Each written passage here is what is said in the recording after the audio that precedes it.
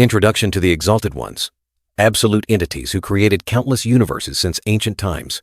The vast cosmic tapestry unfolds, revealing the mysterious, majestic figures of the outer gods. To escape the boredom of eternal life, the Exalted Ones continuously created universes, giving birth to all things, souls, and laws. But this endless cycle gradually became tasteless, forcing them to seek a new pastime, and that pastime was witnessing their creations plunge into endless war. A devilish smile spread across the face of an Exalted One, as if this world was merely a giant chessboard. The destruction caused by their own creations was what delighted the Exalted Ones, even if it meant countless beings had to fight, die, and be reborn in endless wars, all just to satisfy their boredom. But in the midst of the game, a shocking event occurred. An Exalted One who was observing the endless wars was murdered by their own creation. Blood stained the entire universe red. As news of the death spread, Exalted Ones from other dimensions gathered. They converged, observing the world that had lost its master, where power now lay vacant. The death of one of their kind. The truth that he was killed by his own creation. All eyes turned to the chessboard, where the pieces remained unfinished. But the Exalted Ones paid no mind to it. In their minds, there was only one thought, a primal desire, awakening. Whoever seized the masterless power first would become the new master. A fierce struggle for power erupted among the Exalted Ones, tearing space itself apart. After these grand cosmic spectacles, the world suddenly shrank, becoming no larger than a sunny high school yard. A new beginning, or just another act of fate? Amidst the noisy classroom, a black-haired young man named Suho confidently declared, "I got into Korea National University of Arts." His face beamed, but his friend's eyes were full of doubt. Immediately, a spiky-haired friend retorted, "You're lying!" The whole class buzzed, no one believing Suho's words. "Someone as crude as you got into art school?" Another friend burst out laughing, while someone else cried about having to retake a class. The whole class erupted in a mix of emotions. Amidst the chaos, a red, orange-haired young man approached, patting Suho's shoulder. "Congrats, Suho. Heard you got into art school?" His tone seemed mocking. "I didn't expect you to have such talent. Since when did you know how to draw?" He sneered, making Suho frown. "Sung-chul, is that you again?" "I'm not Kim Sung-chul. I'm Lee Yun-chul," he corrected, his eyes sharp. Suho was momentarily surprised, then replied with a casual, loaded question. Lee Yun-chul continued to provoke Suho, accusing him of ruining his plan to dominate the school. He even shamelessly took credit for helping Suho graduate safely. Around them, the other students were already too used to this scene. Two girls sighed in exasperation, wondering why Lee Yun-chul was still so childish despite being close to graduation. The atmosphere was tense, mixed with helplessness. In Suho's mind, the question echoed. Why does he keep teasing someone who has lost their parents, yet still tries to smile and live on? A surge of resentment welled up. Suddenly, Lee Yun-chul roared Suho's name and lunged to attack. A punch straight to the face. The argument turned into a brawl. But Suho was one step faster, dodging his opponent's dangerous punch. He counterattacked in a flash, striking like a storm. Suho grabbed Lee Yun-chul's collar, his eyes blazing. "Can't you just live peacefully until graduation?" he growled, his long-suppressed restraint erupting. Suho's pupils glowed with a strange blue light, as if a hidden power had just awakened. His gaze was cold and powerful. A devastating kick from Suho sent Lee Yun-chul flying, crashing into a locker. The sudden power stunned everyone. Lee Yun-chul lay on the ground, blood streaming from his nose, but a grotesque smile spread across his lips. "What the hell is this?" he mumbled, his eyes glinting with amusement. Suho's hand clenched, blue energy surging around his fist. A supernatural power was awakening within him. Lee Yun-chul stood up, his eyes glowing red, his body enveloped in blue light. "Doesn't hurt a bit," he sneered, like a madman. He lunged forward, unleashing a punch imbued with fierce energy. No longer a schoolyard brawl, this was a battle of the extraordinary. Suho took the full force of the punch, blood splattering. He gritted his teeth, enduring the pain that tore through his body. In the classroom, two girls witnessed the horrifying scene, their faces pale with fear. They couldn't believe their eyes. Lee Yun-chul stood tall, while Suho lay collapsed on the ground. The floor cracked open, forming a deep chasm beneath his feet. Lee Yun-chul looked down at Suho, blue energy still blazing around him. "What?" he mumbled, as if searching for something. Suho sat there, his eyes vacant, as if his mind had drifted to a distant place where horrifying memories still haunted him. 2 years later, the world had changed. Time passed, but would the scars in his soul ever heal? A leaf fell gently in the breeze. Suho looked up at the deep blue sky, his eyes filled with an unnameable sorrow. Now, Sung Suho was a second-year university student, walking through the campus, looking as ordinary as anyone else. Suddenly, An unpleasant sound echoed, making the black-haired young man frown, his face clearly showing discomfort. An urgent announcement echoed. All classes are moving to the annex building. On the horizon, a dimensional gate was glowing brightly. The scene was chaotic, the crowd buzzing. A security guard shouted, "Hunters are going in to suppress the monsters! Please stay clear!"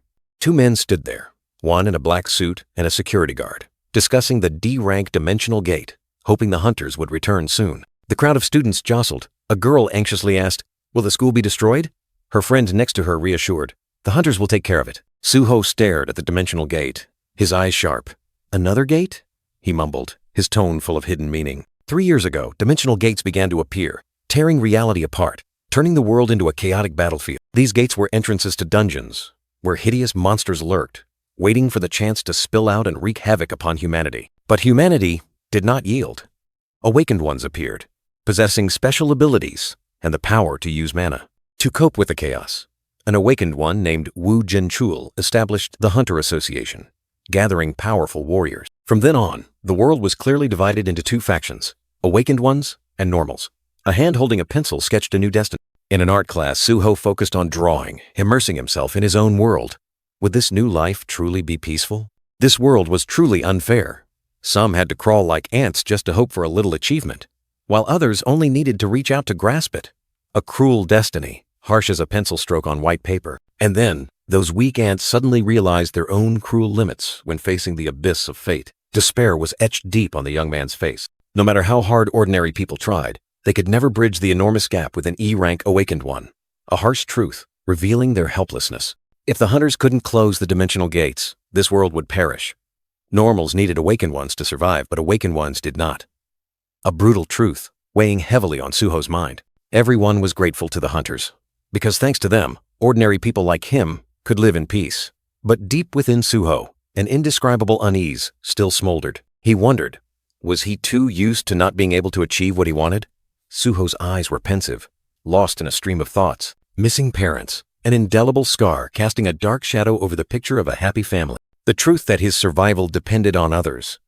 An invisible burden, pressing down on his thin shoulders. And the moment he once thought he could do anything, now, all that remained were fragmented memories, overshadowed by helplessness. What he once had was gone, and a hopeless void filled his soul. His mother used to say he was like his father. What would his father do to escape this helpless situation? Suho wondered. A sudden call tore through the mist of memories, pulling Suho back to reality. His eyes widened, full of surprise. "Teacher," Suho replied. The blonde-haired teacher remarked, "You're concentrating well today." A rare moment of peace in the art class. "What are you drawing so intently?" the teacher asked. Suho stammered, "I'm just drawing what I feel." The teacher was surprised. "An ant? That's creative." "Wait, it looks more like a humanoid ant?" Suho thought to himself, his face clearly showing confusion. "Why did I draw something like this?" In his mind, the image of a hideous creature, half ant, half human, appeared vividly. A ghost from the past, or a premonition of the future? Outside, a brilliant blue dimensional gate had appeared, drawing the gaze of security guards and the man in the black suit. Fate knocked once more. The dimensional gate suddenly widened, and from the depths of nothingness, heroic figures emerged.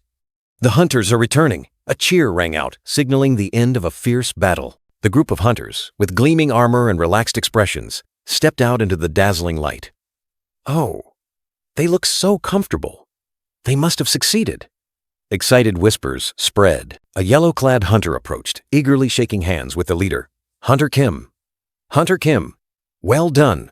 We successfully completed the dungeon raid. But there's information that needs to be reported to the association." Hunter Kim's face suddenly hardened, his eyes distant. "We encountered a new type of monster." His voice deepened, carrying an ominous premonition. In his memory, humanoid creatures blazing with blue fire appeared, growling and attacking with claws and fangs. A humanoid monster that can spew blue fire from its eyes and mouth. It attacks with claws and fangs, but doesn't cause much damage. Hunter Kim looked down at a small scratch on his hand, his face full of thought. "It only scratched me lightly. Nothing serious. Perhaps it's not very strong. But this is a type of monster that has never appeared since the dimensional gates opened. Luckily, it wasn't a dangerous monster." The yellow-clad hunter was still speaking, but his eyes didn't notice the strange blue light flaring up on Hunter Kim's neck, an omen of death hidden in the shadows. Suddenly, Hunter Kim's face distorted, his skin pale, blue veins protruding. A strange light erupted, as if something was rising from within. Hunter Kim's body collapsed, his armor clattering. Blue light enveloped him, transforming every fiber of his flesh. The other hunters were stunned, not understanding what was happening. The yellow-clad hunter watched in horror as his comrade writhed. Hunter Kim? An invisible fear began to creep in, suffocating the air. Hunter Kim's mouth gaped open, a surge of emerald blue energy exploding. He was no longer himself. His eyes were crazed, full of bloodlust. A roar tore through space. Hunter Kim now transformed into a hideous monster. He swung his claws, fresh blood splattering. Two female hunters recoiled in horror, their eyes dazed. The scene was chaotic. The monster Hunter Kim attacked frantically, security guards and ordinary citizens becoming victims. Screams and crashing sounds echoed everywhere. The blonde-haired female hunter looked at the blue flame erupting from the monster, her eyes wide with terror. That blue flame! It's the flame of the monster from the dungeon! The horrifying truth dawned. Fresh red blood soaked the ground. A hand, perhaps belonging to the blonde-haired female hunter, lay motionless, covered in blood. The price of complacency, now paid with a life. The scene became a living hell. The monster roared, attacking relentlessly. People scattered in panic, terrifying screams echoing, staining the sky red. Ear-splitting screams echoed. The infected, now just crazed monsters, attacking relentlessly, enveloped in deadly blue light. In a room, a group of students, including the boy in the blue shirt, watched in horror through the window. The terrifying sight left them speechless, only desperate questions escaping. What's happening? What is that? The boy in the blue shirt and his bespectacled friends' faces were pale, their eyes wide with shock at the unfolding tragedy. Outside, chaos reached its peak. Those who were once comrades now lunged at each other, blue light erupting from every blow. Their eyes are glowing blue. Just like monsters, a girl exclaimed. Could it be a dungeon break? Panic divided them. Some wanted to flee, while others wanted to wait for the hunters to arrive for rescue. "Teacher Im, you're an awakened. Do something," the students pleaded. But the boy in the blue shirt could only reply, "But I'm only rank E."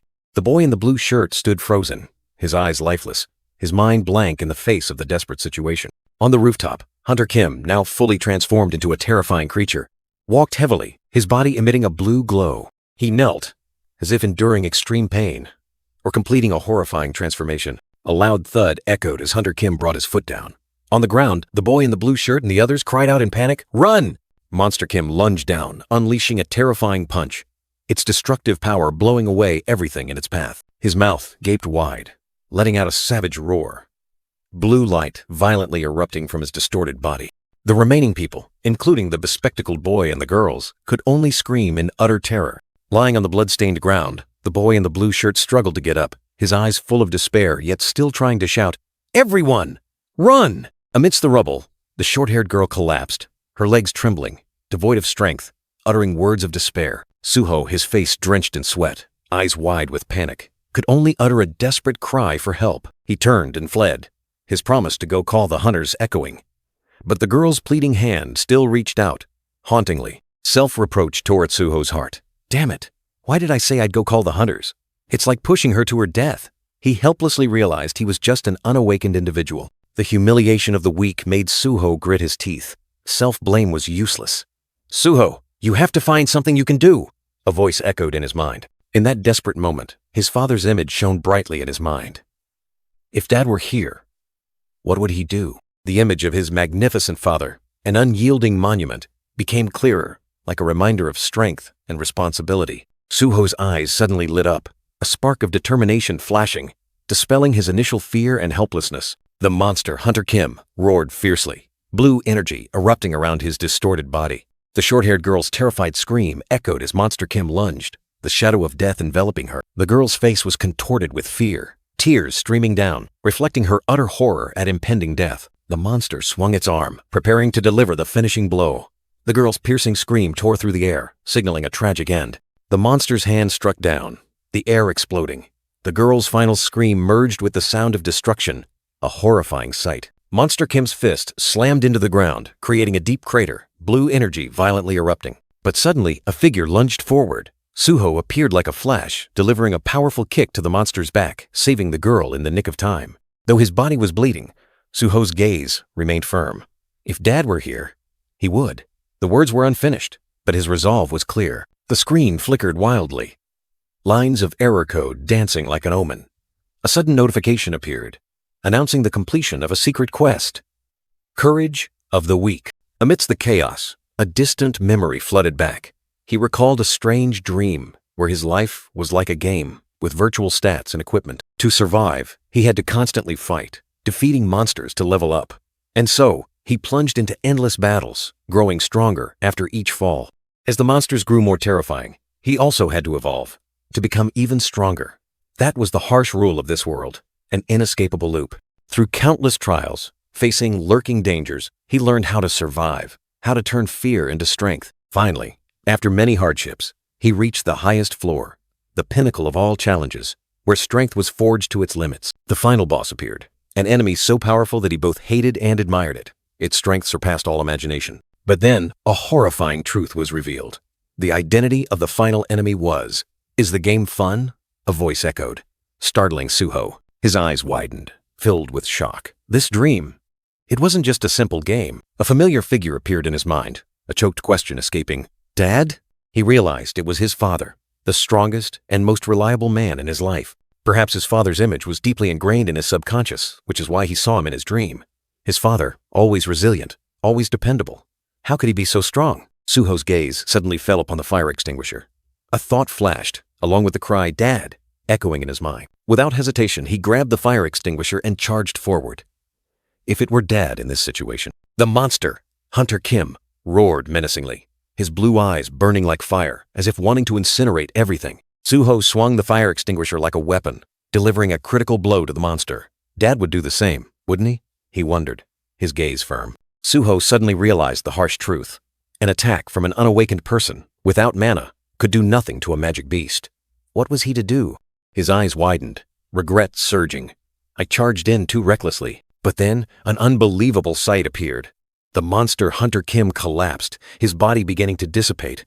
What the hell was happening? Amidst the chaotic scene, the short-haired, brown-haired girl was in utter panic, tears streaming down her face. Time seemed to stand still as the monster continued to disintegrate into dust. Has time stopped? Suho stood frozen. Before his eyes was a blue notification floating in midair. The notification clearly stated, "You have met the conditions to complete Secret Quest, Courage of the Weak." Then another notification appeared, presenting a fateful choice. "You are qualified to become a player. Do you accept?"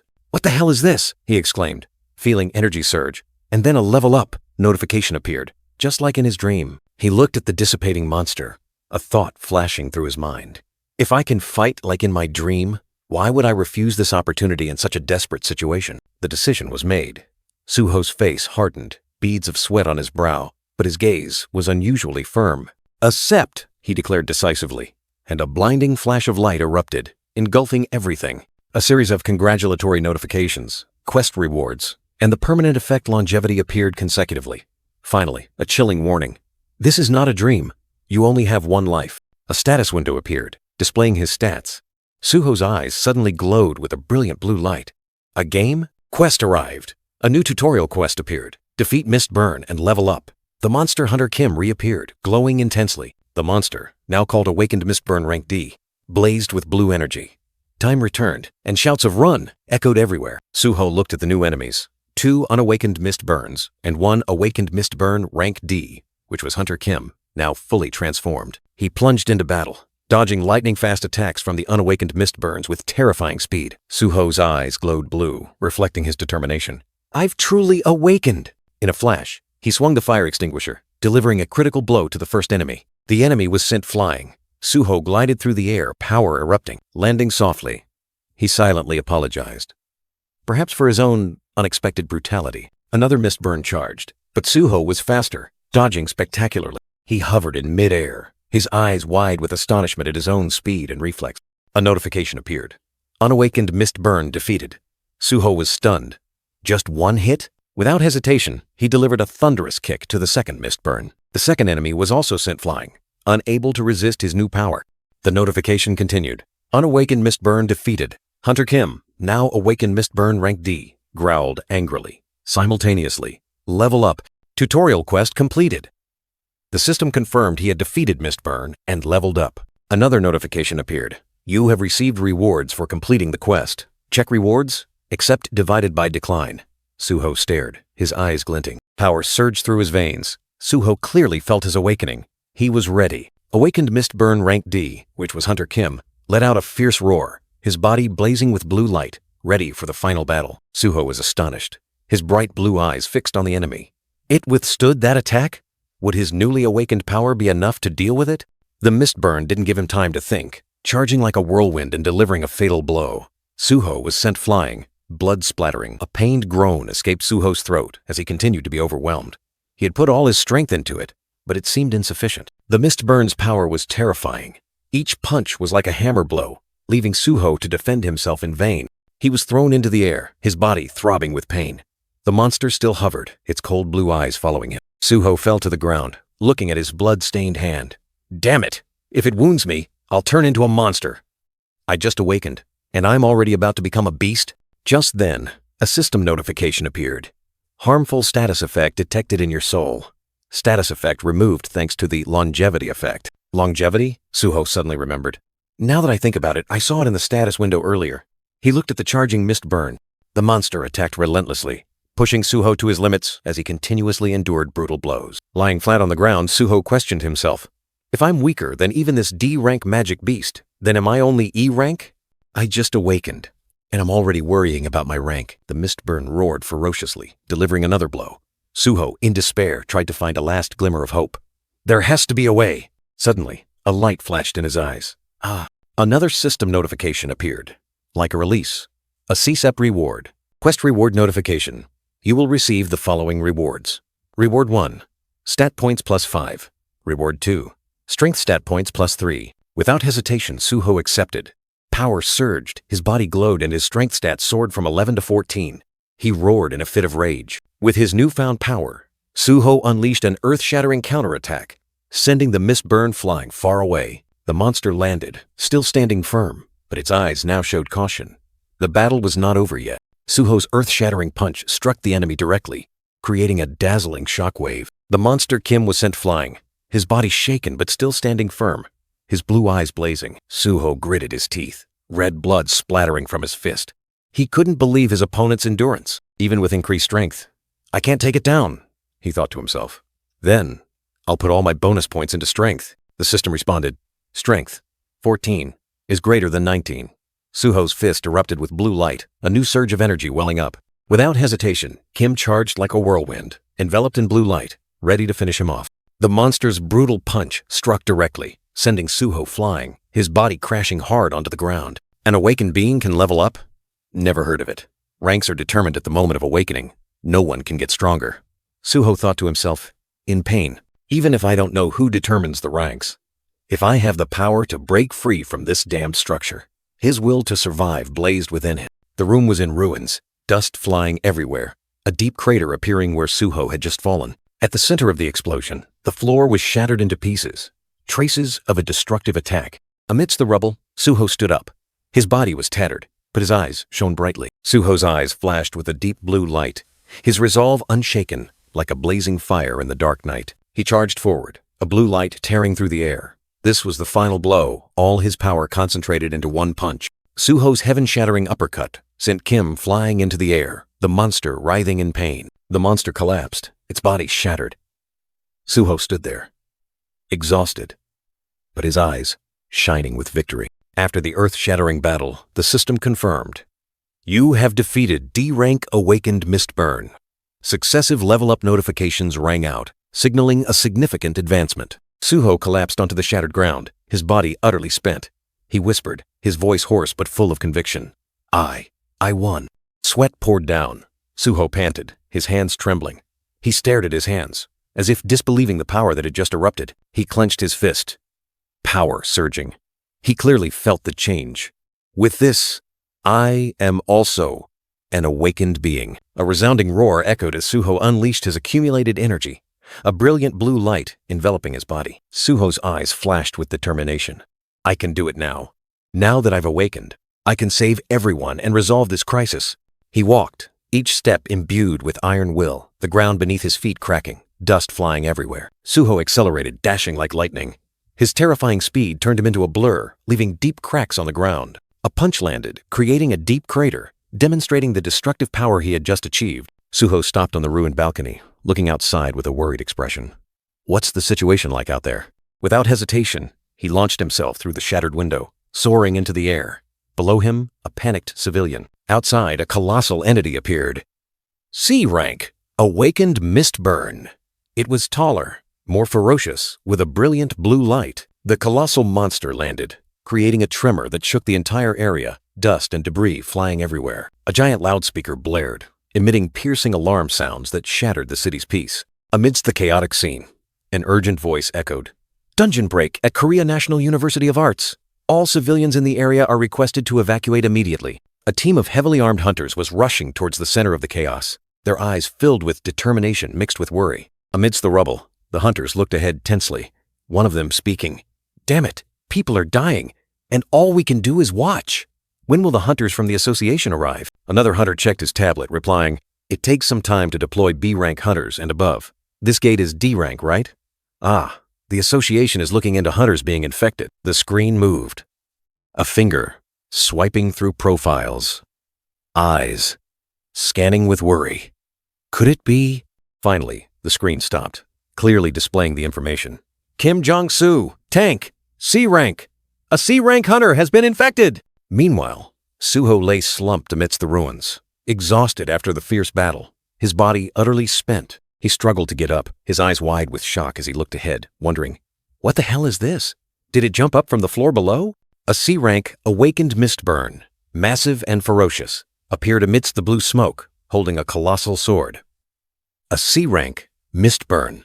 It even has a weapon, completely different from the previous one. Suho gritted his teeth, sweat pouring down. He had just leveled up, but was there any chance against this monster? The monster charged, its colossal sword tearing through the air. Suho barely dodged in the nick of time, his eyes blazing. He was sent flying, his body crashing hard into the ruined wall, bricks and stone shattering everywhere. Suho was utterly terrified, watching the approaching monster. This is insane. The C-rank Mistburn roared, swinging its sword. Blue energy erupted around it, forming a destructive surge of power. The monster unleashed a terrifying attack. Blue energy sweeping across, destroying everything in its path. Suho was hit, his body sent flying, crashing into debris, blood splattering. The attack continued to sweep through, a terrifying surge of power tearing through space, relentlessly. Amidst the ruined corridor, a faint white mist drifted, like a soul that had just departed, or a sign of a new transformation. A terrifying surge of power erupted, knocking Suho far away, his body crashing hard onto the floor of the ruined corridor. He told himself that he couldn't possibly confront this monster, and suddenly understood why hunters were ranked. Suho tried to crawl away, his eyes desperately looking back, wondering when the other hunters would arrive.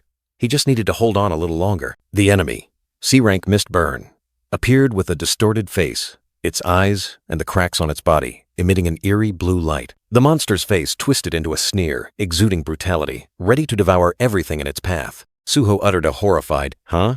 realizing something was amiss. He turned his head and looked up, seeing 3 girls standing on an upper floor of the building where the monster was heading. No way! On the rooftop, the 3 girls trembled, hugging each other, one of them saying, "Let's just wait here until the hunters arrive. They'll be here soon, right?" Suddenly, the C-rank Mistburn leaped into the air, charging straight into the building where the innocent people were hiding.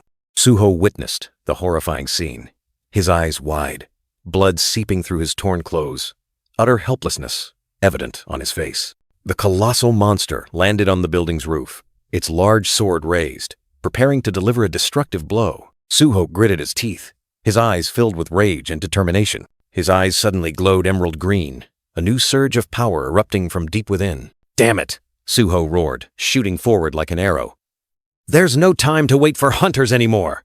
He unleashed an incredibly powerful punch, enveloped in blue light, directly confronting the C-rank Mistburn. Suho landed, his body battered but his will unyielding.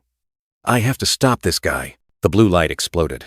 Suho unleashed his final punch, pouring all his strength into the fated attack. He charged at the C-rank Mistburn, his small figure confronting the giant monster swinging its sword, creating an earth-shattering battle. Suho was thrown back, his body battered, fresh blood staining the corner of his mouth.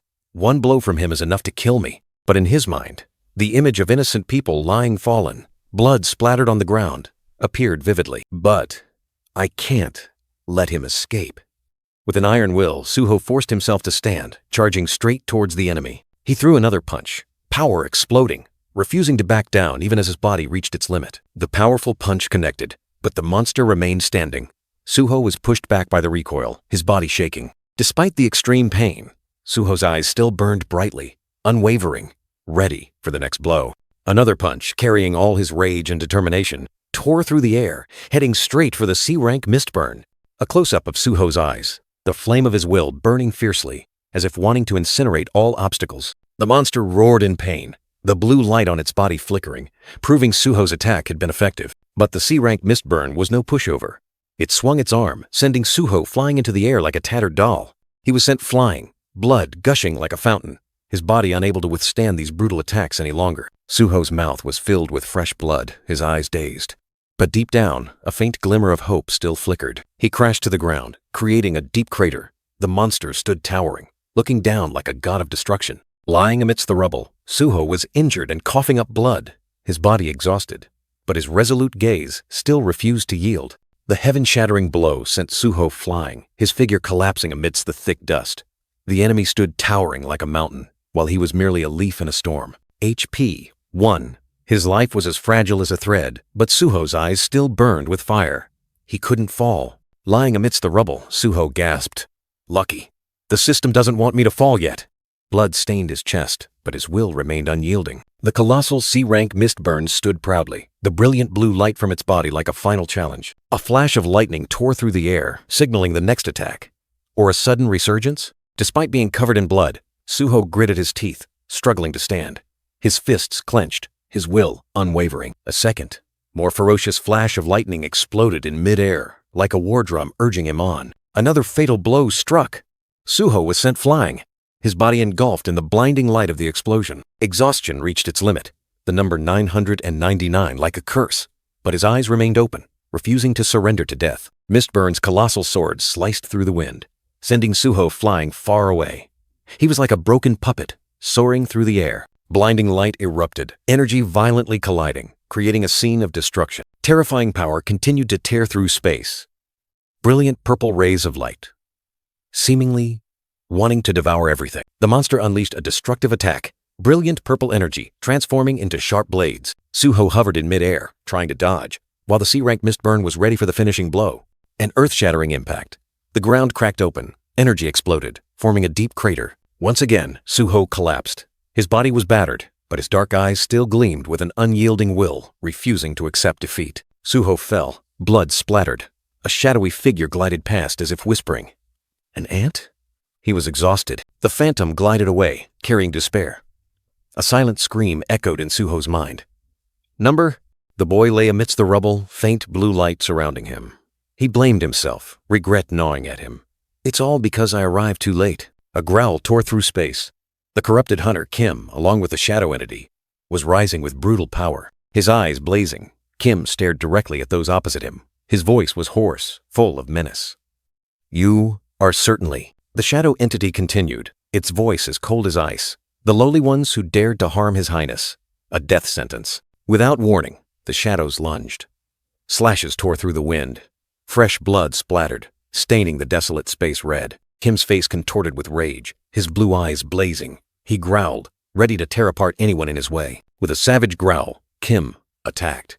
The hunter was now nothing more than a machine of destruction, devoid of humanity. Amidst the chaos, a panicked man screamed, his eyes filled with horror, desperately calling for help. Blood splattered, cries for help choked in throats. Death was imminent. No one could escape the devil's clutches. The shadows were like a whirlwind, devouring the remaining people. They had no chance to resist, only to accept their fate. Each slash from the shadow entity carried destructive power. Space trembled, screams gradually faded. Kim plunged into the rampage, energy blades tearing through the air. He spared no one. His bloodlust had reached its peak. Kim's demonic face was clear, his blue eyes flashing with madness. He was the embodiment of destruction, unstoppable. A black and purple energy surge tore through the sky, heading straight for the skyscraper. Mistburn's wrath was destroying everything. A deafening explosion echoed. Shattered glass fragments flew everywhere. The sturdy structure shook, as if torn apart by an invisible force. Blue light erupted, engulfing the entire area. The city plunged into chaos, structures now mere piles of rubble. Swirling energy formed colossal rings of light, submerging everything. This was no longer a battle, but total annihilation. Two soldiers, one with a beard, and one wearing a helmet, stood stunned. Their eyes were filled with horror, disbelieving the scene before them. A colossal hand, sharp as a claw, struck down. The ground cracked open. Concrete fragments flew everywhere, creating a deep crater. Amidst the rubble, Kim stood, his monstrous body glowing. He was the center of this nightmare. A voice echoed, "Long time no see, young monarch." The next words were like a deadly greeting, confirming the destruction brought by the shadow entity. Suddenly, the scene shifted. A small hand was scribbling a drawing of an insect on paper, the sound of the pen scratching in the rain. A cozy room appeared, filled with toys and innocent drawings. A child was engrossed in drawing on the floor, rain pattering outside. The child looked up, wide eyes filled with surprise. The drawing on the paper was still unfinished, the image of a mysterious creature slowly taking shape. A colossal, dark hand gently touched the drawing. The child smiled innocently, unafraid of the strange presence. "Keek!" A deep voice echoed, "Young monarch, are you drawing me?" The shadow hand glided over the drawing, full of curiosity. A strange emotion welled up within the shadow entity. "This is truly touching." The words held a rare tenderness. Suho woke with a start, his forehead beaded with sweat. His eyes were filled with shock, as if he had just escaped a haunting dream. Suho woke with a start, his forehead beaded with sweat. His eyes were filled with shock, as if he had just escaped a haunting dream. The hospital room was quiet. But in Suho's mind, the horrifying images still lingered. "Ant. An ant?" he whispered. Outside, the world continued to function, but did anyone know what had happened? What mysteries were slowly unfolding? The phone's ring cut through his thoughts. "Suho, what happened? You're not seriously injured, are you?" A worried voice came from the other end of the line. "The world is too chaotic. I'll find some awakened hunters to protect you." "I'm fine, uncle," Suho replied tiredly. 2 days had passed since that fateful day. On the news, the incident at the Korean University of Arts remained the focal point. Numerous casualties had turned it into a hot topic, causing a stir nationwide. "Miss Burns, monsters capable of turning hunters into their own kind had been discovered." The Hunter Association reacted slowly, despite the incident occurring right in the heart of the city. Authorities held an emergency meeting, their tense faces reflecting helplessness in the face of the new threat. When the hunters finally arrived, the desolate scene and horrified eyes said it all. A mystery loomed. All Miss Burns in the school were dead, for unknown reasons. The destruction left an inexplicable void. "The people who turned into monsters suddenly exploded right before my eyes," a panicked student recounted, his words broken by fear. In the hospital room, a blinding light suddenly flashed from Suho's hand, shattering the silent night. His eyes turned sharp, no longer bearing the shock of someone who had just escaped a nightmare. A new determination was burning. "Just as I thought. This awakening isn't a dream," Suho muttered, staring at his hand, where power was rising. A status window appeared before him. Sung Suho, level 5, with the skill authority of the monarch. This was the beginning of a new legend. Suho was still in shock, wondering how he escaped death from the C-rank Mistburn. A voice echoed, coldly answering, "Because I, Baru, cleaned up that trash." He flinched, his astonished gaze fixed on the corner of the room, where a pitch-black figure was slowly becoming clear. The shadow entity, with blazing eyes, greeted him. "Long time no see, young master." Baru tilted his head, seemingly surprised by Suho's reaction. Suho was still bewildered, while Baru continued, his voice full of emotion. "Young master, since when have you grown so extraordinarily? I can't help but be moved." Fragments of broken memories suddenly flooded Suho's mind. He looked at Baru, a sense of familiarity rising. "This ant, I know it." The memory became clear. As a child, he used to have shadow creatures as companions. Baru, in a more fearsome form, was one of them. Suho wondered why he had forgotten Baru.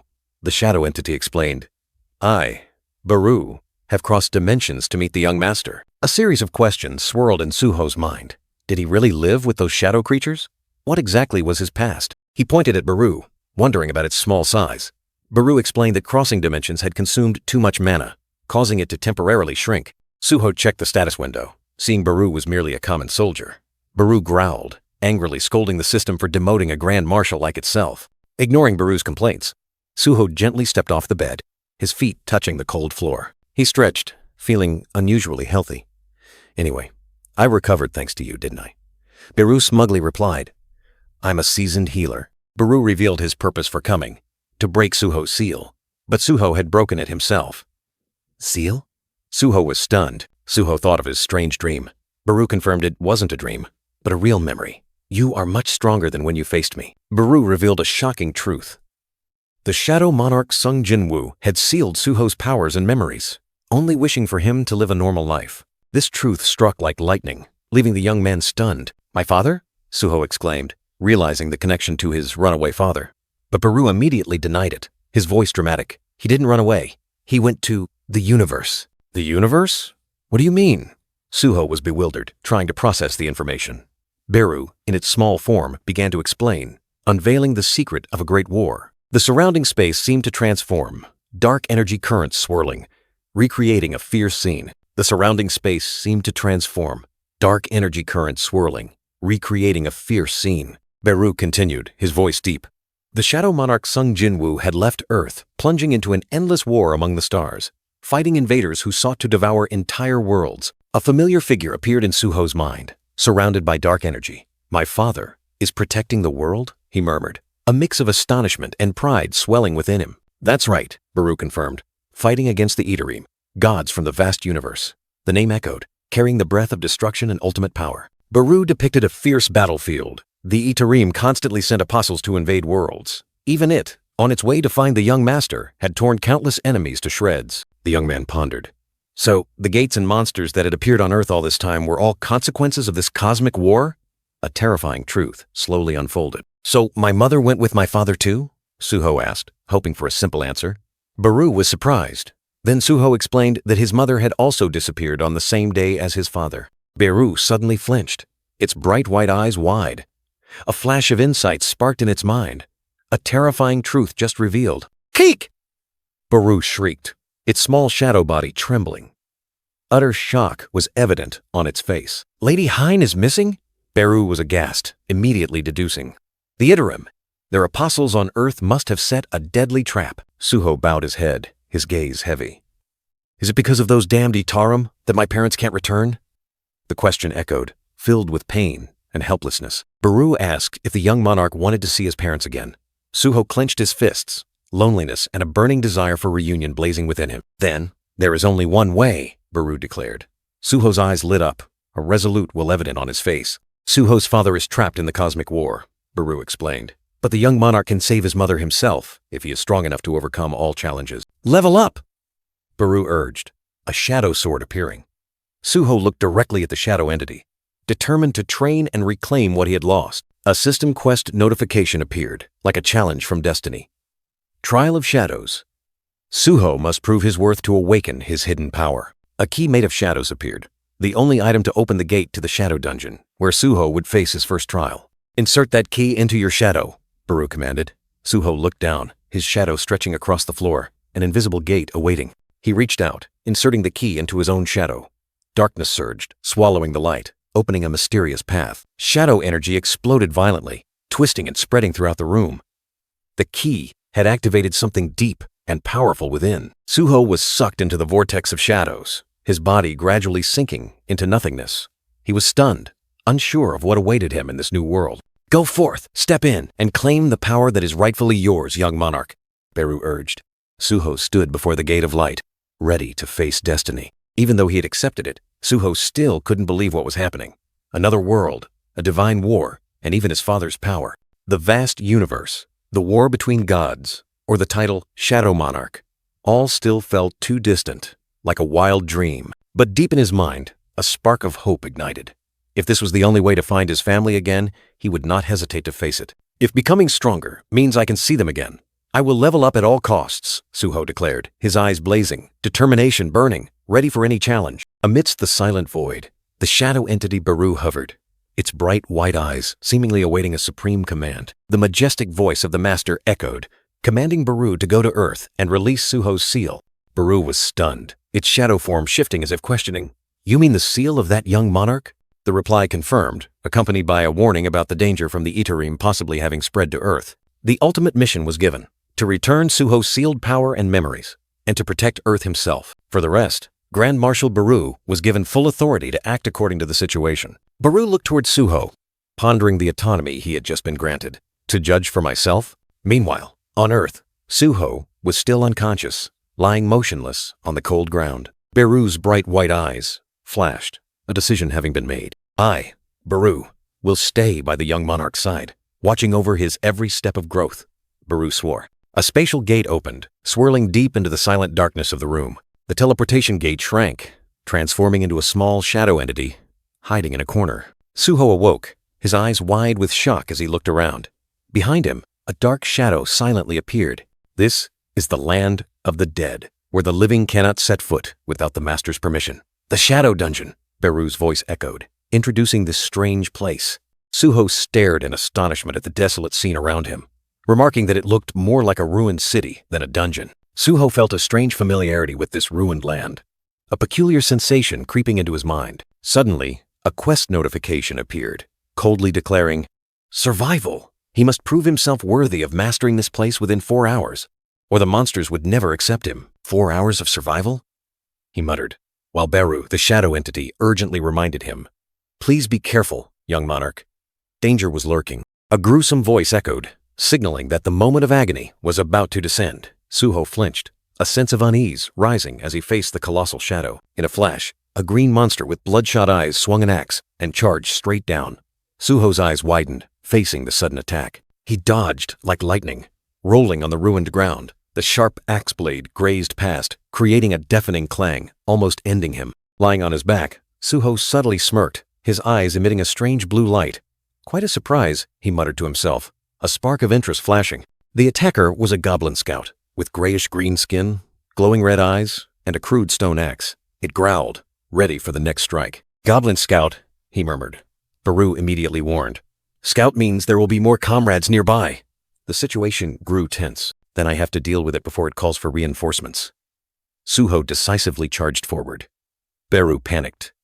"Little monarch, goblins are weak, but you are too reckless." He noticed the goblin's name had no color, a sign that it was of the same level or weaker than him. A spark of confidence flashed, and he put all his strength into the attack. The goblin growled in fear, its glowing red eyes wide as Suho's fist, emitting a blue light, shot straight into its face. A critical hit! He knocked down the goblin, and immediately, a notification appeared. "You have received item, Goblin Stone Axe." The final painful groan echoed. The goblin writhed, its bloodshot eyes now filled with horror before fading out. Done. Suho stood upright, looking down at the goblin scout's corpse. A victory notification appeared, confirming he had defeated the first enemy in the Shadow Dungeon. Suho looked at the system panel, realizing a cruel rule.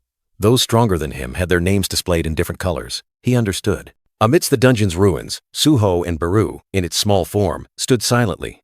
Baru let out a soft growl, like a warning of impending danger. And indeed, on a ruined lamppost, a goblin scout appeared, its glowing red eyes staring down. Suho narrowed his eyes, a blue light flashing in his pupils. He had spotted the enemy, and a confident smile spread across his lips. His hand clenched, invisible energy beginning to surge, signaling an unavoidable battle. Not just one, but an entire army. Fierce goblin centurions, with crude weapons and bloodthirsty eyes, charged forward. Next were the goblin decurions, larger and more terrifying, growling, ready to tear apart anyone in their way. Suho asked Baru if he would help, but the Grand Marshal refused. He explained that mana was not replenishing, and he needed to conserve his strength. Baru also added that if he interfered, the experience Suho gained would be significantly reduced. Suho replied coldly, "So you're no help at all." Growls echoed as the goblin horde surged forward. Suho, with glowing eyes and blue energy swirling around his hands, declared, "Then, let's see." An invisible punch landed, sending the goblin centurion flying, its weapon flung far away. The next one didn't escape a similar fate. A critical blow sent it writhing in agony. Suho swung his arms repeatedly, invisible energy blades tearing through the air, taking down a series of goblins in the blink of an eye. He looked at the status window. A new skill had been activated, Ruler's Authority. Suho felt as if he had an invisible hand. Blue energy still surged around Suho, demonstrating the power of the new skill he had just discovered. Suho saw a goblin archer above. Another archer? He thought to himself, his hand still holding the arrow that had just been shot. Blue energy exploded around Suho. He swung his arm powerfully, throwing the arrow back at the enemy with terrifying speed. "Here, take it back!" The arrow lodged directly into the goblin archer, piercing its crude armor. The enemy collapsed in a cloud of purple smoke. From the depths of the shadows, Baru spoke, his voice full of surprise. Remarkable adaptability indeed. Baru continued to explain that Suho's childhood was like the birth of a legendary hero, already able to freely use ruler's authority. But that power, born for destruction, became a burden in his peaceful world. Now, with Iterim's apostles invading Earth, everything has changed. The young monarch's power began to shine, becoming a guiding light for this world. A notification appeared. "Level up," Suho muttered. Realizing the power limit of ruler's authority was about 10 kilograms, he roared in anger, swinging a powerful fist towards an incoming goblin Decurion. The goblin Decurion shrieked in pain, its red eyes filled with ferocity. Suho's fist landed directly on its face, creating a deafening explosion that crushed the enemy. Amidst the goblin encirclement, Suho stood firm, his gaze resolute. "Little monarch!" Baru exclaimed. A colossal, powerful shadow appeared behind Suho, its red eyes glowing brightly in the night. It was a goblin centurion, large and ferocious, with crude armor, ready to charge into battle. Blood still dripped, but Suho braced himself, standing firm. The HP bar flashed a warning, reminding him of his bleeding wounds, yet his will to fight remained unshaken. Ferocious goblins surrounded him, their sharp blades poised to tear him apart. Suho clearly felt the piercing pain, but a furious fire ignited in his veins. But a blue light erupted from his eyes, energy surging, signaling an imminent fierce counterattack. With a powerful spinning kick, Suho swept away the surrounding goblins, creating a wave of azure shockwaves. He charged forward, delivering a devastating punch to the goblin centurion, the explosive power shaking the very space. His eyes blazed, sweat pouring down. Suho realized, "I feel more alive than ever, more than when I was weak." The battle continued relentlessly, Suho fighting fiercely amidst the monsters, his HP gradually decreasing, but his fighting spirit still burning brightly. He spun around, wielding his weapon like a whirlwind, each strike carrying a brilliant blue light, sweeping away his enemies. Suho unleashed a powerful horizontal slash, his gaze resolute, determined to end this battle. With a final punch, channeling all his remaining strength, Suho defeated the last goblin, his HP a mere 53. After the storm of battle, Suho stood amidst the monster corpses. A series of notifications appeared, new skills, and continuous level up.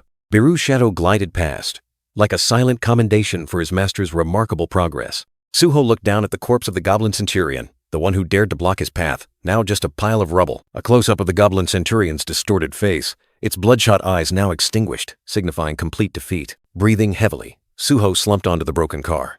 The quest was complete. The countdown reached 0. A new chapter had begun. Baru, the Shadow Grand Marshal, praised his master's achievement, even though he had to fight to the very end by himself. Suho merely smirked, chiding Baru for not helping. A system notification appeared, confirming the quest completion and rewards. The young man didn't hesitate, immediately choosing to check the gifts. Runestone. Shadow extraction. Suho was surprised, wondering if this was a shadow summoning skill. Baru materialized, excitedly confirming it. Suho suddenly remembered he had gained the fortitude skill during the battle. His toned muscles were evident, proving his physical strength had surged. He looked up at the dazzling light, telling himself he had truly become a hacked character. The system explained that this leveling mechanism was to protect him as he matured. The young man wondered if he was the strongest shadow silver spoon. Whatever, he nodded, accepting all the rewards. The shadow extraction runestone rested in his palm, radiating mysterious energy, waiting to be activated. A crack sound echoed as he crushed the stone. Energy burst forth, and a system notification appeared. You have learned the skill, shadow extraction. Turned corpses into shadow soldiers? Suho frowned. Baru explained that this was the essence of the former Shadow Monarch, a skill to summon an army from the dead. He likened it to necromancy. But to have an army, he had to hunt them himself first.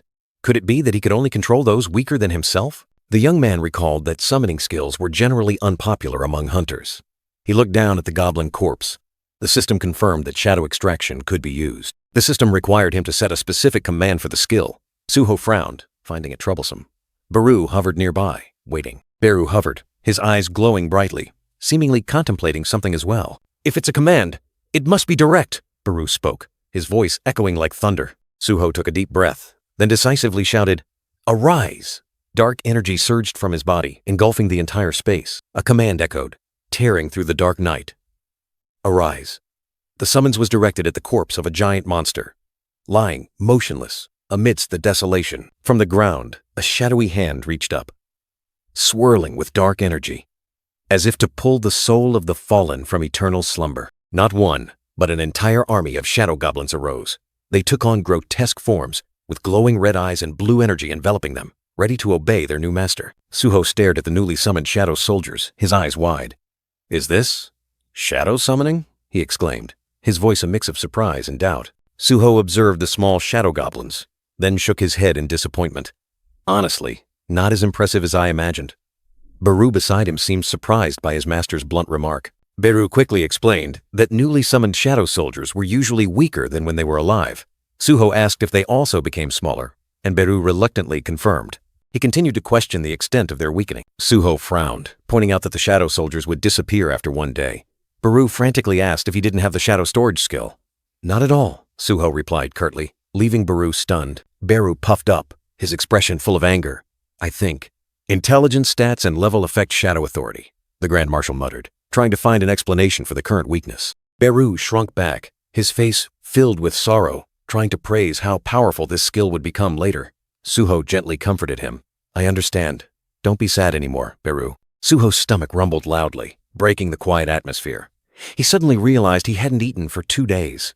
Lying sprawled on the dungeon floor. Baru, how do I get out of here? Suho asked. Baru replied that he could use the shadow dungeon key at any time. Then, let's go find something to eat first, Suho decided. Yes, my liege. Baru obeyed. Escaping the dungeon, Suho sat at a dining table, savoring every spoonful of food. His face flushed with satisfaction, a contented smile clearly visible. I can't believe hospital food is this good, Suho exclaimed, continuing his meal. Baru quietly sat on the floor, observing his master, not saying a word. After the meal, Baru returned to his larger form, explaining seriously. My young master, from now on, you will have 3 main tasks to complete. First, protect Earth from monsters coming from outer space, Baru said. Suho pondered, then asked again. So I have to enter dungeons and hunt monsters, right? That's right, Baru affirmed. When you hunt monsters, you will level up. The stronger you become, the safer Earth will be, just like the Monarch once did. Suho stood there, his aura exploding, ready for a new journey. The second task was to find his missing mother.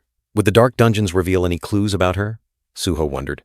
If he hunted space monsters, could he find a clue? But there was one more task, of utmost importance, Baru echoed from the shadows. That was to restore Baru's power. He complained about his low-ranking soldier status, yearning to display the Grand Marshal's true authority before the young monarch. Suho asked how to restore it, and Baru explained. Absorb magic power from enemies.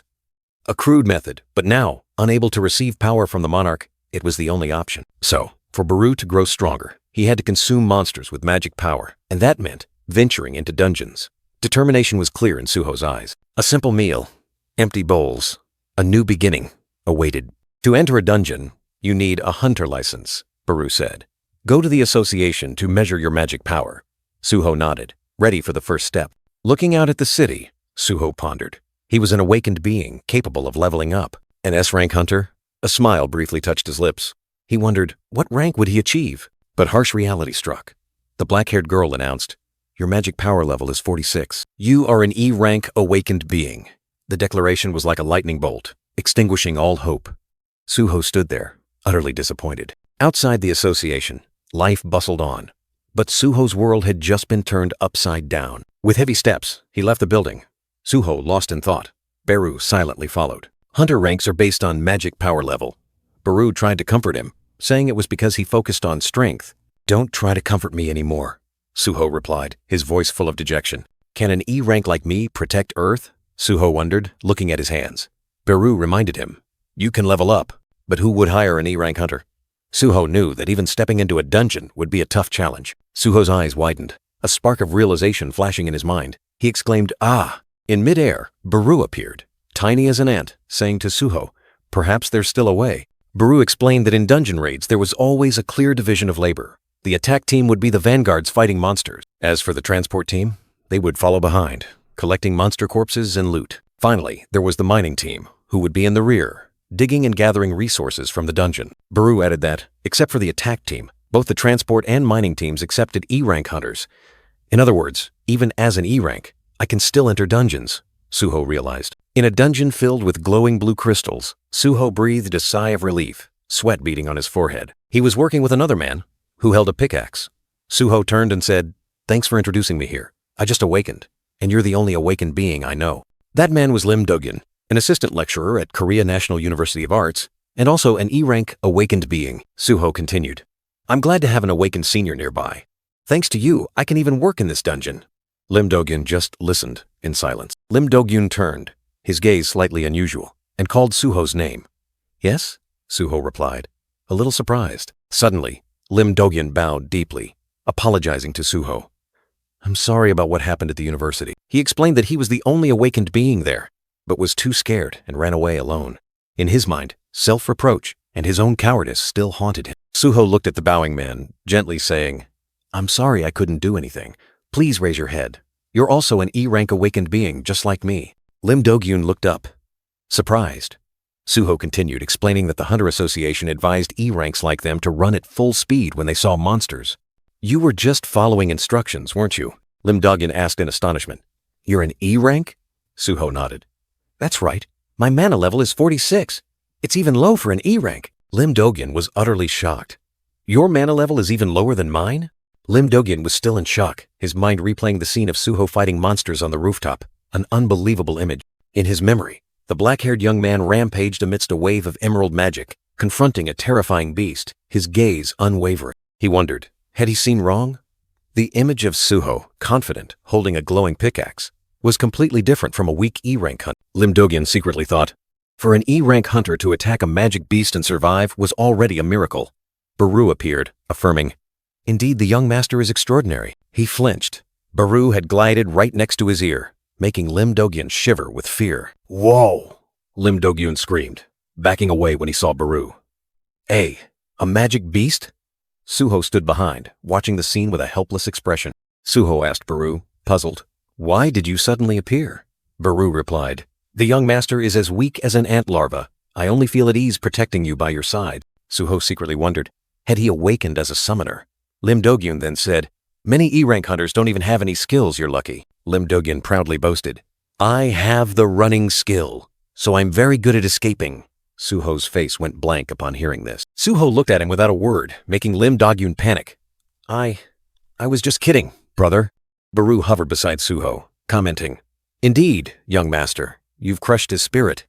Lim Dogyun sat on the ground, dazed. Suho looked deep into the dungeon, suddenly realizing this was the first time he had entered a dungeon that wasn't a shadow dungeon. The path ahead was quiet, with only scattered blue crystals. He wondered, had the attack team gone ahead to hunt monsters already? A roar echoed, and the image of a ferocious wolf beast, with glowing red eyes, lunging forward flashed into view. A black-haired hunter said, This dungeon is empty. A bearded hunter replied, That's right. So far only wolf beasts have appeared. 3 hunters stood among wolf corpses. The light-armored hunter sighed. Wolf hides aren't worth much. The bearded hunter added, Sometimes there are essence stones, so we just have to grind. A black-haired armored hunter pointed to a side path, shouting, Leader, there's something in this path. Kim Yongjin smiled triumphantly. See? I told you so. A colossal stone gate, emitting a brilliant purple light, hidden in the dark cave, revealed an ancient secret. The group of hunters stood before the ruins, their eyes full of doubt. Where is this? What are these ruins? One person worried. Should we go out and call for reinforcements? Kim Yongjun said his detection skill found no monsters. Another hunter wondered, There's nothing here. What's the purpose of this place? Kim Yongjun replied, That's what we need to find out. Amidst the ruins, a colossal sword was plunged deep into a stone pedestal, emitting a brilliant red light, full of mystery and danger. Kim Yongjun cursed. Damn it. He was surprised. Who would have thought there'd actually be treasure? The entire group of hunters surrounded the sword, their eyes shining brightly. Wow, what's this? A weapon. One guy cheered. We hit the jackpot. Kim Yongjun looked at the sword, saying it needed appraisal, but it looked amazing. The black-haired armored hunter warned, Treasures like this usually come with traps. We need to be careful. Kim Yongjun brushed him off. Step back. Let me pull it out. The black-haired armored hunter panicked. Wait, Kim Yongjun. The black-haired armored hunter reiterated the warning about traps. Kim Yongjun confidently said, Even if there's a trap, I'm a C-rank tank. I can handle it. He grasped the sword hilt. Kim Yongjun's face contorted in pain, blood gushing from his mouth. A brilliant red light enveloped him. Kim Yongjun stood amidst a circle of colossal fangs erupting from the stone floor, his eyes filled with horror. Wah, what is this? The gruesome fangs continued to grow, surrounding him. Demonic yellow eyes glowed brightly in the darkness. The sword remained in Kim Yongjun's hand, now emitting a brilliant red light, like a curse devouring him. Kim Yongjun breathed a sigh of relief. Phew, seems like there's no trap. The black-haired armored hunter looked at him with concern. Hey, Kim Yongjun, a voice called out, but the reply was bloodshot eyes and a chilling smile. From the fanged mouth, a hoarse voice growled, You Dare to do what to me? His eyes, bloodshot, fangs razor sharp, Kim Yong-jun's face was completely distorted. A hoarse voice echoed, chilling to the bone. Next time, be more careful. The space trembled, dark power exploding. Kim Yong-jun, now a hideous monster, swung his arm to attack, tearing gashes in the air. 3 terrified hunters recoiled, their faces pale. The name Kim Yong-jun was now just a memory. Before them was a creature of nightmares.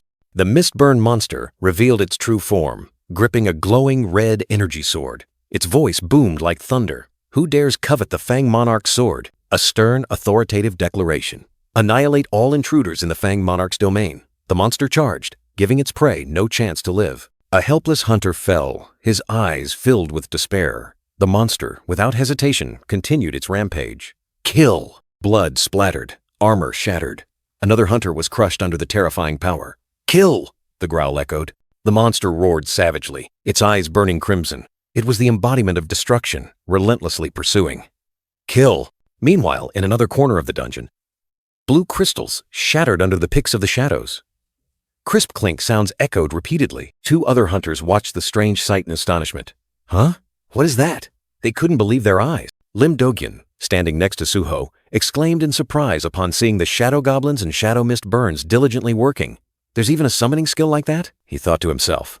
Summoners usually only call forth 1 or 2 creatures. But Suho had summoned 3, or even 4 if you counted the talking ghost Beru. Lim Do-gyun looked at Suho with eyes full of doubt. Suho's power. Isn't it too unusual? The question hung in the air. Suho calmly watched the shadows diligently digging.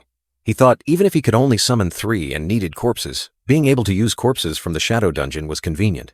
They worked without complaint. Suho turned to Beru, praising, "This shadow extraction skill is quite good, just as you said." Beru replied, a hint of petulance in his voice. "Young master, don't praise them after making them do petty tasks." Beru reminded Suho of their main objective. Instead, didn't the young master enter the dungeon to level up? Suho thought about the ban on E-rank hunters, and the need to reassess his strength after leveling up. Beru continued, "And does the young master remember our 3rd mission? We can do that here," Suho asked again. "Is it about restoring my power?" Suho asked Beru about restoring power by absorbing mana, and Beru confirmed that even scattered crystal fragments contained mana. A thought flashed in Beru's mind, accompanied by a bad premonition. Beru, with an annoyed expression, suggested that the young master just eat the crystal fragments on the ground while waiting, as he was useless at collecting them anyway. Suddenly, Beru flinched, his bright white eyes widening. A mysterious, powerful energy had just swept past, putting him on high alert. Suho asked in surprise what was wrong. Beru quickly replied, his tone tense. "Young master, I just sensed the presence of a monarch." Suho asked in shock if it was his father. Beru explained that there were many different monarchs, and if it were our monarch, his power would have been restored immediately. Meanwhile, in another corner of the dungeon, Lim Do-gyun and 2 other hunters sensed a strong, bestial scent, an ominous sign. They wondered in confusion what that strange sound was. One of them suddenly realized that the direction of the sound was where the attack team had entered. A terrifying silence enveloped them, leaving only darkness and ominous premonitions about the attack team's fate. Suddenly, in the deep darkness, numerous crimson eyes flashed, like hellfire embers, signaling an imminent danger. A hunter digging for crystals screamed in horror as a giant black shadow lunged. He only managed to see a pair of crimson eyes before being attacked. A wolf beast with fiery red fur and sharp fangs appeared. The other hunters realized in terror. "Magic beasts! They're here!" Lim Do-gyun exclaimed in shock, not understanding how the beasts could have gotten here. He quickly shouted to his teammates, "Run, everyone, run fast!" Another hunter desperately screamed as he was cornered by the wolf beast. "Don't come near me!" He swung his pickaxe in vain. The ferocious wolf beast charged, its sharp fangs ready to tear its prey apart. A growl echoed, signaling an imminent death. The poor hunter tried to resist, but his crude weapon was nothing against the monster's power. He could only despair. With eyes full of horror and tears, the hunter could only utter one last plea for help before darkness swallowed him. "Help! Help me!" Amidst the swirling dust and smoke, the black-haired young man unleashed a fatal sword strike, tearing through the air, making the wolf beast roar in pain. Seeing Suho fighting alone, Lim Do-gyun anxiously shouted, "Suho, I'll hold them off. You get out of the dungeon quickly." But Lim Do-gyun could only utter a word of thanks as he saw a pack of ferocious wolf beasts charging, their eyes glowing blood red. Suho's eyes suddenly glowed a brilliant blue, reflecting an iron resolve, ready to face danger. He thought to himself, These steel-fanged lichen monsters seemed on par with the Mistburn he had once dealt with, but he was confident he could win if he was alone. Suho glanced at Lim Do-gyun, who was trembling with a pickaxe. He thought, if he were alone, things would be much easier. Lim Do-gyun still tried to persuade him. "You can run too, young." But Suho replied with a firm voice. "I won't run away alone anymore." Suho turned his back, smiling meaningfully. "In that case, if I'm in danger, please help me." He summoned 3 shadow goblins and commanded, "3 goblins, protect him." A system window appeared. Suho reached into the virtual space, opening his inventory. He pulled out a sword, thinking to himself that a goblin's weapon from the Shadow Dungeon was definitely better than Lim Do-gyun's pickaxe. Lim Do-gyun was astonished. He can even summon weapons?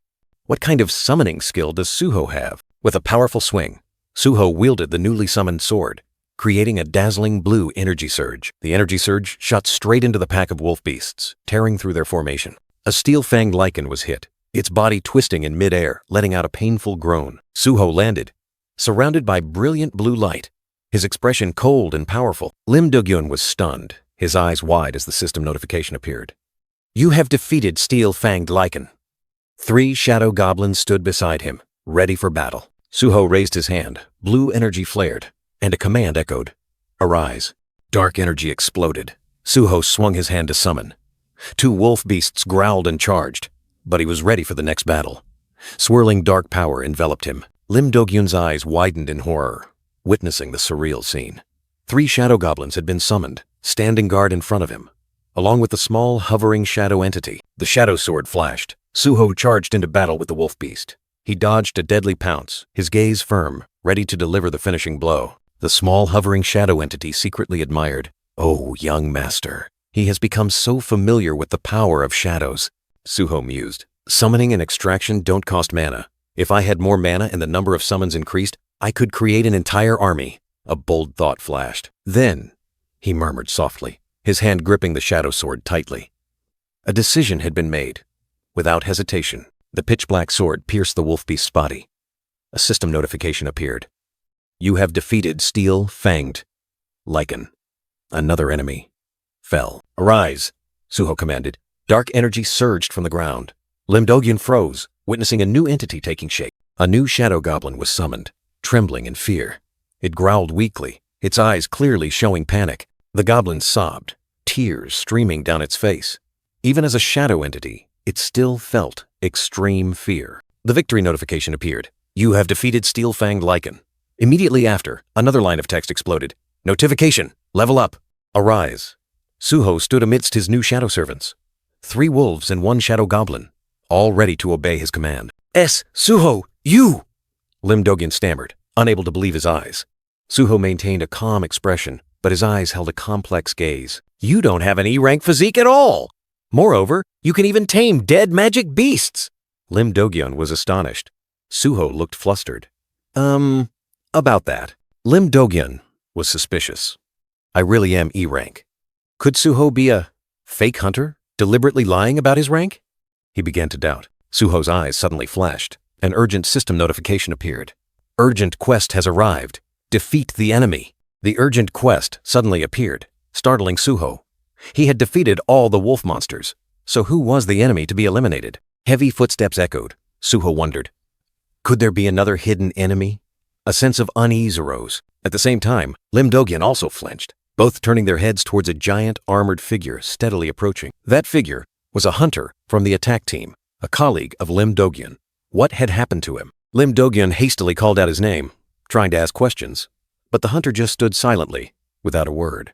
Suho felt something was wrong. Suddenly, Lim Do-gyun frantically warned of danger. The hunter's eyes suddenly turned fiery red, and a surge of evil energy erupted. To Lim Do-gyun's horror, the hunter had completely transformed into a hideous monster, lunging straight at him with sharp claws. Lim Do-gyun's glasses shattered. He screamed in despair as the monster's claws were about to tear him apart. But Suho was a step faster. He pushed Lim Do-gyun away, using his bare hand to block the monster's fatal attack. Suho roared, commanding his shadow army. "Wolf pack, attack!"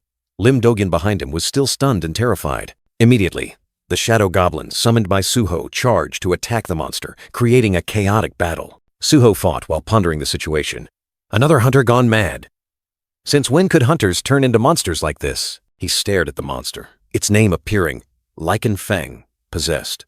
The fiery red color of the name indicated extreme danger. Suho recalled his encounter with the red name at the university. He understood the level of danger. Escaping with Lim Dogyan was probably the wisest choice. He asked Baru. "He's not a monarch like my father, is he?" Baru replied. "He's too weak, but you would also find him difficult to deal with right now." Suho smirked. "That's enough." Baru flinched, realizing Suho's intention. "Young monarch, don't tell me." Suho told himself. The system had promised growth support, so this mission must have a path to victory. More importantly, he had to get strong quickly to see his parents again. A burning resolve. Without hesitation, the young man plunged into battle. Shadows surged, energy blades tore through the air, unleashing a furious assault. Amidst the encirclement of blade shadows, Suho stood firm. "I'll defeat this red guy enemy right here, to become even stronger." His resolute declaration echoed. Baru called softly, his eyes following his master. He sensed the iron will blazing within the young man. Despite facing countless seemingly insurmountable challenges, the young monarch never retreated. He advanced without hesitation. Even in his weakened form, Baru could still perceive the aura of a monarch. That resolve could not be hidden. The possessed enemy growled. "Its true form is a sword. Cut off its arm, separate it from its host, and it will be immobilized." Suho smirked. "Really?" The Lycan's Fang roared ferociously, its glowing yellow eyes flashing with bloodlust. Dark power surged, ready to devour everything. Immediately, Suho's shadow soldiers charged. A black wolf growled, its sharp claws tearing through the wind, attacking relentlessly. The shadow wolf beast bared its fangs, its blue eyes glowing brightly. It was the embodiment of power, a tireless fighting machine. Suho was surprised to see the shadow army recover. Baru explained, "We are spiritual beings. As long as there's mana, we will recover." The shadow wolf beast roared, unleashing a fiery slash. "What do you think of the shadow army's power?" The shadow army attacked relentlessly, giving the enemy no chance to counter. Consecutive slashes tore through the Lycan's Fang's armor. Suho observed, Baru surprised. "Is that all the shadow army's power?" "No. It's because the young monarch's mana is still weak." He was stunned, his eyes wide. How can this be? A feeling of powerlessness suddenly arose, but his resolve remained unshaken. Suho looked up, his gaze firm. Even with weak mana, he wouldn't give up. He absolutely had to win this battle. The dark sword, its blade as cold as ice, reflected a fiery red light amidst the gloomy night. Each crack in space seemed to herald a fierce battle about to erupt. A new enemy appeared, burly, with fiery eyes. He looked at Suho with contempt. "How dare a lowly bug like you use the Shadow Monarch's power?" Suho was surprised. "What? It can talk?"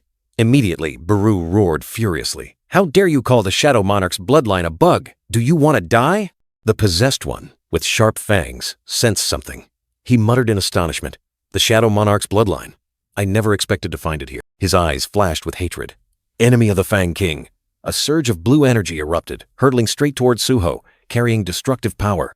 The possessed one roared madly, its body deforming, sharp claws swinging out fiery red slashes, attacking Suho without hesitation. Like a bloodthirsty monster, Suho stood firm, a slight smirk on his lips. He gripped his weapon, his gaze resolute, challenging. "So, shall we begin the prelude?" The aura of a young king was clearly evident. Two streams of power clashed fiercely. Red and blue slashes collided, creating sparks that tore through the air. The probing battle had just begun and already reached its climax. Suho took a step back, his eyes sharp. Indeed, a red guy is different. He can withstand so many blows with ease. He realized his opponent was no ordinary foe. Then, Suho looked up, an idea flashing in his mind. Beneath his feet, shadow weapons began to emerge from the ground, ready for a new tactic. The possessed one screamed in rage, but he was gradually being overwhelmed. New wounds appeared, and his eyes were filled with despair mixed with madness. Suho raised his hand, his gaze firm. "We will win by numbers." His decisive declaration ordered the shadow army to prepare for a full assault. A barrage of shadow weapons surged towards the possessed one, forming a storm of blows. He was cornered, unable to resist, his body engulfed in relentless attacks. Baru observed, his eyes sparkling. This is young master's ruler's authority, a power that manifested even when he was an infant. However, the possessed one still tried to resist. A fiery red energy blade pierced through the wave of shadow attacks, aiming straight for Suho. But it wasn't enough. The red blade was crushed into 100 pieces by the overwhelming power of the shadow army. The possessed one was completely defeated. The possessed one screamed in despair, his body cracking from invisible attacks, yet still trying to resist madly. Suho, his gaze firm, held his ground, ready to face any attack. He dodged the fiery red energy beam, which had been crushed into 100 pieces earlier, revealing the enemy's weakness. Despite being overwhelmed, the Lycans still attacked frantically, even surprised by the Shadow Army's power. Just one attack. A goblin's weapon. Suho continuously dodged the lightning-fast blows, annoyance rising within him. If it keeps going like this, won't there be no way to counterattack? The black-haired hunter was extremely tense, telling himself, just one hit, and I'm dead for sure. If this drags on, all chances of victory will slip away. The possessed one growled, provoking, "Are you just going to keep running away like a coward?" The Shadow Monarch is also just a coward, hiding behind his Shadow Army. Suho angrily gritted his teeth, clenching his fist. This bastard, insulting my lineage, is a dirty act. He annoyedly watched the fiery red attack surrounding him. Even though he's provoking me, I'm not confident I can confront him. Damn it! If only I were stronger. Suho turned to Baru, wondering, Baru, if my seal has been broken, why hasn't my power from climbing the tower returned yet? Baru explained, images of the past appearing. The young monarch's power was sealed since infancy. Think of it as you gradually regaining your innate talent from that time. With that power, you would certainly be strong enough to face Itaram. Baru continued, his tone pensive. However, that place was neither a dream nor reality. It was merely a test to see if you could cope with your innate talent. Your physical strength will disappear whether you pass or not, Baru affirmed. So it was just a game. But your experience in the tower was not useless. Try to recall it. Your emotions and fighting spirit. Suho closed his eyes, recalling the past when he fought with bare fists. I definitely remember that feeling. In the tower, I mainly fought with my fists. If only I had a glove, like back then. Baru, with a tear rolling down, explained, We Shadow Army are fundamentally spiritual beings. As long as there's mana, we can recover no matter what. Suho looked at Baru, his eyes lighting up. Now that I think about it, I can change Baru's form at will. If so, Baru thought to himself, young monarch. Suho, with a firm gaze, commanded the Shadow Army to rise. Arise. The Shadow Warriors emerged, more powerful than ever. The possessed Lycan's Fang roared furiously, despising the old trick. This again. Don't you realize such tactics are ineffective? He charged straight towards Suho, declaring he would finish him first, while the Shadow Army was ready to meet the attack. One of the newly summoned Shadow Soldiers appeared distinctly, with a brilliant blue light, ready for battle. Suho stood amidst the newly transformed Shadow Army, his eyes sharp, full of confidence in his new power. A powerful attack from the shadows struck, making the Lycan's Fangs stagger, growling in rage. The Lycan's Fang's face contorted with anger, its yellow eyes glowing with bloodlust, unable to believe this power. He was stunned, astonished to see Suho wielding a completely new shadow weapon, a combat glove. Suho declared, Steel-Fanged Lycan. It seems you live up to your name. The system confirmed Shadow Steel-Fanged Lycan Transformation Glove Level 1. A system notification appeared. Skill, Shadow Extraction has leveled up. Skill, Transformation Level 1. Requires Shadow Authority, no mana cost. Can instantly change the form of the Shadow Army. Suho unleashed a devastating punch with the Shadow Glove, confidently declaring, With this, close combat is absolutely possible. He continuously landed critical blows, completely overwhelming the Lycan's Fang, leaving him no time to react. Baru hovered in the air, his eyes shining brightly, witnessing this scene with extreme astonishment. The Grand Marshal exclaimed in surprise, Oh my! Turning the Shadow Army into his own weapon. Baru recalled, the Shadow Monarch could freely control shadows, but the young monarch had only just learned Shadow Authority, like an ant larva. Baru continued to ponder, yet he has learned the next level of Shadow Authority on his own, without anyone teaching him. The combat ability he displays, and his innate talent for Ruler's Authority. The Lycan's Fang growled, swinging a shadow weapon to attack, but Suho was ready to counter, his eyes flashing with decisive light. Baru exclaimed in surprise in his mind, And now, even his use of Shadow Authority, as Suho confronted the monster with surging dark energy. Oh my king, Baru admired. Suho, with sharp eyes, delivered an overwhelming blow that made the Lycan's Fang scream in pain, its body beginning to disintegrate. A devastating punch from Suho, shadow energy exploding, tearing through space and sending the monster flying with terrifying force. The Lycan's Fang shattered, turning into black fragments and dust, vanishing into nothingness in despair. The final impact echoed, confirming the enemy's complete defeat, leaving only residual energy. The Lycan's Fang's sharp weapons lay scattered on the ground, now just inert scrap, covered by a faint blue light. The ground was scarred with cracks, residual energy still lingering, evidence of the fierce battle that had just taken place. The young king, Baru whispered, watching Suho stand tall amidst the ruins, shadows surrounding him like a crown. Suho, enveloped by the mighty Shadow Army, exuded the aura of a ruler, ready for any challenge. Baru concluded in his mind. Truly, a genius. Suho bowed his head, his hand still imbued with lingering energy, pondering the battle. Suho confidently declared, I was worried because you had a red name, but not that I couldn't defeat you. Baru replied, Stop telling blatant lies. Suho smiled, looking at his hand. Even so, I've learned a new way to fight. This is a pretty good harvest, he decided. It's time to check my rewards. A system notification appeared, asking Suho if he wanted to confirm the rewards, and he chose yes. The system displayed the reward. Rune Stone. Storm Slash. Another notification confirmed. Suho had learned the skill. Storm Slash. Suho read the new skill description. Storm Slash. Level 1. I instinctively know how to use this skill. He was excited by his new power. Suho swung his hand. Blue energy erupted, illuminating the entire space, like a welcome for the newly awakened power. Amidst the rubble, the black and red sword Rakan's Fang lay there, lamenting its humiliating defeat at the hands of the Shadow Monarch's descendant. The space was stained blood red. The sword cursed. This isn't over. Human greed is boundless. A sinister prophecy. Suho bent down, his hand touching the blade. The moment you pick me up, I will devour your entire body. A ghostly voice echoed. Without hesitation, Suho picked up the sword. The system confirmed. You have obtained the item, Rakan's Fang, a gift from an old enemy. Holding the new sword, Suho smirked confidently. This is definitely better than those goblin items. Baru silently observed, secretly astonished. Is there a human that even I, who inherited the power of the Fang monarch, cannot possess? Suho also received Kandiaru's blessing, increasing his lifespan and recovery ability. He swung his sword, a blue light tearing through the air, signaling the impending attack. Suho continued to swing his sword, the blue light growing stronger, concentrating energy for an earth-shattering technique. Storm Slash erupted. The ground shattered, debris scattering in a vortex of blue light, demonstrating the destructive power of the new skill. After the attack, only fragments remained of the ground, traces of a terrifying sweep. Suho pondered how the skill consumed mana but had immense destructive power. Baru hovered beside him, asserting, The power of shadows is 1,000 times more astonishing. Lim Dogyun slowly regained consciousness, his eyes confused as he looked around. Still not understanding what was happening, Suho turned back and asked, Hey, are you awake? Lim Dogyun panicked. Suho, what's going on? Suho helped Lim Dogyun stand up. It'll take a while to explain. Let's just head out and talk on the way.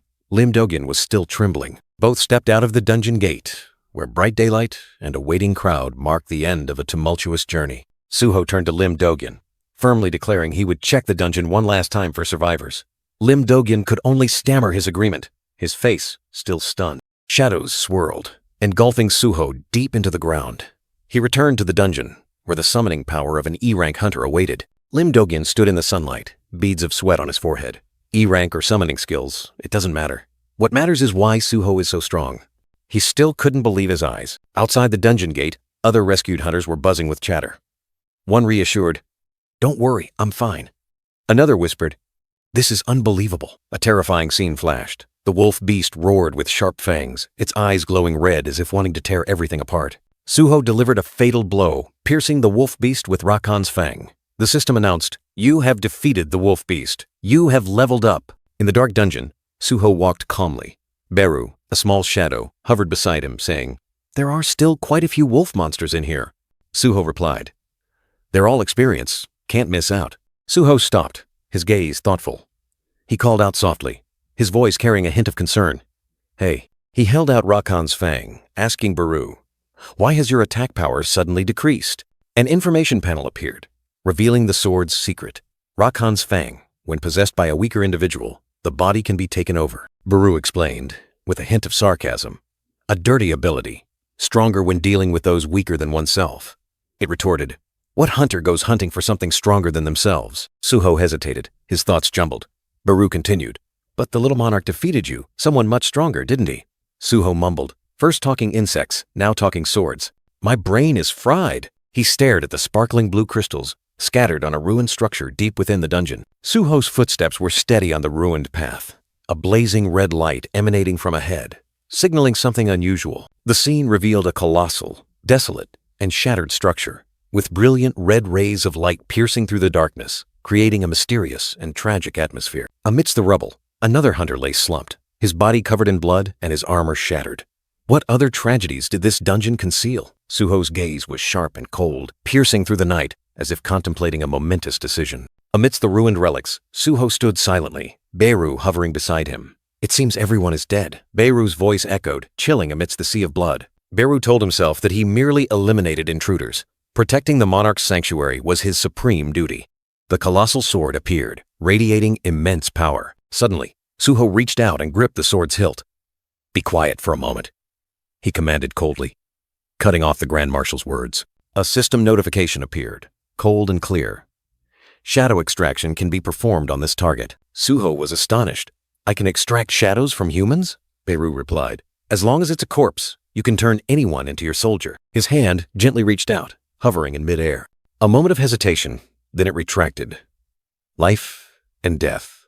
A thin line. Beru was stunned. "You're not going to extract?" Suho stated firmly. Number A. Blunt refusal, full of hidden meaning. "If one has to fight even after death, then that's nothing short of a punishment," Suho said in a low voice, his gaze resolute. Beru quietly called, "Young Monarch." He understood. This was a boundary his master did not wish to cross. The sword still stood there, like a witness. Blood stained the stone floor, dyeing a corner of the dungeon red. This place, once a fierce battlefield, now held only the silence of death. Suho asked Beru about this sanctuary and his father killing a monarch. "Does that have anything to do with Itarim?" Beru explained, "Itarim is the current enemy of the monarchs. As for the monarchs, you can consider them enemies from the past." Beru revealed the horrifying truth. "Wei Dacheng Genwu, your father, is the Shadow Monarch, the king of the dead, and other monarchs, like the Beast Monarch, or the Monarch." Beru continued to expose the powerful enemies, the Insect Monarch, the Iron Body Monarch, the White Flame Monarch. Each face appeared, each carrying an aura of destruction, spreading terror throughout the universe. Next were the Giant Monarch, the Ice Monarch, and the Monster Monarch. 9 monarchs, 9 terrors of all creation, gradually revealed themselves in Beru's narration. And finally, the supreme one among them, the Dragon Monarch, who is the Monarch of Destruction. The identities of the 9 monarchs were revealed, each name harboring earth-shattering power. The 9 monarchs possessed power beyond all imagination. But Beru revealed a shocking truth. 8 of them had fallen at the hands of his master, Suho's father, during the invasion of Earth. Suho was silent. "Father did that." "Indeed," Beru affirmed. "The Shadow Monarch is my sworn enemy, the one who killed my master, the Fang Monarch." Rakan's Fang seemed to tremble with hatred. Beru growled, "If my power were intact, I would tear you apart, descendant of the Shadow Monarch, and throw you to the wolves." The cold threat echoed, but Suho stood firm. Suho listened in silence, his eyes thoughtful. Finally, he spoke, his tone calm. "I understand how you feel." He did not flinch from the hostility. "My father fought the other monarchs to protect Earth," Suho continued. "And you are only trying to protect this place from invaders." An unexpected parallel. "Both sides made a reasonable decision," Suho said, "to protect what is precious to them." His words were like a sword piercing straight into Beru's mind. "However, if there is a difference," Suho said, "it's that you believe you must fight me, simply because I am his descendant." He exposed the absurdity in Beru's thinking. "If your duty is to protect this place," Suho questioned, "then being hostile to my father, whom even the Fang Monarch could not defeat, isn't that foolish?" Rakan's Fang seemed startled. Suho turned his back, his gaze resolute. "I want to see my parents again, those I cannot meet because of invaders from outer space. To do that, I will borrow power from anyone. If Itarim invades, this place will not escape disaster either," Suho said. "If you help me, I will help you protect this place." A calculated offer of cooperation. Beru, in the form of the sword, pondered. He wants me to cooperate with the Shadow Monarch's descendant? An unbelievable thought, yet full of weight. Suho placed his hand on the sword's hilt, his gaze fixed on Rakan's Fang. "What do you say?" A direct question, awaiting a decisive answer. A peaceful morning, people bustling past a luxurious cafe. No one knew.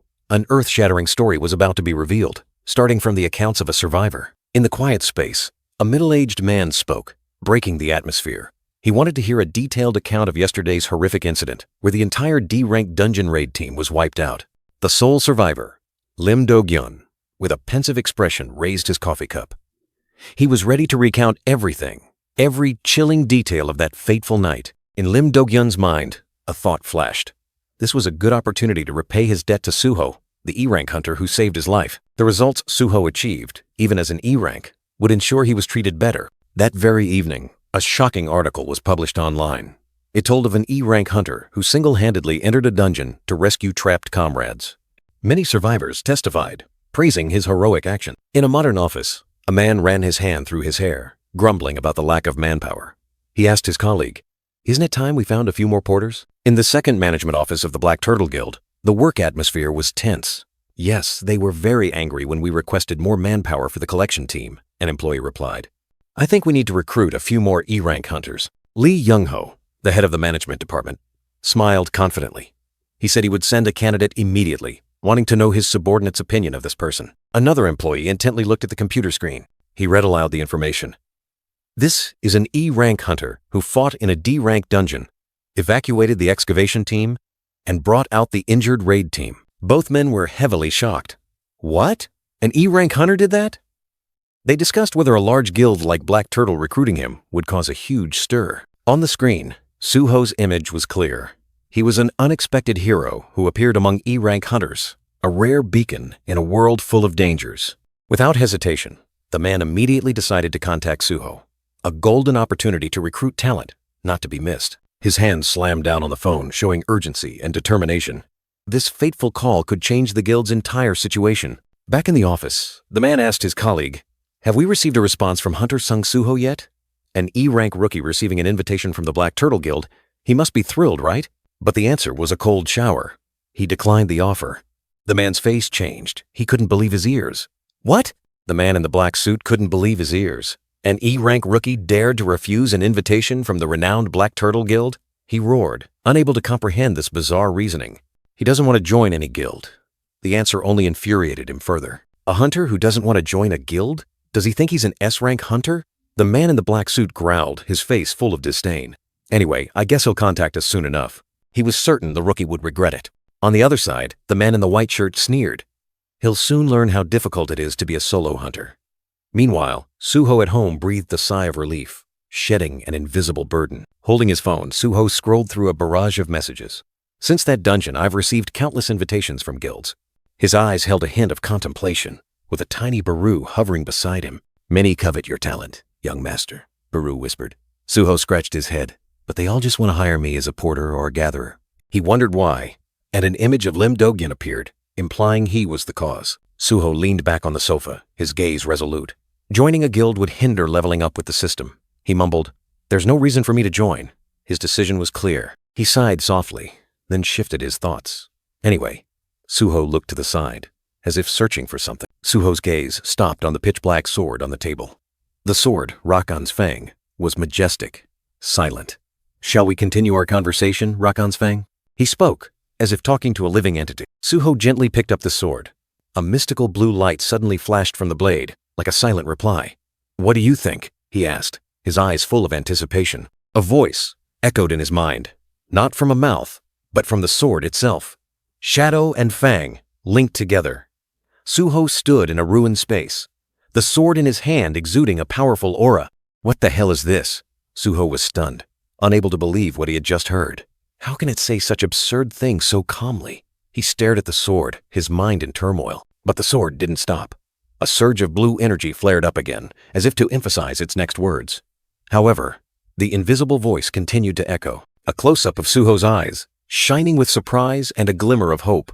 Shadow can be an ally, instead of an enemy. The sword's words opened up a new, unexpected prospect. With one condition, the sword coldly declared. "Bring me to another sanctuary of the Fang Monarch." The condition was harsh, but it also revealed an ancient secret. Suho sat back on the chair, the sword beside him. "So, do you know the way there?" he asked.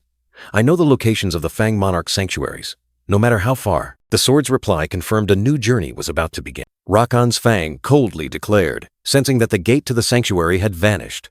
A dungeon break had surely occurred, signaling lurking danger. Suho mused, deducing that the Fang Monarch sanctuary Rakan's Fang mentioned must have become a field dungeon, where gates were neglected and monsters poured out, turning the land into desolation. A dark prospect appeared before him, fraught with danger. Before leaving, Suho carefully left a message for his uncle. "I'll be gone for a bit. Don't worry if you can't reach me." A brief farewell for an uncertain journey. Donning his jacket, Suho was ready. Baru hovered beside him, facing new challenges together. "Time to go," he murmured to himself, his gaze resolute. Night fell. enveloping the majestic mountains. A silent space, yet filled with countless mysteries, awaiting the adventurer's footsteps. In the middle of the night, Suho stood before a large iron gate, looking towards the dark mountain. The Fang Monarch's sanctuary, where he needed to go, was hidden deep within. "Is this really the place?" Suho asked, his voice full of doubt. Rakan's fang glowed, firmly affirming, "Yes." Beru silently hovered beside him. A warning sign appeared. "Guanak Mountain School. Hyena Guild only." Suho frowned. Damn it. Another place owned by a hunter guild. Without hesitation, he began to climb over the fence. Trespassing is illegal, and this hyena guild is full of former gangsters. Just hearing about them is scary. Beru flew around, trying to dissuade him. "Your Highness should not listen to this lowly one. Instead, I suggest you level up." But its advice was cut short. Suho turned. His sharp gaze silenced Beru. "What are you doing?" His voice rang out with authority. Blue energy flared in Suho's hand. "Preparing to infiltrate," he replied, his eyes gleaming with determination. He was ready to face anything. Beru wondered, "But what about the Hyena Guild?" Suho just smirked. "I have my own way." A mysterious smile appeared on his lips. Magical energy surged, enveloping Suho's hand. He clenched his fist, and a blue light flared, signaling an inevitable infiltration. Magical energy exploded, crushing the surveillance camera into fragments. Suho left no trace, initiating a bold infiltration. In the silent night, Suho stood tall beside the barbed wire fence. Fragments of surveillance equipment lay scattered. Beru hovered beside him, exclaiming, "The way you handle this reminds me of the Monarch." Suho's decisive steps glided across the ground, heading straight into the mystical blue mist covering the path. Without a moment's hesitation, he had officially set foot in the sanctuary. Immersed in the thick fog, Suho looked up and around. He wondered, "Are all field dungeons filled with this blue mist?" Beru and Rakan's Fang explained in unison. "This mist is mana from the outer universe. It breaks down dimensional walls, causing rifts between worlds. It is why this sanctuary is connected to Earth." Rakan's Fang continued, its voice echoing. "Entities from outer space are trying to create a large rift to bring their armies in. The more mana, the more affected by dimensional displacement, just like me." A mysterious smile bloomed on Suho's lips. He understood the situation. "So, it will take a while for the stronger ones to arrive here?" Without hesitation, Suho strode deeper into the darkness, determined to seize this golden opportunity. Then, he told himself, "I must level up quickly." Before Suho, a horde of grotesque monsters with glowing red eyes were growling, ready for battle. One of them was Daggerclaw Vriga, an ape-like monster with razor-sharp claws, its fierce eyes filled with murderous intent. Beside it was Black Shadow Rajan, a gigantic black panther-like monster with sharp fangs and glowing red eyes full of menace. Rakan's Fang flashed, flying to Suho's hand. He smirked. "Time to show off some power. You're truly reliable." But then, Suho unexpectedly declared, "But I won't use you as my main weapon." Rakan's Fang was stunned, exclaiming, "What?" Suho narrowed his eyes, a light flashing in his pupils. He had his own battle plan, a method no one would expect. "I'll use close combat, just like in the tutorial." Suho roared, charging straight into the horde of monsters, his iron fists ready to crush everything. Ruler's authority exploded, transforming Suho's hand into a powerful mid-range weapon. Blue streaks of light tore through the air, signaling a no-holds-barred battle. A sharp energy blade materialized in his hand, its brilliant light reflecting his resolve. Suho, with a determined gaze, was ready to face any danger. "I'll use all sorts of weapons so they can't predict me," Suho roared, unleashing Storm Slash. Stormy slashes tore through the monsters, turning them to dust. He wasn't going to play guessing games. And then, once again, his hand glowed with a deep blue energy. Something new, full of power, was about to be summoned. He summoned more equipment from Shadow Extraction, turning the Fallen into his army. "This is my new way of fighting," Suho declared, his eyes blazing. Beru was extremely excited, his tiny eyes sparkling like stars. "That's incredibly cool, young master." The Grand Marshal couldn't hide his admiration. The Shadow Blade materialized, majestic and deadly. A voice echoed, full of surprise. "This is the power of the bloodline of the Shadow Monarch. The more enemies, the longer the battle, the stronger he became by devouring the dead." A bitter voice echoed. "No wonder we lost that war." Shadow energy swirled like a vortex, devouring everything. This was a sign of an unstoppable power, spreading throughout the space. Suho could now control 5 shadow soldiers at once, a powerful mini-army. "My intelligence stat increased, so I can handle this many," he confidently declared. Beru was about to compare the young master to the great monarch, but Suho interrupted. "Shut up." He didn't want to hear empty comparisons. The sky was gloomy, withered leaves falling in the silent night. The atmosphere here carried a mystical aura, full of undiscovered secrets. "Here," Suho said in a low voice, pointing to Rakan's Fang stuck deep into the ground. Tiny Baru stood beside him, silently watching, awaiting further instructions. He looked down at a ruined structure. This is where the gate to the sanctuary once existed. Suho's voice echoed, carrying a hint of nostalgia for a bygone era, a turbulent past. From a distance, Suho spotted two unfamiliar men talking by a campfire. "Damn it, people are still here this late," he mumbled. "They must be very diligent." Suho mused, his deep black eyes. Is there a reason for them to be staying so late? Hunting monsters during the day would probably be better, he wondered. An ominous premonition crept in. From the shadows, a group of strangers appeared, pushing a large metal object. A grating sound echoed, breaking the night silence. The wheels of a truck crushed the dirt and rocks, leaving long tracks. The screeching sound of metal friction echoed, signaling an unusual event. Suho was startled, his eyes wide with surprise. He had seen something, an unbelievable sight. The scene became clear. A group of fierce men surrounded a campfire. Among them, a young girl was bound, her eyes teary with fear. The leader, the silver-haired man with a scar across his face, wore a sinister smile. He bent down to look at the trembling girl, his eyes full of malice. "Baru, am I witnessing a kidnapping?" Suho asked, his voice lowered. The shadow entity beside him replied, "It appears so, Monarch," Baru continued, his voice full of concern. "We are trespassing. It's best not to interfere. If they find out, your hunter privileges." But before Baru could finish, a blue energy blade flashed, plunging into the ground. The shadow entity was startled. "Huh?" Baru looked blankly at the remaining sword, realizing Suho had vanished. He had rushed off, ignoring all advice. In Suho's mind, images of his father, a criminal detective, and his legendary firefighter grandfather appeared. Like a reminder, Suho, 21 years old, grew up in the shadow of those two men. A faint silhouette appeared, like a memory of a woman being dragged away. The silver-haired leader suddenly flinched, his eyes wide. A sudden cold aura swept over them. From above, a shadow plunged down like lightning.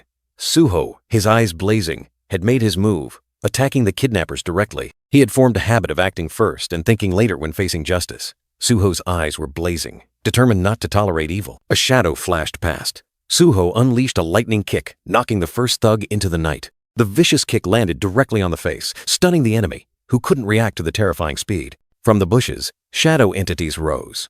An ethereal sword, a humanoid ape shadow, a black panther, and other small spirits, awaiting orders. The kidnappers were terrified, their eyes revealing panic and confusion at the sudden appearance of the stranger. Another kick, swift as lightning, sent the second thug flying backward, collapsing to the ground without a sound. Suho stood in the darkness, his gaze sharp, his face hardened with determination as he looked at the remaining foes. He stood among the fallen enemies, watching the trembling survivors. "Damn it, I acted too soon." Invading another guild's territory is illegal. What do I do now? He wondered, a fleeting moment of worry crossing his mind. Suddenly, a spark lit up in his eyes. Ah! Suho realized something. A massive surge of shadow energy erupted, enveloping Suho, forming the image of a majestic dragon monster. He stood tall amidst the overwhelming aura, questioning, "I thought these guys were just secretly doing bad things. What the hell is the Hyena Guild doing?" A large man with an axe roared. "That's what we should be asking you. Invading someone else's territory isn't enough, and you dare attack us too. Do you want to die?" "Eliminate him," the silver-haired leader growled, his eyes filled with killing intent, pushing his comrades forward. Suho dodged, a shadow blade appearing in his hand, and he counterattacked with dizzying speed, giving the enemy no time to react. He thought to himself, "I've already investigated. The average Hyena Guild members are only D rank. I should hold back my strength just in case." Without hesitation, Suho continued his assault, kicks and punches like a storm, sending more enemies flying and collapsing into the night. A burly kidnapper was sent flying, his body spinning in a mysterious energy current. His comrades watched in shock at this terrifying power. In the darkness, Suho soared like a whirlwind, unleashing a lightning kick. A surge of dark energy swirled around him, signaling a finishing blow. The fatal kick landed, and the enemy fell without resistance. Another one was thrown back, his body sinking into the shadows. In the silent night, Baru's shadow appeared, his eyes glowing brightly. "Young Monarch," his voice echoed, full of hidden meaning. "You've become much stronger," Baru marveled. "These D-rank awakened ones are no longer your opponents." Suho stood tall amidst the ravaged battlefield. Baru really is emotional, Suho thought to himself. The status window appeared, showing Suho's name and terrifying power. He smirked slightly. too easy. The surviving kidnappers panicked, hastily carrying their fallen comrades, scattering in disarray into the dark night. A chaotic and pathetic sight. Suho stood tall, shadows swirling around him. Baru appeared, his eyes glowing brightly. "You've handled everything cleanly, young monarch." The victims trembled in thanks, asking Suho if he was an association hunter. The shadow sword hovered, and Baru was also present. Suho replied, You could say that." Suho gestured to the victims, his face serious. "I'll clean up this place. You all should quickly escape to safety." They were still terrified. Turning his back, Suho pondered. But why would the Hyena Guild kidnap people? The question echoed, and the shadow sword beside him seemed to ponder as well. The shadow sword suddenly glowed brightly. "I can feel it," Suho whispered. A victim was confused. "What are you talking about?" The mystery slowly unfolded. Suho pointed towards a massive structure hidden in the darkness. "The reason I said we should come here, it's over there." A dangerous promise. He walked up, standing before the wide-open warehouse door, his gaze scrutinizing. The shadow sword still hovered, ready for any danger. A close-up of Suho's face, his eyes sharp, his expression serious. Something horrifying awaited him inside. Stepping inside, Suho was stunned. A series of empty iron cages appeared before his eyes. "What is this?" he stammered, a chilling sensation rising within him. Suho stared at the suspicious items, a sense of unease rising in his heart. Were people imprisoned here? Inside the cold iron bars, discarded collars lay, as if proof of the brutality that had taken place. Baru materialized, sensing a faint energy. "This energy, it can't be," Baru whispered, his face full of disbelief. Suho approached a cage. Inside was the silhouette of a man. He sensed the presence of a soul, but not a human one. He then discovered another cage. Inside was an animal. They're even caging dogs here? What the hell is the Hyena Guild doing? Suho wondered. Suho's eyes sharpened. He looked at Rakan's Fang sword. "That's not a dog," he muttered, realizing the horrifying truth. It was a descendant of the beast monarch, the Fang monarch. Suho was stunned. "What the hell is this?" Baru recounted. After being defeated by the Shadow Monarch, the Fang monarch sent a guardian to bring the remaining descendants to a hiding place. He believed that if the bloodline still existed, another Fang monarch would appear, Baru said, his voice low. "Honestly, I never expected the birth of a new Fang monarch," Baru continued. "I just wanted his descendants to survive." Baru confirmed. "I can sense the faint energy of the Fang monarch. Its life force is weakening. If left alone, it will die." "Young monarch, what will you do?" Baru asked. Suho bowed his head, his eyes thoughtful. He hesitated. Suddenly, Suho snapped his head up. "What?" Baru was startled. A strange aura. Suho sensed a stranger approaching. "The outside has been cleared, but there's still an intruder. Damn it! One is still left." He gritted his teeth. He was surprised. That being was not human. A giant monster appeared. A monster? The Hyena Guild. Useless. Humans truly can't be trusted. The giant intruder materialized, and Baru, the Grand Marshal, suddenly uttered a familiar name. "Brockie, you're still alive?" he asked again. "You know him?" Baru replied curtly. "A little." Baru explained that Brockie was once a guard tasked with protecting the descendants. But then, the monster's deep voice echoed, directed at the glowing sword. "It's been a long time." "Rakan's Fang, you're still alive," Baru roared, questioning the traitor. "Brockie, have you forgotten your duty to protect the descendants?"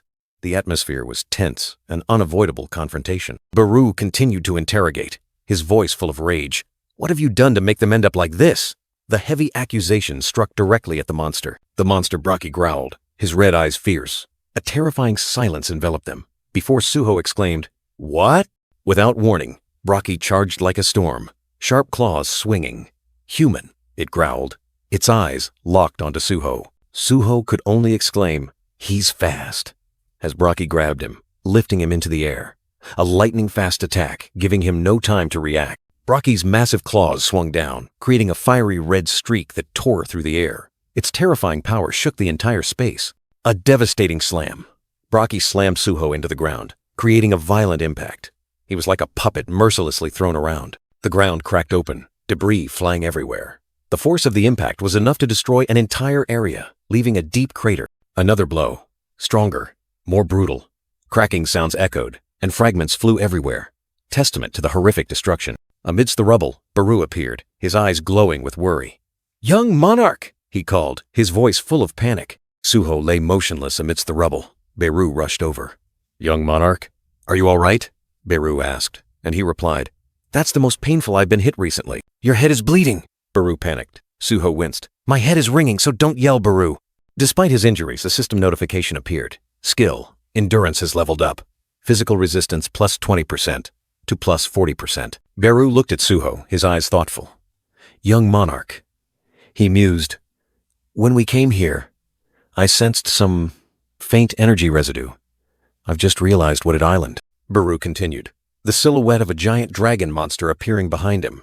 That faint energy residue now had an explanation. The young man writhed in pain, fresh blood oozing from the wound on his head.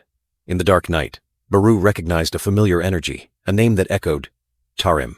The giant monster Braki stood tall, his claws razor sharp.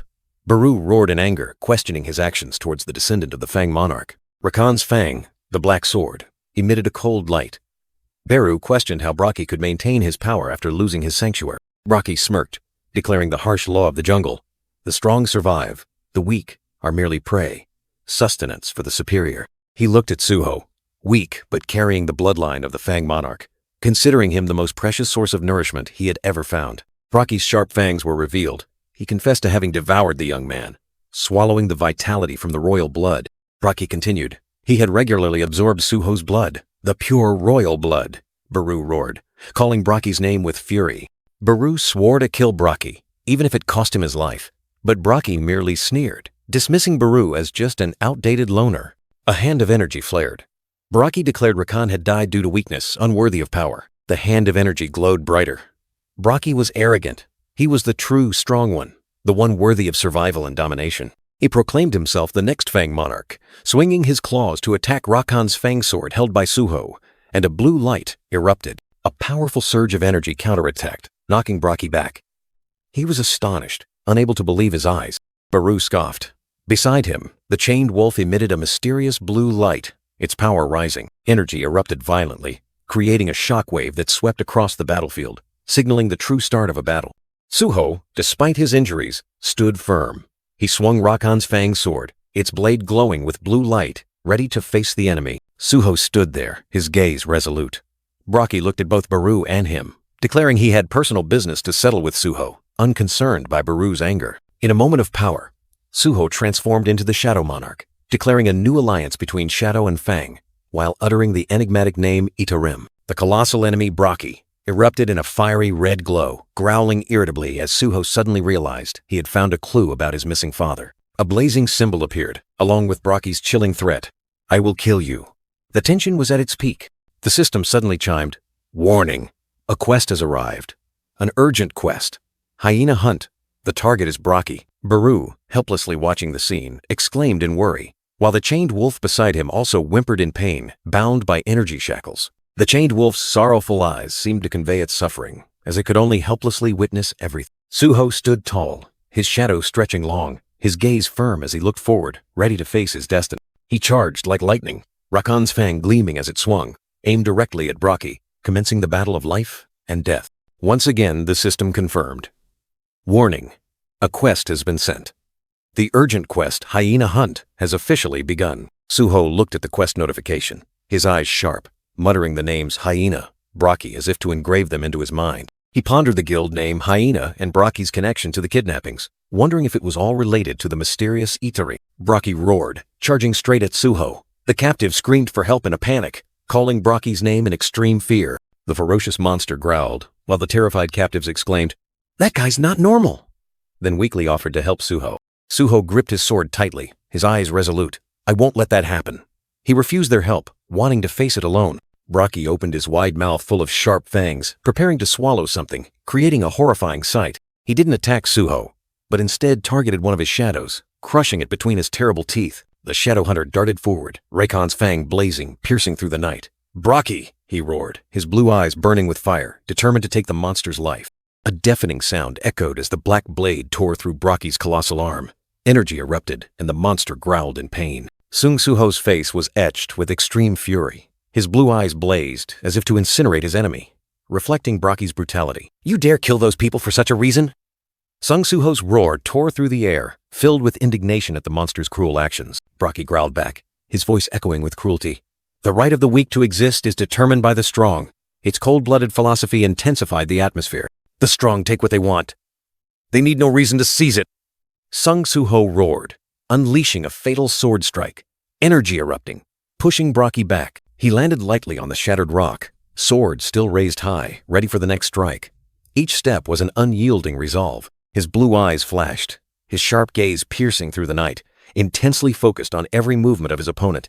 Another wind-slicing sword strike was unleashed, brilliant purple energy cutting through the air, striking Brocky hard, making his colossal body stagger. His shadow soldiers charged simultaneously, surrounding Brocky from all sides. A chaotic battle erupted, each blow carrying destructive power. Brocky roared in pain, his colossal body collapsing, creating a resounding thud that shook the ground. The monster's face contorted in pain, its sharp fangs clenched, but its fiery red eyes still gleamed with stubbornness. Unyielding, Brocky surged up, unleashing a torrent of fiery red energy that tore apart the surrounding ground, counterattacking fiercely. Brocky's fiery red eyes flared with furious rage, determined not to let his enemy easily defeat him. Its ferocity reached its peak. Sung Soo-ho glided gracefully, evading the monster's attacks, his figure like a ghost amidst the vortex of destruction. Rakan's fang in Sung Soo-ho's hand blazed once more, its blue blade shimmering, signaling an impending finishing blow. Rakan's fang tore through the air as Sung Soo-ho unleashed the powerful storm slash, blue light engulfing the battlefield. But Brocky still stood firm, the monster roaring defiantly. Ha ha ha ha ha! Is that all you've got? Even the relic of the Fang monarch would be disappointed. He didn't back down, continuing to swing his sword, his consecutive slashes forming a whirlwind of light, continuously striking Brocky. I'm not done yet, Sung Soo-ho growled, his blue eyes burning with determination, refusing to let his opponent underestimate him. A new skill was activated: spin, the blade rotating like a whirlwind, cutting through space, relentlessly attacking Brocky. Amidst the fierce battle, Sung Soo-ho questioned, Brocky, why have you changed like this? He continued to press, reminding Brocky of a past when he revered Rakan, and what had caused the monster to become so corrupted. Brocky fell silent, his colossal figure shrouded in shadow, seemingly lost in distant memories of Rakan. Suddenly, a brilliant golden symbol flashed, like a crack in reality, signaling a terrifying truth about to be revealed. That golden light reflected in Brocky's fiery red eyes, a sinister gleam flashing through, filled with rage and hatred. Brocky growled, his voice full of denial, as if resisting something within. No! The monster screamed maniacally, slamming a devastating punch into the ground, making the earth tremble and crack. Brocky snarled, revealing the brutal truth. I never respected him. I simply had no other choice but to kneel before Rakan's power. I will not return to the life of a weakling, the monster declared, its eyes blazing, determined never to turn back. Fang! Sung Soo-ho exclaimed in surprise, his eyes wide, realizing the truth behind Brocky's words. Brocky charged, his eyes contemptuous. You worry about others? Fool! The monster attacked Sung Soo-ho once more. Pain tore through his body, his bones felt crushed. But Sung Soo-ho's resolute gaze still burned brightly in the night. Nevertheless, thinking of his father fighting somewhere, an invisible strength surged within him. He could not fall. Without hesitation, Sung Soo-ho charged at Brocky, his attacks shrouded in deep shadow, utterly relentless. His fists flared with deep blue light, each strike carrying an unshakable iron will. Despite the fierce counterattack, Sung Soo-ho braced himself, screaming in his mind, I can't fall now. Sung Soo-ho's shadow soldiers also attacked simultaneously, making Brocky exclaim in surprise, Little Monarch! Amidst the fierce battle, Rakan's fang shattered, lying desolate on the rocky ground. From the shattered blade, a mysterious power flowed. Is this the end? The successor's survival? The future of the Fang? All rests in Sung Soo-ho's hand. The shattered sword suddenly flared with brilliant fire before fading, leaving a big question mark in the air. Beru hovered, observing, while the chained wolf still lay slumped, its eyes dull as if sinking into oblivion. The wolf suddenly lifted its head, its eyes flashing with surprise. The successor of Lord Rakan? Ah, I understand. A burst of power. The chained wolf transformed, becoming a mighty warrior, charging straight at Brocky. Its eyes blazed, wondering, have I been inspired by Sung Soo-ho's fighting will? The broken sword blazed once more. I remember now. The last thing I can do. The wolf gathered all its remaining strength, channeling it directly into Sung Soo-ho and Beru, transforming them into brilliant flames. Receiving the power, the wolf roared, its entire body ablaze with energy, ready for the final battle. A surge of wild power tore through space, signaling an impending fatal attack. Sung Soo-ho, in the form of the Shadow Monarch, was repelled by an invisible force, his entire body violently shaken. He collapsed onto the ravaged ground, the surrounding area, nothing but ruins, while Brocky still stood tall. The black-haired young man knelt, breathing heavily, looking up at the sky, which was cracked like a shattered mirror. His eyes burned with determination, but his pathetic health bar betrayed his exhaustion. I thought I was stronger. Brocky, the fiery red giant, looked down arrogantly. You're better than I thought, you worm. Suho questioned himself. Can I not win? Without hesitation, Brocky charged, opening his fanged mouth wide, ready to devour his prey. Suho gritted his teeth, his blue eyes flaring with unyielding fire. Damn it! Suddenly, a terrifying tremor tore through the ground. Dust flew everywhere, and a new power erupted. A colossal figure charged forward, swinging sharp claws, spectacularly blocking Brocky's attack. Sung Suho looked up, his eyes wide with astonishment at the creature that had just appeared. Brocky was knocked back, groaning in pain, his fiery red eyes revealing extreme surprise. Deep claw marks were visible on the monster's body, shadows and energy pouring from the wounds. The colossal wolf, with blazing eyes, stood protectively in front of Suho, its majestic posture ready to face any danger. It growled, its golden eyes sparking with fire, declaring its powerful presence on the battlefield. The system appeared. The successor of Rakan's Fang has shown respect for your fighting will. Do you wish to accept the successor of Rakan's Fang into your party? Suho was stunned. The successor of Rakan's Fang? That little wolf? The giant wolf raised its head, its eyes sharp. A thought suddenly flashed through Suho's mind. Does it want to join my team? Amidst the thick dust, the successor of Rakan's Fang appeared with great power, radiating a brilliant light. Suho stood beside it, his eyes still a little dazed. A deep growl echoed, its sharp fangs bared, its golden eyes burning like fire. A primal ferocity. The system reappeared, clearly announcing, the successor of Rakan's Fang has expressed respect for the player's fighting spirit. Do you want to recruit the successor of Rakan's Fang as a teammate?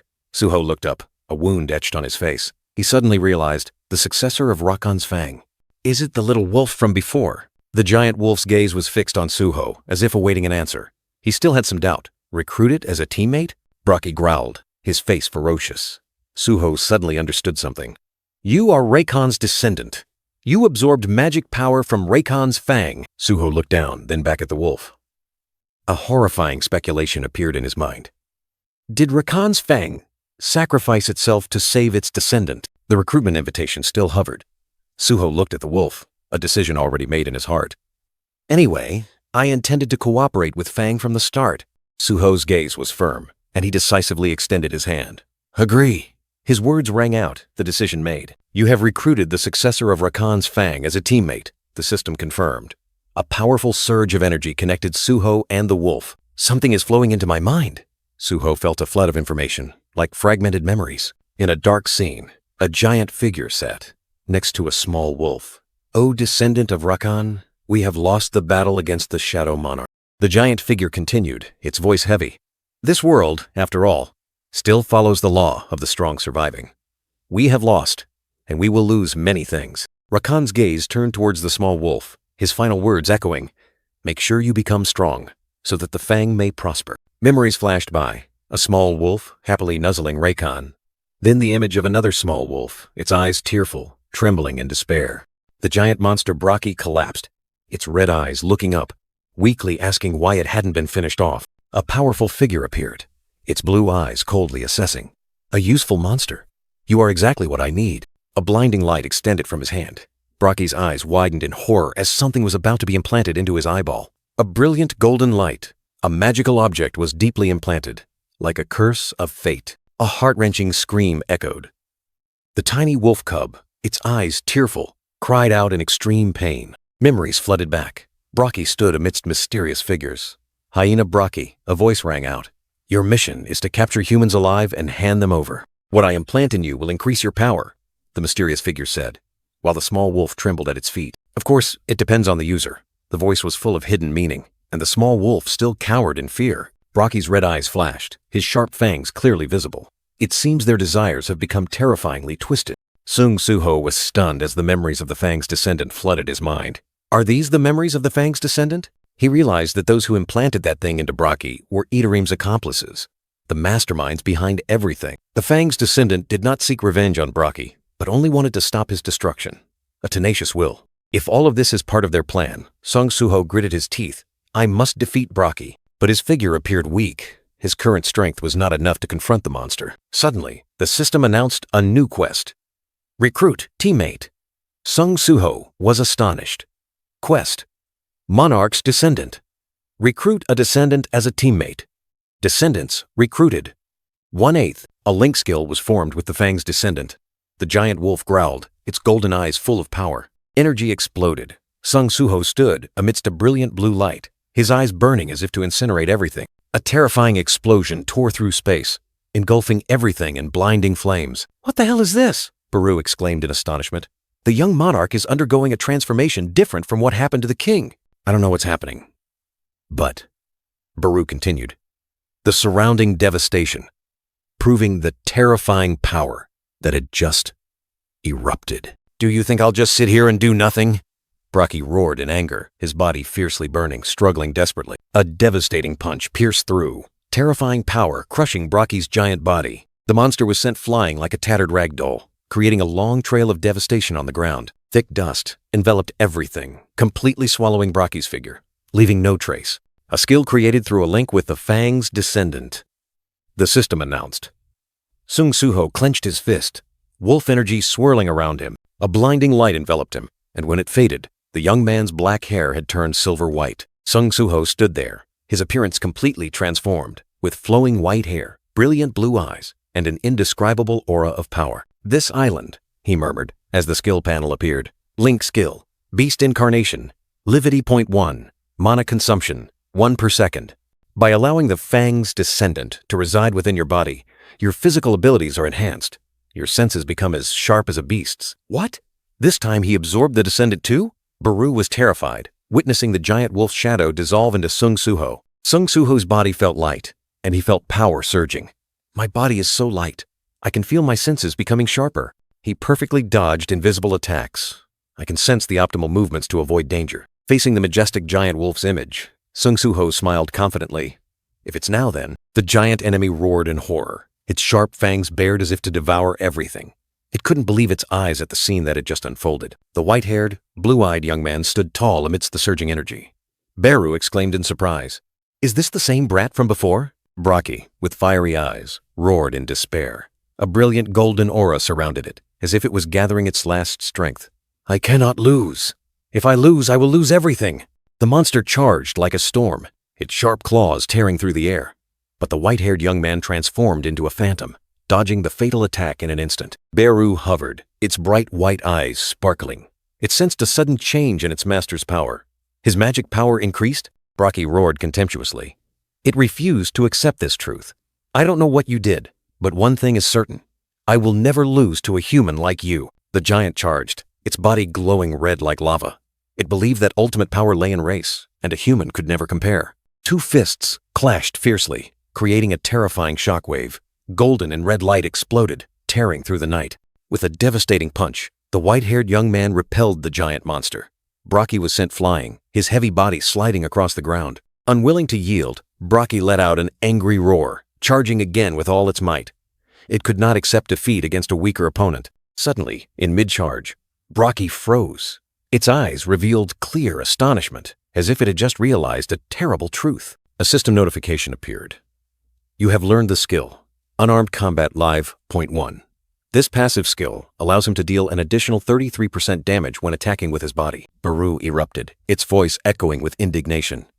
"How dare you speak of racial differences in front of the young monarch? Nothing can surpass the race of the Shadow Monarch," Baru declared. Braki trembled, realizing the terrifying truth. "Wait, does that mean?" The white-haired young man unleashed a powerful spinning kick, surrounded by brilliant golden energy. Braki was stunned, realizing, this kid belongs to the Shadow Monarch. The thunderous kick struck Braki directly, creating a massive explosion. The giant was sent flying into the air, completely helpless. Sung Suho's thunderous kick tore through the air, sending Braki flying amidst shattered rock fragments, creating a deep fissure in the ground. The explosion echoed throughout the sanctuary, like a declaration of the end of a fierce battle. The brilliant golden energy gradually faded, and Sung Suho's white hair began to change color, returning to its familiar black hue. He panted, feeling exhaustion spread throughout his body, but his eyes still shone with determination. Sung Suho stood tall over Braki's corpse, a giant ash-gray wolf spirit escaping from the monster's body, hovering hauntingly. In its final moments, Braki reminisced, "Stronger. I Need to be stronger. Memories flooded back, the image of the ferocious Fang's descendant attacking him, forcing him to fight for survival. Ah, I remember now, he realized, his eyes flashing with understanding. The reason I need to be stronger. A dull ache rose from the depths of his soul. Rakan's figure appeared in Braki's mind, a great hero in a blinding light. Lord Rakan, I was enraged because I couldn't protect you, Braki roared in his memory, the Fang's descendant wolf spirit looking at him with pity. The system reported victory. You have defeated Hyena Braki. Level up. Level up.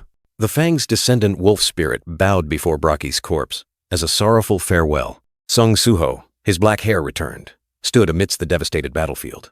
Baru appeared beside him, while the wolf spirit still lingered. Well done, young monarch. Baru spoke. Sung Suho looked at him asking, You sensed Itarim's energy from Braki, didn't you? Sung Suho continued. I saw the memories of the Fang's descendant, and saw hunters implanting something into Braki's eye in the dungeon. Could they be Itarim's apostles? And why did they attack Braki? Beru denied that Braki's attacker was an apostle of Itarim, explaining that the outer gods use apostles to interfere with this world, and their actions are related to the invasion. So, Itarim's apostles have arrived on Earth. Sung Suho frowned, eager for more information. He couldn't let the intel on Itarim be cut off again, as it was the key to all mysteries. Amidst the deadlock, Baru suddenly appeared, raising his hand and saying there was another way. Sung Suho asked again in surprise, his eyes full of hope. Grand Marshal Baru excitedly proposed. Braki still has memories of Itarim. If I devour his corpse, I can view them. He could also recover his magic power.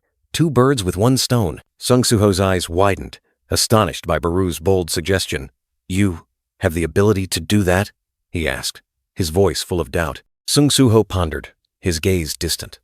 Though it was a bit chilling, this was perhaps the only way to unravel the mystery of Itarim and those enigmatic figures. Suddenly, a gigantic wolf spirit appeared, its golden eyes looking down. It was the Fang descendant, who had just been freed from Braki, now wandering aimlessly. Sung Suho gently sat down, looking directly at the wolf spirit. He extended an invitation. Do you want to come with me? I want to show you a place. The wolf spirit remained silent, its golden eyes gazing deeply into Sung Suho, as if considering the offer. A vague wariness still lingered. Sung Suho smiled faintly, his gaze resolute. He knew this wolf spirit could be a valuable ally, and he was willing to wait for its acceptance. Unexpectedly, the wolf spirit lunged forward, gently licking Sung Suho's face as a sign of agreement. He burst into hearty laughter, knowing he had gained another companion. Sung Suho raised his hand, and a surge of dark energy erupted, swirling to form a mysterious spatial gate. The door to another world had opened. Standing before the spatial gate, Sung Suho turned to Baru and said, Baru, then I leave everything to you. He was ready for a new journey. Baru watched Sung Suho's retreating back, his bright eyes reflecting worry. Young monarch, you are too benevolent, he muttered, understanding his master's heart. The spatial gate led to another world, where sharp rock formations stretched skyward, engulfing a ruined city, creating a scene full of mystery and danger. Sung Suho and the wolf spirit stepped into a gloomy forest. Beru asked, Young monarch, why have you come to this shadow dungeon? The new adventure had officially begun. Sung Suho decided that the Fang successor would have a place to reside. Beru, the small shadow, was astonished by his master's intention. You're going to leave him here? He smiled, looking at the wolf spirit walking beside him. Now we are allies, and without a protector or a place to stay, it's truly pitiful. A system notification appeared. The wolf spirit wanted a name. It barked loudly, like a plea. Sung Suho was surprised. You want me to name you? He pondered, then looked at the wolf's gray fur. Your fur is gray, so gray. Beru, beside him, quietly remarked, like father, like son. The wolf spirit, now named Gray, bared its fangs in a joyful grin. The system confirmed. Gray, ally, trust level, admiration. A new bond had been established. All right, Gray. This forest will be your territory. Roam freely. Gray the wolf barked loudly, jubilant. The system announced that a part of the shadow dungeon had become Fang territory, and Gray was its master. Gray, full of energy, clawed at a tree trunk. Sung Suho asked Baru about its food. He carries the blood of the Fang, so he can eat living creatures, or even monsters, Baru replied. He smirked meaningfully. Good. Some plan was forming in the young man's mind. There are still a few monsters to deal with here, Sung Suho said, looking towards the red-eyed goblin. Then, let Gray clean up this place. Gray growled, opening its mouth wide, full of sharp fangs, its golden eyes gleaming ferociously. It was ready for the hunt. Quick as a flash, Gray lunged at the goblin, its claws and fangs tearing the enemy apart. A critical blow, giving the opponent no time to resist. Amazing speed, Gray, Sung Suho laughed, satisfied as he watched his new ally rampage. He also received a reward, 5 stat points, and the title Wolf Hunter. Wolf Hunter? Wasn't Brocky a hyena? Sung Suho wondered. Baru simply replied softly, just ignore such trivial matters. Anyway, this quest, Sung Suho read aloud. Find the monarch successors and befriend them? Baru sadly whispered. My liege never had something like this. Baru explained that Sung Suho's leveling system was an improved version because the system's malice had diminished. Malice? Sung Suho asked again, his expression puzzled. Baru revealed that the one behind the system was previously a schemer. He wanted to force Sung Jinwoo to become the vessel of the Shadow Monarch, and then his soul would be destroyed. The one behind the system wanted to turn Sung Jinwoo into a vessel, destroying his soul. But a hero is not easily subdued. He defied fate, broke his chains, and rose to become the great Shadow Monarch himself, an existence far beyond all levels. So the system wants to turn me into the Shadow Monarch too? Suho asked, but Baru denied it. No, there is only one Shadow Monarch. Baru explained that the system was now merely a guide, assisting Suho's development. My system's goal, Suho muttered, his gaze firm. He opened his status window, wanting to clearly see his true strength. The status window appeared. Sung Suho, level 16, title Wolf Hunter. His stats and skills had soared, but he still had no class. These stats are much higher than when I first started. He thought to himself, satisfied with the useful skills he had just acquired. But I'm still weak, Suho admitted to himself, thinking about the battle. If not for the skill linked with Gray, he wouldn't have been able to defeat Brocky. He resolved, if the system quests proceed as intended, I will complete them first, hoping to reunite with his parents one day. Walking deep in the forest, Suho suddenly remembered. Oh right, are there any clues about Itarim and Brocky's memories? He asked Baru. Baru replied that he had reviewed those memories but found nothing about Itarim's apostle, the one who had brainwashed Brocky. So, in the end, nothing was found? Suho was disappointed. However, Baru said, catching his attention, Baru revealed that there was a memory of the one who created the Hyena Guild for Brocky and kidnapped those captives. If we stay silent, we can survive. A long-haired man panicked. Even the strongest organizations are being threatened. The masked man pondered. He wondered if he would have achieved this power if he hadn't met Ellie and Mirane. Hey, what's your name? The masked man asked. I'm Lee Seo-jun, the young man stammered. Good. I like your answer, so I'll spare you. Lee Seo-jun tremblingly asked about his fate, wondering if he would go to jail. The masked man coldly replied that he would continue his work. The young man was stunned, realizing this was no ordinary arrest. A heavy bag of money was thrown over. Seo-jun briefly wondered if this was the price of freedom, a monthly tribute to the guild. Not at all, the masked man growled. You just need to follow the instructions I leave behind. Seo-jun was confused.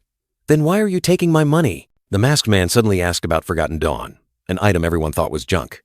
Seo-jun was surprised, mentioning that the Twin Swords Guild had tried to sell it for a long time without success. A chilling surge of killing intent erupted from the masked man, making Seo-jun shiver. Could it be that he was tricked into buying that useless item? The young man thought to himself. Do you know where the Twin Swords Guild is? The deep voice resonated. Seo-jun immediately brightened, a crooked smile on his face. I know a few places. The scene quickly shifted. Sung Suho was astonished, his eyes wide. Guild? He repeated, as if he had just heard something unbelievable. Death God, Beru replied curtly, an image of a skyscraper appearing with a Grim Reaper's scythe symbol. Investigate this guild, and you will find Itarim. In a luxurious office, the phone on the desk suddenly vibrated, breaking the silence. A hand reached out, a thumb gently swiping the screen, answering the call. Ah, I'm Im Taegu, the voice rang out. Lee Min-sung sat behind his desk, surprised, asking, Aren't you on a raid in the southeast? Im Taegu snapped. That doesn't matter. The hyena incident. You're behind it, aren't you? Lee Min-sung feigned ignorance. Hyena? Isn't that an animal in the zoo? Don't beat around the bush, Lee Min-sung, Im Taegu said coldly. Im Taegu, watch your words, Lee Min-sung retorted sharply. Im Taegu revealed that he had confirmed Lee Min-sung's dealings with the Hyena Guild, and the association would get involved. Lee Min-sung still denied it, confidently saying he would call his lawyer. Don't be too confident, Im Taegu warned. The law might not be strong enough, and the association chairman is no pushover. Images of mysterious warriors appeared, full of power. You'd best resolve everything before I return, Im Taegu growled. Lee Min-sung sat silently, staring at the phone. Did the person who just hung up dare to be so arrogant? Lee Min-sung gritted his teeth, recalling how his former driver was now swaggering just because he reached S-rank. His anger flared, and he slammed his fist onto the desk, cracking the ground. A surge of purple energy erupted, destroying everything around him. The one who defeated Brocky and the Hyena Guild. The only information from the survivors was a young hunter wearing a black mask. Tisk, no time to bother with him. Lee Min-sung dismissed the thought. Something more important awaited. The Vice Guild Master of the Death God Guild, Lee Min-sung, flashed a sinister smile, his red eyes staring intently at the item in his hand. Hunter stimulant. Stardust, he whispered, believing that once this operation succeeded, no one would be able to look down on him anymore. In another dungeon, Gray, the gigantic shadow wolf, crushed a greenish monster, ending the bloody battle. You've improved a lot in combat, a voice rang out. Gray growled, ready to continue fighting for its master. Sung Soo-ho watched Gray devour the monster's corpse. Just eat, don't waste it. He thought to himself, this wolf adapted much better than expected. A system notification appeared. Gray's experience has reached its limit and will be transferred to the player. Experience reduced by 50%. Sung Soo-ho was surprised. Baru, my experience increased after Gray finished hunting. Did the system have this feature before? Baru replied. Is that so? Baru explained that this was probably a mechanism similar to shadow soldiers transferring experience to their master. It's like a shared experience system in a game. Even with a 50% reduction, this automatic experience gain is incredible, Sung Soo-ho decided. So from now on, Gray, just hunt here, the wolf growled. Another status window appeared before him. A series of system notifications appeared consecutively. Daily quest. Clean up the shadow dungeon has arrived. Objectives. 100 goblins. 10 goblin brutes. 1 goblin centurion. Daily quest? Kill goblins? Sung Soo-ho wondered. If it's a quest, there's definitely a reward and it can be received daily. Baru explained that the system wanted this area to completely belong to him. Find 100 goblins in this vast area. Damn it. Sung Soo-ho cursed under his breath. The daily quest sounded easy, but was surprisingly tough. Suddenly, a light bulb went off in his head. Inventory! The young man immediately opened the system interface, and a series of items appeared. He remembered picking this up while hunting goblins before. A horn flute, an E-grade item used to summon goblins. Without hesitation, Sung Soo-ho brought the flute to his lips.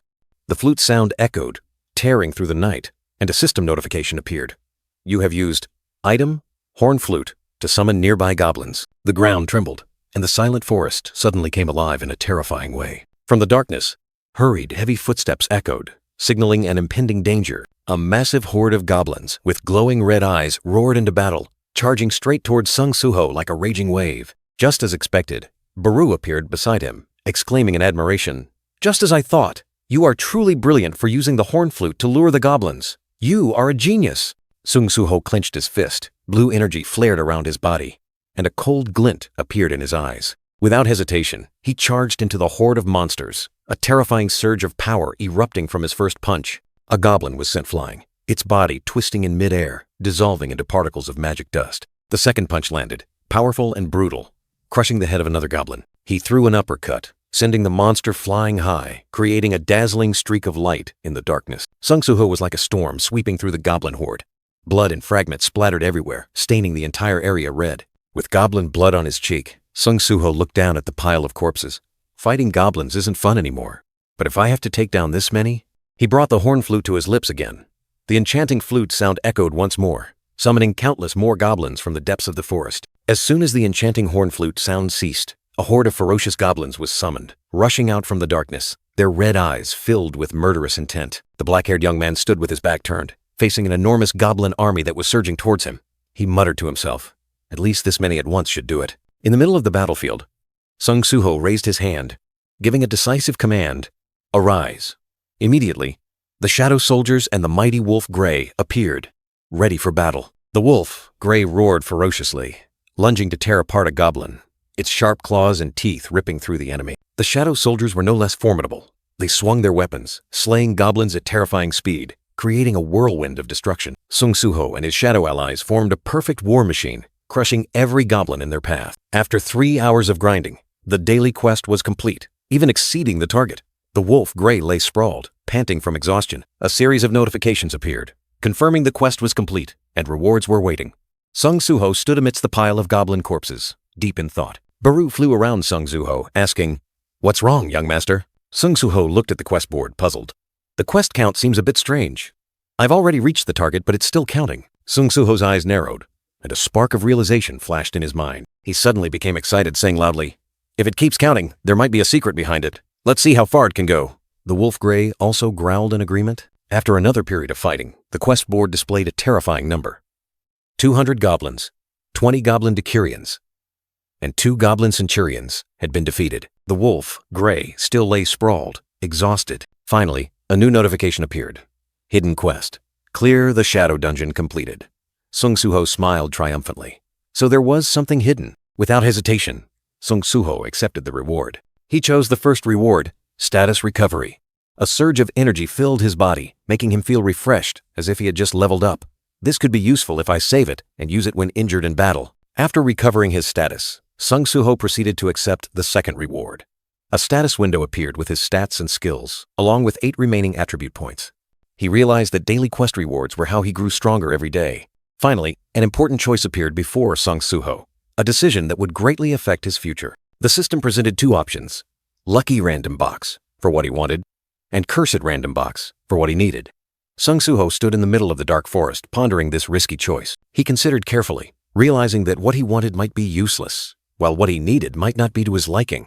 But currently, there were too many things he needed. Finally, he decisively chose the Cursed Random Box. A dazzling light flared, and from the gift box, a pair of giant combat gloves appeared. Sung Suho was surprised, not expecting to receive such a weapon. The item was Vulcan's Horn, a pair of gloves that increased attack by 40 points, with the destructive urge effect increasing physical damage by 30% and becoming stronger when devouring demon souls. He was satisfied, as he had wanted a personal weapon. The giant gloves enveloped Sung Suho's arms, radiating a brilliant light, showcasing the latent power within. He realized the potential of the new weapon, that it could become even stronger when hunting demons. Feeling it was a bit heavy, he decided to allocate all 8 attribute points to strength, increasing this stat from 35 to 43. With the new weapon in hand and his strength bolstered, Sung Suho was full of vigor, ready to hunt demons to enhance the glove's power. But an unexpected system notification appeared, signaling a change in his ally's status. The notification stated that Grey's loyalty had changed from admiration to fear. Baru explained that Grey was not a shadow soldier with infinite stamina.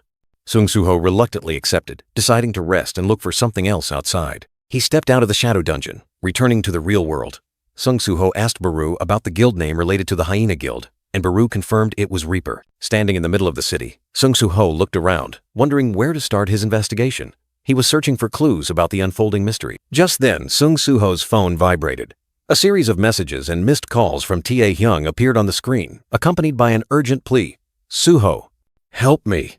The emergency call led Sung Suho to Seoul Station, a dangerous area that had been abandoned and heavily damaged. There, Lee Seo-jun, who had made the call, frantically waved towards Sung Suho, his face filled with joy and gratitude upon seeing him arrive. Lee Seo-jun explained the urgent situation. He had to enter the dungeon today, but all the transporters were unreachable. Sung Suho wondered why, and Lee Seo-jun confirmed no one had shown up for work. Lee Seo-jun angrily cursed the absentees, assuming they were drunk somewhere. Sung Suho reassured him, promising to help, a hint of reluctance on his face. "Suho, you're the best." Lee Seo-jun excitedly handed him a protective suit. Sung Suho was surprised. "Isn't this a hazmat suit?" Baru explained that transporters were more dangerous than miners. Miners were safe in the rear, while transporters had to stick close to the attack team to collect monster corpses. Not only did they face danger from monsters, but they also had to guard against injuries from sharp thorns or toxins from beast corpses. He nodded, now understanding the reason for this protective suit. Sung Suho's face now wore a serious expression. Sung Suho was astonished. There were only a few people in the transport team. What? Why is the transport team so small? Lee Seo-jun apologized, explaining that the other transporters had all gone missing. An angry hunter questioned, "You signed a contract, and now you're talking about irresponsibility?" He continued to threaten, saying he would report them to the association if they were late. Lee Seo-jun quickly reassured him, promising to do his best. Lee Seo-jun muttered that he hated irresponsible people, then whispered into Sung Suho's ear, "Suho, use your summoned pets to teach them a lesson." Sung Suho remained silent, his cold gaze sweeping over the arrogant individuals. He silently assessed the attack team. 4 D-rank mage hunters, 4 D-rank combat hunters, and 1 C-rank healer. The one who had just spoken loudly was the leader. He recalled the cursed random box and Vulcan's horn. Lee Seo-jun reminded him, "It's very slippery here. Be careful, Suho." He pieced together the events. Im Taegyu's call, The Reaper Guild's dungeon. If it's not all a coincidence, a great suspicion arose in his mind. Stepping into the dungeon, a gloomy atmosphere enveloped them. Red cracks, like veins, glowed on the rock walls, signaling a lurking danger. A roar tore through the air. Blue light erupted, and a ferocious monster materialized, ready to charge into battle. He stood firm, a powerful aura erupting from him. Behind his back, majestic shadow entities gradually became visible, ready to obey their master's summon. In the dark dungeon, 2 hunters used magic to light up the space, their voices echoing. Light up the area. The attack team was ready, full of vigor. The leader commanded, "Everyone, prepare for battle!" From the shadows, giant lizard monsters with glowing red eyes growled, ready to charge into battle. The attack team leader turned to the 2 porters, growling, "Porters, there are few of you, so stick close to us and work quickly." Wearing protective gear, Sung Soo-ho thought to himself, "Stick close to the attack team, huh? Lizard monsters. I thought it would be demons, since the cursed random box gave me Vulcan's horn." He observed the hunters fighting fiercely, deciding to seize the opportunity. Watching them fight will be very useful. I need to learn how hunters cooperate and fight. In Sung Soo-ho's hand, the quest key emitted a faint purple light. He thought, I still have plenty of Goblin Decurion and Centurion corpses from the daily quest. A surge of dark energy erupted. Sung Soo-ho decisively commanded, "Arise." 7 shadow soldiers appeared, ready for battle. He realized, the number of shadow soldiers I can control has increased to 7 since my intelligence grew. Sung Soo-ho's shadow soldiers charged in, easily overwhelming the lizard monsters, ending the battle swiftly. The attack team stood on the monster corpses. The leader sighed in relief. "This area is safe for now. Let's take a break." He continued to grumble, a displeased look on his face. "It's already over? Even if we wanted to hunt more, we can't. There are only 2 porters. Who would have thought they'd be a burden when they should have been support?" Suddenly, the leader flinched, his eyes wide with surprise. He turned around, utterly shocked to see Sung Soo-ho and Lee Seo-jun had already finished transporting, surrounded by working shadow soldiers. "What the hell? They've already finished transporting?" The leader stammered, asking Sung Soo-ho, "Thursday, that summon is yours?" Sung Soo-ho replied, "Yes, but why?" Lee Seo-jun worried. "What will he say?" Without another word, the leader suddenly grabbed Sung Soo-ho's hand tightly. The attack team leader, still holding Sung Soo-ho's hand tightly, unexpectedly offered him to become the exclusive porter for his team. But Sung Soo-ho, with a resolute expression, flatly refused, saying he had no intention of continuing this work. The leader still tried to persuade him, promising the highest salary in the industry. But before he could finish, a team member frantically called out, interrupting him. The young man in the red shirt tremblingly reported, "We're in big trouble. We found a dead civilian." The leader asked again in surprise, his eyes full of disbelief. A horrifying scene appeared. A charred, completely disfigured corpse, with burn marks like electric shocks, still glowing blue, lying coldly on the ground. The whole team gathered around the corpse. One person identified it as a civilian based on the remaining accessories. The atmosphere was heavy, an ominous sign. Sung Soo-ho and Lee Seo-jun stared at the body. Sung Soo-ho thought to himself that no fire monster at Seoul Station could cause such wounds. Lee Seo-jun worriedly asked, "Soo-ho, could this corpse be?" Sung Soo-ho nodded, confirming his guess. In Sung Soo-ho's mind, images of victims burned by blue flames appeared. He immediately recognized it. This was the infamous fog burn, a sign of extreme danger. Lee Seo-jun asked if the fog burn was related to the new monsters that breathe blue fire. Sung Soo-ho affirmed, recalling the horrifying incident at the Korean National University of Arts they had witnessed. Before they could compose themselves, desperate shouts rang out from other members. "Boss, there's another one here!" "Here too!" A series of charred corpses appeared, scattered everywhere. A member suggested that the leader should stop the hunt and report immediately to the Hunter Association. The leader remained silent, his eyes thoughtful, weighing the situation. He told himself, this is definitely a strange phenomenon, but the clothes on these corpses clearly belong to civilians, not hunters. Our team consists of D to C rank awakened individuals, so there shouldn't be any major problem. After a moment of thought, the leader made a cold decision. Let's continue. Sung Soo-ho thought to himself, just as I expected. I was waiting for you to say that. Lee Seo-jun, however, was panicked. He's going to continue? In this situation? The young man in the red shirt tried to dissuade him. Excuse me, the fog burn is much more dangerous than you think. But the leader brushed him off. As the leader of the attack team, I will be the one to decide. He ordered the porters. Clean up this place and follow us. Lee Seo-jun sighed deeply. Do I have to see the fog burn again? Sung Soo-ho turned to ask him if he had the acceleration skill. Lee Seo-jun confirmed. Sung Soo-ho looked straight at Lee Seo-jun, his voice calm but resolute. If things get bad, run immediately. The attack team continued deeper into the dungeon, eerie light shining from ahead. Sung Soo-ho felt an ominous premonition. Something extremely dangerous awaiting them. A ghostly blue energy surged, accompanied by agonizing screams tearing through the air, signaling a brutal ritual in progress. Many figures were enveloped by that blue energy, writhing in agony. Desperate cries echoed, testament to a horrific, cruel punishment. In the dark room, victims hung suspended, their life energy drained. Two mysterious figures stood watching, and a cloaked figure with his back turned witnessed it coldly. A giant lizard-headed creature spoke, its voice growling. Firepower is still weak. Secondly, what's the fuel situation? The black-masked figure replied, his voice deep and muffled.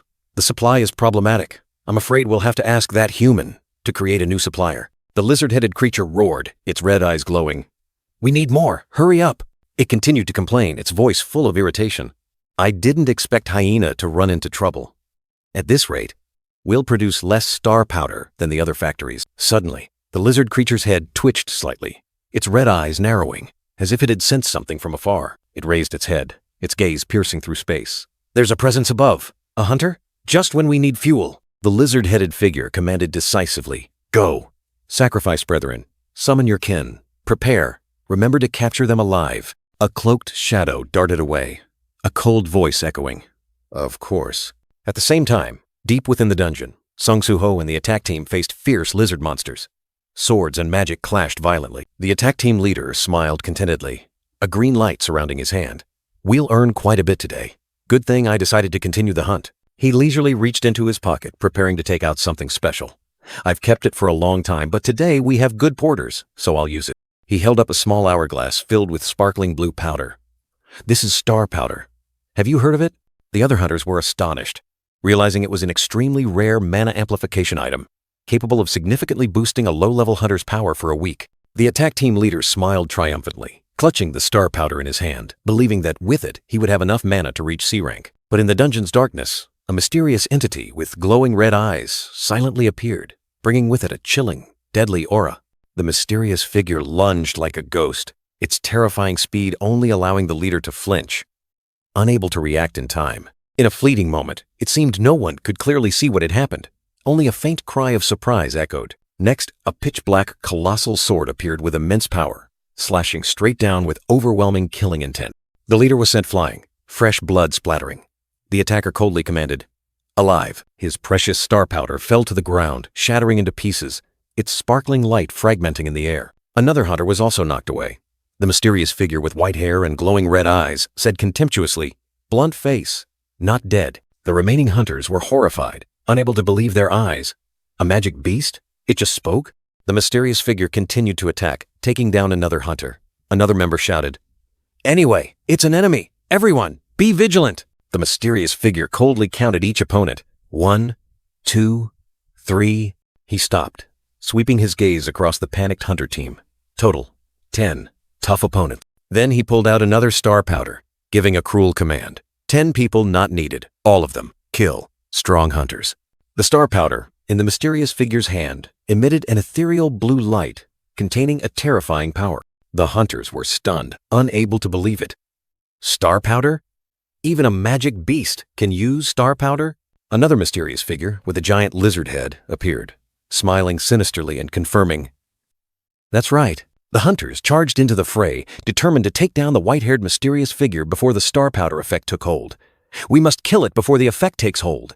Everyone, charge. The white-haired mysterious figure swung its large black sword, creating a brilliant surge of dark energy, ready for battle. It unleashed a terrifying slash, tearing through the air, fresh blood splattering as the hunters were struck. A fireball exploded violently, its dazzling light illuminating the entire dungeon, signaling a powerful attack. The white-haired mysterious figure dodged in surprise, its glowing red eyes reflecting the firelight, not expecting anyone to dare counterattack. The fireball exploded, knocking the hunters back.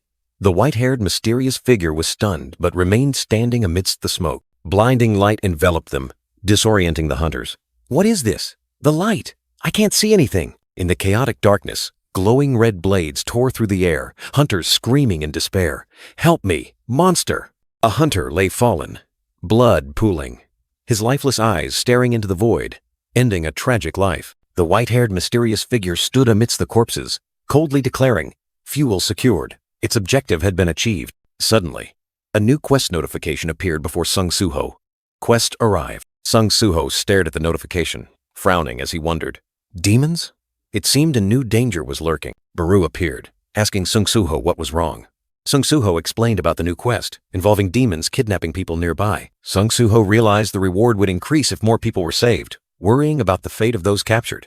Those people might be in danger soon. Lee Seo-jun worried that the attack team was in trouble, urging Sung Soo-ho to leave the dungeon.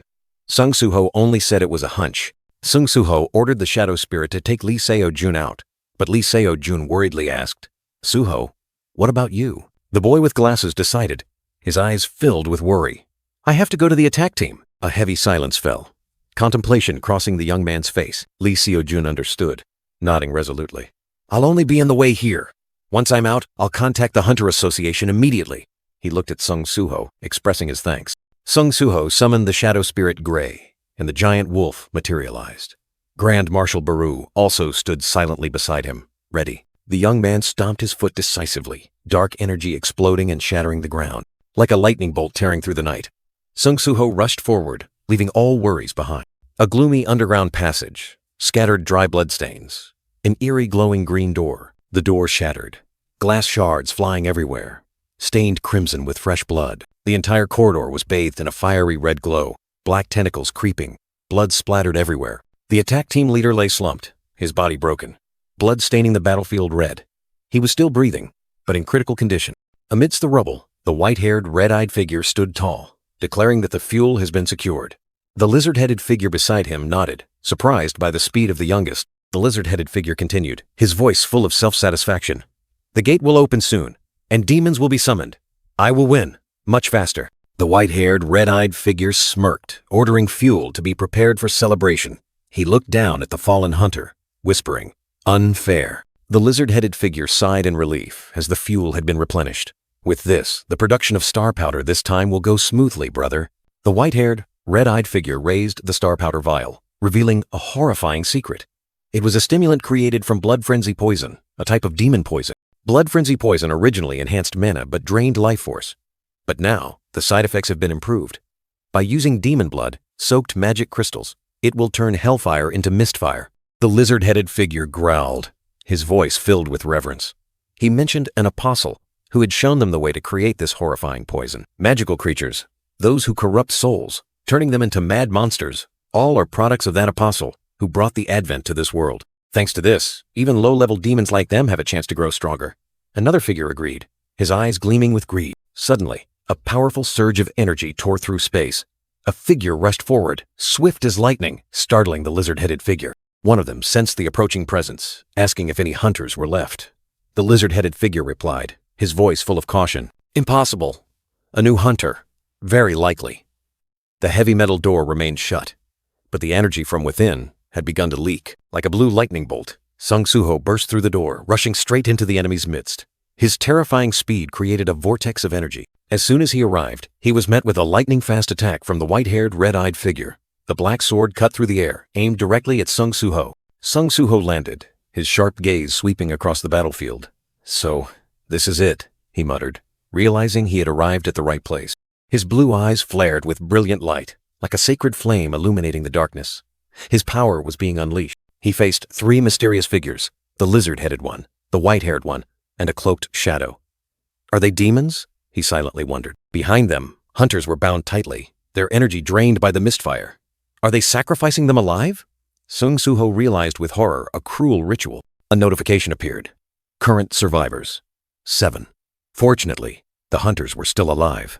Sung Soo-ho breathed a sigh of relief, determined to save them. The lizard-headed figure roared, charging to attack. Sung Soo-ho skillfully dodged, leaving only a blur in the air. The lizard-headed demon was stunned, not expecting his target to evade his attack so easily. Sung Soo-ho looked directly at the lizard-headed figure, his eyes cold. The hunters who died on the way. Was it because of you? He questioned. The newly awakened white-haired demon charged, delivering a fatal blow. But Sung Soo-ho was no ordinary foe. He glided like a ghost, narrowly dodging the deadly sword strike. The lizard-headed figure growled, astonished to see the youngest brother who had just absorbed star powder get his attack dodged. The white-haired, red-eyed figure beside him coldly stated, "It seems we have to step in, brother." The ground cracked, debris flying everywhere, evidence of the destructive power of those clashing. Berserk power erupted, engulfing the white-haired figure. His eyes blazed, signaling a merciless battle. Two figures clashed, creating dazzling shockwaves. Each strike was a roar of energy, tearing through space. The lizard-headed figure commanded, his voice full of authority. "Stand back, youngest." The white-haired figure's blue eyes flashed with annoyance, but he still obeyed. Now Sung Soo-ho faced a more formidable opponent. The lizard-headed demon had transformed into a giant form, growling like a mighty dragon. The monster roared, unleashing a sweeping attack across the land. Sung Soo-ho glided swiftly, narrowly dodging the deadly claw. In the face of danger, Sung Soo-ho did not falter. His hand flared with purple light, preparing for a powerful counterattack. And then, from the void, shadow spirits materialized. They were Sung Soo-ho's loyal army, ready to fight to their last breath. The shadow army surrounded the enemies, forming a solid wall. Sung Soo-ho stood in the center, his gaze firm, ready for an all-out battle. The white-haired, red-eyed figure lost patience. He swung his giant sword, tearing through the night with purple lightning, charging straight at Sung Soo-ho. Energy surged within Sung Soo-ho's chest. A whisper echoed, like a summons from the depths of his soul. "Arise!" The resolute summons echoed. Energy exploded, summoning countless more shadow spirits, turning the battlefield into a sea of fire. A multitude of giant shadow spirits appeared, growling fiercely. They were nameless warriors, but their power could crush any foe. The lizard-headed figure and the youngest were stunned. Thursday, an unbelievable sight was unfolding before their eyes, filling them with dread. Amidst the exploding dark energy, Sung Soo-ho spun to dodge, summoning more shadow spirits. A merciless battle had begun. The lizard-headed figure and the white-haired, red-eyed figure watched, astonished. "Elder brother, Yes, an incredible truth was manifesting. The vision opened. A desolate battlefield, where a majestic figure stood amidst a horde of demons. That is the power of the Shadow Monarch. What we demons witnessed on the day of annihilation. The shadow spirits charged, carrying destructive power. Each strike contained ferocity, leaving no retreat for the enemy. A multitude of other shadow spirits appeared, attacking relentlessly. However, it is much weaker than the true Shadow Monarch. The white-haired, blue-eyed figure stood tall, his aura soaring, surrounded by surging dark energy. He was ready for a confrontation. He charged into battle, unleashing thunderous blows. The lizard-headed figure calmly stated, "There's no need to fear, as long as he's not the Shadow Monarch." Sung Soo-ho frowned, questioning himself. Each of them is weaker than Braki, but fighting them all at once isn't easy. Reviving demons only costs mana. Or should I use that? Baru flew beside him, speaking. "Young monarch, I have preserved his body and read his memories. Shadow spirits will weaken over time. Is there a reason you kept him?" Sung Soo-ho mused, his gaze distant. I thought about this after seeing Braki's final moments. Memories of Braki surfaced. If his final battle was full of regret, controlled by Itarim, I want to use the power of the Shadow Monarch to make him a free warrior. He turned to look at Gray, who lay motionless. Of course, to do that I need Gray. Gray let out a low growl, his eyes flashing with discomfort. "Gray, are you all right?" Sung Soo-ho asked worriedly. Sung Soo-ho's hand reached out, enveloped in dark energy. The power of the Shadow Monarch began to activate, ready to summon. He stood majestically, energy exploding. "Arise, Braki! If you still have regrets, I will give you a chance to fight. Answer me, if you still crave battle." Under the summoning power, Braki's body began to tremble, a new life flickering from the realm of death. Braki's body still lay there, motionless in the deep forest, but a surge of dark energy was swirling, signaling an extraordinary event about to unfold. Suddenly, a blue light exploded. Sung Soo-ho's summoning energy pierced through death, awakening the slumbering warrior's soul. From the depths, a dark form gradually became clear. It growled, like a soul torn between life and death, between past and present. Sharp claws extended, and a giant body gradually formed. This was no longer the Braki of the past, but a new entity, a shadow warrior. Sung Soo-ho stood majestically, surrounded by other shadow spirits. At his feet, Brokil had fully arisen, letting out a roar that echoed through the entire space. The roar tore through the night, carrying the anger and bloodlust of one who had just escaped the shackles of death. Brokil had returned, stronger than ever. Brokil, level 1, normal quality. Though just the beginning, the presence of this shadow warrior had changed the situation. Sung Soo-ho now had another formidable ally. The mysterious white-haired, blue-eyed figure, who had just awakened, exclaimed in horror. "The hyena Brokey? Could it be? He defeated it?" A shocking truth had just been revealed. "With me, Gray, and Brokil, those are all the members," Sung Soo-ho listed. Baru immediately objected. Young monarch, please don't forget, I am here too. A humorous moment amidst the tension, Sung Soo-ho's blue eyes gleamed, his face radiating determination. The moment of battle had arrived. There was no turning back. Fight! Sung Soo-ho's command rang out.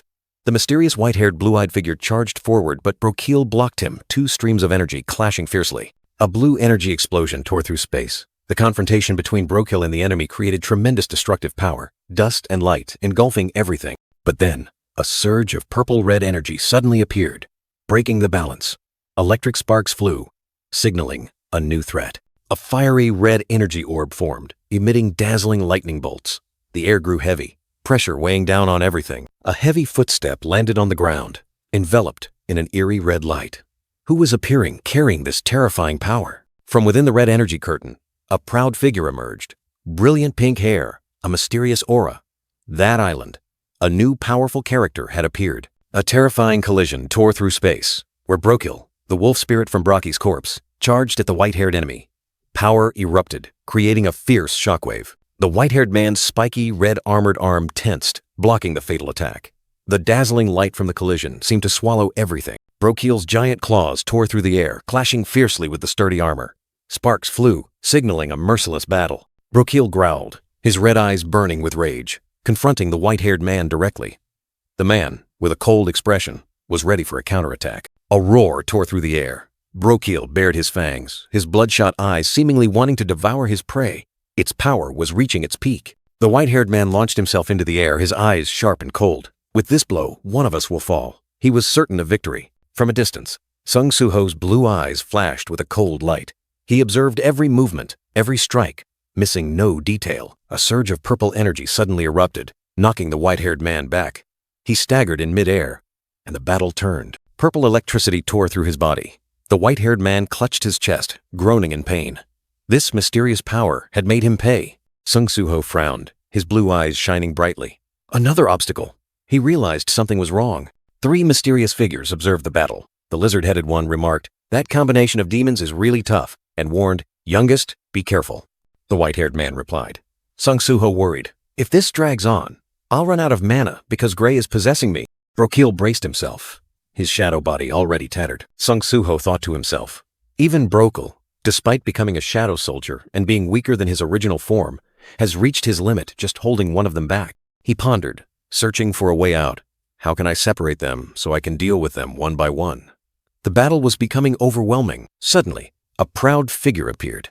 A long purple-haired maiden wearing light armor with sharp, cold eyes stood between the white-haired man and Sung Soo-ho. The purple-haired woman turned her back to the mysterious black-cloaked figure, her voice ringing out decisively. "Let me ask you this. A mysterious and powerful appearance." The white-haired man glared, his face utterly surprised as he faced her. The appearance of the purple-haired girl had completely changed the situation. The silver-armored woman stood tall amidst the ruins, her sword resting on the ground, her gaze resolute. Amidst the dust and smoke, her question echoed, "Where is Sung Jin-woo?" Sung Soo-ho thought to himself, surprised by the appearance of the injured female knight. Where did she come from? And why was she looking for his father? The purple-haired woman turned, her sharp eyes looking directly at Sung Soo-ho. That familiar voice startled him. "What are you doing here?" She was stunned to recognize the shadow entity. "Are you Baru?" "It really is Baru! Where is your body? I'm so glad to see you again." She pressed him with questions about Sung Jin-woo, then looked at Sung Soo-ho suspiciously. Who is this man? He could only stammer, "It's a long story." From a distance, 3 black-cloaked figures watched. The red-eyed, white-haired man wondered about the ritual. The lizard-headed one replied, "She knows our enemies. It will be troublesome if she joins their side." The purple-haired woman smiled in relief, clasping her hands joyfully. "I didn't expect to meet Baru here. He succeeded. I can rest easy." Baru didn't let her celebrate, immediately ordering, "See you later. Now deal with these demons." The purple-haired woman's mouth hung open, not yet understanding what was happening. The red-eyed, white-haired man coldly ordered, "Eliminate the injured demon first. We only need her blood to create star powder." He targeted Essel. Sung Soo-ho tried to remember, as if he had seen her somewhere before. He worried, "She's injured. Can she fight them alone?"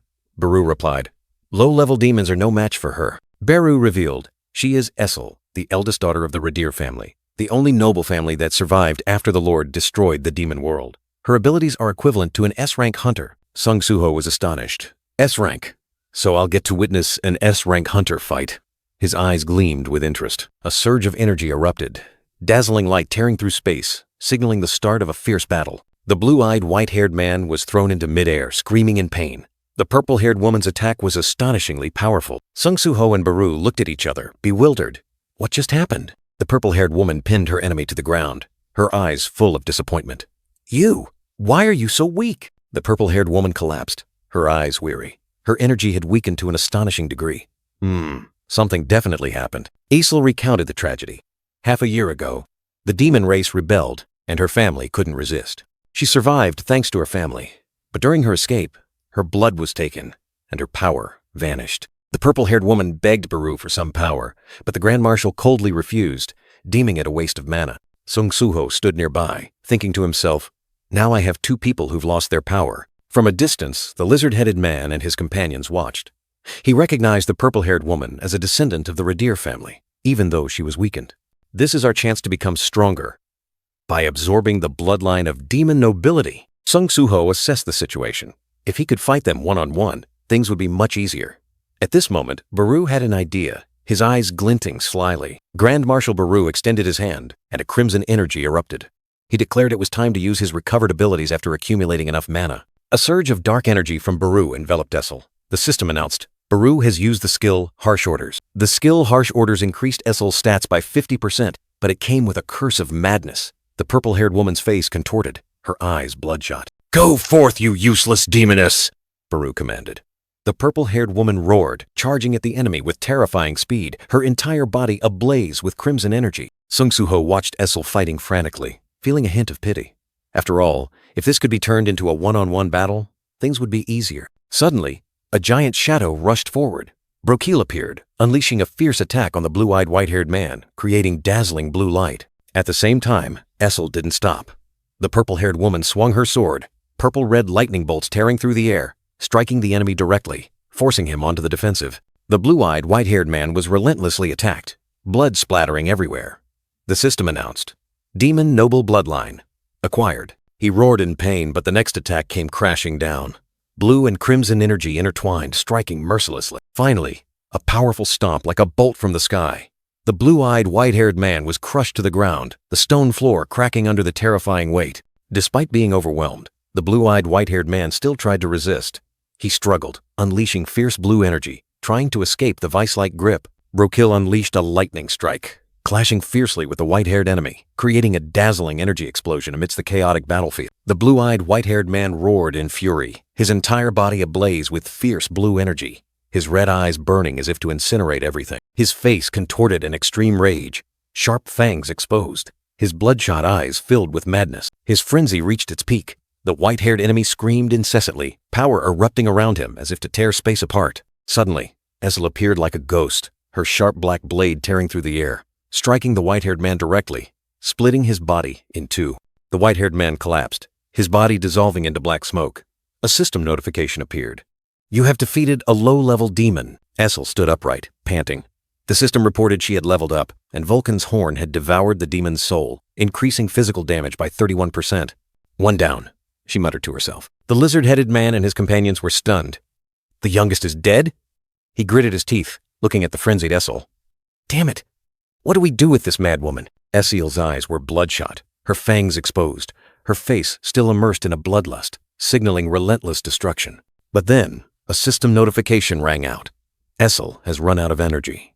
The harsh order's effect has ended. She collapsed, exhausted, her madness fading. The lizard-headed man stared in shock as Aesel collapsed. Just moments ago, she was a machine of destruction. Now, she was unexpectedly weak. Sung Soo-ho and Baru watched the developments. The lizard-headed man exclaimed in astonishment, What? Upon witnessing Aesel's sudden loss of power, without giving the opponent time to recover, Brokil delivered a fatal blow, crushing another low-level demon. Two down, a system notification appeared. Brokil swung his giant claws, striking the enemy powerfully, creating an explosion of dark energy, giving them no chance to resist. The lizard-headed man gritted his teeth, his red eyes filled with resentment and worry as he saw his side's numbers rapidly dwindling. He looked around the chaotic battlefield, uttering bitterly, Now we're at a numerical disadvantage again? You useless fools. Brokil, transformed into a giant shadow monster, roared menacingly. Despair was never an option. This battle wasn't over yet. With a terrifying leap, Brokil charged at the enemy, his claws tearing through the air, leaving a deep crater in the ground. The opponent had no time to react. The shadow monster relentlessly unleashed a fatal blow. Blood splattered, staining the area red, signaling another life about to end. The white-haired enemy fell, his body disintegrating, only a frantic desire echoing in his mind. I need to be stronger. I must devour the blood of demon nobility. The black-haired young man appeared, decisively crushing the remnants of the fallen foe, completely ending its existence. A cold and ruthless move. He faced another giant gray monster, his gaze resolute. No chance, he declared, unleashing a powerful punch that repelled his opponent. The young man's face showed a confident smile, his blue eyes gleaming. Leave something for me to absorb, Brokil, he said, as a reminder. Baru, the shadow ant, hovered in midair, his gaze directed towards Brokil. Broki, he called, his tone full of authority. Brokil obeyed, growling as he charged at the gray monster, his sharp fangs crushing the opponent, giving it no chance to resist. Meanwhile, Essel collapsed, her body exhausted. The harsh order's effect had ended, leaving her in an extremely weakened state. Baru approached Essel, asking about her. She whispered, "Are you still alive?" "Baru, you hateful creature. I can't believe someone other than Sung Jinwoo can use shadow soldiers. Who is he?" "You're not loyal enough so you don't recognize him," Baru replied, his tone full of hidden meaning. "Try to remember." Essel looked up, her bloodshot eyes thoughtful.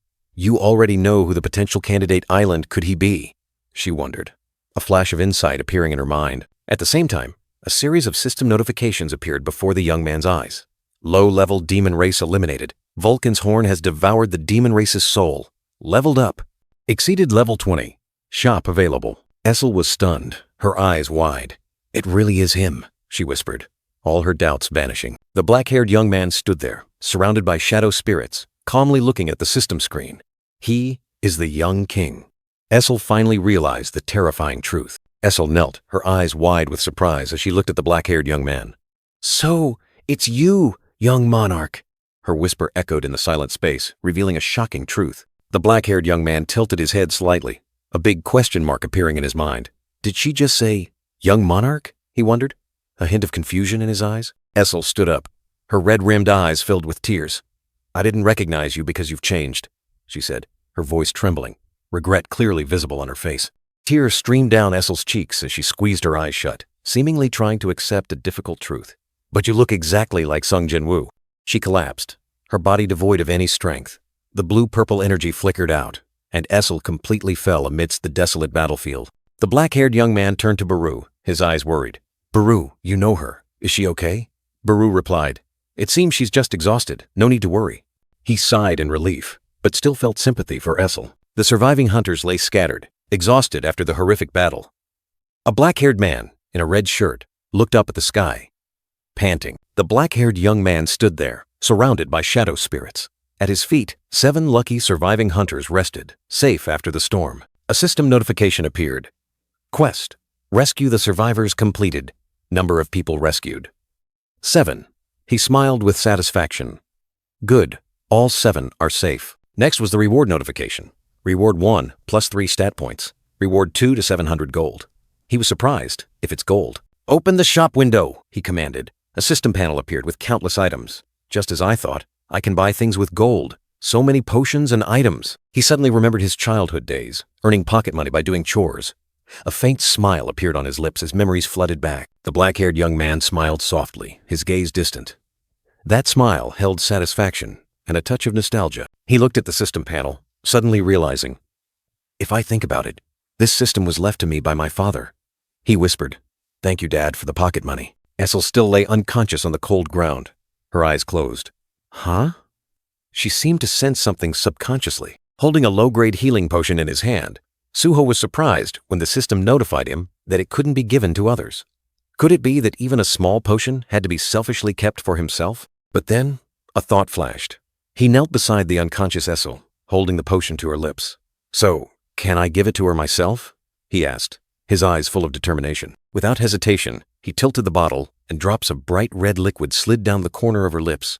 Although a few drops spilled, life seemed to be seeping back into her. A blue light enveloped Essel, and her complexion gradually returned to a healthy pink.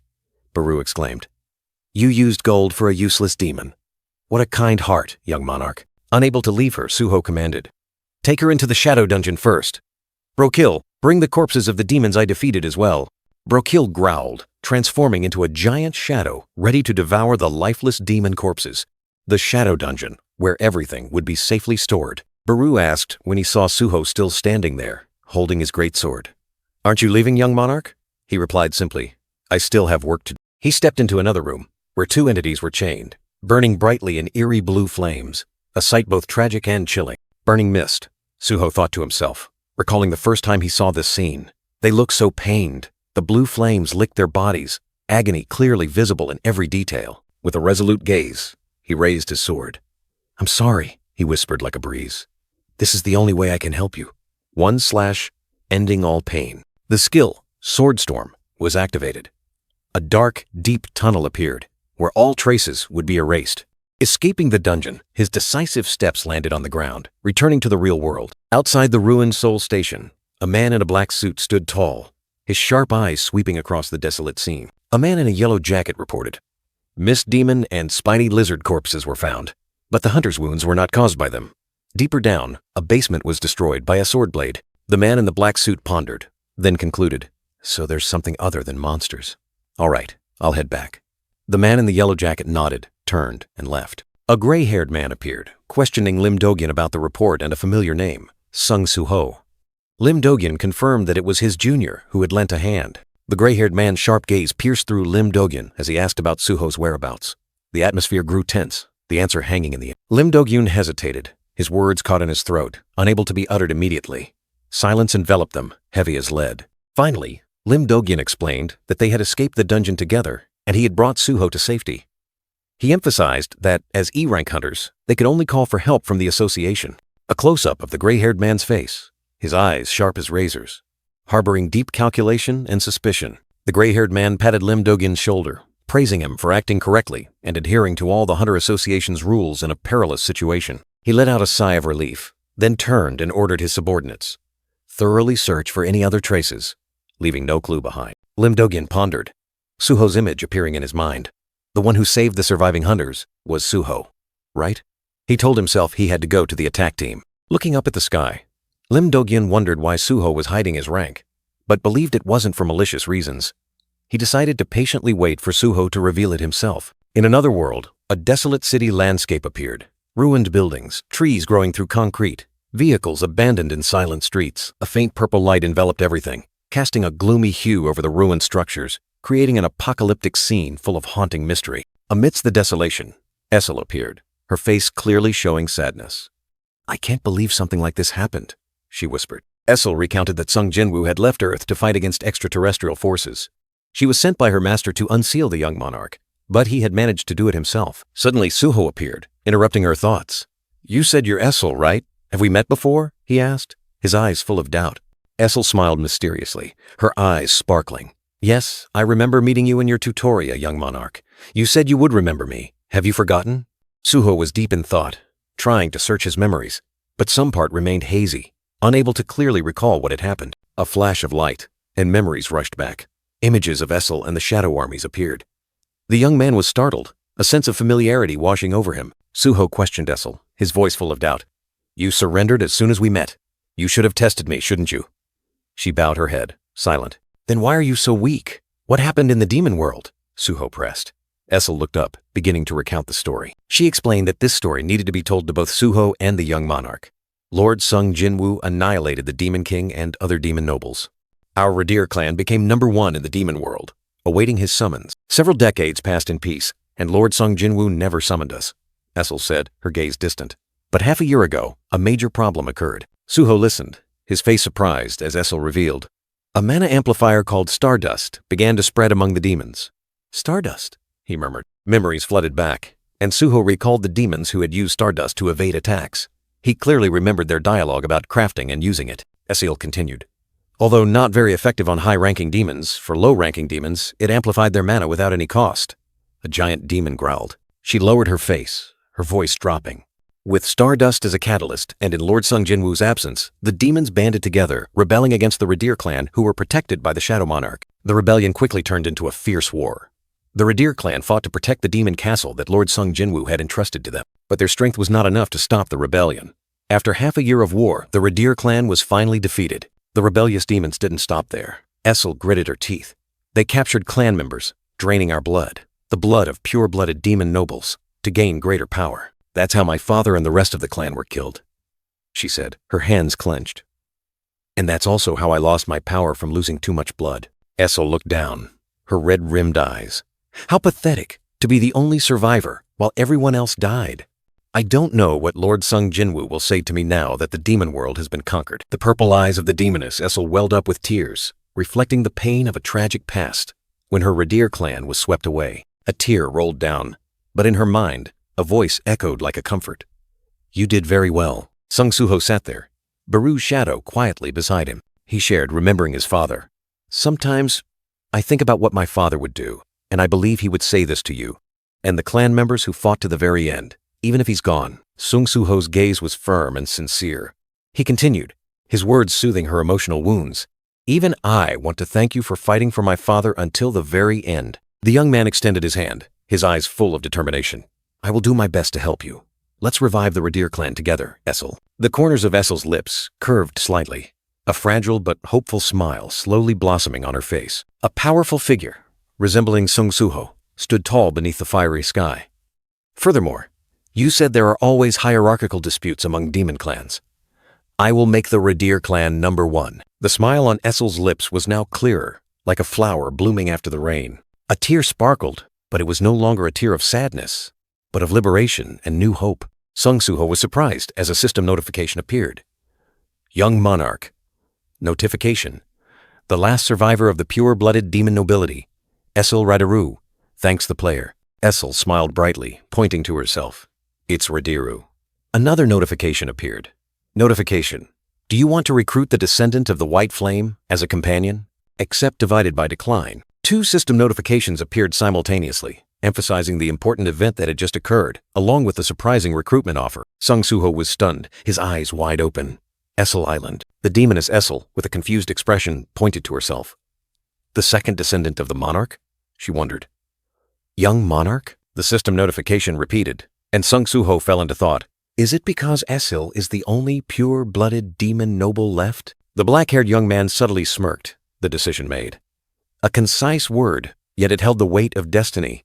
Accept. The system responded immediately. The purple-haired demoness had become a companion, and a brand new linked skill was unlocked. Demon Strike, allowing the destructive energy of the descendant of the White Flame to be unleashed. Essel suddenly flinched, her red eyes wide open. What? The status screen appears for me too? She couldn't believe her eyes. Suho smiled, realizing the status screen also appeared for companions. I didn't know because another companion couldn't speak, but it seems the status screen also appears for my companions. Baru asked. Young Monarch, is it? Suho confirmed.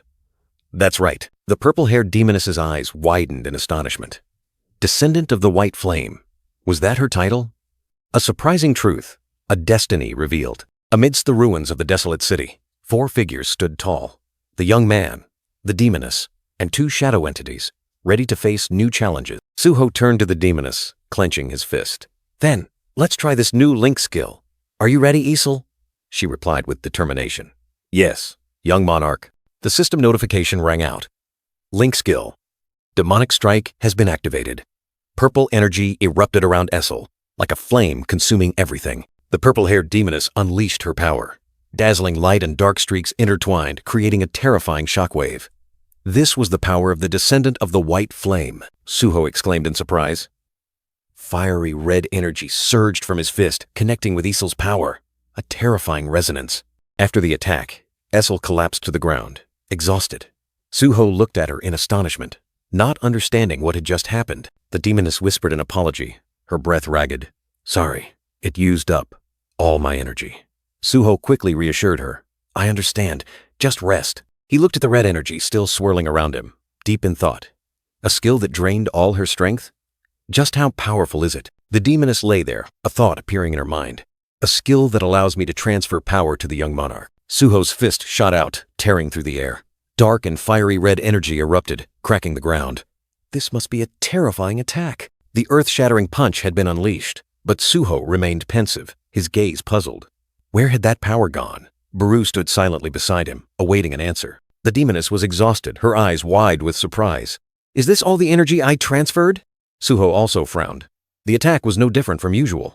This link skill, it seemed, was not as simple as he thought. The status screen appeared, revealing everything. Link skill, demonic strike, charge rate 0%. He suddenly realized the weak attack was because the energy hadn't been charged. But how to charge it? While Suho was still pondering, Baru spoke. Young Monarch, your humble servant has a request. He looked up, his eyes questioning. Baru asked permission to devour the dead demons, but Suho refused. He wanted to use the shadow extraction skill. Baru then suggested, would you like to try it now? Without hesitation, Suho extended his hand, summoning dark power. The decisive moment had arrived. He looked down at the demon corpse, his voice echoing a command. Arise. But two unexpected notifications appeared, like a splash of cold water to his face. Target's mana is corrupted. Cannot use shadow extraction. Suho was stunned. Corrupted mana means it can't be turned into a shadow soldier? Suho asked. Baru explained that even his master couldn't extract defiled souls, only through a contract like the Redir family. If the soul is defiled, then so be it. You can eat them all, Baru, he decided. Baru rejoiced, but Isel secretly cursed. You hateful thing, daring to call us corrupted. Suho handed Esel a recovery potion. Drink this, you'll feel better right away. The demoness took it, gratefully replying. Thank you. All this time, I've only caused you trouble. Suho smiled, offering the demoness to stay. You have nowhere to go. Just use this area of the city. Immediately, a part of the Shadow Dungeon was designated as the White Flame Territory, and Esel became its master. He gave a warm smile, reassuring her. We are comrades. Don't worry. Those words seemed to dispel all the burdens in Isel's heart. Suddenly, a terrifying scream echoed. Suho spun around, his eyes sharp. Esel and Baru also flinched, looking on in alarm. Baru trembled, drooling, as if he had just witnessed something horrifying. Young Monarch. From the demon's memories, he stammered, his fear evident. Sung Suho looked up, his blue eyes wide, a flash of surprise crossing them. He had just discovered a clue about the Apostles of Itarum. In the chaotic memories of the demons, a ruined building appeared, like a scar amidst the desolate world, harboring terrifying secrets. Amidst the ruins, Suho, Esel, and the Shadow Soldiers sat silently. The demoness was exhausted, while he was pensive, trying to piece together the fragmented clues. Baru, the Grand Marshal of Shadows, spoke in a deep, resonant voice, breaking the silence. Young Monarch, Baru will reveal what he saw in the demon's memories. Before delving into the secrets, Baru presented two shocking pieces of information. Stardust was spreading across Earth, and burning mist were magical beasts from distant space. Esel gasped, disbelieving her ears. Don't tell me stardust isn't just scattered in hell. Suho was also stunned. So burning mist comes from outer space. Baru continued, a giant shadow demon appearing behind him. The demons I just devoured, perhaps by coincidence or fate, are connected to Brokil, or rather, to the Hyena Guild at Guanak Mountain. He further explained, the Hyena Guild kidnaps humans, turning them into burning mist, the main ingredient for creating stardust. A cruel truth. Baru growled, his voice full of indignation. They also produce stardust in many other places. Those places are called Stardust Factories. In summary, the Hyena Guild kidnaps humans, while the Death God Guild transports them to the factories. A terrifying network of crime. And in those factories, humans are turned into raw materials for producing stardust. A brutal, cold chain of actions. Baru stated firmly, Itarum is definitely behind the connection between these three factions. The ultimate mastermind had been revealed. Suho crossed his arms, his eyes as sharp as knives. And all of this is related to Itarim's invasion. He had grasped the connection. A more horrifying secret was revealed. There was also a human who created this stardust production system. Suho was startled. A human? Baru concluded his explanation, darkness enveloping. That is the Apostle of Itarum, hiding somewhere on Earth. And I also know there's a human supporting that apostle. Baru continued to reveal, shadows swirling, unveiling the image of a mysterious figure. That human island. The Vice Guild Master of the Death God Guild. Li Mincheng, Baru said. He is the key to finding Itarim's apostle. Scene change. Outside a modern building, a crowd of reporters and citizens gathered, creating a bustling commotion. The reporters buzzed with excitement, their eyes full of anticipation, waiting for something to happen. A voice cheered. Dazzling light from the door, a figure stepped out, drawing all eyes. It was Li Mincheng, the Vice Guild Master of the Death God Guild, appearing with charisma, escorted by bodyguards amidst a sea of cameras. Reporters rushed forward, questioning him about the Hunter Association's investigation. He calmly replied, the investigation has concluded, without any charges. Another reporter sharply asked about the Hyena Guild kidnapping civilians and the deaths of hunters in the Death God Guild's territory. Li Mincheng's face showed a fleeting tension, beads of sweat forming. He began to justify the Death God Guild's action. He turned his back, darkness enveloping him, saying that the Death God Guild had done its best for the chaotic world after the disaster 2 years ago. He explained that supporting the Hyena Guild was for low-level hunters to contribute. As for the Ga Soul area, he wanted to share it for new hunters to train. He sighed, a remorseful expression on his face, saying he hadn't expected his good intentions to lead to such consequences. The reporters listened. He bowed his head, hands covering his face, tears streaming down, saying in anguish, "If I had managed more carefully, no one would have had to die." Before hundreds of eyes, Li Mincheng bowed deeply, expressing his profound apologies for the troubles he had caused. The crowd of reporters buzzed. So the Death God Guild is innocent? The association didn't press any charges either. It turns out they've been doing good all this time? He sneered, his red eyes flashing with cunning. So aren't they heroes? His defense was full of hidden meaning. Once Asia's brightest star, this act was as easy as turning his hand. He was smug, feeling he still had his touch. The Hunter Association had given him an out. That cunning man had let him go without a single question. He smirked. It didn't matter anyway. The association still didn't know he was behind the supply of stardust on the market. From a distance, a figure quietly observed. Sharp eyes followed every move, Sung Soo-ho muttered, his gaze fixed on Li Mincheng. So that's Li Mincheng. He asked Baru, the small shadow spirit hovering beside him. Can you feel Itarim's energy from him? Baru replied simply, number. So he's not controlled by them? Sung Soo-ho wondered. That's right, Baru affirmed. A spark flashed in the young man's eyes. We'll find out about that ourselves. Suddenly, Baru panicked. Shadows surged around it, like an urgent warning. Absolutely not, young master.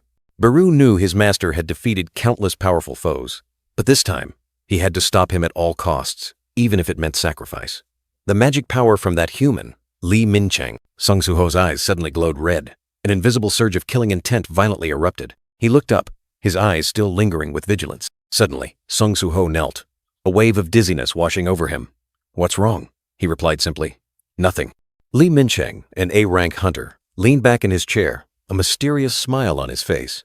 You are not strong enough to face him yet. Luxurious chandeliers cast a golden glow, illuminating the opulent space where dark secrets are about to be revealed. A lavish banquet table with chilled champagne and fresh fruit. Its luxurious facade concealing hidden scheme. Li Mincheng, Vice Guild Master of the Death God Guild, smugly embraced the brown-haired girl, sneering, too easy. His phone screen displayed praising news, and the narration echoed, see how public opinion can be swayed with just a little acting. Suddenly, a long black-haired woman appeared, amidst the ruined scene, questioning Li Mincheng. Oh, look who at Island. Aren't you the hero of the hunter industry? She looked at him coldly. You should have contacted me before coming here. Li Mincheng shooed away the brown-haired girl. Arguing with her, do you think I have to report everything to you? She replied, come on, you know I didn't mean that. The woman closed her eyes, sighing softly, thinking to herself, what a terrible personality. The narration continued. He was born with a silver spoon in his mouth, once a Korean superstar, so his arrogance was understandable. But after the disaster, that pride was mercilessly crushed. News of Li Mincheng awakening as an A-rank hunter caused a stir. But then his personal driver Lim Tae-gyu became an S-rank hunter, reversing the balance of power. The long black-haired woman brought up business, mentioning his joining Lim Tae-gyu's Death God Guild. Li Mincheng pretended not to understand. She leaned close to his ear, whispering suggestively, don't play innocent. I'm talking about star powder, you know. Li Mincheng gripped his wine glass, making an excuse. I've lost my distributor and factory. I can't meet demand quickly. She looked at him with sharp eyes. Could it be that Vice Guild Master Li Mincheng has run out of options? He remained silent. The woman concluded, all right, I'll try bothering my business partner then.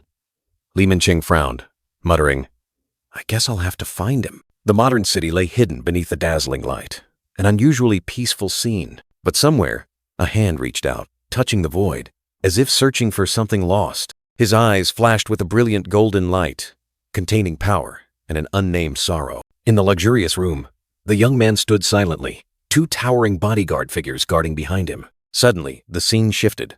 A fierce horde of goblins roared, charging into battle. The giant wolf shadow Brokiel tore through the wind, its sharp claws slashing through enemies. Isol glided gracefully, her silver scythe swinging up, drawing a path of death. A steel punch descended, crushing everything in its path. The sword flashed, piercing the monster's green skin. A barrage of continuous attacks gave the enemy no chance to retaliate. Furious shadows swept across the battlefield, the goblins mercilessly crushed. The black-haired young man, Sung Soo-ho, stood amidst the storm, his blue eyes blazing, the master of those shadows. He panted, a scratch on his cheek.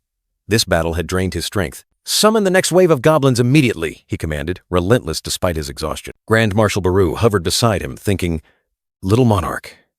He must have lost his patience after that conversation. On the large screen, the image of the mysterious figure appeared. Baru explained, "Our goal is to gather information about Itarim's apostle, Lee Minsung, the head of the star powder distribution chain. Approaching him without preparing for battle would be very dangerous." Sung Suho asked how to get information from the target, and Baru immediately suggested devouring him if he was evil, as the monarch had permitted it. Brokil and Isel stood nearby, a tense atmosphere enveloping them. Baru continued, emphasizing that devouring was only possible if they were strong enough to defeat Lee Minsung. He recalled the hunters he had met, beginning to assess the team's current strength. "Your current strength is only on par with a C-rank hunter," Baru bluntly declared. Sung Suho frowned, his expression showing surprise mixed with a hint of disappointment. Baru continued his analysis. "As for Brokil, he's only D rank." The Shadow Wolf Brokil raised its head, grinning widely, seemingly unconcerned with its rank. "Essel is C rank," Baru said. The pointy-eared girl bowed her head, tears rolling down, secretly wishing, "If only I still had my strength." Sadness was evident on her face. "Even when the little monarch combines with Brokil's strength, it's only just barely above B rank," Baru concluded, an image of a white-haired, blue-eyed entity flashing. Baru further explained that even within the same rank, there were significant power differences. "Consider it needing 10 D-rank hunters to take down 1 C-rank," he said, the 3 standing in the training ground. "In other words, we still lack the power to confront A-rank hunter Lee Minsung and the Death God Guild," Baru concluded. Sung Suho asked about his rank again, and Baru proudly declared, "I am the Grand Marshal." Essel was surprised. "Weren't you just a mere soldier before?" Baru roared in anger. Sung Suho remained silent, a drop of sweat rolling down his temple. His gaze was resolute, but also showed clear exhaustion after the harsh evaluations. A series of quest notifications appeared. Daily quest. Clear the Shadow Dungeon completed. Rewards included stats, experience, and a random box. Sung Suho stood amidst the goblin corpses, holding the system card. He thought to himself, the number of monsters defeated no longer increased his level, and the hidden reward was probably a one-time thing. Progress was slowing down. "Open random box," Sung Suho commanded. A sparkling box appeared, emitting an ethereal blue light and colorful paper fragments fluttering around. "You have received item, Ash Ring," the system announced. An intricately carved silver ring hovered in the air. Attributes: Rarity D, Type, Accessory, Perception, +5. "You have equipped item, Ash Ring," the notification appeared. Sung Suho's perception stat increased to 29. He put on the ring, silently exclaiming, "A ring that increases perception by 5 points!" Sung Suho's eyes were sharp, looking straight ahead.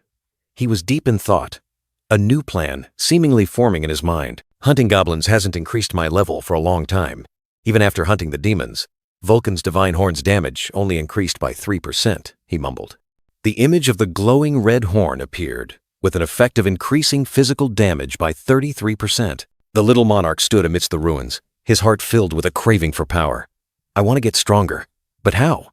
He knew that only by plunging into dungeons and slaying monsters could he level up. A glowing hunter card in his hand, scrolling through familiar information. He sighed, looking at the screen. All mining and transport contracts.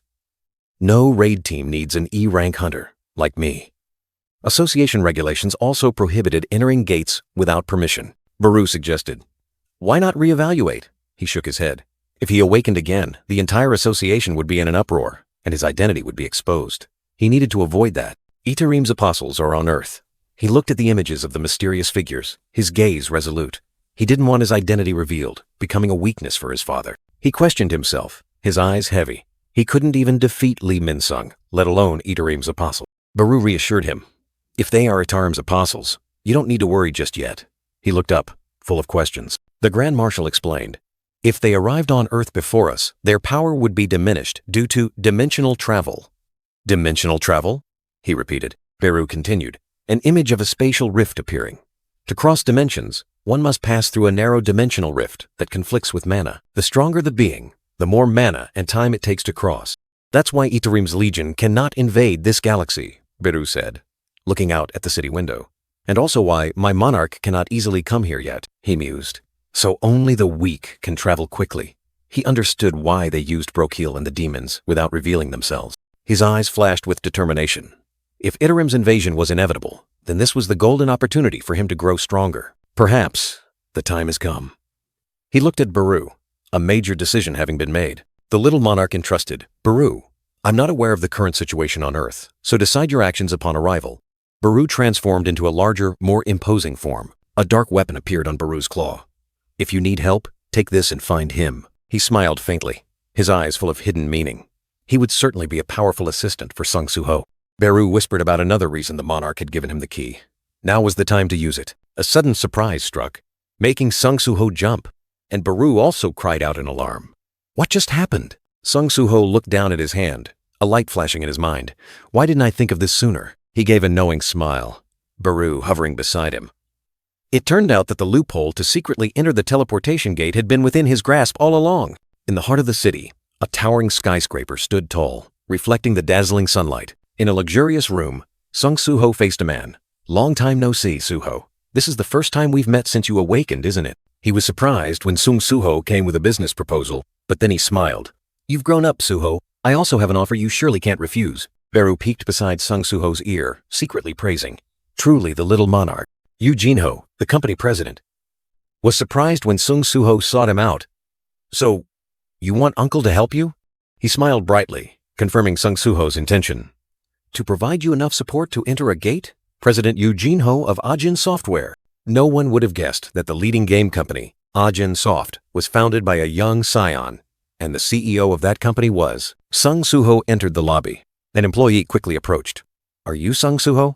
He nodded in confirmation. We've been waiting for you. The director mentioned today's important guest, the employee said warmly, then led the way for Sung Soo-ho. He glanced around, a thought flashing through his mind. This is my first time at his uncle's company. He was surprised to see countless awakened individuals working in the company. Why are there so many awakened people here? The employee smiled and explained, as if reading his thoughts. Not everyone who awakens wants to risk entering dungeon. The employee continued to explain that, with a decent salary, awakened individuals could take on missions or work as bodyguards. Sung Soo-ho wondered if there were any missions a game company would need hunters for. There's a project our company is currently working on. The elevator doors opened, revealing a large, modern space. A voice rang out excitedly. Oh my, look who it is! Yu Jin-ho, with a radiant smile, walked over and clapped Sung Soo-ho on the shoulder. Long time no see, Soo-ho. How long has it been? He replied, a hint of apology in his voice. I've been too busy to get in touch. I'm sorry, uncle. Yu Jin-ho mentioned Sung Soo-ho's awakening and his aunt's concern. Yu Jin-ho maintained his smile, looking at the young man in front of him. Even so, you seem to have matured a lot since we last met. Sung Soo-ho chuckled in response. I guess I'm just going through puberty. Suddenly, Sung Soo-ho presented a tablet. Uncle, could you take a look at this? Yu Jin-ho was surprised. We just met, and you're already talking business? Yu Jin-ho took the tablet, a complex chart displayed on the screen. A business proposal? He looked at Yu Jin-ho, his voice firm. I've brought a proposal you can't lose with. Yu Jin-ho chuckled. I wondered why you suddenly wanted to see me. I didn't expect you to bring a business proposal. Yu Jin-ho looked directly at him, his eyes full of curiosity. So, you want me to help you enter a gate, right? Yu Jin-ho asked, his smile still on his lips but his eyes now sharper. Sung Soo-ho affirmed, and made an incredible offer. If you help me acquire a gate and recruit a raid team, I'll give all the magic crystals dropped from the gate to Ajin Soft. He stated confidently, I can easily clear D rank to C rank dungeons. Yu Jin-ho was stunned, his eyes wide with disbelief. You can do that even as an E rank hunter? Sung Soo-ho calmly replied, Actually, I have a way to clear dungeons by myself. He looked at Yu Jin-ho. You're also an awakened, right? Even though you're D rank, higher than me, you're not strong enough to hunt in gates. Yu Jin-ho looked at Sung Soo-ho with concern, asking if the reason he was recklessly entering dungeons was because his parents were caught in a gate during the Great Cataclysm. He continued, saying that if that was the case, he was still hiring hunters and hoped Sung Soo-ho would wait patiently. Sung Soo-ho quietly replied that he had known this would happen. A small shadow entity, Beru, appeared next to Sung Soo-ho, asking if he intended to tell the truth. Sung Soo-ho calmly replied, Yes, after all, he's the person I trust the most. Sung Soo-ho called out, Uncle. Yu Jin-ho turned back in surprise, responding, Huh? Sung Soo-ho sat up straight, his gaze firm, and declared, I am actually an awakened who can level up. Yu Jin-ho was astonished. What? Level up? Sung Soo-ho explained. There are invaders from the outer universe hiding on Earth. To stop them, I need to defeat monsters and level up. Sung Soo-ho's eyes flashed with a blue light, and he emphasized, To prevent the invasion from the outer universe, I must enter dungeons and become stronger. Yu Jinho was still bewildered. What are you talking about? Suddenly, Yu Jinho seemed to remember something, and with a panicked expression, asked Sung Suho, Suho, have you heard about the solo leveling project? Sung Suho asked back. Solo leveling? Yu Jinho rubbed his forehead, forcing a laugh. Ah, I get it. This must be some kind of hidden camera prank, trying to confuse me, right? Yu Jinho burst out laughing, pointing at Sung Suho, saying that what he had just told him was the plot of a single-player game his company was developing. He continued to explain the game. There's an awakened, who can level up alone. He starts from the weakest E rank, then surpasses even S rank, and finally becomes the strongest awakened, protecting the world. Sung Suho looked at Yu Jinho asking, if someone has already told you, what's the point of keeping this a secret? He wondered if that story belonged to his father. Yu Jinho still smiled, declaring, anyway, if you're pranking me and my employees, then you've failed. You're too inexperienced to trick me. Beru appeared next to Sung Suho, its eyes glowing. Beru coldly replied, failed? No way. It continued, you must have some vague memories from the previous world. Yu Jinho frowned, puzzled. Yu Jinho flinched, pointing frantically at Beru, hovering next to Sung Suho. Suho, what is this ant-faced thing? Beru bowed its head, asking Sung Suho, Little Monarch, how may I assist you? Sung Suho was about to say, Beru, since when? But Beru had already turned to Yu Jinho, explaining, during the forgotten times, you were a subordinate who followed my monarch. You witnessed most of the battles my lord fought. Those powerful moments must have been etched into your soul. Beru, the shadow entity, decided to act instead of wasting words explaining, and a mysterious surge of energy began to flow. A brilliant orb of light appeared from Beru's hand, heading straight for Yu Jinho, who was panicking. What is that? Yu Jinho's face paled, his eyes wide with terror, cold sweat breaking out as he felt the strange power. Suddenly, Yu Jinho found himself standing alone in a vast, empty white space, a sense of bewilderment washing over him. Beneath his feet, a faint silhouette gradually became clear, starting from heavy armored boots, taking shape little by little. The silhouette continued to materialize, majestic and steady armored legs, like an ancient warrior stepping out of the void. Now, the warrior's entire legs were visible, exuding an imposing presence and unshakable power. Yu Jinho looked up, stunned by the appearance of the colossal warrior, an overwhelming sensation taking hold. The warrior's silhouette, though faceless, uttered a questioning sound full of doubt, as if questioning itself. Me? A flood of memories rushed back. Fragments of Yu Jinho and Sung Suho fighting side by side, from battlefields to heartfelt words. Memories continued to surge. Fierce battles, promises, and even moments of weakness, all becoming clear. Yu Jinho recalled what he once told Sung Suho, that he was more than a blood brother. Yu Jinho's face showed clear emotion, a powerful surge of feelings welling up in his mind. He remembered the moment Sung Suho reciprocated that feeling, a promise of deep brotherhood. I also consider you a brother. Sung Suho's warm words echoed, deeply etched into Yu Jinho's soul. Yu Jinho awoke with tears streaming down his face, realizing the horrifying truth that everything had changed irreversibly. A flood of past life memories rushed back, engulfing Yu Jinho in pain. He clutched his face, his body trembling, as if he had just relived a terrifying nightmare. The cold coffee cup, a silent witness to the fated moment. Time seemed to stand still, only choked sobs breaking the silence. Beru hovered nearby, its bright eyes fixed on Yu Jinho. Jinwoo's infinite power. His son also possesses it, right? Suho softly replied, though with some differences. Yu Jinho's face hardened, his gaze resolute. The flood of memories had changed him, transforming fear into an iron will. Beru continued to explain about the cosmic god and the threat from Itarim. Suho listened, understanding that to stop the invasion, he had to become stronger, as quickly as possible. Yu Jinho frowned, scolding Suho. With such an urgent situation, why are you still bringing a business proposal? He sighed, realizing the stubbornness was exactly like his father's. Suho just smiled faintly. Yu Jinho pondered, rubbing his temple. Now that I understand everything, I can no longer treat you like a child and protect you. A momentous decision had just been made. Yu Jinho declared decisively, I accept your entire proposal. Suho burst into a radiant smile, while Beru excitedly flew around. The plan had been approved. Yu Jinho looked down, his heart heavy. Jinwoo is once again bearing this harsh challenge alone. His worry was evident on his face. He clenched his fists, his eyes burning with determination. He let me regain my memories so I would have a chance to help, right? Yu Jinho told himself he would do his utmost for Suho. Sung Suho donned his hooded cloak. his face hidden behind a glowing mask. The aura of an awakened hunter, ready for battle. He stood there, quietly observing the raid team Yu Jinho had recruited. These individuals, despite their differing appearances, were all part of the grand plan. This is the raid team Uncle hired, Suho thought to himself. He did a great job recruiting the necessary number of people. The man with crutches asked Suho about the 4 million won just for standing outside. That's right, he confirmed. He worried, "Are you really going into the gate alone?" The man warned, "I don't know how confident you are, but underestimating the gate is reckless." His words carried deep concern. "If you feel unwell, just tell us any time," he added, his gaze still following the boy's back, a faint glimmer of hope. Although this body was still weak, Sung Suho still believed he could be of some help. Responding to the concern of the man with crutches, he closed his eyes, a gentle thank you escaping his lips, containing deep gratitude for the other's kindness. Then, with resolute steps, he turned and walked into the dazzling light of the gate, leaving a promise.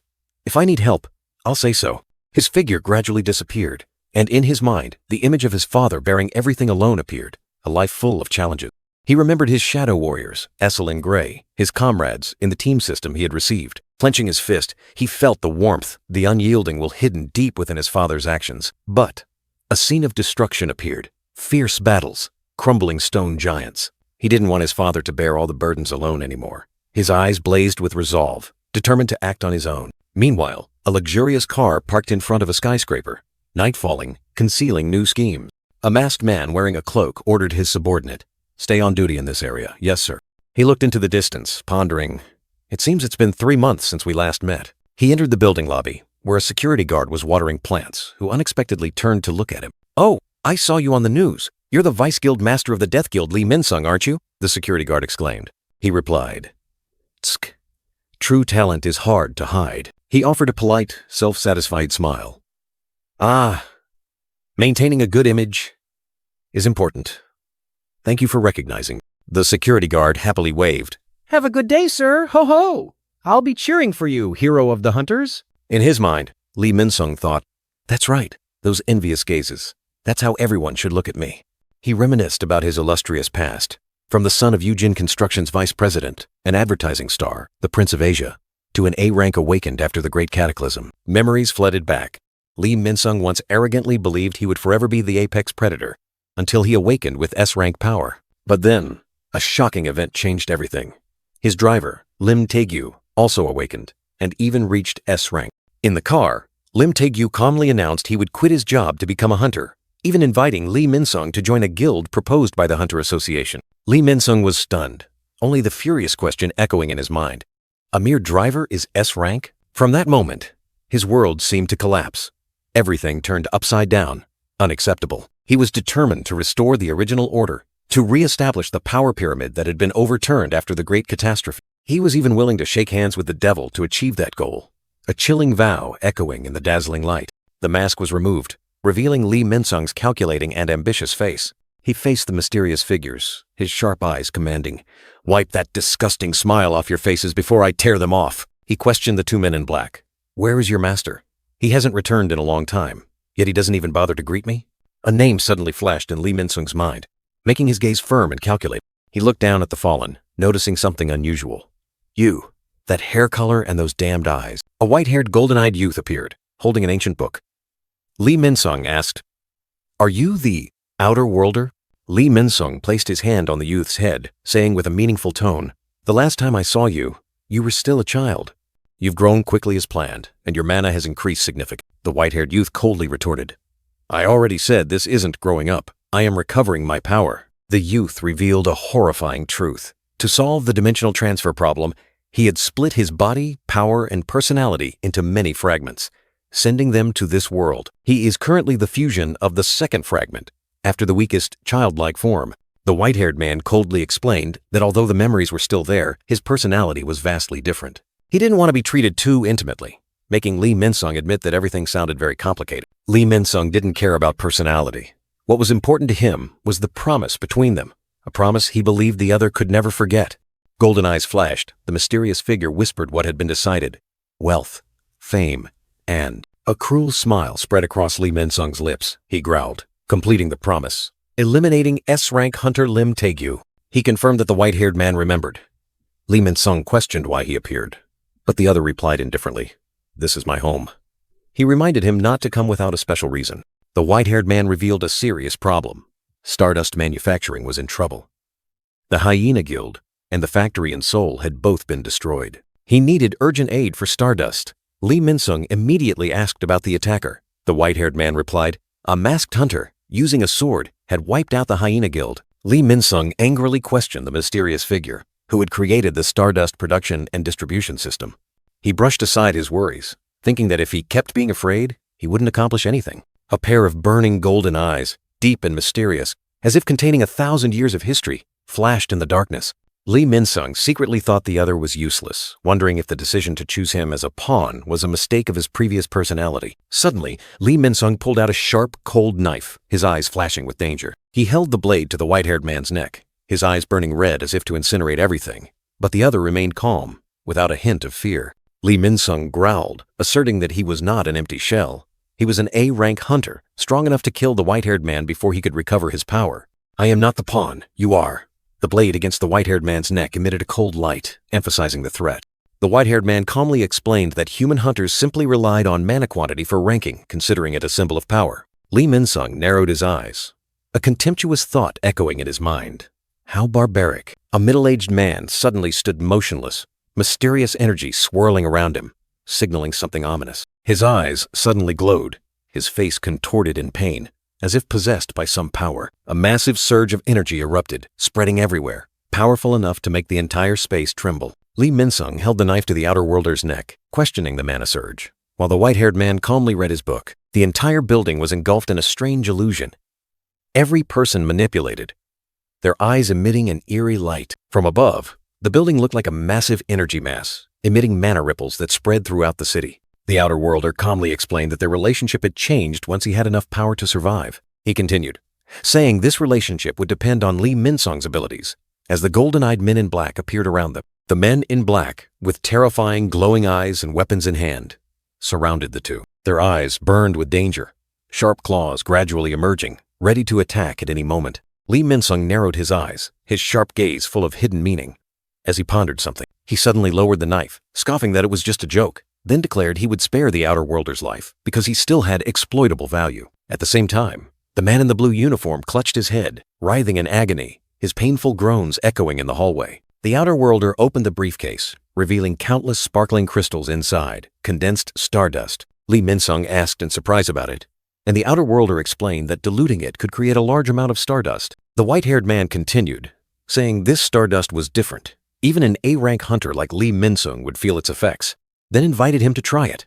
Lee Min-sung stared at the golden stardust crystal, his eyes full of doubt. He refused the mysterious power, fearing he had inadvertently unleashed a terrifying monster upon the world. Turning his back and walking away, Lee Min-sung coldly told the white-haired man to keep his promise. He declared that everything afterward no longer concerned him, a terrifying indifference. The white-haired man stood silently in the room, his gaze fixed on the book on the floor. A mysterious energy began to spread, signaling something was about to happen. His hand suddenly glowed bright red, a clear sensation. Another fragment, a new power, was about to arrive. The white-haired man's entire body was engulfed in purple light, he confidently declared. "When I fuse with the fragment of power, I will no longer need to hide." From the depths of darkness, a colossal snake with burning red eyes and sharp fangs slowly slithered into view, carrying a deadly aura. Mid-air, Essel lunged with her silver spear, while Brokil snarled and charged. Both bravely confronted the colossal snake monster, and a fierce battle erupted. The snake proudly raised its head, its fiery red eyes staring at Essel, ready to devour anyone who dared to stand in its way. A heavy footstep landed, cracking the ground. A powerful, undeniable presence had officially arrived. A sharp spike from the void pierced straight into the ground, creating a deep fissure. Terrifying power was being unleashed. The little monarch's hand, enveloped in blue light, reached out, gripping the head of the snake monster. A sudden and powerful counterattack. The colossal snake monster was constricted, its body writhing in pain. The overwhelming power from its enemy made it unable to resist. Essel was utterly astonished, exclaiming, "Little monarch?" Baru beside her also showed surprise, realizing his master had appeared. Sung Suho, with glowing eyes and a murderous expression, charged straight into battle. His regal aura erupted. A devastating punch, carrying destructive power, landed directly on the monster's head. The sound of shattering bones echoed. The monster's fiery red eye was now shattered, ruined. Death had arrived. ending its existence in an instant. The colossal snake monster was torn apart, blood and flesh splattering. The fatal punch had finished it, leaving a horrifying void in its massive body. Amidst the dust and smoke, Sung Soo-ho appeared, his eyes cold. He had just delivered the finishing blow, his entire body still imbued with powerful dark energy. A mysterious figure with curly white hair and glowing golden eyes, wearing a smug expression, uttered a prophecy. When that moment comes, that is when the true invasion will begin. His words echoed, while Sung Soo-ho stood there, his gaze resolute, preparing for what was to come. A girl wearing a baseball cap, her face worried, wondered, "This isn't really dangerous, is it?" Her unease was clear in her eyes. She continued, explaining the generous sum of money received just to wait for that man to exit the gate, on the condition of keeping it a secret. "I don't understand why he pays so easily." She lamented that this was the 4th time they had received money without any issues. For a hunter, closing a gate is a public service. It doesn't harm anyone, but I don't feel right about it at all. A man beside her coldly replied, "Then quit." The girl flinched, stammering, That's a bit." The man mused, his eyes full of suspicion. "Well, it's certainly suspicious." He explained that the man didn't bring an excavation or collection team, clearing the gate alone. He continued, "But if there's no excavation or collection, then nothing is gained from the gate." Initially, he only entered D-rank gates, but recently he's been entering C-rank gates. What exactly is he doing alone in there? Inside another spatial gate, icy crystal blocks shattered under powerful blows. The crashing sounds were deafening. Green-skinned entities, resembling orcs, were enthusiastically smashing the crystals. An urging voice echoed, "Faster, faster!" Essel, descendant of the White Flame, was collecting items with Brokil. She said, "Collecting really requires a lot of know-how, doesn't it, Gray?" The wolf growled in response. Essel looked up, her eyes full of worry. And the little monarch, he went alone to fight a C-rank boss. Will he be all right? In another space, Sung Soo-ho was rampaging, swinging his sword to shatter obstacles, creating powerful surges of electrical energy. He faced a colossal spider monster with burning red eyes and sharp fangs. Sung Soo-ho's energy blade sliced through the air, charging straight at the enemy. In a space brimming with energy, a sharp pitch-black dagger, enveloped in blue light, rested in Sung Soo-ho's hand. He unleashed the earth-shattering Storm Slash as streams of blue sword energy tore through the night, creating a destructive storm of power. A notification appeared. Effect: Paralysis has been activated. But immediately after, another warning popped up. Target has high resistance. Effect is weakened. Sung Soo-ho looked at the giant spider, dagger Kasaka in hand, and thought to himself, "Can you withstand this? I wanted to test this dagger's paralysis effect. Could it be that it doesn't work on spiders?" With a cold gaze, Sung Soo-ho concluded, "Just as I thought, when fighting insects." He lunged forward, preparing for the next attack. Sung Soo-ho's dagger pierced the spider monster's hard armor, creating a large crack accompanied by a deafening clang. Sung Soo-ho's figure darted like lightning, enveloped by a stream of blue energy, as he swung his sword, preparing to deliver a fatal blow to the monster. A massive surge of energy erupted from Sung Soo-ho, engulfing the giant spider and creating a powerful scene of destruction. Sung Soo-ho clenched his fist, his gaze firm, telling himself, "Bare hands are still the best." His aura surged powerfully. The Kasaka dagger hovered in midair, emitting an ethereal blue light like a weapon spirit awaiting command. Intricate blue energy streaks, sharp as blades, tore through space, signaling an unavoidable attack. Sung Soo-ho stood firm, watching the spider monster disintegrate in the light. "I'm strong enough to fight a C-rank boss monster alone now. Next, I can enter a B-rank gate." The giant spider monster collapsed, its glowing red eyes now shattered, its massive body fading into nothingness. Sung Soo-ho felt power surging, a blue light enveloping him. "I've also gotten used to using ruler's authority, right in the middle of battle. Not only have I leveled up, but I've also become more proficient in combat," he mused. "Come to think of it, the ruler's authority skill. I usually only use it to move objects." His eyes flashed with determination. Sung Soo-ho unleashed a powerful punch, combined with the invisible ruler's authority, creating a destructive attack. Sung Soo-ho's invisible punch, enhanced by ruler's authority, erupted with terrifying power, tearing through the air with a blue electrical current. His eyes blazed, his entire body exuding an overwhelming aura as he poured all his strength into the fateful attack, deciding the monster's fate. A massive pillar of energy from the punch tore through the ground, creating a shocking explosion that shook the surrounding space. The terrifying, destructive force spread, crushing everything in its path, turning the battlefield into a desolate ruin. The giant spider monster's body disintegrated, the system confirmed. "You have defeated Giant Arachne. followed by the notification, "You have leveled up." The ruler's authority skill increased to level 2, but Sung Soo-ho was exhausted, lying prostrate. He realized this skill consumed too much stamina. Amidst the desolate scene, Essel and Brokiel appeared, the elf's eyes gleaming with surprise as she looked at the young man. Sung Soo-ho stood up, pondering the limitless potential of ruler's authority. Essel called out, "Little Monarch," and Brokiel growled in response. Essel asked if he had defeated the boss monster by himself. He nodded. Baru flew out, praising his master's strength, then was ordered to continue devouring magic crystals. The giant spider monster's skeleton lay there. Beside it, the sparkling magic crystals that had been collected. "Well done," Sung Soo-ho said. A system window appeared, displaying a list of items available for trade, from weapons to rare crystals. Sung Soo-ho scrolled through the shop, receiving hundreds of gold from selling his spoils. He thought to himself, selling materials through the system window is truly convenient. Baru remarked that Sung Soo-ho was close to B rank compared to human hunters. He wasn't too surprised, as he had gained 8 more levels. The status window clearly displayed Sung Soo-ho's power, level 28, ruler's authority skill level 2. Baru affirmed that if he grew stronger, his comrades would also grow stronger. Sung Soo-ho was surprised, wondering how to recover strength without blood. He put that thought aside for now, as there were many other things to consider. Essel and Gray stood there, their levels displayed below them. Essel level 19, Gray level 17. The power of the Shadow Army was steadily increasing. Essel, descendant of the White Flame, was surprised to see she had a level, but wasn't a player like Sung Soo-ho. She asked if he saw the system window, and the little monarch replied, no. Sung Soo-ho pondered. Even though the shadow entities couldn't allocate stat points, they still grew stronger when leveling up. This was another mystery of the system he needed to unravel. Essel suggested checking if she could level up right now. Sung Soo-ho asked how, while Grand Marshal Baru and the wolf, Brokiel, had appeared beside them. The little monarch gave a mischievous smile. What other way is there? Just go on a few more raids and you'll level up.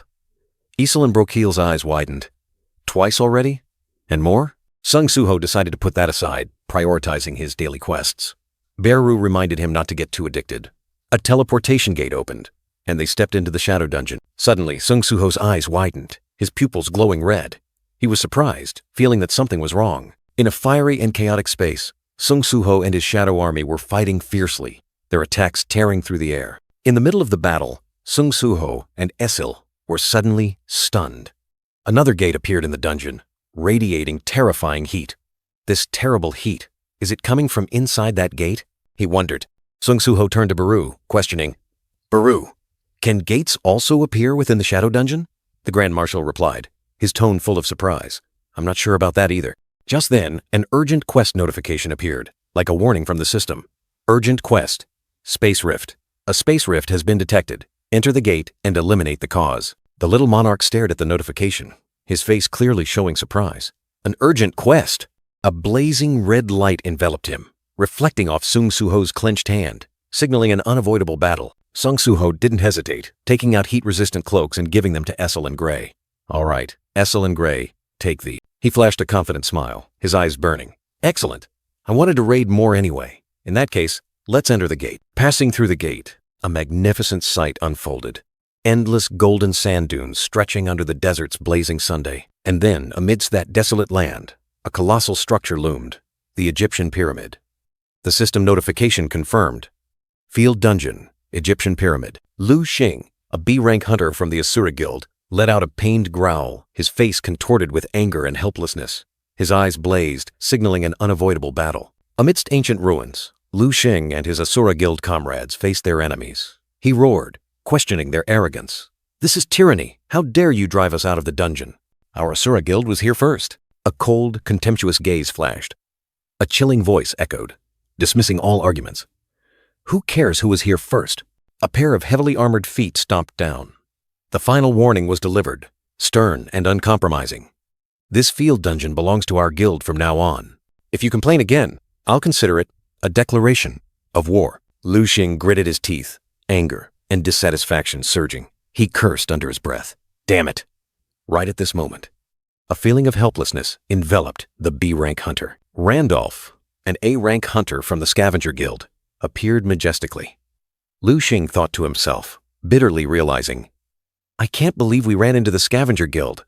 Everything is meaningless against overwhelming power. With no way out, Lu Xing drew his sword, roaring a command to fight. Everyone, prepare for battle. The The Asura Guild members immediately took defensive stances, ready to engage. Randolph merely smirked, a contemptuous humph escaping him. His armored troops stood firm as an iron wall, ready to crush their opponents. Suddenly, a hand reached up into the air, as if just waking from a dream. An unexpected appearance, breaking the extremely tense atmosphere. Sung Suho stood there, between the two opposing factions with drawn weapons. He looked around in confusion, softly calling out, "Hey!" All eyes turned towards the young man. Lu Xing flinched, his eyes wide with surprise, as he looked at the stranger who had just appeared. The confrontation was suddenly interrupted by the unexpected event. Randolph also narrowed his eyes, his face clearly showing surprise. The A-rank hunter hadn't expected anyone to dare interfere in his battle. Sung Suho, with his cloak and mask covering him, was still bewildered. He stammered, "Wait, excuse me?" His appearance was full of mystery. Amidst the ancient architecture of the pyramid, Sung Suho looked around, completely lost. He blurted out, "Where am I?" Baru and Essel stood behind him, also observing in silence. 30 minutes earlier, Sung Suho, along with Baru and Essel, had entered the dungeon.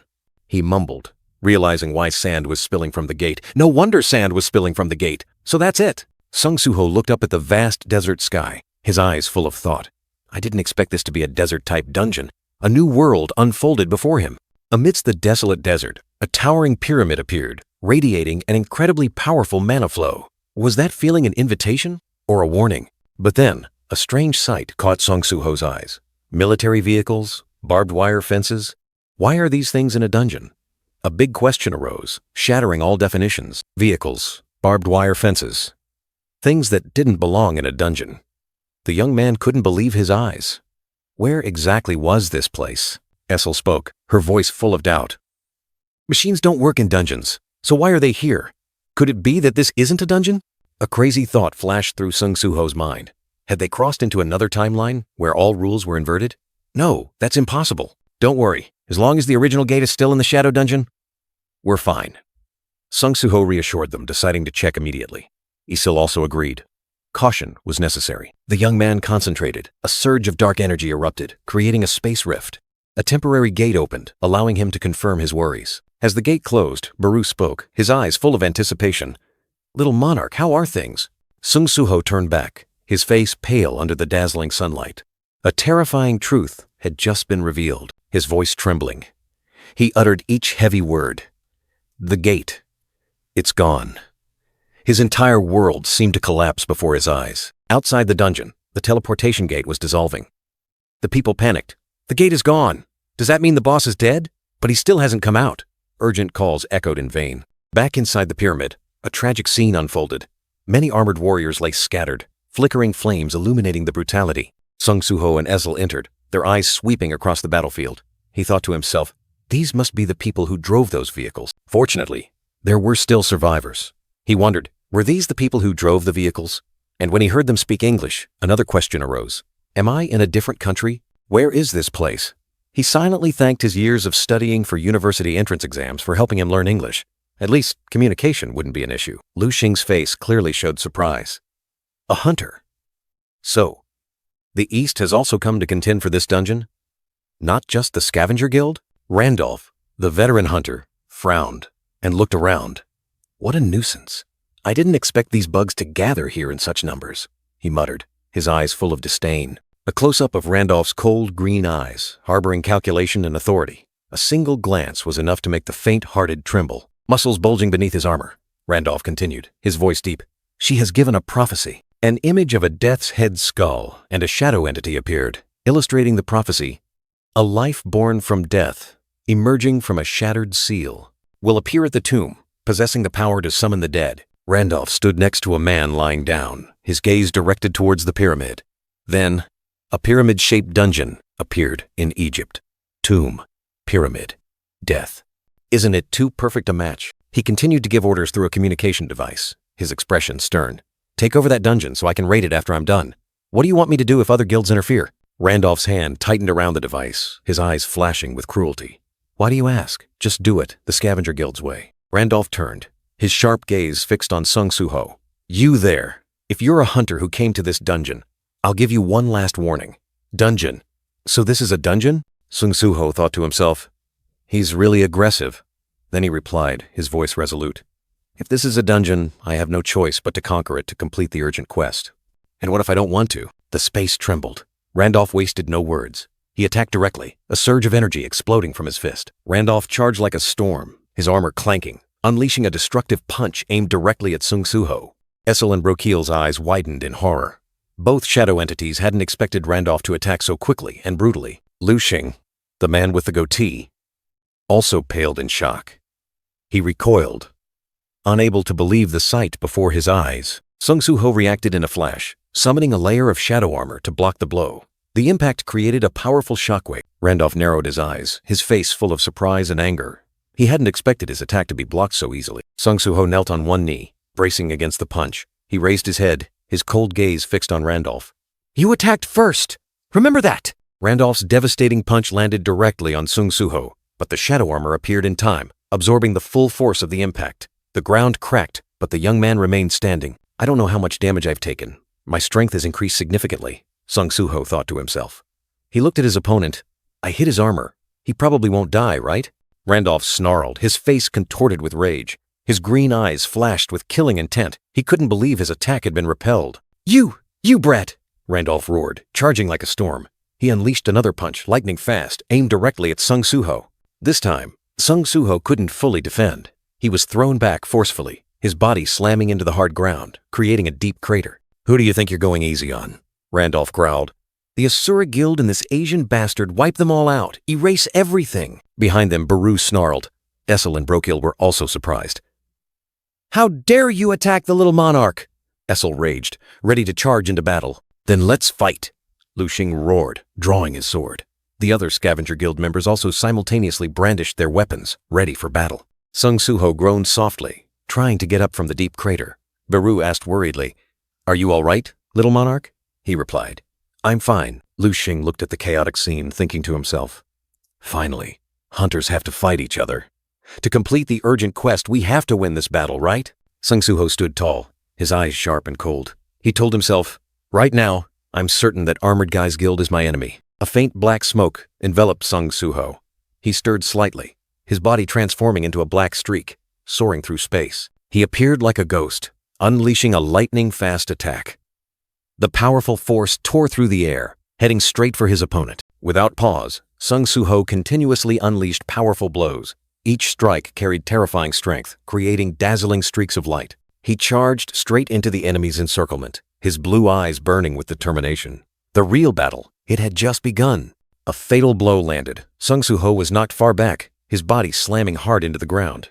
Randolph, who had just delivered the strike, still stood tall. Randolph's face clearly showed surprise mixed with anger. He couldn't believe that attack hadn't taken down this young man. He roared, questioning why a weak hunter dared to defy the mighty Scavenger Guild, and that Sung Soo-ho should know to obey the stronger. Sung Soo-ho stood up, his gaze firm. He thought to himself. He had tried to finish him off, but the opponent still held strong. Just how tough was he, after all? Sung Soo-ho's fist clenched, shadow energy surging. He wondered if he should use that skill. A terrifying surge of power erupted around Sung Soo-ho. It was ruler's authority, a technique he had just learned. He charged forward, shadow armor enveloping his arm, ready to deliver the decisive blow. A thought flashed through his mind. What if I accidentally kill him? Meanwhile, Lu Xing unexpectedly drew his sword, its gleaming blade tearing through the air. He charged into a Scavenger Guild member, swinging his sword forcefully, shattering the opponent's armor. The Scavenger Guild member collapsed, blood splattering, his eyes wide with horror. He lay motionless at Lu Xing's feet. Another enemy fallen in this chaotic battle. Lu Xing turned to Sung Soo-ho, panting his thanks, and also admitted to having seen his evasion skill against Randolph's attack. Then he looked at Sung Soo-ho with a stern expression, asking directly, "That hesitation just now, are you afraid to kill?" Lu Xing continued to warn Sung Soo-ho that monsters weren't the only threat, and he needed to be more resolute if he wanted to protect those important to him. Sung Soo-ho looked down, pondering. He had thought he was resolute enough when he was willing to risk fighting, but Lu Xing's words made him wonder, is that still not enough? Until now, he had never felt the need to kill anyone. Even when facing the Hyena Guild, he could afford to hold back due to the vast power difference. But in this post-apocalyptic world, situations that force him to kill, to survive, to protect his loved ones, will constantly arise. Sung Soo-ho realized he had forgotten that, only focused on leveling up. He had to discard his old way of thinking from before the catastrophe to face the harsh reality. His eyes lit up, a steely resolve clearly visible. This was the person he needed to become to confront Li Mensung. Lu Xing, a hunter from the Asura Guild, introduced himself, his hand gripping a powerful curved sword. He proposed an alliance with Sung Suho, as both were being pursued by the Scavenger Guild. Suddenly, an extremely powerful invisible force struck. Lu Xing was unexpectedly knocked into the air, his face showing extreme astonishment. A gigantic shadow hand, emitting blue electricity, plunged straight down, ready to crush the helpless Lu Xing. The terrifying impact created a deep crater on the ground. The power of the attack made everything shake violently. The ruler's authority skill, level 2, was activated. Sung Suho, with fiery eyes, declared, "I will not hesitate anymore." The shadow hand struck down, blood splattering, a painful groan echoing across the battlefield. Randolph lay groaning on the ground, his body bruised, defeated in a single blow. This B-rank hunter was secretly astonished. He almost killed a B-rank tanker with just one blow. Randolph smirked, his eyes flashing with interest at his opponent's extraordinary power. Sung Suho, wearing a mask, stood next to Lu Xing, introducing himself. "I am Suho from Korea. Let's form an alliance." Amidst the blazing battlefield, two heavily armored warriors were fiercely clashing, swords and axes striking, sending sparks flying, creating deafening sounds and thick dust. Shouts echoed everywhere. "The Asura Guild is teaming up with another group of hunters." But the enemy stubbornly retorted, "A bunch of small fry gathered together are still small fry. We are stronger and more numerous." Sung Suho stood silently, his sharp gaze fixed forward. Beside him, Lu Xing said in a low voice, "We haven't revealed our full power yet." A surge of dark energy swirled around Suho. A cold command rang out, majestic and decisive. "Awaken." Immediately, a black-armored warrior collapsed, his body enveloped by streams of shadow. He exclaimed in surprise, "Huh?" From the shadows, a colossal entity emerged. It was a giant spider monster, with glowing red eyes and sharp fangs, of common rank. Its appearance signaled a new threat. Not just one, but a series of other giant spider monsters also rose from the shadows, growling ferociously. They were Sung Suho's shadow legions, ready to devour anyone in their path. Lu Xing stared at Sung Suho in astonishment, not expecting him to be a summoner, capable of summoning multiple entities at once. He decided, "All right, I'll join the battle now too." The giant spider monster roared, charging into battle with terrifying power. It crushed everything in its path, demonstrating the overwhelming might of the Shadow Legion. A black-armored warrior swung his axe in the air, creating a vortex of dark energy. He was Randolph, preparing to counterattack, unaware of his predetermined fate. Randolph charged forward, unleashing a powerful attack. The ground shook and dust flew everywhere, but his opponent stood firm like a fortress wall. A terrifying surge of power erupted, piercing straight through the battlefield. It was Sung Suho's attack, carrying destructive force, shattering everything. Sung Suho glided like the wind, unleashing lightning-fast strikes, sharp as blades. He used the authority of the monarch, creating streams of blue energy that tore through space. Randolph was stunned, his face changing color as he was defeated. He laughed loudly, full of interest. "You've hidden a lot, kid. How exciting!" Baru appeared, observing Randolph being defeated. He thought to himself, even though Randolph became weaker after becoming a shadow soldier, for the little monarch to defeat that monster with just one blow, this human is truly the strongest here. Sung Suho turned to Brokil, ordering, "Perfect timing, Gray. Let's use the link skill." Brokil, the shadow wolf, responded with a resounding growl. Essel appeared, calling him. Essel hurriedly stopped Sung Suho. "Wait, little monarch." He turned back, his eyes full of questions, not understanding what was happening. Essel, descendant of the White Flame, suggested Sung Suho use the link skill, a technique they had learned to increase charging speed when moving around gates. But the little monarch seemed hesitant, as this skill had never been used in actual combat. She bowed her head, her eyes filled with sadness, wondering if her chance to help the little monarch was slipping away. A feeling of helplessness welled up in the young woman's heart. Suddenly, a piercing scream tore through the air. Essel's eyes widened in horror. Fragments scattered around her. What the hell was going on? From the depths of the shadows, hordes of hideous mummy monsters, with glowing red eyes, surged out like a tide, growling and charging towards the hunters.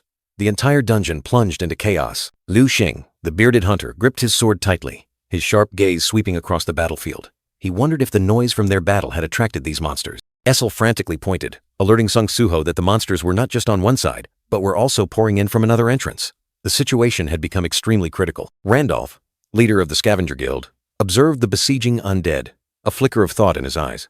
He suddenly understood the prophecy his guild leader had once heard. If the dead are revived referred to these mummies, then that entity must be hiding in the dungeon.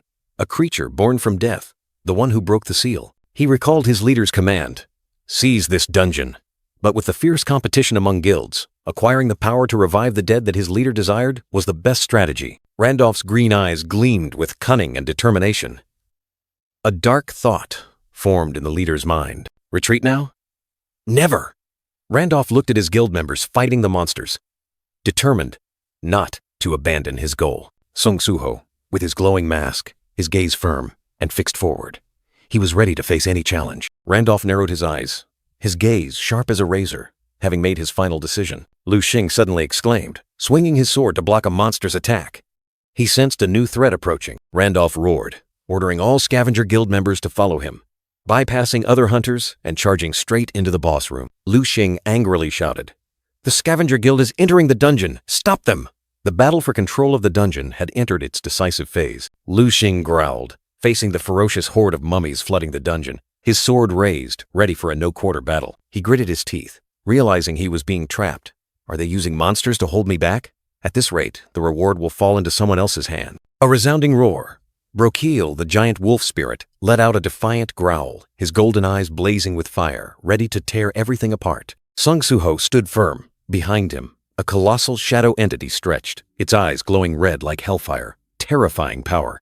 The colossal entity roared, swinging its dark arm, creating a destructive shockwave, crushing everything in its path. In a flash, the shadow entity charged, its hammer-like punches raining down, turning the mummies into dust in a brilliant purple light. Not a single one escaped the clutches of death. Hordes of mummies were crushed, vanishing in black smoke, leaving no trace. Lu Xing's eyes widened, his face contorted with astonishment and fury. The sight before him made him unable to believe what he was seeing. Sung Suho coldly commanded, exuding a regal aura, "Finish things quickly here and then chase after them." Lu Xing and Asil were stunned. He not only summons but can also merge with them? He thought to himself, "Suho, who exactly are you?" In the dark dungeon corridor, only an eerie silence remained, like a warning of what lay ahead. A lone mummy was suddenly attacked, a brilliant red light flashing, signaling the start of an uneven battle. A hunter fell, lying motionless. Randolph and the Scavenger Guild had passed, advancing deeper into the dungeon without hesitation. Randolph smirked. "That kid doesn't seem simple." He sighed in relief. "I want to confront him after I acquire the power to revive the dead." Randolph's eyes gleamed with malevolence and calculation. He had seen the path to the power he craved. Finally, Randolph and his legion arrived before the colossal door. "Is this the boss room?" he asked, his voice full of anticipation. The colossal door creaked open, thick dust swirling up like the breath of an ancient creature, enveloping the space with a heavy, mysterious aura. A horrifying, creaking sound echoed, the door slowly widening, revealing a dark void filled with deadly secrets. Inside, a terrifying sight appeared. A colossal monster, bound by chains, lying motionless amidst the wreckage of broken armor. Randolph and his team cautiously entered. He narrowed his eyes at the chained creature, wondering, "This one looks like the boss. Is it sleeping?" The colossal monster was bound by glowing red chains. Randolph pondered. The prophecy about the one born from death appearing when the seal is broken, could it be this creature? From between the monster's sharp fangs, strange, ancient sounds echoed, like a curse from the abyss. Randolph and his comrades were bewildered. Monster language? He wondered. Is it talking to us? The monster remained motionless, but the mysterious sounds continued to echo, sowing unease in the minds of the intruders. The monster's colossal hand stirred slightly, the chains rattling violently. A dark energy began to surge. Terrifying power erupted, the monster straining to break each chain. Glowing red energy enveloped it, signaling an impending catastrophe. Randolph roared, his face contorted with terror. "Everyone, prepare for battle!"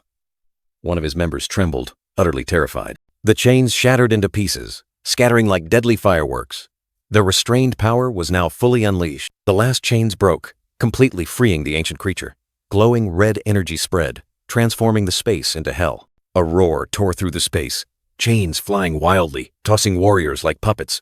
The monster had awakened. Deafening metal clanged, the last chain fragments falling, creating a symphony of destruction. Amidst the rubble, a towering figure rose. He, the one who had just escaped his chains, slowly walked, his cold gaze sweeping across the battlefield. Randolph was stunned, his face changing color. What the hell is this? He couldn't believe it.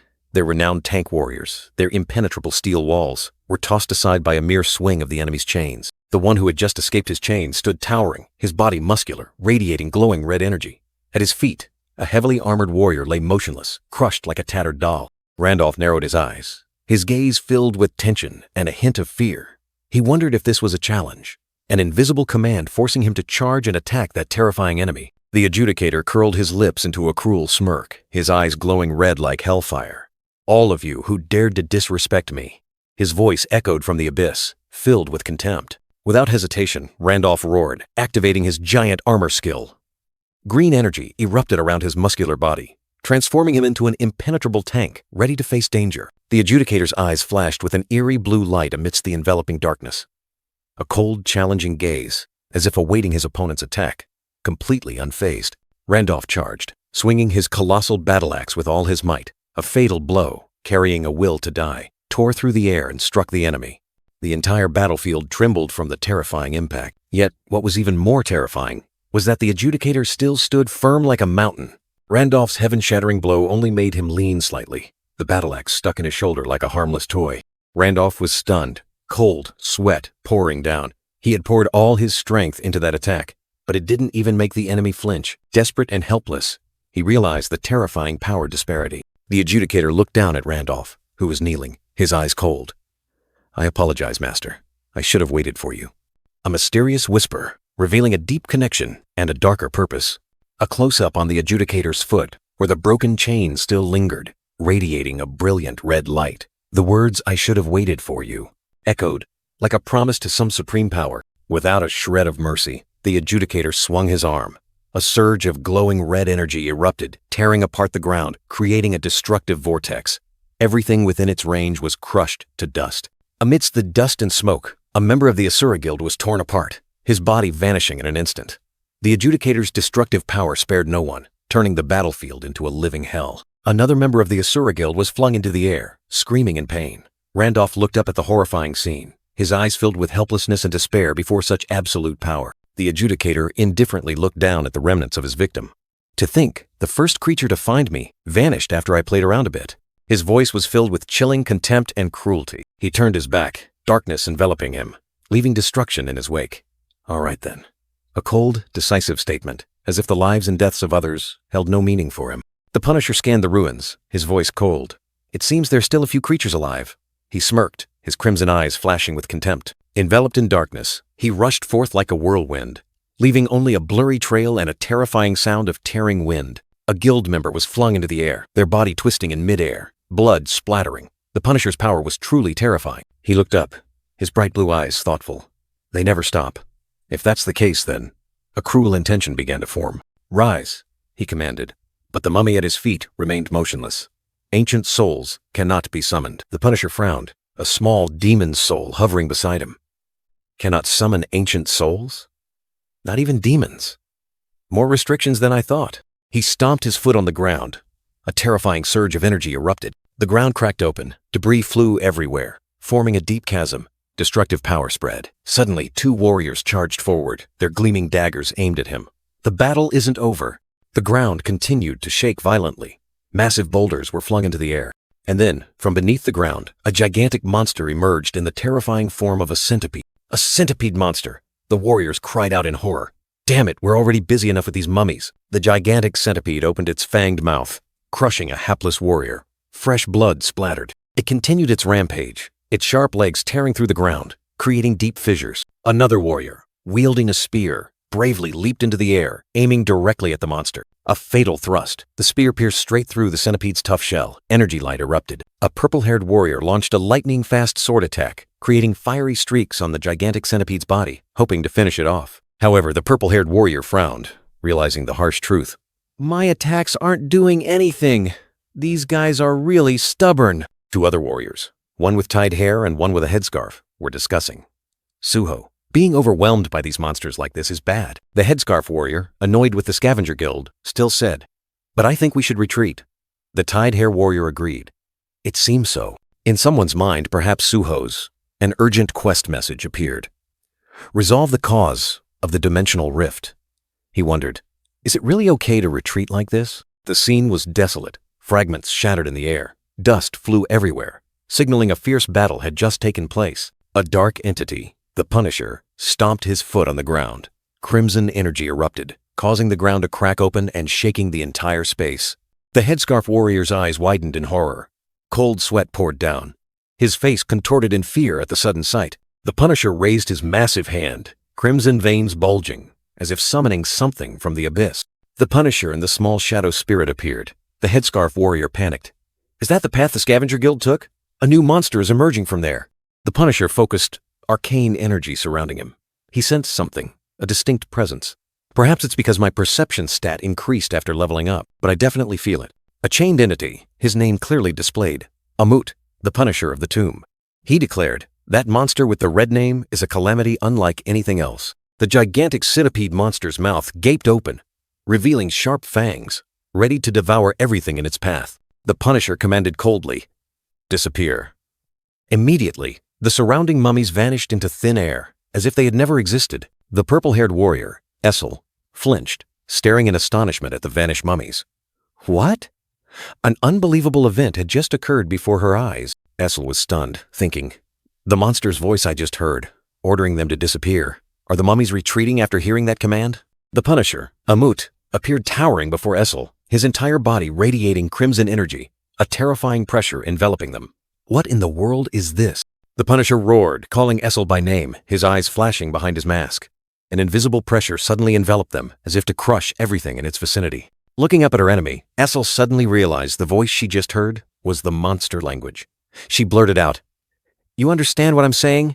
Then answered herself, "Right, I'm a member of the demon race." Amut sneered, his voice echoing like thunder.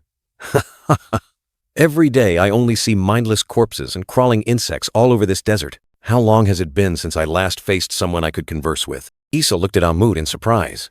He suddenly turned his back to her, facing the gigantic centipede rushing towards them. Huh? He seems friendlier than I thought.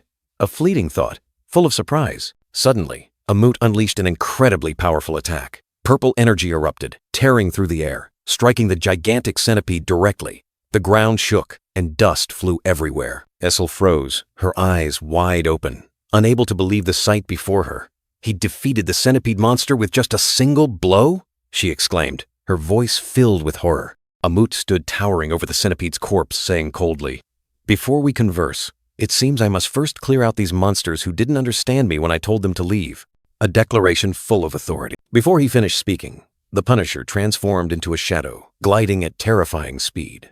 He plunged into the midst of the monsters, leaving behind dazzling purple energy trails, like a destructive whirlwind. With a swing of his hand, purple energy erupted, sweeping across the battlefield.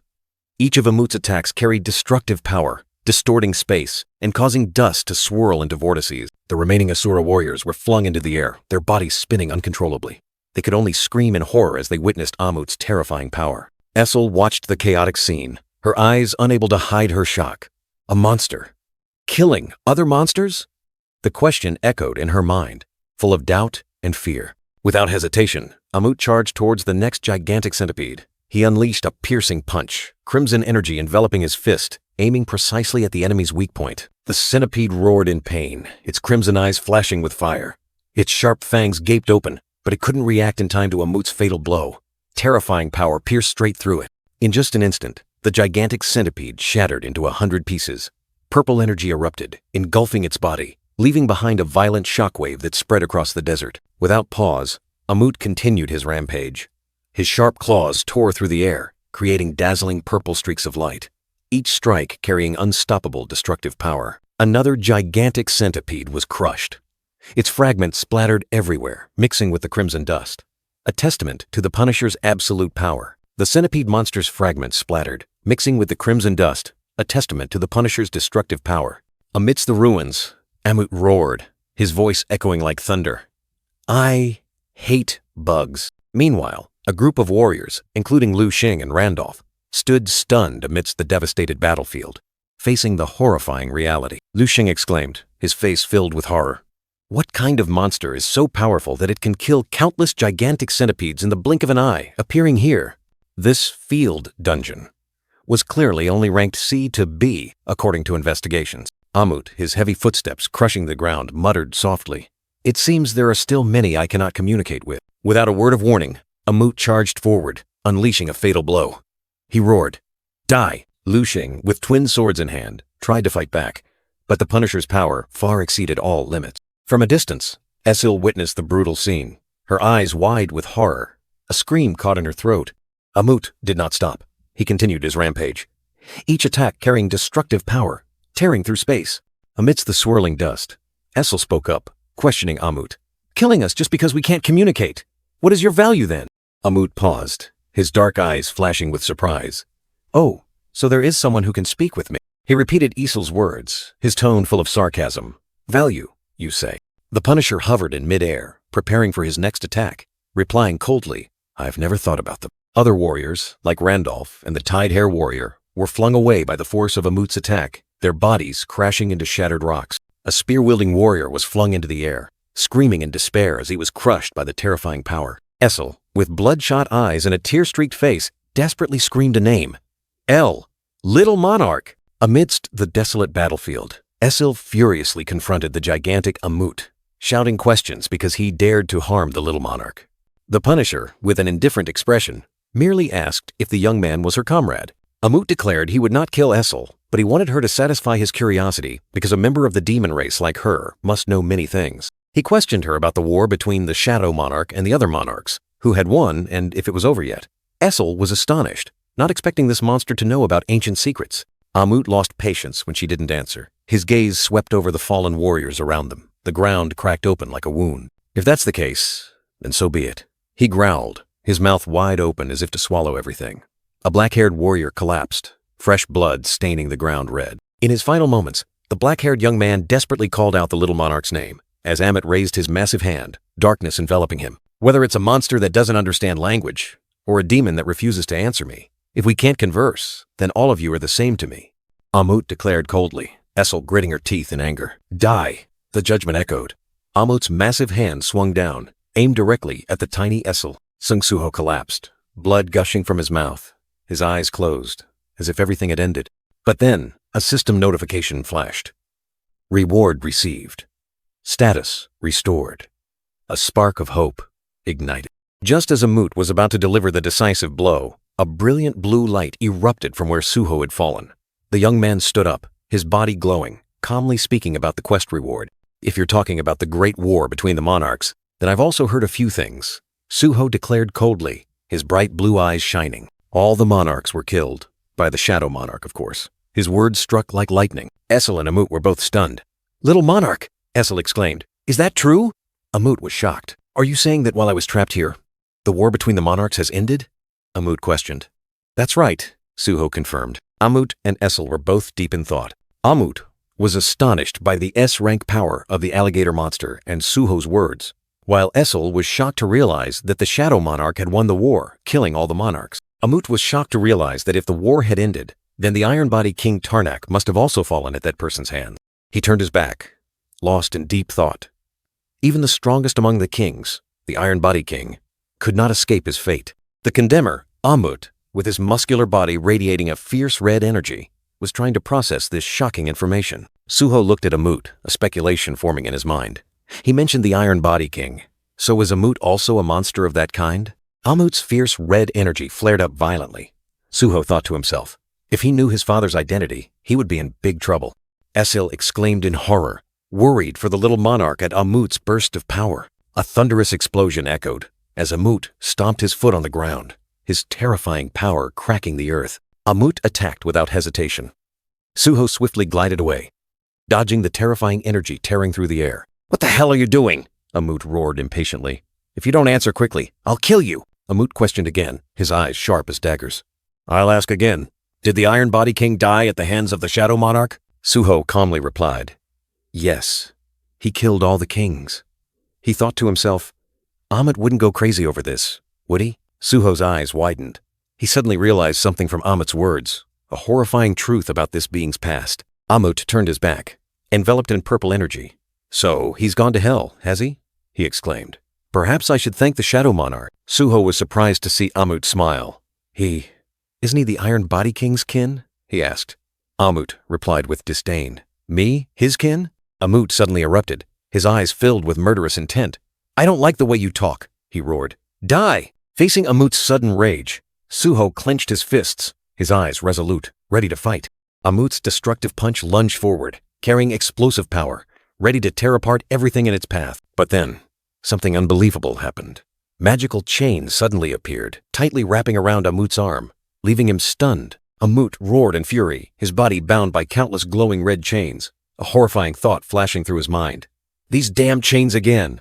Have I crossed the allowed boundary? The chains tightened, dragging Amut away at terrifying speed, creating piercing sounds that ripped through the air. The ground cracked, and debris scattered as Amut was dragged away, leaving a long trail of devastation. He struggled in vain, his muscular body continuously pulled by the magical chains. Amut let out one last roar, cursing his captor.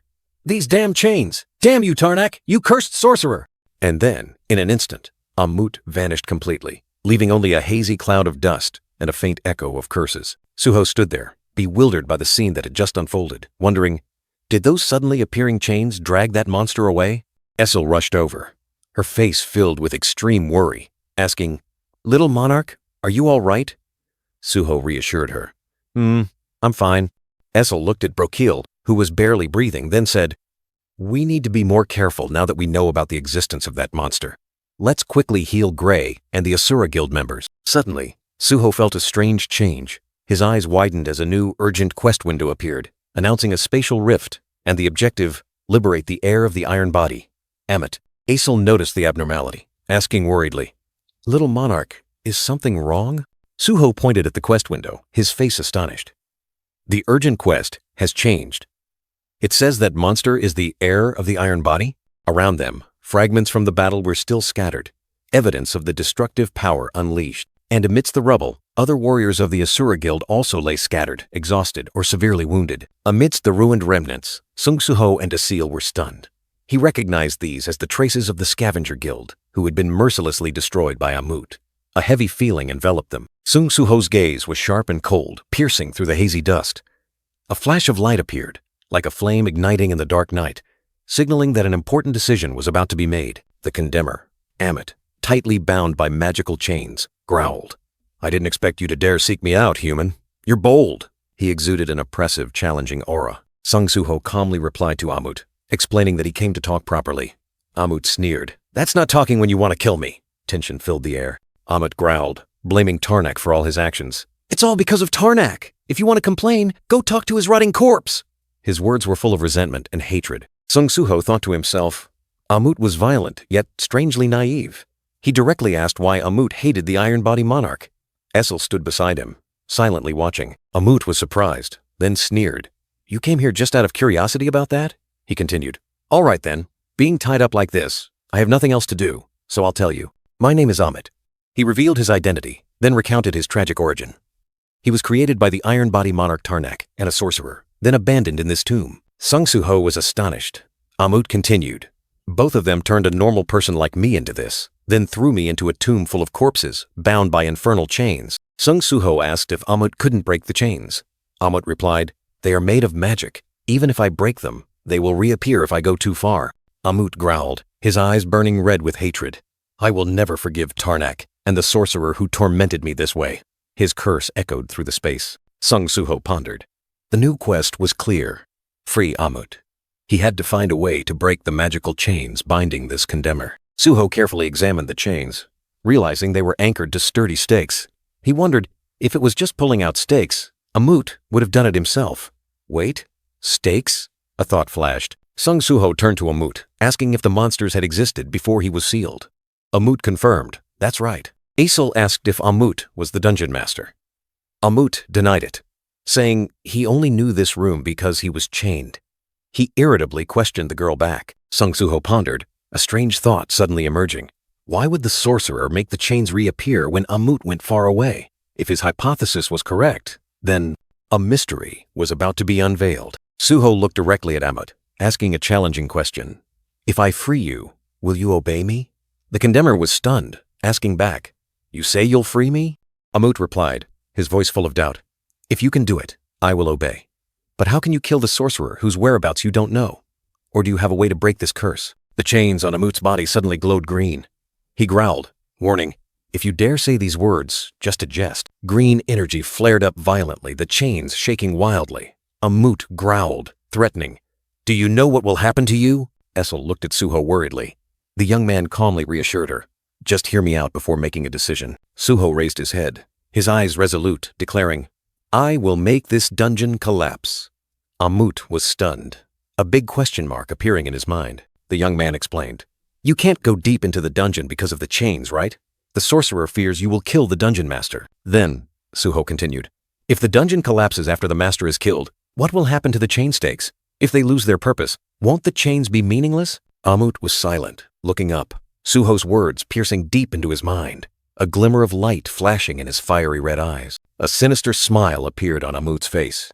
He whispered, An interesting idea. Suddenly, a small shadow entity appeared, looking up at the ruined dungeon ceiling. It was Baru, his bright white eyes brimming with tears, calling out, Little Monarch. Baru questioned, Why do you choose this uncivilized reptile to be by your side instead of Baru? Amut angrily snapped, Stop acting like a nuisance. Nuisance? Baru roared furiously. Do you want to die by my hands? Amut smirked, thinking to himself, Who would have thought this child was the son of the Shadow Monarch? Amut reached out, saying, This is the limit I can go in this tomb. It's been quite a while since the Heir of Shadows went ahead. He continued, If he fails to kill the dungeon master, that will be a failure. And if the dungeon collapses, and my chains are not released, that will also be a failure. Sung Suho gave a confident smile, his sharp eyes fixed on Amut. He made an offer. If I free you from here, you will obey me, right? Essel stood behind him, silently observing, unable to hide her worry. The condemner remained silent, the gruesome stitches on his mouth like a sealing curse, brilliant red energy enveloping his chained body. In Amut's mind, a name echoed. Tarnak. You once said physical strength was everything, he thought to himself. But even the weaker can become great. He looked towards Sung Suho, a glimmer of hope flashing. If it's this kid, perhaps he can free me from this prison. Blue light enveloped him, signaling a change. Without further ado, Suho plunged into battle. A thunderous punch, blue energy erupting, pierced directly into the giant body of the rock monster, shaking it violently. The enemy's colossal body cracked open, fragments of rock shattering and scattering through the air, signaling a fatal blow. Without pause, Suho continued to unleash a barrage of attacks. Each strike carried destructive power, causing the giant rock monster to shake violently. Breathing a sigh of relief, Suho looked at his achievement. Though a little tired, his eyes still shone with determination, ready for the next challenge. Isel stood beside him, the spear in her hand still ready. The purple-haired girl's sharp eyes swept across the battlefield, highly vigilant. Only one enemy remained. Suho and Essel stood on the ruined cliff, looking down at the final target. An ancient coffin lying amidst the rubble. The tomb scene appeared majestic, stone steps leading up to a throne hidden in the shadows, where the final guardian awaited. And here was the tomb guardian, Sheikah, a colossal entity with sharp black armor and countless glowing red eyes, exuding an overwhelming aura. The chains on Amut's hands glowed fiery red, as if reacting to Sheikah's appearance or to his intention to leave this place. Amut reached out, but the glowing red chains tightened, stopping him. As expected, he said. These chains hinder me even when I want to enter the shadow dungeon. The condemner explained, As soon as I intend to leave, they will appear and bind me. Suho nodded. Not unexpected. I just wanted to confirm. Suho outlined a two-step plan. First, he and Isel would destroy Sheikah to make the dungeon collapse. Then, the chains would become ineffective. Amut would be freed, and they would all proceed with Baru into the shadow dungeon to escape this place. Suho pondered, his gaze fixed deeply on the space. He wondered if everything would collapse if one of the two missions failed. But then, he already had a backup plan. The condemner Amut growled, his face defiant. Forget it. Whatever happens, it's better than me being imprisoned here forever.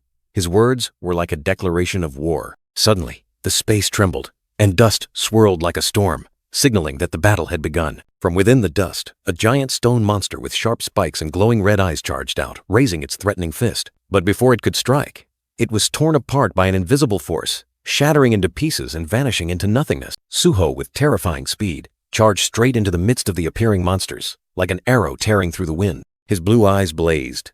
A chilling sword aura emanated, and each strike carried destructive power. A series of lightning-fast sword slashes tore through the air, piercing the enemy's formation, creating dazzling streaks of light. He moved like a dance of death, dodging and attacking relentlessly, leaving behind the ruins of his enemies. A soft groan escaped Suho. He winced, seemingly exhausted by the battle. He looked towards the tomb guardian, Sheikah, realizing the difficulty. I can't approach him because of this sand. His name is Red, at least A rank. Suho gritted his teeth, his determination soaring.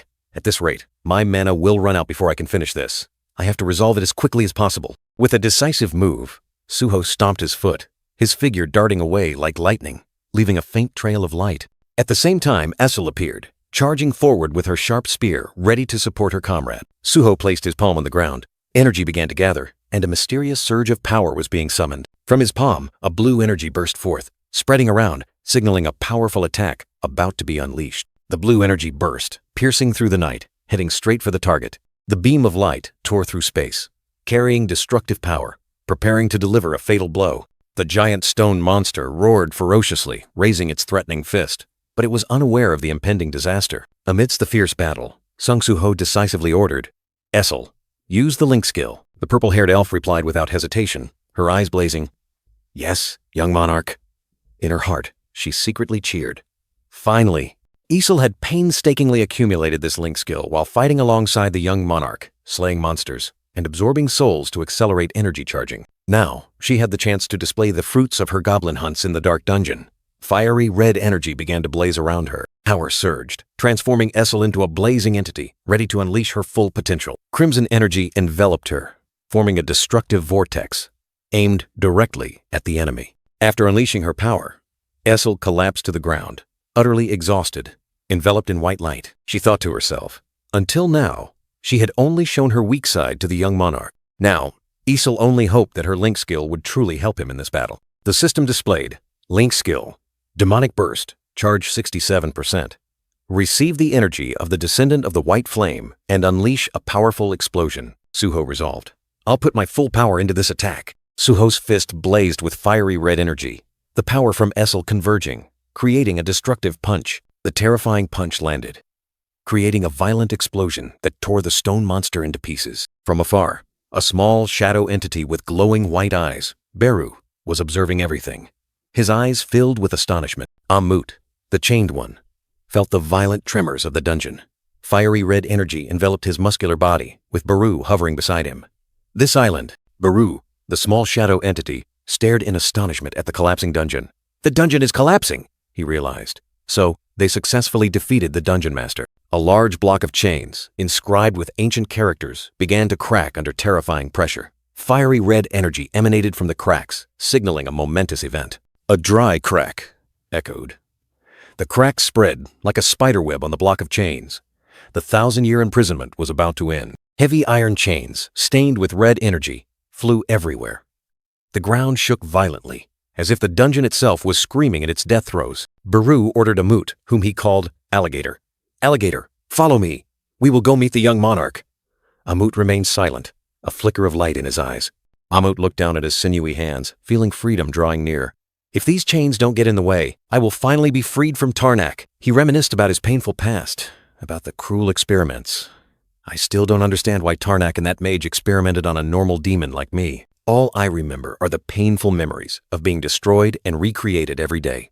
Tarnak destroyed my body, then the mage restored it. The longer it lasted, the stronger my body became. However, my mind couldn't endure the pain, so I gouged out my own eyes and gradually transformed to enjoy it." He recalled a single wish. Throughout the torment, I had one sole wish to keep living, the desire to once again feel the grandeur of nature that I saw when I was young. He raised his head, his eyes empty but full of determination. Fiery red energy blazed more fiercely than ever, like the flame of liberation. "If I can make that a reality," Amut, with his tattered hood, growled. He was ready for a new life. The last chain shattered in an energy explosion.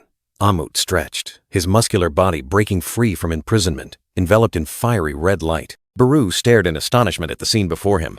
"Alligator!" He hadn't expected the imprisoned one to unleash such power.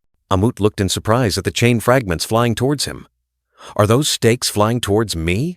This was not the complete liberation he had imagined. The condemner roared, his sharp fangs exposed, a fiery red aura erupting, shattering the chains of imprisonment. The chains shattered, fragments of stakes flying in the air. But Amut was still bound by invisible chains. "Tarnak, the spellcaster!" he roared in despair, his body stretched to its limit. "Would you rather kill me than let me be free?" Suddenly, a figure charged forward, launching a fierce attack on the chains, a blue light tearing through the night. It was the young monarch, Sung Suho, his hands stained with blood but his eyes resolute. Beru beside him exclaimed in surprise, "Young monarch, these stakes are too tough." A chain fragment was struck away, spinning in midair, emitting a fiery red light as if to counterattack. Amut was pulled back, realizing the chain was tightening. And it's coming back to attack again. If the chains don't release Amut, Sung Soo-ho didn't hesitate, charging into the vortex of purple energy, fiercely attacking the stakes imprisoning Amut. I'll have to move these stakes. He delivered a critical blow, purple energy erupting, causing the stake to shake violently. With another blow, the stake was pushed back, pulling the taut chain with it. The desolate cityscape appeared, giant chains with sharp stakes strung across the sky, pulling something invisible taut. Amut looked at Sung Soo-ho with confusion. Sung Soo-ho, why are you doing that? Sung Soo-ho, despite being heavily wounded, continued to attack the chains, his eyes full of determination. What do you want from me that you have to shed this much blood? He gritted his teeth in endurance, his blue eyes flashing with resilient light. My bones can't take any more. Without a moment's hesitation, Sung Soo-ho unleashed another powerful blow, striking directly at the last stake, his face streaked with blood. Sung Soo-ho finally understood. Now I understand why Tarnak. No, why all the monarchs failed before the Shadow Monarch. The condemner Amit was stunned, while the young monarch Sung Soo-ho remained resolute, his eyes blazing as he looked towards the gate. Just stick these stakes into the gate and it's done, right? He wondered, his determination unshaken. Let's fight this final battle together! Amit roared, the chains still binding him tightly. In that moment, a whisper echoed, calling the young man's name. Sung Soo-ho. Energy erupted. The young monarch and the condemner charged into the final battle together, power surging. Young monarch! Amut exclaimed in astonishment, witnessing his extraordinary will. Meanwhile, elsewhere, the descendant of the white flame, Essel, lay motionless on the ruined ground, deep in an exhausted sleep. A faint light pierced through the darkness, and her glowing red eyes slowly opened. A soft groan escaped her pale lips, signaling her awakening from unconsciousness. The small shadow Baru hovered before her, his voice echoing, Are you awake? Essel was surprised, uttering the shadow entity's name, trying to reorient herself. Essel quickly sat up, anxiously asking, The young monarch brought me back here because I ran out of energy. How are he and Amut? Baru quickly gestured for silence, his eyes full of hidden meaning. They are resting, Baru replied curtly, stunning Essel. Her eyes widened, unable to believe what she had just heard. Her face lit up, a radiant smile gracing her lips. Her worry vanished, replaced by indescribable happiness and relief. Amidst the dazzling light, the young monarch Sung Soo-ho lay there, exhausted but peaceful. Despite his body being covered in wounds, he had completed his mission. He did it. Both Amut and Sung Soo-ho lay collapsed, exhausted but victorious. A series of system notifications appeared, signaling mission complete and rewards awaiting. Time passed, and everything gradually returned to normal. A steaming hot cup of coffee, emitting wisps of smoke, signaled a new beginning, a more peaceful life. In a modern office, a refined man sat behind a desk, his eyes thoughtful. It was Sung Soo-ho, now returned to his own world. On the tablet screen, an image of Hunter Sung Jinwoo appeared. Everything began when Hunter Sung Jinwoo disappeared. He read, realizing the major event unfolding. Gates and hunters reappeared. Thanks to the memories from the previous world that Sung Jinwoo passed on, Sung Soo-ho quickly established the Hunter Association, quelling the chaos after the Great Cataclysm. But something that had never happened in the old world appeared. Stardust. A powerful stimulant that increased mana for low-level hunters without any side effects. The world was changing. Stardust, the illicit substance stirring up the world, distributed by Lee Min-sung, Vice Guild Master of the Grim Reaper Guild. With the Guild Master absent, he acts alone. What is his conspiracy? Sung Soo-ho stands there, exuding the domineering aura of a dark monarch, surrounded by his subordinates. The phone's light suddenly flared, interrupting Sung Soo-ho's thoughts. Who is behind Lee Min-sung? A larger conspiracy is slowly unfolding, and he, the little monarch, has sensed it. Hunter Association President, I apologize for calling you so abruptly. A worried voice rang out. Jinho, who had helped the association greatly in the past, was now pleading for Sung Soo-ho's help. Something bad must have happened. Jinho, with a haggard expression, pleaded, I need the association's help. My nephew. His words choked, hiding extreme fear. The fear erupted into tears. The boy awakened as a hunter. And I think he's trapped in a gate. Jinho's desperate cries echoed, begging for help. Please, save my nephew, Jinho pleaded. Sung Soo-ho listened, his eyes sharp. Your nephew, Jinho, is he? Soo-ho? Jinho exclaimed, as if realizing something. A familiar name. But was it the person Sung Soo-ho was thinking of? The armored truck sped across the blazing red sand, through the desolate wasteland. A tense atmosphere enveloped them, signaling a dangerous mission ahead. Inside, tired hunters leaned back in their seats. Ryo Singh, with a somber expression, hung his head. What arduous battle had they just endured? Ryo Singh! A decisive call rang out. He lifted his head, his eyes heavy. Another hunter shook Ryo Sing vigorously. "Wake up!" He groggily awoke, seeing Sung Suho. "Suho?" His eyes were bewildered. Sung Suho offered a faint smile. "The dungeon is cleared. Can I borrow your phone for a moment?" Ryo Sing was still dazed. The dungeon cleared? A scene of devastation appeared from above. Ruined structures, swirling dust. "It's cleared?" Ryo Sing couldn't believe his eyes. The plane cut through the wind in the fiery sunset sky, flying past skyscrapers. The fierce battle had ended, bringing them back to the modern world. At the airport, Ryo Sing shook Sung Suho's hand.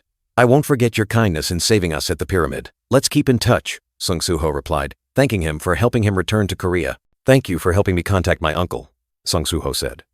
On the other end of the line, Jinho burst out. "What? You went to Egypt for a gate? Thank goodness you're safe. I thought something terrible had happened." Sung Suho pondered the call. His uncle had reported the incident to the Hunter Association. Perhaps he would have to visit that place soon. Among the other hunters, Sung Suho heard them discussing the strange event. An S-rank demon had retreated, abandoning the collapsing dungeon. Everyone found it puzzling. He forced a smile, telling himself he was lucky to have escaped. The truth about Amut, about what had happened, he couldn't reveal to anyone. Deep within the dungeon, heavy, glowing red magical chains still bound a colossal entity, echoing with a cold metallic sound. Sung Suho stood before the chained Amut alongside Essel. "The chains can't be removed. You can't leave here," he said. "So, will you keep your promise, even if I haven't broken the seal?" Amut, with sharp fangs, reassured him. "Don't worry. The original promise was to get me out of the tomb."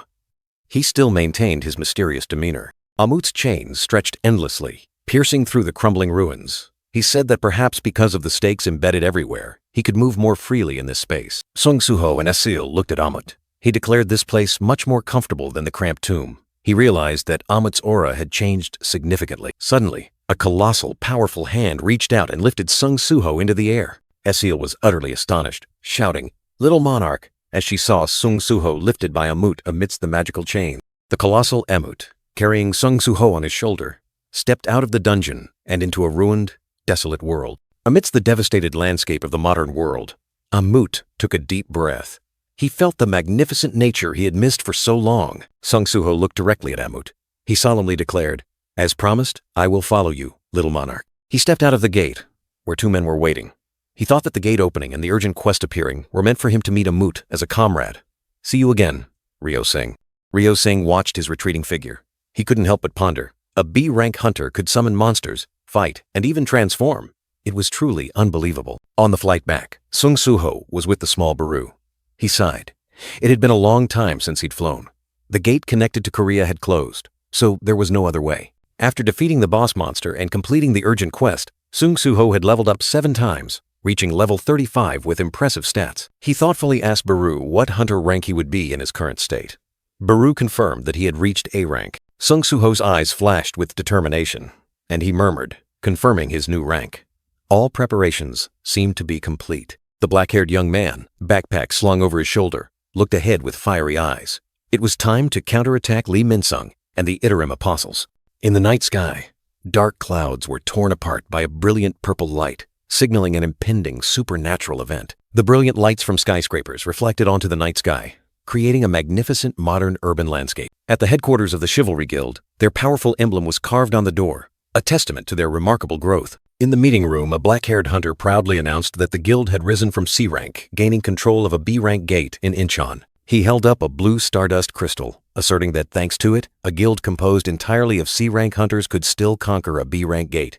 A neatly tied blonde-haired hunter expressed concern about stardust, feeling something was amiss, even though it was becoming increasingly easy to buy on the black market. Kim Sung-soo, a B-rank hunter, was snapped at by another for not understanding their feelings. He heard that the association was considering banning stardust. Another hunter indignantly asked why it should be banned when it had no side effects and helped them close more gates. Kim Sung-soo sighed, taking a sip of soda, helpless against the complaints. The association did nothing for low-tier guilds like theirs. He looked up, his eyes full of thought as he listened to the surrounding discussions about the ban. Suddenly, the meeting room door opened, and 2 hunters stood waiting outside. A voice rang out. "Is this the Chivalry Guild?" The white-haired young man with blazing golden eyes entered, exuding a cold aura. He asked, "Are you the guild that holds control over the gate in Incheon?" The white-haired young man stood opposite a blonde-haired hunter. A child? The hunter asked suspiciously. This is the Chivalry Guild. What are you doing here? He replied curtly, his eyes sharp. Hand over the gate. A statement that left the others stunned. Huh? The atmosphere suddenly thickened. Blazing purple energy erupted, engulfing the room. The hunters collapsed, suppressed by an invisible force. A cold voice echoed. I said, hand over the gate. Kim Sung-soo, the blonde-haired hunter, watched the scene before him in horror. His comrades were now prostrate, covered in a golden light. Blood stained the floor. Everyone? What kind of joke is this? He yelled, unable to believe his eyes. Kim Sung-soo reeled in panic. The white-haired young man stood calmly amidst those bowing down, his gaze sweeping over them. Are there still hunters who haven't used stardust? He murmured, then offered a mysterious smile. Excellent. 3 faces, 3 expressions of horror. A bald man, a blonde girl, and 2 other hunters all clutched their heads, trapped by the golden light. The white-haired young man coldly declared, From now on, none of you are permitted to use your sight or hearing. Kim Sung-soo roared, his indignation flaring. Why is everyone following this child's orders? He questioned. The white-haired young man sat with his legs crossed on the table, his eyes contemptuous. I want to talk to others besides that scoundrel. A close-up of the white-haired young man's blazing golden eyes. He sat on a ruined, blood-stained chair, like a king on a desolate throne. Our Creator wishes to possess control over the ownerless world. I came to Earth to fulfill that wish. Kim Sung-soo recoiled, his short sword drawn, his face full of doubt. What are you talking about? He stammered. The white-haired young man continued. But after coming here, I have a few questions. The white-haired young man suddenly drew a pistol, pointing it directly at Kim Sung-soo. He questioned, creatures are made to fulfill the wishes of their creators. But you, humans, have other purposes and act according to your own will. What wish of your creator are you fulfilling? Kim Sung-soo could not take it anymore. He roared, swinging his glowing sword. Creator? Who is that? Return everyone to normal. His words were a challenge to the mysterious figure. A close-up of Kim Sung-soo's hand gripping the sword hilt. He declared firmly, Is this some kind of cult? You might be a child, but I won't let you cause chaos if you keep playing these tricks. Kim Sung-soo's face changed color, his eyes wide with horror. A dark energy enveloped him. He murmured, realizing something terrible. A cult? The white-haired young man stood up, his entire body ablaze with crimson energy, his golden eyes shining like hellfire. He growled, full of killing intent. Did you just blaspheme my creator? The white-haired young man's hand reached out, blazing golden energy erupting like a lightning bolt striking the air. He commanded, Amplify. Kim Sung-soo screamed in pain, blasted away by a blue divided by white surge of power. His sword also glowed, but it was futile against the terrifying attack. A blazing golden energy tore through the air, engulfing Kim Sung-soo in the white-haired young man's wrath. That terrifying power descended, turning all resistance efforts of the blonde-haired hunter into dust. Kim Sung-soo collapsed, fresh blood splattered, his eyes vacant, staring into the void. The white-haired young man stood there, his eyes blazing like hellfire, his aura overwhelming all living beings. Around him, other hunters also lay scattered, unconscious amidst the rubble and pools of blood. Wake up, all of you. His voice rang out coldly. Clean this place up. He stepped over the motionless bodies. The hunters slowly regained consciousness, looking around in confusion. What just happened? Did another hunter destroy this place? The white-haired young man turned his back and walked away with 2 other men. Forget everything you've seen here, he mused, his blazing golden eyes looking into the distance. What is free will? All creatures are born only to serve the will of their creator. A dark vortex appeared. Yet, the creatures of this universe killed their own creator with that very free will. He stood amidst a ruined space where the wandering souls of other dimensions awaited. A monster, he said, looking at the colossal stone entity. No, more accurately, a spatial refugee wandering through the cracks. He raised a blazing golden crystal. It must be painful to lose your homeland and wander everywhere. I will give you a chance to vent your anger. The stone monster roared, its power erupting. Go, rampage as you wish. The white-haired young man's blazing golden eyes flashed. I need to investigate this world more. The airport sky was tinged with a gloomy sunset. A plane glided past, signaling in restless night. Under the shimmering lights, 2 figures stood silently, an air of tension enveloping them. The man in the black suit narrowed his eyes, sensing the terrifying surge of magic. This seems dangerous. The blazing red spatial gate opened wide, magic pouring out, threatening a dungeon break that would destroy the entire airport. The white-haired man and the girl beside him, their golden eyes glowing, faced the danger with cold expressions. Another hunter spoke up, his eyes also glowing, reporting, We will report to the Hunter Association that there are no issues here, emissary. The white-haired man, the emissary, smirked meaningfully, his golden eyes flashing with a dangerous glint. Suddenly, gigantic rock monsters emerged from the gate, tossing hunters aside, creating extreme chaos. Creatures are born to fulfill the will of the Creator. A voice echoed, revealing the secret of their origin. If the Creator grows weary, we will purge each other. The mysterious figure continued, his tone tragic. If he desires something, we will do everything to offer it to him. That is the reason for our existence, creatures. But then, one day, the Creator uttered a fated word, revealing a new horizon. One of my kind in another dimension has died. Take this chalice and seize control of the world without a master. Obeying his words, the mighty army of creatures was assembled, preparing for a grand expedition. To transport countless warriors, energy beyond imagination was needed. But the spatial tunnel was too narrow. Thus, the Creator's army took a very long time to pass through the dimensional gate. The divine army, without rest, finally set foot in the masterless world, where no one ruled anymore. There, a solitary figure looked up at the sky, where countless dark entities were covering it. We saw only one thing: darkness. A powerful entity, engulfing all things. It was an abyssal, unfathomable darkness, harboring terrifying power. Arise!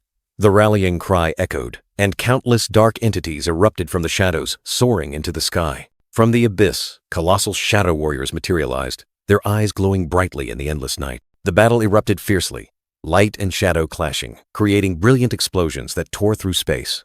The ruler of shadows, along with his army, possessed terrifying, unparalleled power. Each dark warrior was a machine of destruction, wielding weapons with terrifying might, ready to crush everything. Darkness was truly terrifying. Whoever fell in battle against it would be devoured, transformed into their own enemy. The battle raged on, the power of darkness continuously growing, pushing back the divine army. The conflict spread beyond the limits of the dimension. The divine army sank into despair, unable to overcome the darkness. At this moment, Emissary TL spoke, bringing a bold plan. "This is our chance," TL declared, explaining that the enemy would find it difficult to return. He proposed using Mistborn to infiltrate the masterless world from within. Mistborn, the weakest believers, consumed by the flame of faith, yet still carrying the will of God. Though weak, their ability to spread faith was extremely dangerous. The divine army believed that as faith spread, they could create holy ground and miracles. All agreed with TL's strategy. TL immediately divided his power and abilities into 5 fragments. The weakest fragment, carrying the flame of the Mistborn, was sent to the masterless world. The plan was perfect. The weakest fragment of power, carrying the Mistborn flame, slipped through the net of darkness, successfully entering the masterless world. A brilliant blue light tore through the cosmic night, like a meteor hurtling straight down onto the blue planet. But TL's first fragment, the one carrying the Mistborn flame, upon setting foot in this masterless world, faced unexpected variable. Under the ethereal blue light, shadow spirits and the mysterious white-haired emissary looked up, as if awaiting something. Those who originally had no magic in this world now possessed magical power. A terrifying change had occurred. He realized that magic had appeared with a great cataclysm, bringing a fresh and powerful wave of energy. The first fragment decided to wait for the others. Finally, it successfully merged with the second fragment, enhancing its power. "I didn't expect them to change so quickly in their fight against me," the emissary muttered. "There must be someone pulling the strings. Our plan cannot face any more obstacles," he told himself, his gaze resolute. "Humans," he scanned the crowd. "I must understand the potential of those who possess magic, the hunters. Only then can I fulfill my mission as a fragment of TL." Suddenly, a loud noise echoed, shattering the peace. The crowd panicked, scrambling to flee in disarray. Terror was evident on the faces of the ordinary citizens. They couldn't believe their eyes. Monsters! A shrill scream rang out. Hideous monsters, with glowing red eyes, were destroying everything. "The dungeon has broken," he cried out in despair. Quickly contact the Hunter Association. If powerful magic beasts run rampant, high-level hunters will appear," the emissary mused. "I want to see how strong S-rank hunters are." He realized that the hunters at the gate were all using stardust, a stimulant derived from the Mistborn's faith. The emissary, TL's first fragment, was contemplating. He wanted to amplify the faith of those hunters using TL's power. A dark plan was brewing. The black-haired hunter's eyes suddenly shone brightly, magic surging. He had been activated, ready to plunge into a life-or-death battle. The armored figure, a creature of God, ordered the fighting hunters to retreat. "You are in the way. Go back." A black-haired hunter obeyed. "Yes, Apostle." In the moment of chaos, a blonde girl was impaled by a goblin monster. A terrifying scream tore through the air, fresh blood staining the floor red. The ferocious goblin monster continued to strike fatal blows upon the victim. The blonde girl lay slumped, her breath weak. The emissary merely watched, his gaze cold. The weak girl's bloodied hand reached out, pleading for help. But the emissary, hidden in the shadows, responded only with cold indifference. Save. Save me. He thought that all creatures were born for the Creator, for God. Their purpose in life was only to fulfill His will. A cruel philosophy. But why did these weak humans have desires? How dare lowly creatures possess desires that belonged only to the Creator? He couldn't understand. The colossal red monster and the goblins rampaged relentlessly. The bald man fell. The panicked man screamed. Blood and corpses were everywhere. A scene of hell. In the chaos, a panicked man fled, only to face the imposing figure of the armored one. A despair with no escape. He fled in panic, but then exclaimed in surprise, "A dungeon break! I can't believe this happened just as I arrived in Korea." Another elderly man also fell to his knees in despair. Overwhelmed by fear, he could only cower, awaiting his cruel fate. The colossal red monster raised its club, preparing to deliver the finishing blow. The elderly man's terrified scream echoed, but in vain. Suddenly, the emissary lunged forward, delivering a powerful kick to the colossal red monster. He didn't want this game to end too soon. The emissary turned back, looking at the frightened man. "I will stop the monsters, you run." A cold statement, yet carrying a hidden agenda. The emissary's golden eyes flashed mysteriously. He was observing, calculating, and waiting for something greater. A goblin monster growled, swinging its weapon amidst the chaotic night, its red eyes gleaming with bloodlust. A sharp black blade tore through the air, piercing through the screaming goblins, blood splattering in the dim light. A face hidden behind a black mask, bright white eyes glowing. A mysterious smile appeared, exuding a chillingly cold aura. The white-haired emissary mused, his golden eyes flashing with thought. The black-masked one. Could he be the one who destroyed the Hyena Guild? Sung Soo-ho's mysterious figure appeared, his cloak fluttering.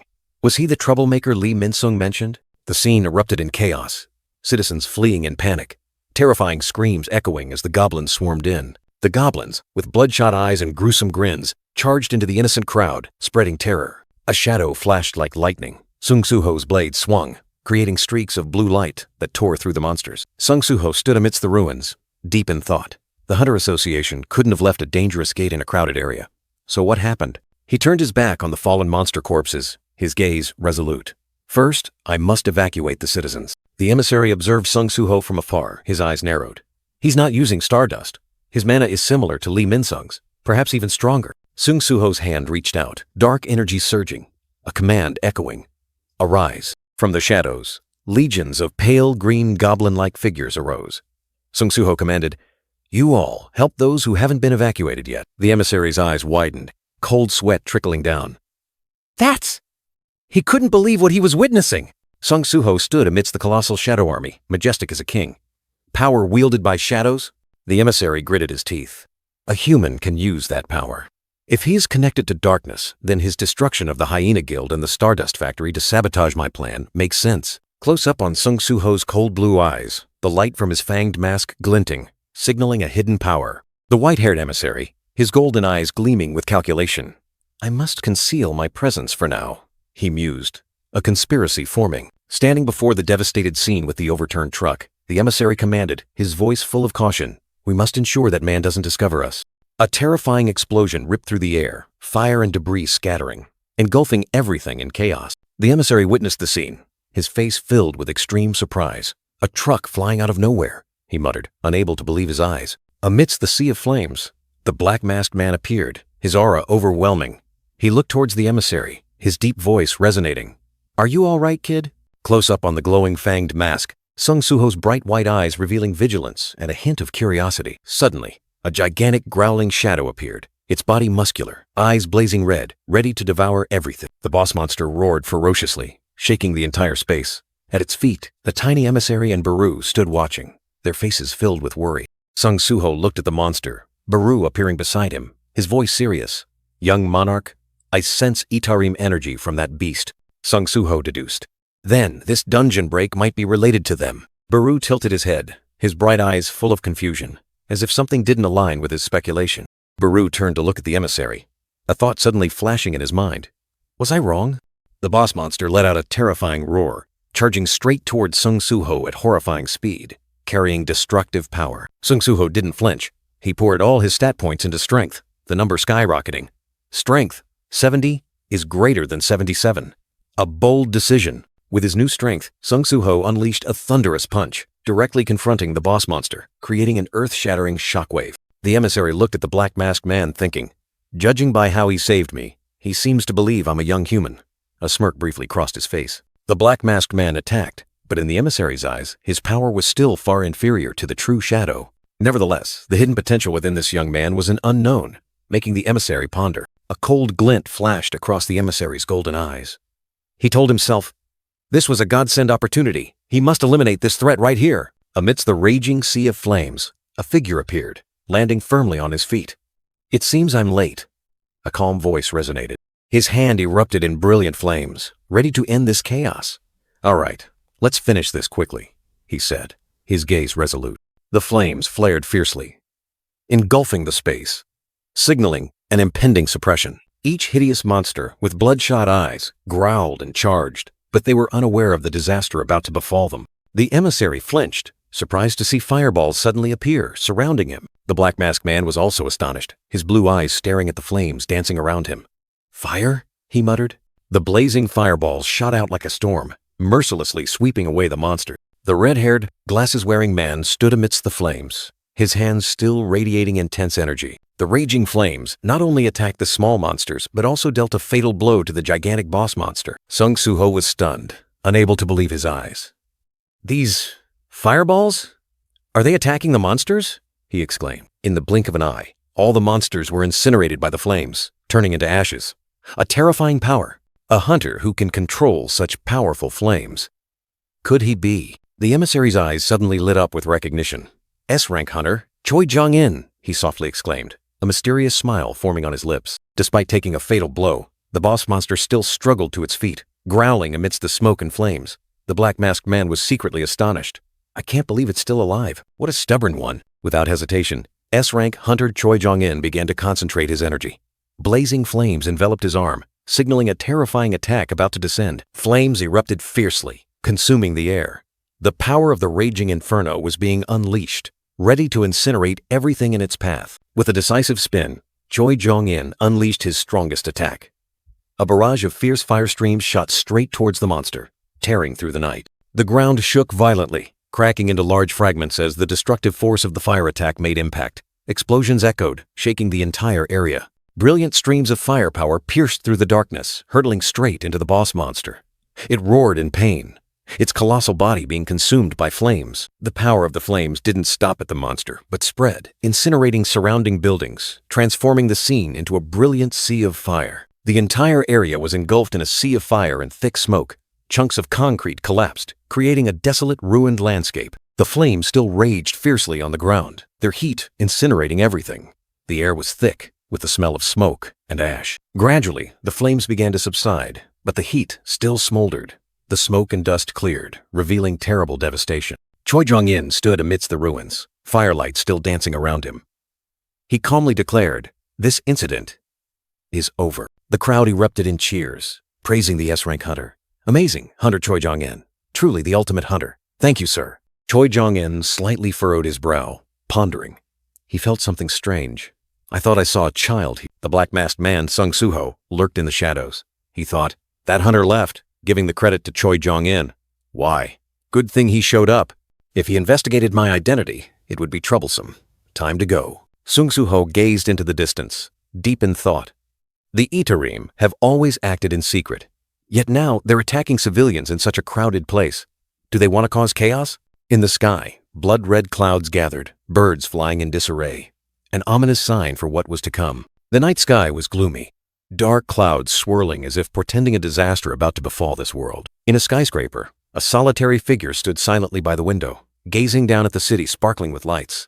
But his mind drifted to a distant place. The white-haired young man's golden eyes gleamed with profoundness, holding ancient secrets and awaiting destiny. He was silent, as if listening to a call from the void.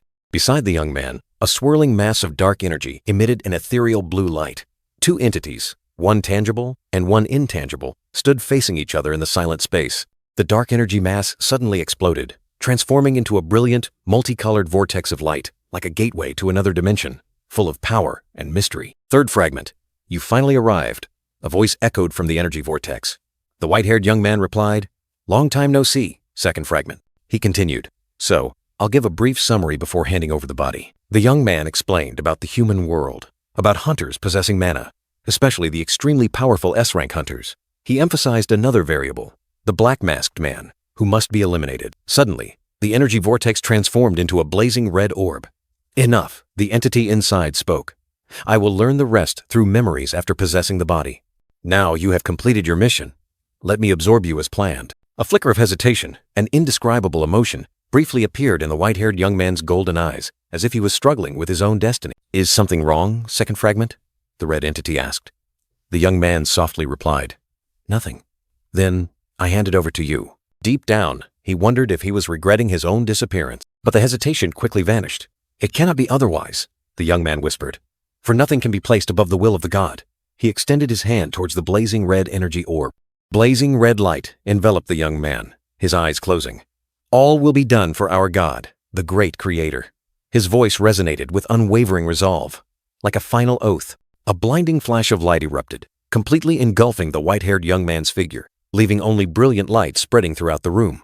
The powerful light pierced through the glass, exploding out of the building, illuminating a corner of the city for a moment, like a sign of a fated transfer. Smoke and blazing red energy swirled and intertwined in the room, creating a chaotic yet powerful spectacle. Amidst the red smoke, a pair of bare feet gradually became visible, standing firmly on the floor. A new entity, carrying the power of the second fragment, had completed the possession process. The new entity, the second fragment, stood towering in mid-air, blazing red light surrounding him. He was receiving new memories, understanding the variable that the other had mentioned. Memories clearly emerged, a powerful figure, possessing an aura no less authoritative than the Shadow. The black-masked man, an unexpected existence, astonished the second fragment. The second fragment clenched his fist, blazing red energy flaring. He rejected the third fragment's decision, deeming the elimination of the black-masked man a great waste. His golden eyes gleamed with calculation, the second fragment harboring a bold intention. If he could turn that person into a believer, to what extent would his power be amplified? Night fell, enveloping the modern house. After the shocking events, the world continued, but no one knew that a new conspiracy was taking shape. In the cozy house, Sung Soo-ho collapsed onto the sofa, letting out a long sigh. Having just returned from arduous battles, exhaustion was evident in every line. Baru, the Grand Marshal of Shadows, appeared beside him, asking with concern. "The young monarch seems exhausted," Baru said. Suho simply replied, "Of course." Suho recalled Jinho's incessant nagging. "Protecting Earth is good, but your safety comes first. If anything happens, how will I explain it to your parents?" Jinho cried out in tears. Suho pondered, his gaze distant. Did his parents worry about him as much as Jinho did? A fleeting moment of melancholy crossed the young man's face. Despite his exhaustion, Suho stood up. "Now I must go to the Shadow Dungeon." Baru advised him to rest, but Suho insisted, "I can rest later." Suho couldn't miss his daily quest and rewards. He had returned in a hurry and hadn't completed it yet. Baru thought to himself, "This young monarch is truly addicted to grinding levels." The spatial gate opened, taking Suho to the Shadow Dungeon. Before him was the desolate sight of a ruined city, enveloped by gloomy night. Suho was stunned, his eyes wide with astonishment. The scene before him left him speechless.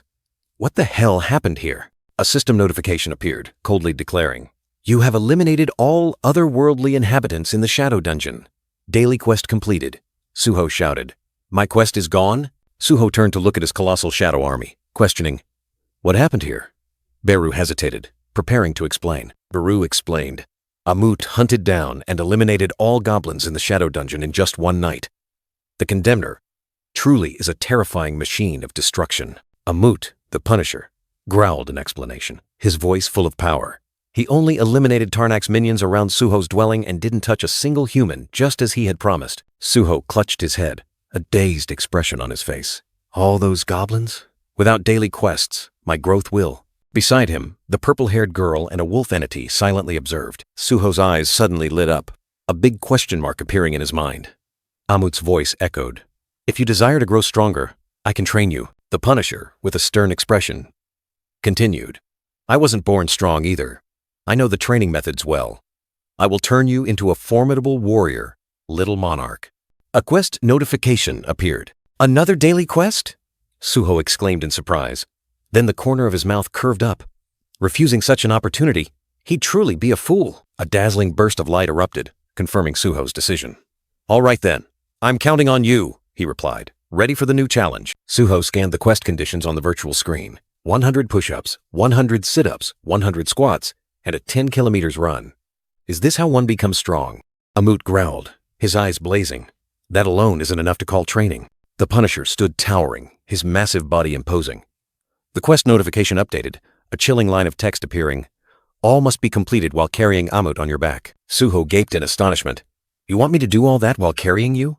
Amut replied, a slightly teasing tone in his voice. The purple-haired girl still stood there silently. Amut's body began to shrink, and strange sounds echoed. Perhaps because my body has been continuously destroyed and regenerated by Tarnak, I can control it. Suho stood stunned, eyes wide, witnessing the unbelievable sight. The Punisher was shrinking, observed by the purple-haired girl and the wolf entity. Amut's massive feet contracted, transforming into a smaller size, as if everything were an illusion. Amut was now significantly shrunken, standing opposite Suho. This is enough, Suho thought to himself. Couldn't help but be astonished. Amut has shrunk?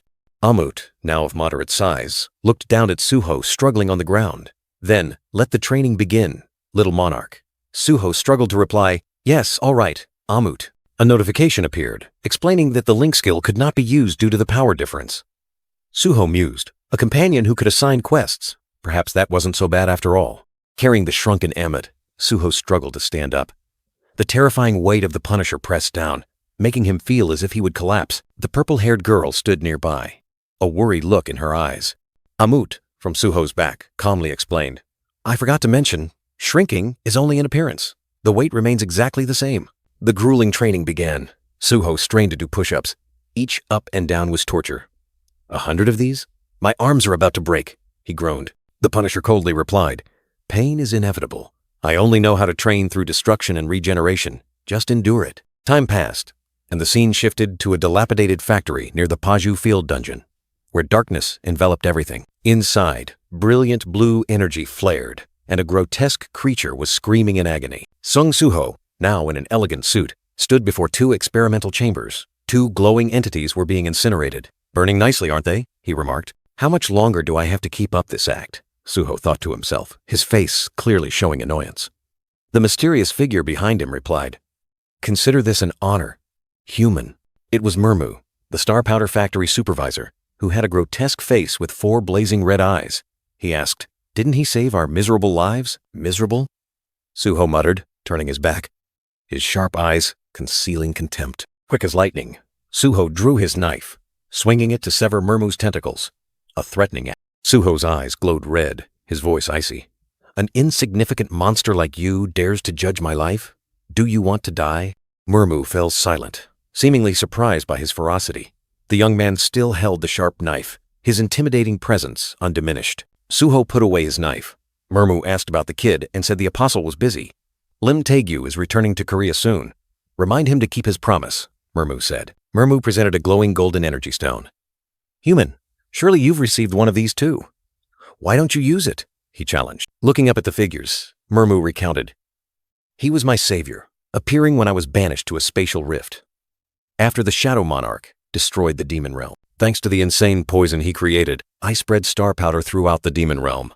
Murmu's voice echoed and destroyed the traitorous Radaru clan. According to him, you'll become much stronger, surely able to defeat that Lim Taegyu, Murmu tempted. The glowing golden stone in his hand seemed to beckon power. You act like you know so much about S-rank hunters? Suho growled. His dagger flew, plunging into the floor, cutting Murmu off. Even if you babble like a fanatic, it's useless, Suho said coldly. Do you think I'd use that? How foolish, human, Murmu growled, his 4 red eyes sparking with fire. That's why you'll forever be a failure. Leaving Murmu and his curses behind, Suho walked out of the factory. Night enveloped everything, but neon lights still blazed brightly on the tall buildings. Just hold on until that kid kills Lim Taegyu, he smirked. If I report these fools to the Hunter Association afterward, they'll be dealt with appropriately. I'll restore everything to how it was. Light flashed around Suho, a self-satisfied smile spreading across his lips. For my brilliant former self. On top of a high-voltage power pole, a mysterious figure was hidden in the night. Cars whizzed past on the road, but the red-haired girl stood motionless, her eyes sharp and cold. The night wind blew her long hair as the girl looked down at the city. Her mission was to observe, and everything was gradually becoming clear. Association President, the girl reported over the phone. I've confirmed Lee Min-sung has left the field-type dungeon in Paju. It seems that place is where star powder is produced. On the other end of the line, President Woo Jin-chul said in a deep voice, Understood. Continue to track him. Hunter Beck Miho. The call ended, and the phone was put down. A larger conspiracy was gradually unfolding. It seems Lee Min-sung has finally been caught, President Woo Jin-chul, an orange-haired man said, flipping through documents. During the recent dungeon break incident at the airport, all association management members claimed memory loss. He continued, They were all hunters who had ingested star powder. Hunters with abnormal behavior have also been recorded in many other places. He pointed to the documents. The commonality is that all of them had used star powder. After sufficient evidence was gathered, the Hunter Association officially decided to ban star powder.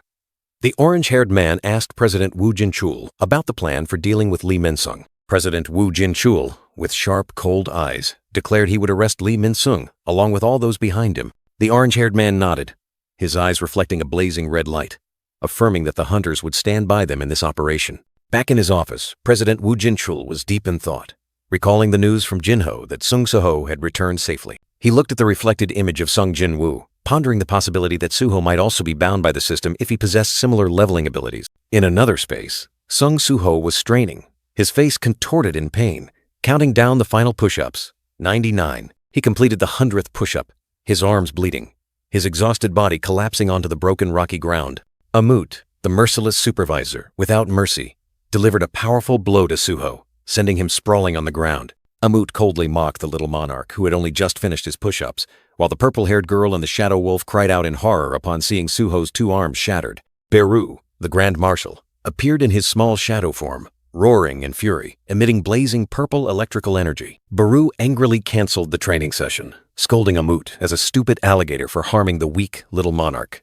Soo-ho muttered, trying to touch shop. Soo-ho's finger touched the word BUI on the system window, a desperate act to save himself. The purple-haired girl and the shadow wolf sighed in relief. Amut also stood there, all of them waiting. A healing potion rolled on the ground, next to a pool of blood. Soo-ho wondered if he could become stronger before facing Lee Min-sung. Amut, with a sinister smile, asked Soo-ho how many healing potions he had left. Soo-ho, his body recovered, his eyes resolute, declared he would continue training to become a formidable warrior. In the gloomy space, the purple-haired girl and the small shadow entity silently counted, each number echoing like a knife cutting through the tense air. Sung Soo-ho was still straining to endure Amut's brutal blows, each impact tearing at his body. Sweat poured like a river, his breathing heavy. Each beat of Soo-ho's heart was a battle for survival. Around him, healing potions were scattered, stained with fresh blood, evidence of his extreme exhaustion. The young man gritted his teeth, veins bulging across his face, trying to endure the 47th, then the 48th blow from the Punisher. More potions rolled on the desolate ground, blood still flowing, soaking every inch of the earth. Soo-ho roared in pain, every muscle contracting. His body felt like it would shatter under the immense pressure of the training. Amut coldly observed, thinking to himself, He's barely able to use his skills, but to endure to this extent is truly unbelievable. Soo-ho's eyes were teary but resolute. The young man constantly searched for a way. Perhaps one day he will surpass even his father and the other monarchs. Finally, Soo-ho collapsed, his back throbbing. My back! I need to buy a potion, he whispered, his entire body aching, his hands trembling. Soo-ho's body had reached its limit. All his strength seemed completely depleted. His face was pale, his eyes tightly shut. Only extreme exhaustion and a fading iron will remain. Suddenly, a system notification appeared, bringing a ray of hope. Notification. You have received a reward for completing the quest. Check your reward. Amut looked down at Soo-ho, lying motionless, along with the purple-haired girl and the shadow entity. So today's training session is over, he declared. Soo-ho lay there, looking at the notification panel, thinking to himself, that was a hellish training session, but I received the daily quest reward. Strength and fortitude skills have both increased. He stood up, facing Amut, his eyes blazing. I don't know how effective it was, but I'll definitely be stronger after finding this quest. Amut, tomorrow I'll assign you again. The Punisher replied, Understood, little monarch. Soo-ho was fast asleep on his bed, his body emitting a faint blue light. A small shadow entity hovered beside him. The shadow entity, Beru, looked at Soo-ho, thinking, I can't believe the little monarch collapsed as soon as he got home. You did very well. Beru flew around the room, muttering to himself. Now, I have some free time, so I might as well enjoy it. Beru hovered over Soo-ho, watching the news on the screen. The Hunter Association had just issued new regulations regarding school-type dungeons after the airport incident. School-type dungeons brought great benefits to private guilds. However, the association had requested the Reaper Guild and other major guilds to quickly deal with these dungeons. In another room, Association President Wu Jinchul was reading a document, his expression tense.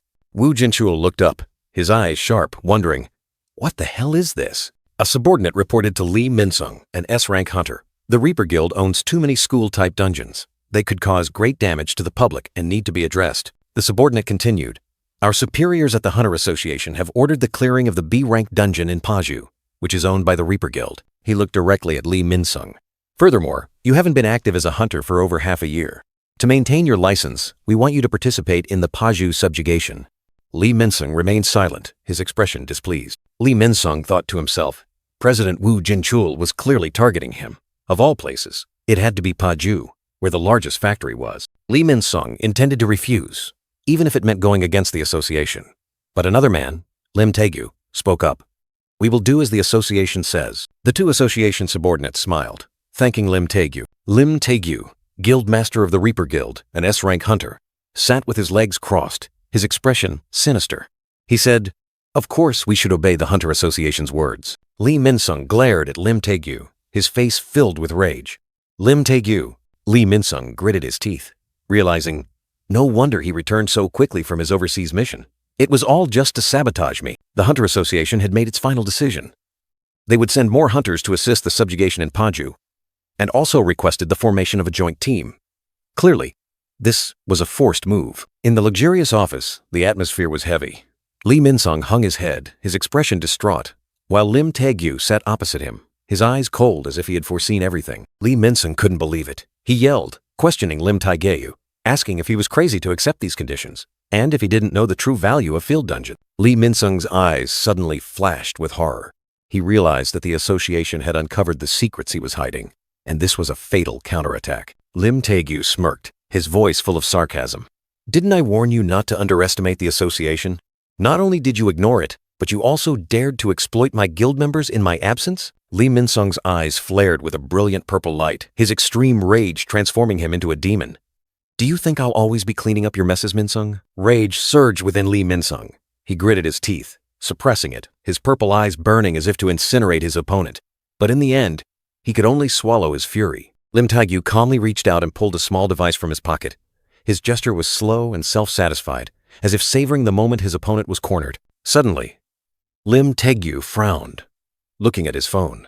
It seemed some unexpected news had caught his attention, breaking the tense atmosphere. "Reconnaissance has made contact," Lim Taegu announced. "A new S-rank hunter has appeared in Korea. I'm going to the association. You prepare the contract money." He decisively stood up. Lee Minsung bowed his head, his eyes empty.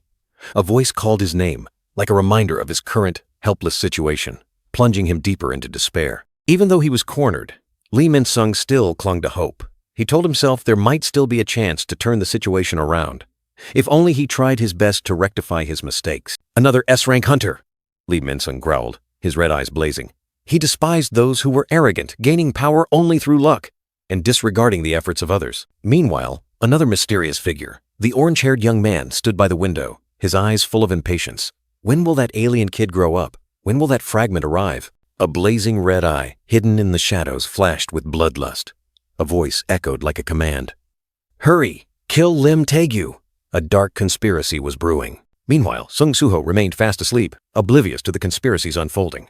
The phone beside him suddenly lit up, as if awaiting a fated signal. The black-haired man, Lee Minsung, frowned unpleasantly, dark calculations flashing through his mind. A cold, meaningful smirk formed on his lips, signaling a conspiracy taking shape. His eyes blazing red like fire, his face contorted in anger, he snarled, "That damn thorn in my side!" On the phone screen, images of a platinum-haired young man and another man appeared. He muttered, "Is he doing something interesting too?" Meanwhile, at a magnificent building, crowds flocked in, the atmosphere buzzing with an important event. The crowd murmured, their eyes fixed on a group of people entering, led by the platinum-haired young man. "A hunter in the crowd," exclaimed in surprise. "So that's Korea's new S-rank hunter." He tried to recall, muttering the mysterious young man's name. The platinum-haired young man, Park Dojin, walked with a calm demeanor, his sharp golden eyes sweeping over every gaze. Another man, Choi Jong-in, approached to shake hands, congratulating him. Congratulations on becoming Korea's new S-rank hunter, Hunter Park Dojin. The crowd buzzed once more upon recognizing Choi Jong-in. Choi Jong-in! It's Hunter Choi Jong-in of the Hunters Guild! Choi Jong-in's eyes flashed with a brilliant red, a smile hiding many calculations. He began. Have we met somewhere before? I feel like I've seen you. Park Dojin replied. This is our first meeting. However, I know quite a bit about you, Hunter Choi Jong-in. Choi Jong-in awkwardly said. I see. My apologies. Choi Jong-in didn't miss the opportunity, continuing to offer, Then, would you like to sign a contract with us, the Hunters Guild? Park Dojin politely declined. Thank you for your offer, but I'm considering another guild, so it would be difficult. Choi Jong-in's displeasure was evident. Decisive footsteps echoed, and a figure appeared. He asked, It seems I'm not late, am I? Amidst the scrutinizing gazes of the crowd, Lim Tae-gyu calmly walked in, questioning if he was late. Park Dojin, with his striking platinum hair, still stood there, the center of all attention. The long-haired man, Lim Tae-gyu, subtly adjusted his tie. His eyes swept over everything, harboring deep calculations, as if weighing each piece on the board of destiny. Park Dojin, the one who had just refused the invitation of a major guild, his golden eyes flashing with defiance. He raised a finger, as if to assert his position, or simply to declare a new game. A week later, the scene shifted to Paju Field, a vast industrial area where mysteries and threats awaited. The subjugation was about to begin. Baek Miho, an A-rank hunter of the White Tiger Guild, appeared full of vigor. She declared she would support the subjugation as requested by the association, her confident smile hiding formidable power. Lee Min-sung, with a polite demeanor, approached Baek Miho to converse. He expressed concern about her burden in this mission, but his eyes held something unpredictable. Baek Miho replied softly that it was her duty, but her eyes flashed with a cold glint. What a talented actor! Someone's inner voice whispered sarcastically. Lee Min-sung offered a fake smile to his teammates, while dark intentions seethed within him. Everything in Paju will be exposed today, he swore. I will personally tear off your mask. Baek Miho stood there, her red eyes gazing into the distance. She was considering a potential variable that could affect her plans. The one she had her eyes on was none other than Park Dojin, the S-rank hunter who had recently joined the Reaper Guild. A formidable opponent? Or a pawn to be controlled? Park Dojin and Lee Min-sung, two individuals with their own calculations, stood silently facing each other. Both were members of the Reaper Guild, but did they share the same objective? Baek Miho, along with her team, was prepared for any unexpected situation. Just in case, she thought. The Hunter Association won't let things get out of control. A shout rang out, urging the mining team to quickly grab their pickaxes. The subjugation was not just about fighting, but also about gathering resources. A pickaxe was lifted, ready for the arduous work. The dry clang of metal hitting rock signaled the beginning of a challenging journey. Under the gloomy sky, the subjugation team had gathered. Park Dojin stood among them, his gaze resolute. The Paju Field subjugation officially began. A few days prior, Woo Jin-chul mused in his office. He uttered, full of thought, Who knew you would grow so powerful in such a short time? A mystery was slowly unfolding. A few days prior, in a luxurious room, the black-haired man smirked, taunting, You outsiders grow quickly, don't you? Park Dojin, with blazing golden eyes, calmly replied, revealing that he had collected enough fragments and no longer needed to hide his true form. He continued to probe, his eyes sharp. What's with the name Park Dojin? What exactly are you plotting by becoming a hunter? Suspicion filled the air, but Park Dojin maintained his mysterious demeanor. Park Dojin subtly smirked, his golden eyes flashing with confidence. He explained that it was just an alias for convenience, as the hunter identity would be beneficial for his upcoming plans. Lee Min-sung worried, recalling the airport incident and the risk that the Hunter Association would investigate and expose the factory in Paju Field. He warned that if everything came out, both of them would share the same fate. Park Dojin remained calm, taking a sip of tea. He reassured Lee Min-sung, saying that his purpose in joining the Reaper Guild was to prevent that disaster from happening, with a ruthless plan. He declared coldly, I will turn all hunters participating in the subjugation into believers. Then, there will be nothing left for them to discover. A ruthless plan had been laid out, without hesitation. Lee Min-sung frowned, seemingly surprised by Park Dojin's audacity. He asked directly if Park Dojin was strong enough to confront an S-rank hunter like Lim Tae-gyu. Park Dojin mentioned his promise to eliminate Lim Tae-gyu. His eyes flashed with determination, as if he had foreseen the outcome. After meeting him, I was certain. Park Dojin hesitated, as if weighing his own strength. If I had to face an S-rank hunter right now. Tension rose in the quiet room. Lee Min-sung smirked maliciously. He coldly stated, I don't care if both of you die or not. Just keep your promise. A deadly pact had been sealed. Outside, the sky remained clear blue, but inside the skyscrapers, dark conspiracies were slowly taking shape, awaiting the moment to erupt, unbeknownst to anyone. In another office, Choi Jong-in gazed thoughtfully out the window. He muttered, "The Paju field subjugation must have started already." A worried expression was evident on his face. He subtly frowned, his mind racing with thoughts of Lee Min-sung and Star Powder. We must find concrete evidence from this subjugation. Pressure mounted, requiring swift action. He mused that the Hunter Association had no time to worry. Baek Miho of the White Tiger Guild, Choi Young-jin, and another S-rank hunter were also present. The situation was more complex than he thought, but there was an unexpected variable. S-rank Hunter Park Dojin. He couldn't shake the thought that things were unfolding favorably for Lee Min-sung, especially with the Reaper Guild having just joined the subjugation. Choi Jong-in's eyes were sharp and distant. He had another concern, something still hidden, waiting for the opportune moment to reveal itself, potentially changing everything. In the quiet office, Choi Jong-in looked at Sung Soo-ho's file, the words dispatched to work as a miner like a fated reminder. He wondered, was this a coincidence or fate's design?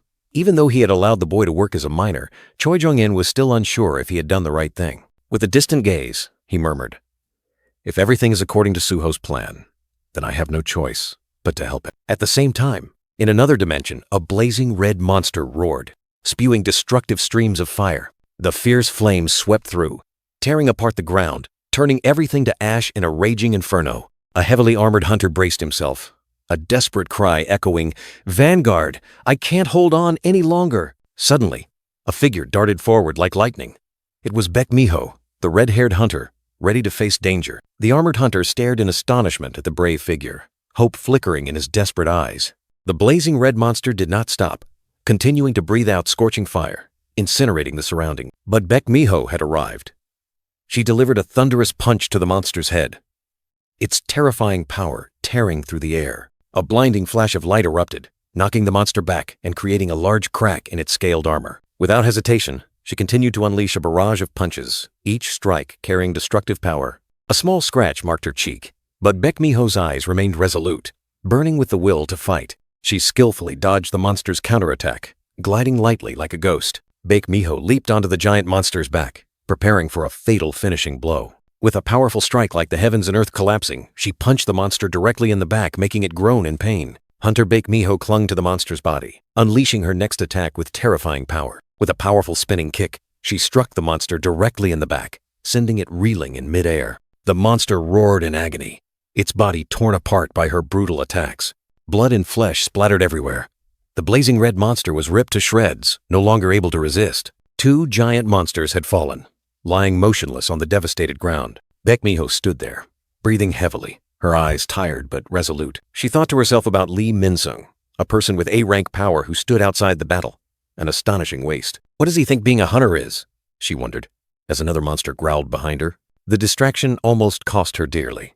A fleeting moment of carelessness. Suddenly, a white-haired young man appeared, delivering a fatal blow that struck down the charging monster. He raised his head, his golden eyes full of confidence, a powerful aura emanating from his calm demeanor. "Hunter Baek Miho, be careful," Park Dojin said, his voice carrying a warning. Baek Miho was stunned, unable to believe that Park Dojin, a casually dressed B-rank hunter, could so easily defeat a monster with just one strike. Park Dojin smirked, wiping the corner of his mouth, his eyes shining as if he had just completed a trivial task. But the battle was not over. A series of other blazing red monsters appeared, growling and charging forward, ready for a new fight. Park Dojin glided like the wind, surrounded by the scattered corpses of blazing red monsters. He murmured, "B-rank hunters really are on another level, aren't they?" A barely concealed smugness. The ground was cracked, stained with blood and debris, evidence of the fierce battle that had just taken place. Amidst the rubble, Park Dojin and the other hunters stood tall. He casually said, "Looks like it's over. Finished faster than expected." Baek Miho looked at him skeptically. "But this Paju area seems to have fewer monsters than usual." Park Dojin smirked.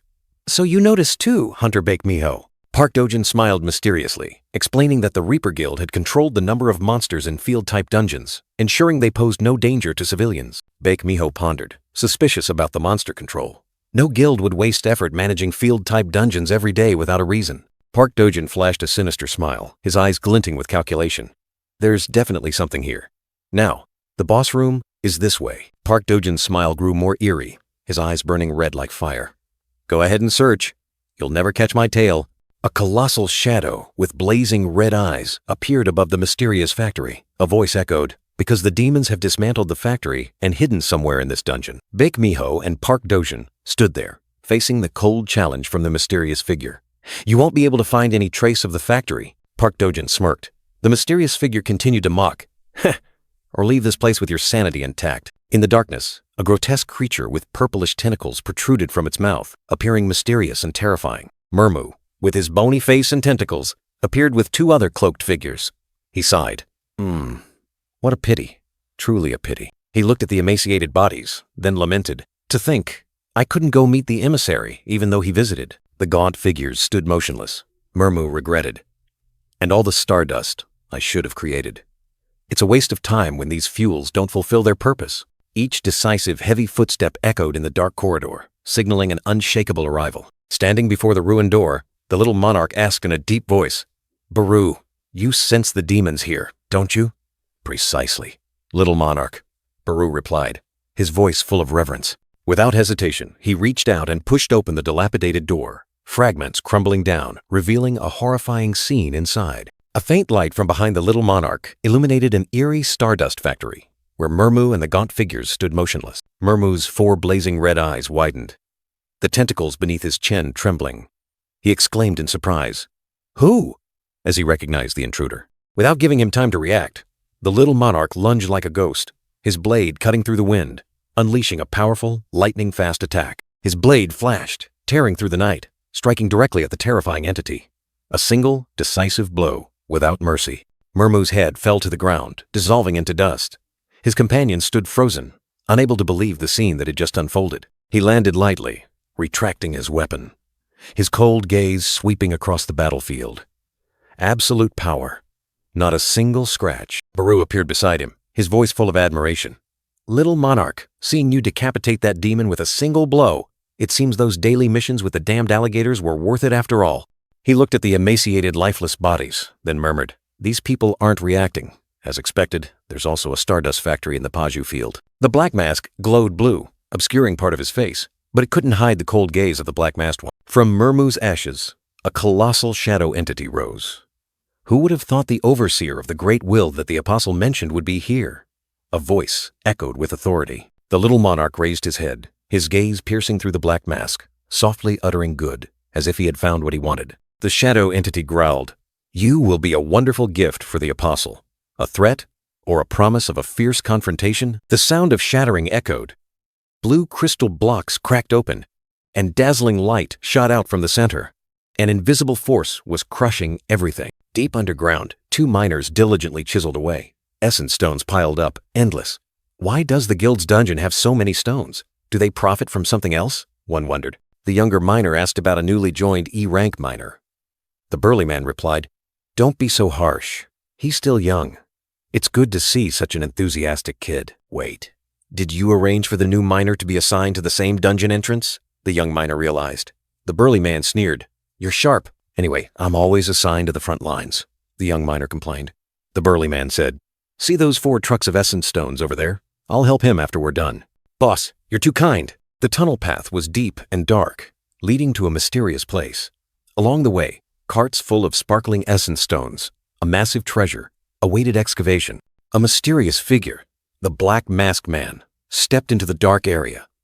Around him, giant tentacles writhed, emitting a deadly aura. A chilling sensation enveloped the place. Beru warned, "Little monarch, that creature's mana." The Black Masked Man replied, his blue eyes flashing, "I can feel it too, thanks to my keen senses." An image flashed through his mind. Randolph, whom they had met at the pyramid, was as strong as an A-rank hunter. Could this be a similar foe? The Black Masked Man pondered. He had disguised himself as a miner to investigate, as the Hunter Association had ordered the Reaper Guild to clear this dungeon. Has the association also discovered the star power? His sharp gaze pierced through the darkness. If they were paying attention to Lee Minsung, getting information about the Apostle of Itorum from him would be even more difficult.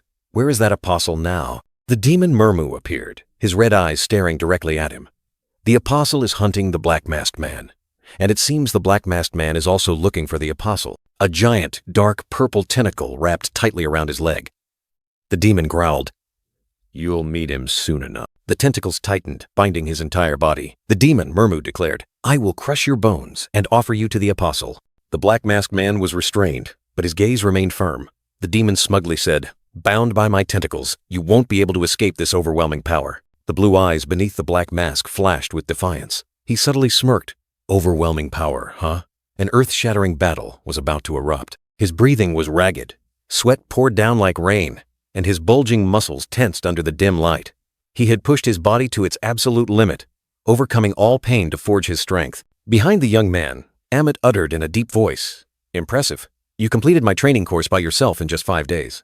Baru and the purple-haired girl stood beside him, their eyes filled with astonishment. The little monarch turned his head, his robust body clearly defined. Baru confirmed, Your body is definitely much stronger, little monarch. He smirked and softly asked back, Really? A tired but satisfied smile appeared on his lips, mixed with sweat and tears. His perseverance had been duly rewarded. Finally, he collapsed onto the cold ground, completely exhausted. 3 powerful entities stood there, silently witnessing the result of an iron will. In his mind, he thought, putting all bonus points into strength from daily quests. It really wasn't in vain. A new skill appeared, confirming his strength had increased by 20%. Amut stated firmly, I guarantee it. Right now. His gaze was sharp, looking directly at the young man lying on the ground. Amut's words echoed, piercing through space, directed at a giant shadow entity with swirling tentacles. You are the strongest human I have ever seen. The 4 red eyes on the enemy's bone mask widened, and a surprised, What? Burst out, unable to believe its ears. The black-masked man stood tall, his hooded cloak fluttering. He had transformed the enemy's tentacles into sharp weapons, ready for the final battle. The blue eyes beneath the black mask glowed like lightning, exuding an overwhelming aura.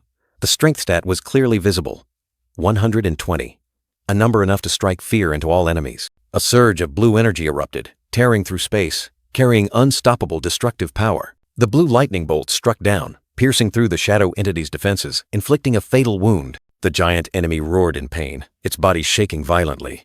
Despite being wounded, its 4 red eyes still glowed with fury. The black-masked man stood firm on the battlefield, the shadow entity crushed beneath his feet. Now was the time to end everything. He faced Mermu, the stunned demon supervisor. His blue eyes pierced directly into his opponent's soul, and he coldly questioned, I'll ask again, where is the Apostle of Itarim? Mermu growled, his glowing purple tentacles tightening in space. He challenged, Do you think I'll tell you? The black-masked man merely smirked, his blue eyes cold, and replied, Is that so? A flash of blue lightning tore through the air. He lunged forward, his sharp blade shredding Mermu's defenses in an instant. The short sword in his hand emitted a dazzling light, its pitch-black blade containing destructive power. He unleashed a series of consecutive slashes, each strike carrying lightning, causing the giant Mermu to stagger, its body torn apart. The demon supervisor groaned, its body disintegrating into pieces, its red eyes still glowing with hatred. The black-masked man stood tall, his voice echoing, Then I will find the information from another mouth, not yours. He called Baru's name. The Shadow Grand Marshal appeared, bowing in response. Understood, Mermu whispered, his red eyes fixed on a distant place. Oh, Apostle. He continued to mumble, regretting that he couldn't witness the scene the Apostle had envisioned. But thanks to that favor, he had destroyed the Radaru tribe, those despicable traitors. At the same time, the giant shadow entity, whom he had just defeated, disintegrated into glowing purple fragments. Elsewhere, the purple-haired girl with pointed ears flinched slightly, a strange sensation rising within her. She exclaimed in surprise, What is this? Why do I suddenly feel like a burden has been lifted from my heart? Beru was handling Mermu, nibbling on the supervisor's remnants, and remarking, This octopus has a pretty decent texture. The black-masked man turned to Baru, asking about the Apostle of Itarim. The Grand Marshal hesitated. About that, Beru explained that Mermu revered the Apostle of Itarim as a radiant entity, so we couldn't extract any detailed information. The black-masked man, Sung Suho, pondered. He knew this mission was difficult, but he had a new plan. He had to get information from Lee Minsung, who was in charge of the Stardust Factory. His thoughts continued to echo. First, he needed to evacuate everyone trapped here, in the desolate ruins of a mysterious structure. Meanwhile, a platinum-haired young man with glowing golden eyes stood silently. His gaze was sharp, exuding mystery and power. The platinum-haired young man turned his back, deep in thought. The demon's presence has vanished. He wondered if the Hunter Guild had intervened. An elite group of hunters, including the platinum-haired young man and the fiery red-haired girl, stood before a massive, intricately carved gate. This was the boss room of the Paju region. The red-haired girl, Baek Miho, frowned. Found nothing on the way here. She wondered if this Paju region was truly where Stardust was produced. Lee Minsung, another black-haired hunter, glanced at Baek Miho with a smirk. He secretly thought she seemed confused for not finding any clues. Lee Minsung turned to the platinum-haired young man, Park Dojin, making a cold decision. Cancel the hunter mind control plan. It's best if everything ends without further trouble. Park Dojin remained silent, his glowing golden eyes flashing with calculation. A terrifying stillness enveloped him. He subtly furrowed his brow, deep in thought. That would be very troublesome. A plan was slowly forming in his mind. Baek Miho continued to ponder. Or, outside, on the surface, she decided. There's no other way. We have to clear the boss and investigate from scratch. She decisively turned back to the group. Then, let's go in. Park Dojin stood beside her, his gaze still cold. Suddenly, Lee Minsung's eyes widened, his face filled with extreme panic. He stared at Park Dojin, as if he had just witnessed something horrifying. Lee Minsung stammered, Who are you? Park Dojin replied with a mysterious smile. Didn't I tell you? Park Dojin lightly touched Lee Minsung's shoulder, and a surge of glowing golden energy emanated. He declared, I will turn all the hunters in this team into my followers. He continued to explain, his eyes full of contempt. Whose side I'm on depends on their value. Killing S-rank hunter Lim Taegyu to ally with you, an A-rank hunter, holds no value. Park Dojin leaned closer, his icy words echoing. Lee Minsung, drenched in sweat, felt the glowing golden energy invading him. Knowing his fate was about to be sealed, an extreme fear enveloped him. In Lee Minsung's eyes, a flame of hatred burned. He gritted his teeth, a crazy thought flashing, I'll use you to get to him. A purple glow enveloped him, signaling a hidden resistance. Those damn S-ranks again. Lee Minsung growled, his teeth clenched. He wouldn't yield, wouldn't accept being manipulated by others. Do you think I'll be easily controlled? A furious scream tore through the air. Lee Minsung yelled, his eyes bloodshot, every vein prominent on his face. Park Dojin's contempt had pushed him to his breaking point. Glowing golden energy erupted, engulfing Lee Minsung. His body trembled, and fragments of golden armor began to form, like a forced transformation, painful yet powerful. Lee Minsung was submerged in dazzling light. His body transformed, the outlines of armor gradually becoming clear, like a puppet being clad in a new shell, under the control of a supreme will. A glowing golden eye opened, cold and emotionless. By the will of the absolute being, a whisper echoed, like a declaration of supreme power, determining the fate of mortals. Lee Minsung was now completely transformed. His body was encased in golden armor, exuding a powerful yet soulless aura. He had become a follower, a new tool in Park Dojin's hands. Lee Minsung, now clad in golden armor, stood silently. His eyes still held a hint of emptiness, but his demeanor had completely changed, becoming a warrior under another's command. He stood with his back turned, facing Park Dojin. A tall, imposing figure. Lee Minsung was now merely a tool, a piece in the man's grand plan. Park Dojin placed his hand on Lee Minsung's shoulder, his glowing golden eyes flashing with triumph. The one who once resisted was now completely subdued, becoming a loyal follower. Now then, Park Dojin spoke, his tone full of self-satisfaction. He had gained another powerful pawn, ready for the next objective. Park Dojin, Baek Miho, and a group of other hunters stood amidst the desolation. Let's move on to the next objective, he commanded, his voice decisive, signaling a new hunt was about to begin. An abandoned, dilapidated factory appeared under the gray sky. A luxurious black car was parked outside, like a sign of an unexpected arrival or a secret investigation. A hand cradled a blue flame, a bird-shaped summoned entity. If this summoned creature disappears, it will be a signal that something has happened to the team. A warning filled with worry. Choi Yong-in, with a pensive expression, looked at the summoned creature. Who would have thought you'd solve the dungeon's machinery malfunction this way? He exclaimed. That's a good idea. The orange-haired man, wearing glasses with sharp eyes, gave a knowing smile. He uttered a sentence full of worry. I hope it doesn't come down to the S-rank hunters. Inside the luxurious car compartment, the orange-haired man continued. It would be better if Vice Guild Master Lee Minsung doesn't cause any more trouble. He turned to Choi Yong-in and asked, Aren't you worried about Hunter Lim Taegyu? Choi Yong-in, with a cold expression, retorted, Are you trying to provoke me? He looked down at another unconscious hunter, then asserted, No way. Choi Yong-in smirked, his eyes full of disdain. You must be very jealous that S-rank hunter Park Dojin joined the Reaper Guild, aren't you? The orange-haired man sneered, his eyes flashing with self-satisfaction.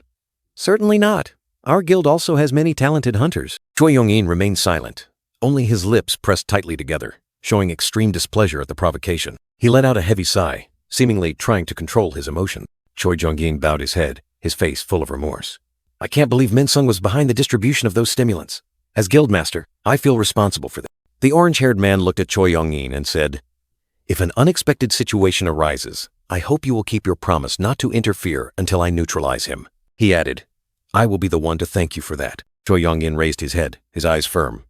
I also don't want to harm others. Suddenly, a gigantic crimson monster roared, spewing a destructive stream of fire towards the hunters. The battle had begun. Amidst the sea of fire, the hunters charged forward. An archer drew their bow. A shield-wielding warrior stood firm, together resisting the monster's power. Baek Miho, with her fiery red hair flying in the wind, shot forward like an arrow, her eyes burning with determination. The white-haired man stood from afar, observing the fierce battle with his arms crossed, his expression eerily calm. Baek Miho, still fighting, wondered, is this his way of telling us that the situation would be easier if an S-rank hunter like him stepped in? She gritted her teeth. Even so, we are still his seniors. Amidst the smoke and fire, Lee Min-sung, now with an enhanced body, was actively fighting alongside the other hunters.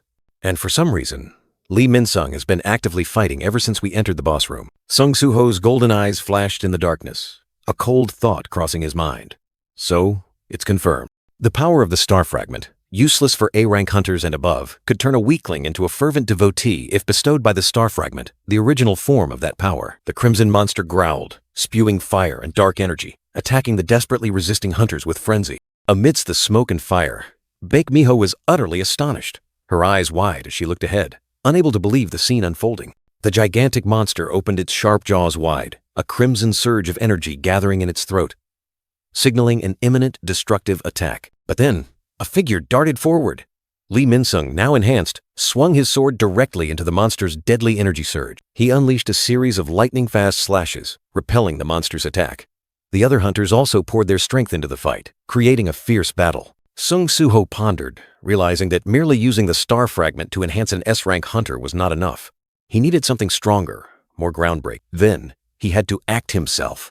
Golden energy flared from Sung Soo-ho's palm. A decision had been made. One of TL's 5 abilities, whose main form had been shattered, was Blessing, the power to amplify the unique characteristics of its possessor. Whether it was the mist containing burning faith from Stardust, or the unique properties of a weapon, this ability could amplify it, regardless of whether the object was alive or not. He could amplify the unique mana properties that Hunter Lee Min-sung possessed, and could also amplify the slashing skill of the weapon Lee Min-sung was carrying. Sung Soo-ho gave a mysterious smile, his golden eyes full of confidence. Show me, Lee Min-sung. If, after receiving this blessing, you can reach the S rank you've always yearned for, he whispered, his gaze following Lee Min-sung as he fought. Lee Min-sung roared, unleashing a destructive slash, golden energy exploding, piercing through the monster's defenses. The power of the blessing erupted, his pupils glowing brightly, ancient symbols swirling like a star. Lee Min-sung roared, unleashing a golden sword strike that tore through the monster's tough scales, the shockwave spreading throughout the space. Terrifying energy exploded. The ground cracked open,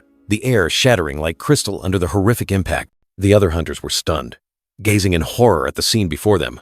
That dazzling light, could it be the power of an A-rank hunter? Baek Miho, with her fiery red hair, stood rooted to the spot. What the hell is this? She exclaimed, unable to believe her eyes. But in just a moment, the golden aura faded. Lee Min-sung knelt, the power he had just wielded seemingly draining his life force. Sung Soo-ho subtly smirked, his gaze following.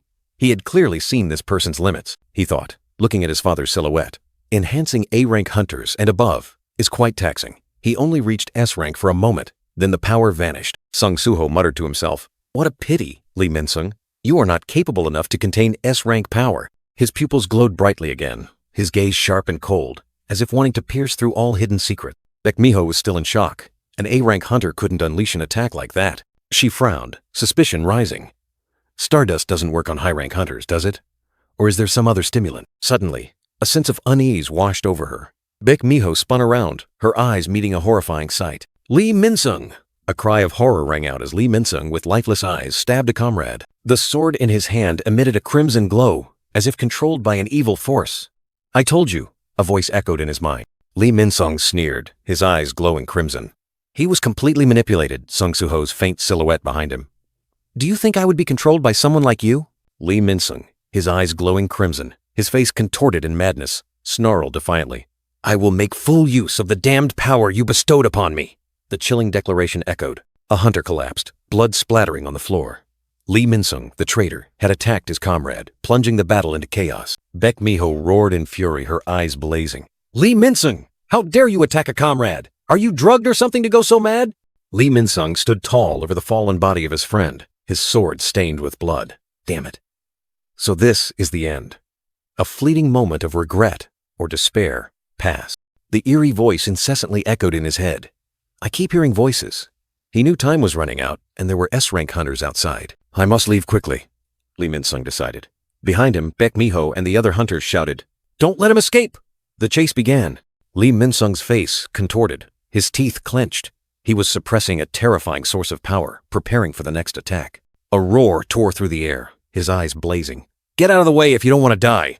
He didn't hesitate to threaten those blocking his path. Crimson-purple energy exploded, sweeping across the battlefield. The hunters were thrown back, unable to withstand Lee Min-sung's evil power. Baek Miho and her comrades fell in pain. Damn it. She gritted her teeth, realizing the critical situation. The traitor was too strong. Baek Miho turned to Hunter Lee Chulsung, giving an urgent order. "Hunter Lee Chulsung, alert the S-rank hunters outside." He frantically obeyed. Baek Miho stared in astonishment at Park Dok-jin, the white-haired hunter who had just been stabbed. He still stood firm, blood staining his chest. Park Dok-jin calmly touched his wound. So, someone with a strong ego can resist the holy power of the mist, regardless of mana. He analyzed coldly. Baek Miho couldn't believe her eyes. "Hunter Park Dok-jin, how?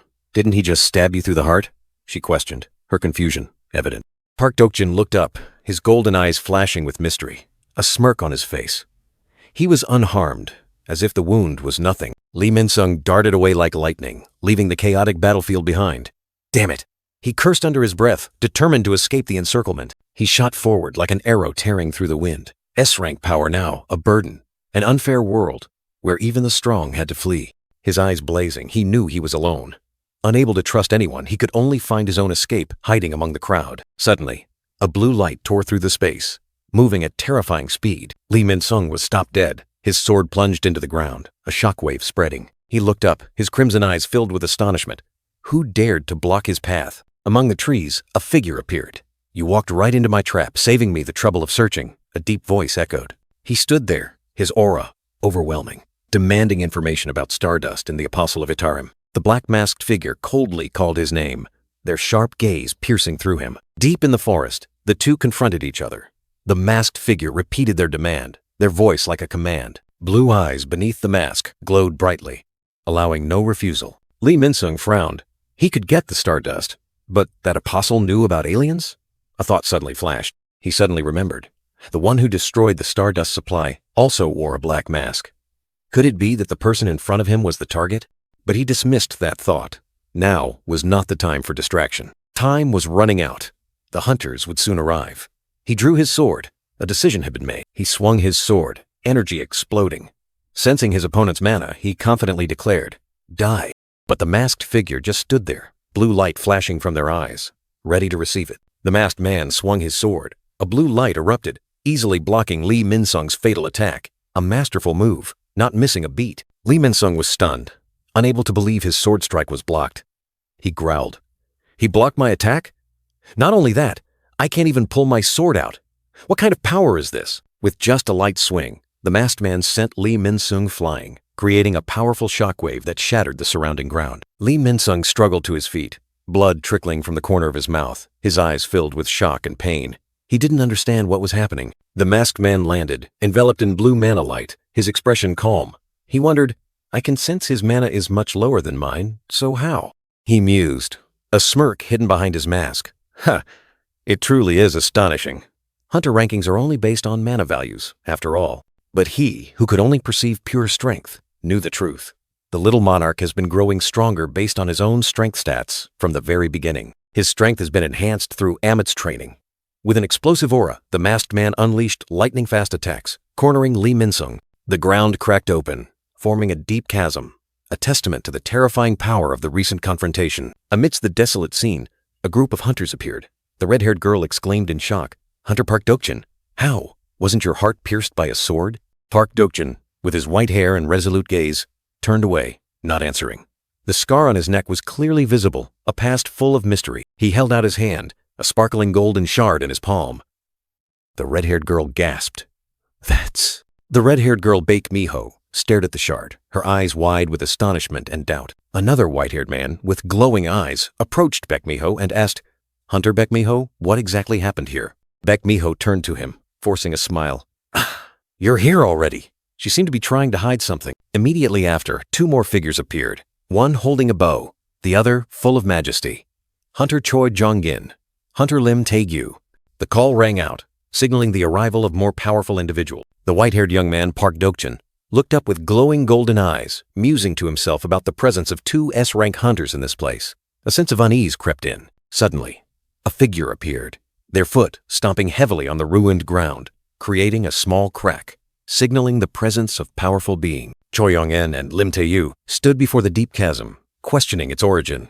Baek Miho quickly replied, asserting it was Lee Min-sung's achievement, while also expressing surprise at his abilities. The pink-haired girl continued, explaining that Lee Min-sung had unleashed an enormous amount of mana like someone on stimulants, then attacked Park Dokjin and fled. Choi Jong-in narrowed his eyes at Park Dokjin, his face full of suspicion. "You look fine, Hunter Park Dokjin," despite being injured, he said, his tone cold. Park Dokjin merely smirked, his golden eyes flashing mysteriously. He casually replied, "I just happen to have a recovery skill." Choi Jong-jin seemed amused by the answer, but Baek Miho immediately cut in, her voice full of urgency. "First, we have to chase Lee Min-sung. He might escape into the city." "She's right," Choi Yong-in nodded, his sharp gaze directed at Lim Tae-gyu. "You heard her, Hunter Lim Tae-gyu." Choi Jong-in turned his back, looking down at the scattered rubble.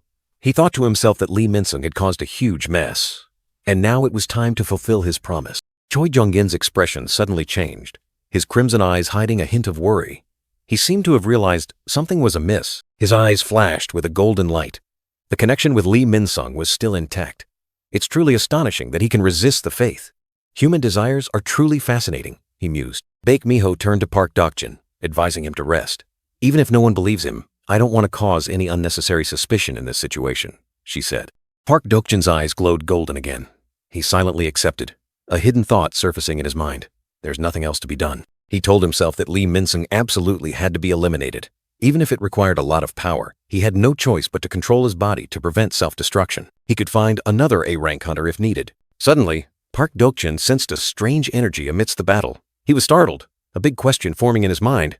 Could Lee Min-sung have encountered another S-rank hunter? Park Dokjin's golden eyes widened, filled with astonishment and a huge question hanging in the air, signaling an unexpected turn of events. Park Dokjin was bewildered, his golden eyes wide as he recognized the presence of the masked man.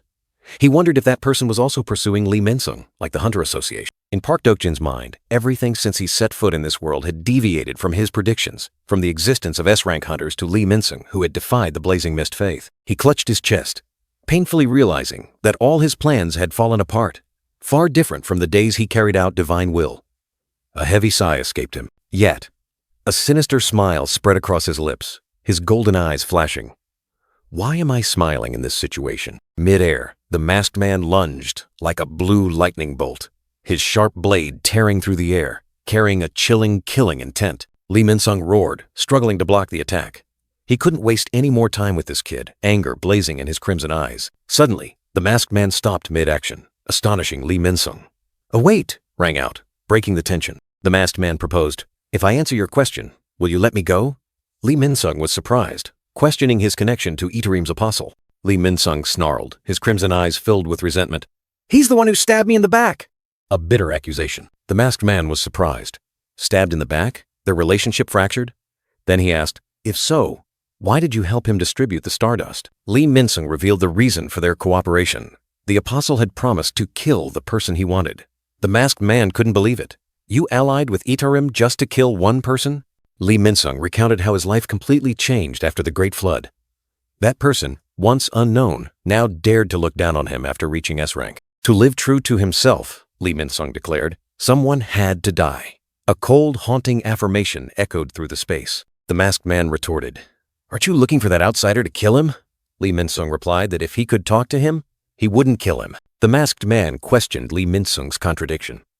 He responded with a scornful smile, likening his opponent to the most detestable character he had ever played. Li Minsung contemptuously called his opponent vague, without a true self, only knowing how to live within societal norms. He believed the masked man didn't even know what he wanted. Li Minsung, manipulated, snarled contemptuously. He believed that without luck, Sung Soo-ho would also be an unknown.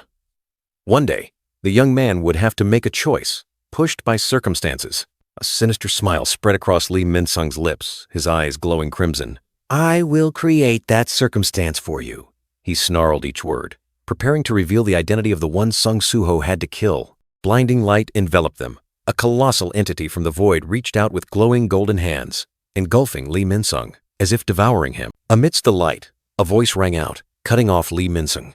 "Li Minsung, I cannot allow you to reveal anything further," the voice continued, imbued with extreme satisfaction. "I am quite grateful to you. Thanks to you, I have achieved a great deal." Li Minsung's eyes flashed with panic. The entity declared, its tone full of arrogance, "I will retract my words calling you incompetent. Finally, I will use your body." Li Minsung was utterly horrified, his crimson eyes wide. What? He couldn't believe what he was hearing. He struggled in vain, trying to resist the possession. "You think I would allow such a thing?" But the entity's power was too great. A burst of golden shockwave erupted, pushing Sung Soo-ho back. The masked man stared at Li Minsung, who was now completely possessed. Sung Soo-ho recognized this terrifying energy. "Thursday, this thing. This is Itarim's energy, much stronger than Brocus." Li Minsung's body distorted, cracking like glass. A brilliant golden light erupting from within. An invisible roar echoed. Energy swirled around him, transforming Li Minsung's body into a grotesque form, full of dark power. Li Minsung's sword also transformed, becoming sharper and more terrifying, absorbing the brilliant golden energy. Energy erupted from the possessed body, creating a powerful shockwave, ready to sweep everything away. The masked man stood firm, the weapon in his hand glowing brightly, ready to face the new enemy, the one who had possessed Li Minsung. Sung Soo-ho stared at his opponent, his gaze sharp. So that's how at Island he had understood everything. The entity possessing Li Minsung, in the fiery form of a winged warrior, spoke with arrogance. It revealed its purpose for attacking the factory and taking Li Minsung, all just to confront Sung Soo-ho. Energy erupted. The one calling himself Itarim's apostle affirmed that he also yearned for this encounter, his eyes blazing with challenge. The apostle's face, half human, half demon, his golden eyes spitting fire, called out the masked man's name directly, as if already knowing Sung Soo-ho's identity. Amidst the silent space, the possessed entity repeated the challenge, affirming its desire to confront the masked young man. Sung Soo-ho pondered, realizing Li Minsung's sudden change and strange words. He began to piece together the clues. Sung Soo-ho questioned, directly calling his enemy apostle of the otherworld god. The apostle replied with a smirk, confirming Sung Soo-ho knew of their existence. Without concealment, the apostle declared its ultimate goal, to seize this world. Li Minsung's sword glowed brightly, like a threat. In that moment, a flash of insight struck Sung Soo-ho. He realized that it was beings like these who had prevented his father from returning. With a resolute gaze, Sung Soo-ho charged like an arrow. "You're exactly who I was looking for." He had found the target for his rage. Wind whistled past his ears, Sung Soo-ho's black hair fluttering. The battle had begun, with no turning back. "Enough," the apostle roared, unleashing a terrifying attack that created spatial cracks, aimed directly at Sung Soo-ho. The apostle not only suppressed Sung Soo-ho, but also scorned Li Minsung's struggling soul within. He warned both not to resist. In a dark forest, a mysterious archer appeared, drawing his bow, his sharp gaze piercing through the mist. The archer spoke, his voice full of worry and indignation, questioning Li Minsung about his current state and what had happened. The archer's gaze was resolute, harboring anger and determination. He wouldn't let this matter rest. Sung Soo-ho looked at his enemy, the name suddenly appearing in his mind. Rank Hunter, Lim Taegyu. An unexpected connection was established. Sung Soo-ho's black mask flashed with blue light, and he realized this profound conversation could no longer continue. The entity possessing Li Minsung, with brilliant golden wings, soared high into the sky, challenging Sung Soo-ho. "Let's meet at the highest point in this area." Black mask. At the same time, from within the forest, the mysterious archer drew his bow, his sharp eyes questioning. "Minsung, where are you going?"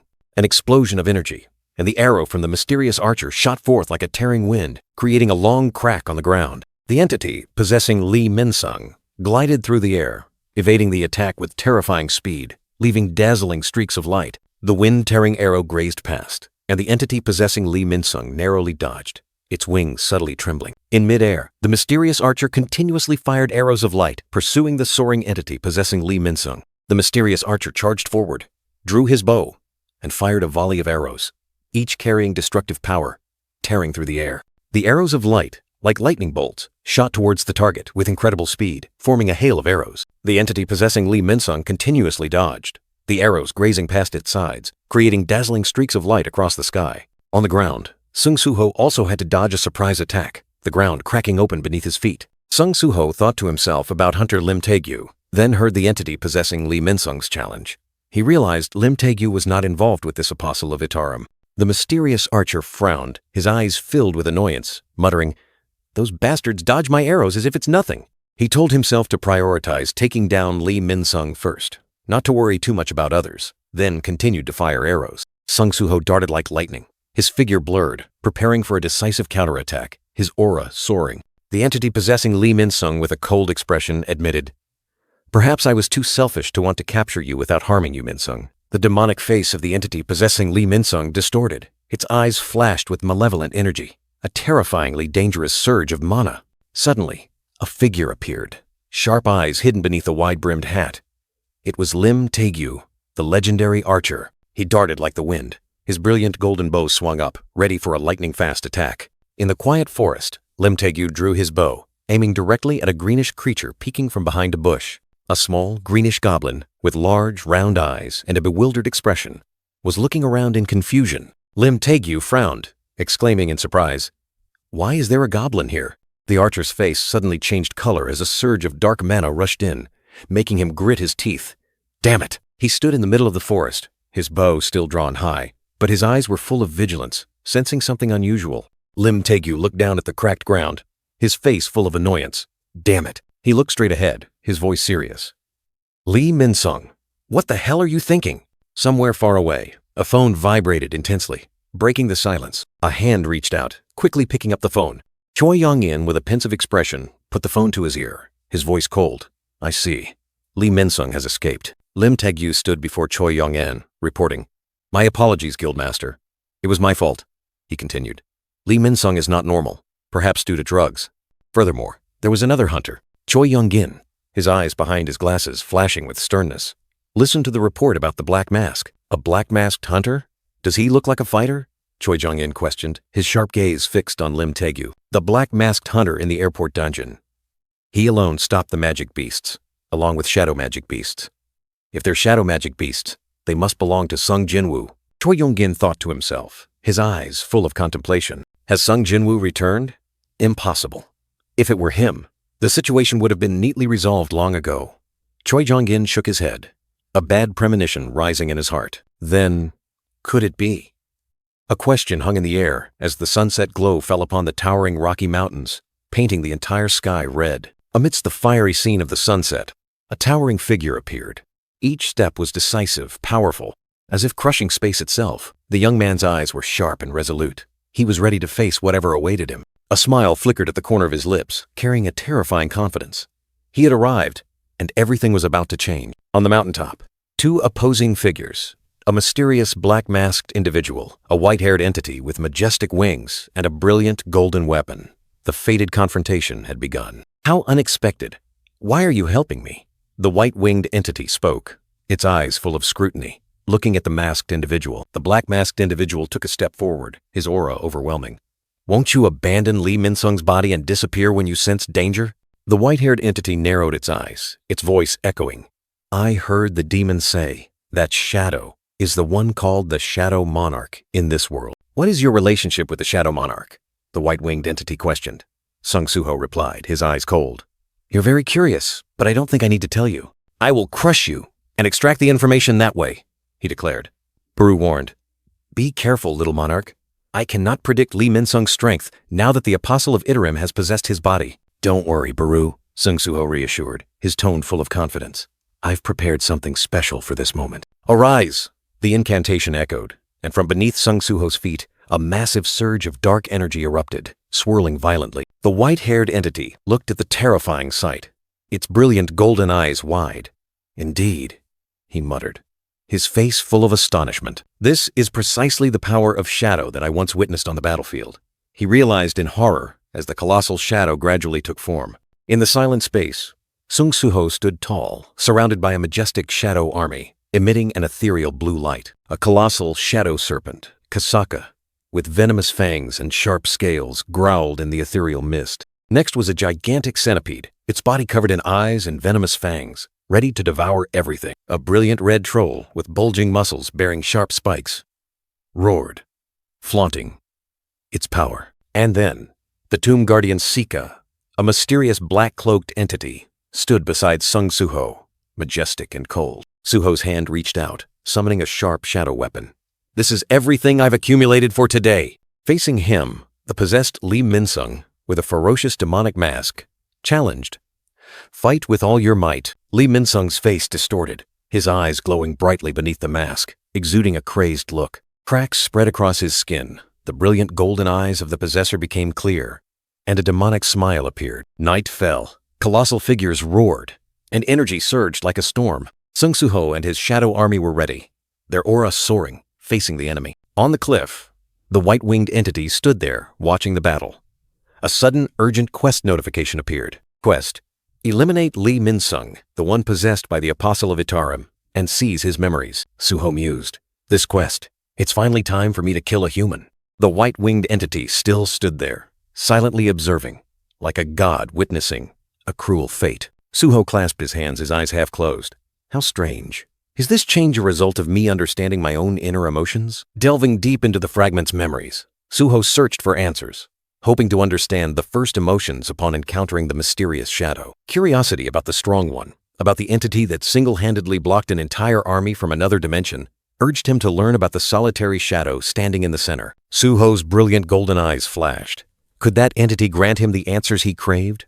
Or was it just another mystery to be unraveled? Amidst the desolate battlefield, the white-winged entity faced a colossal deep green serpent monster. Roars tore through the air, signaling an earth-shattering battle. The monster plunged down like lightning, its body twisting in midair. The winged one looked up, its sharp eyes meeting the attack from above. With terrifying speed, the white-winged entity glided, escaping the jaws of death. Brilliant red energy flared around its body, signaling the impending counterattack. Its wings glowed dazzlingly, colliding directly with the monster's sturdy body. A resounding explosion, power clashing with power in the fiery space. The winged one's brilliant golden eyes flashed with determination. He did not back down, ready to face any challenge, no matter how perilous. His face cracked, brilliant golden light piercing through the fissures. Was this an explosion of power, or the wear and tear of a relentless battle? A thunderous punch, carrying brilliant golden energy, struck the monster directly. Lightning bolts flashed, tremors spreading across the battlefield. He launched himself into the air, continuously delivering fatal blows.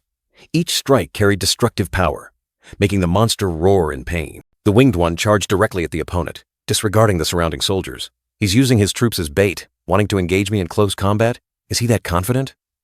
He thought to himself. He ducked to evade the attack, then suddenly sprang up, his eyes locked onto the target. A surprise attack was about to be unleashed. Surrounded by the pack of serpent monsters, the winged one still fought valiantly. Another figure glided past from behind.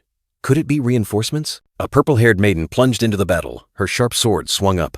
She did not hesitate, facing the monster with unwavering resolve. Her brilliant red eyes blazed with the fire of battle. Her face was resolute, determined to defeat the enemy, allowing no weakness. A critical blow tore through the air, piercing straight through the shoulder of the white-winged entity. A brilliant golden light flared, but his eyes remained resolute, unwavering. The purple-haired girl looked up, her eyes full of doubt. "You are not the Shadow Army." The accusation rang out, aimed directly at the one with brilliant golden wings. Tears streamed down her cheeks, but her purple eyes still blazed. An unbearable pain, a truth hard to accept. Without a word of explanation, the white-winged entity charged. The brilliant golden weapon sliced through the wind, a fierce, merciless attack. The skin cracked open, revealing an eerie light within. A horrifying transformation, or was his true nature slowly emerging? His brilliant golden eyes flashed with a cold light. There was no longer any mercy, only an unyielding will to fight. The purple-haired girl questioned, "Why aren't you using your Shadow Army?" He replied softly, his gaze distant. "The Shadow Army." His eyes turned sharp, energy surging. "If you wish, I can show you. A challenge? Or a warning?" The ground trembled as a colossal entity rose from the abyss. Darkness swallowed the light, and its monstrous form gradually became clear. A colossal shadow monster, glowing blue, roared to the heavens. Its terrifying power was enough to crush everything. The outer shell continued to shatter, fully revealing his dark nature. He no longer hid, accepting the cruel truth. With fiery gauntlets, he unleashed a critical blow. Energy exploded, tearing through space, aimed directly at the enemy. In midair, he was like a god of war. Blue light enveloped him, his face transforming, revealing sharp fangs. The transformation reached its peak. His face was now a blend of human and demon, his brilliant golden eyes filled with murderous intent. A blow swept across the heavens and earth, brilliant golden energy exploding. His terrifying power flattened everything. Nothing could stop him. The possessed one, Lee Min-sung, was now a true demon king, his eyes blazing and power erupting, ready to devour everything. He charged like a destructive whirlwind, creating a violent shockwave that tore through the air. Nothing could stop him. The white-winged entity stood from afar, his sharp eyes watching. Have the sands binding him exploded? A wary question echoed. Brilliant, golden energy erupted, sweeping across the battlefield like a tsunami, devouring everything in its path, leaving only devastation. Amidst the chaos, the purple-haired girl still fought valiantly, her sword swinging with determination. But in Sung Soo-ho's mind, a question echoed. Is it just a selfish desire to feel that excitement again? A heart-wrenching scream, a sharp, cold blade pierced through her shoulder, blood staining the battlefield red. The purple-haired girl collapsed, in extreme pain but still not letting go of her weapon. A colossal monster, glowing red like lava, roared menacingly, its sharp fangs ready to tear apart anyone. The white-winged entity, his eyes pensive, looked down at the battlefield engulfed in flames. Disappointment was clear on his face. He turned his back, his pure white wings standing tall. How disappointing. His cold voice echoed, like a judgment. He continued to analyze. Shadow soldiers are trained warriors, each with their own will. It's like facing a disciplined army. Your power is only similar in appearance. In reality, they are completely different abilities. The white-winged entity looked down at the injured purple-haired girl, his eyes full of contempt. You possess such power, yet you have no idea how to use it in combat. He scoffed, you are merely ordinary. But in Sung Soo-ho's mind, another thought was forming. Damn it, he's become much harder to deal with after the Apostel of Ataram possessed him. His power must surely have reached S rank. Without hesitation, Sung Soo-ho charged, his blazing shadow blade tearing through the wind. He attacked the white-winged entity, a decisive and powerful blow.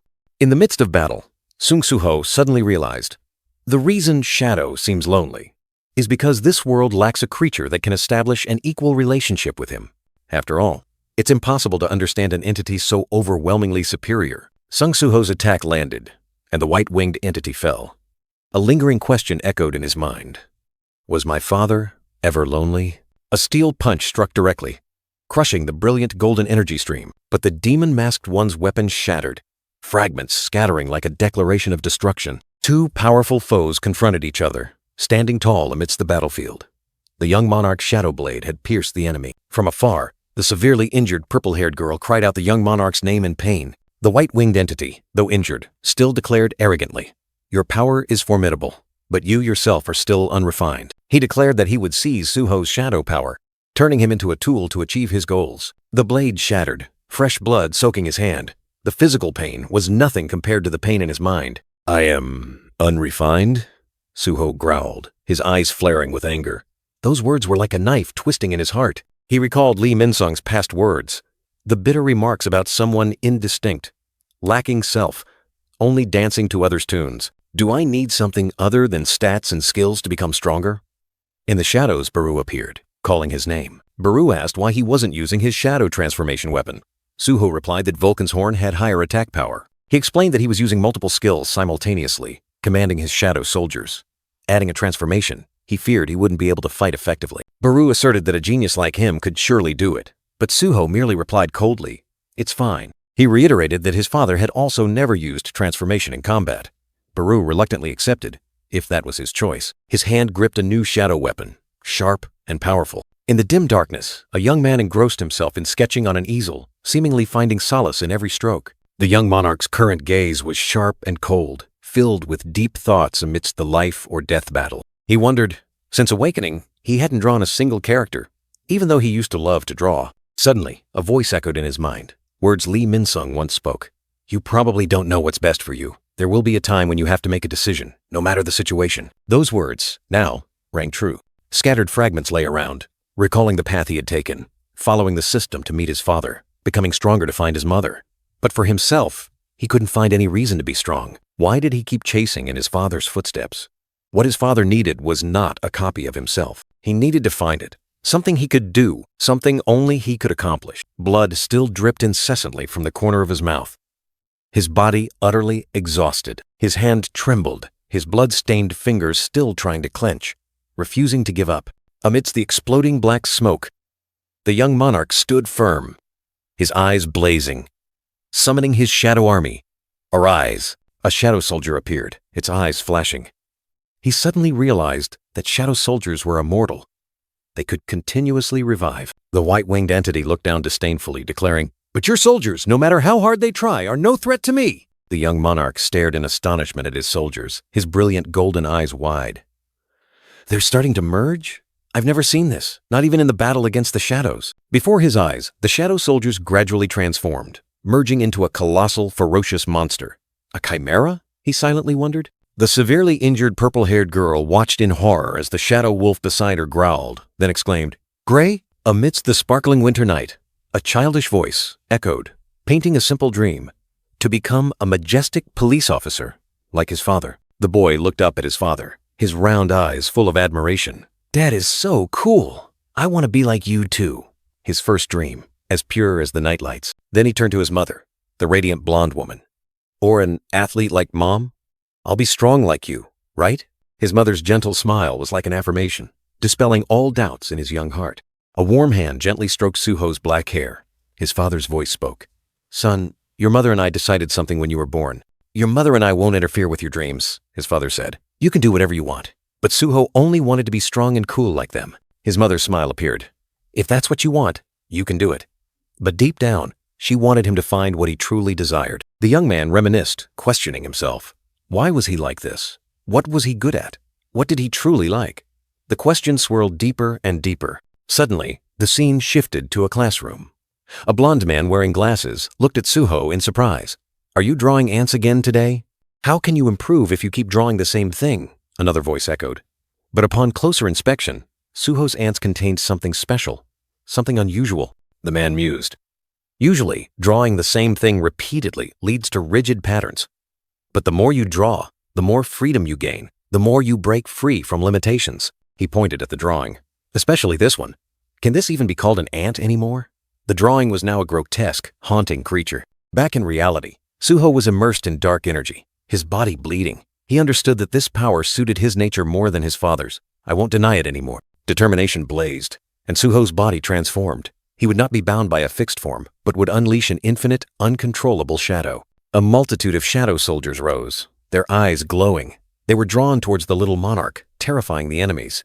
Even the white-haired entity struggled to maintain its form. The purple-haired girl, her body covered in injuries, watched the scene anxiously. She gasped, calling Baru's name, hoping for an explanation for the little monarch's horrifying transformation. The purple-haired girl sighed in relief, her eyes full of confusion.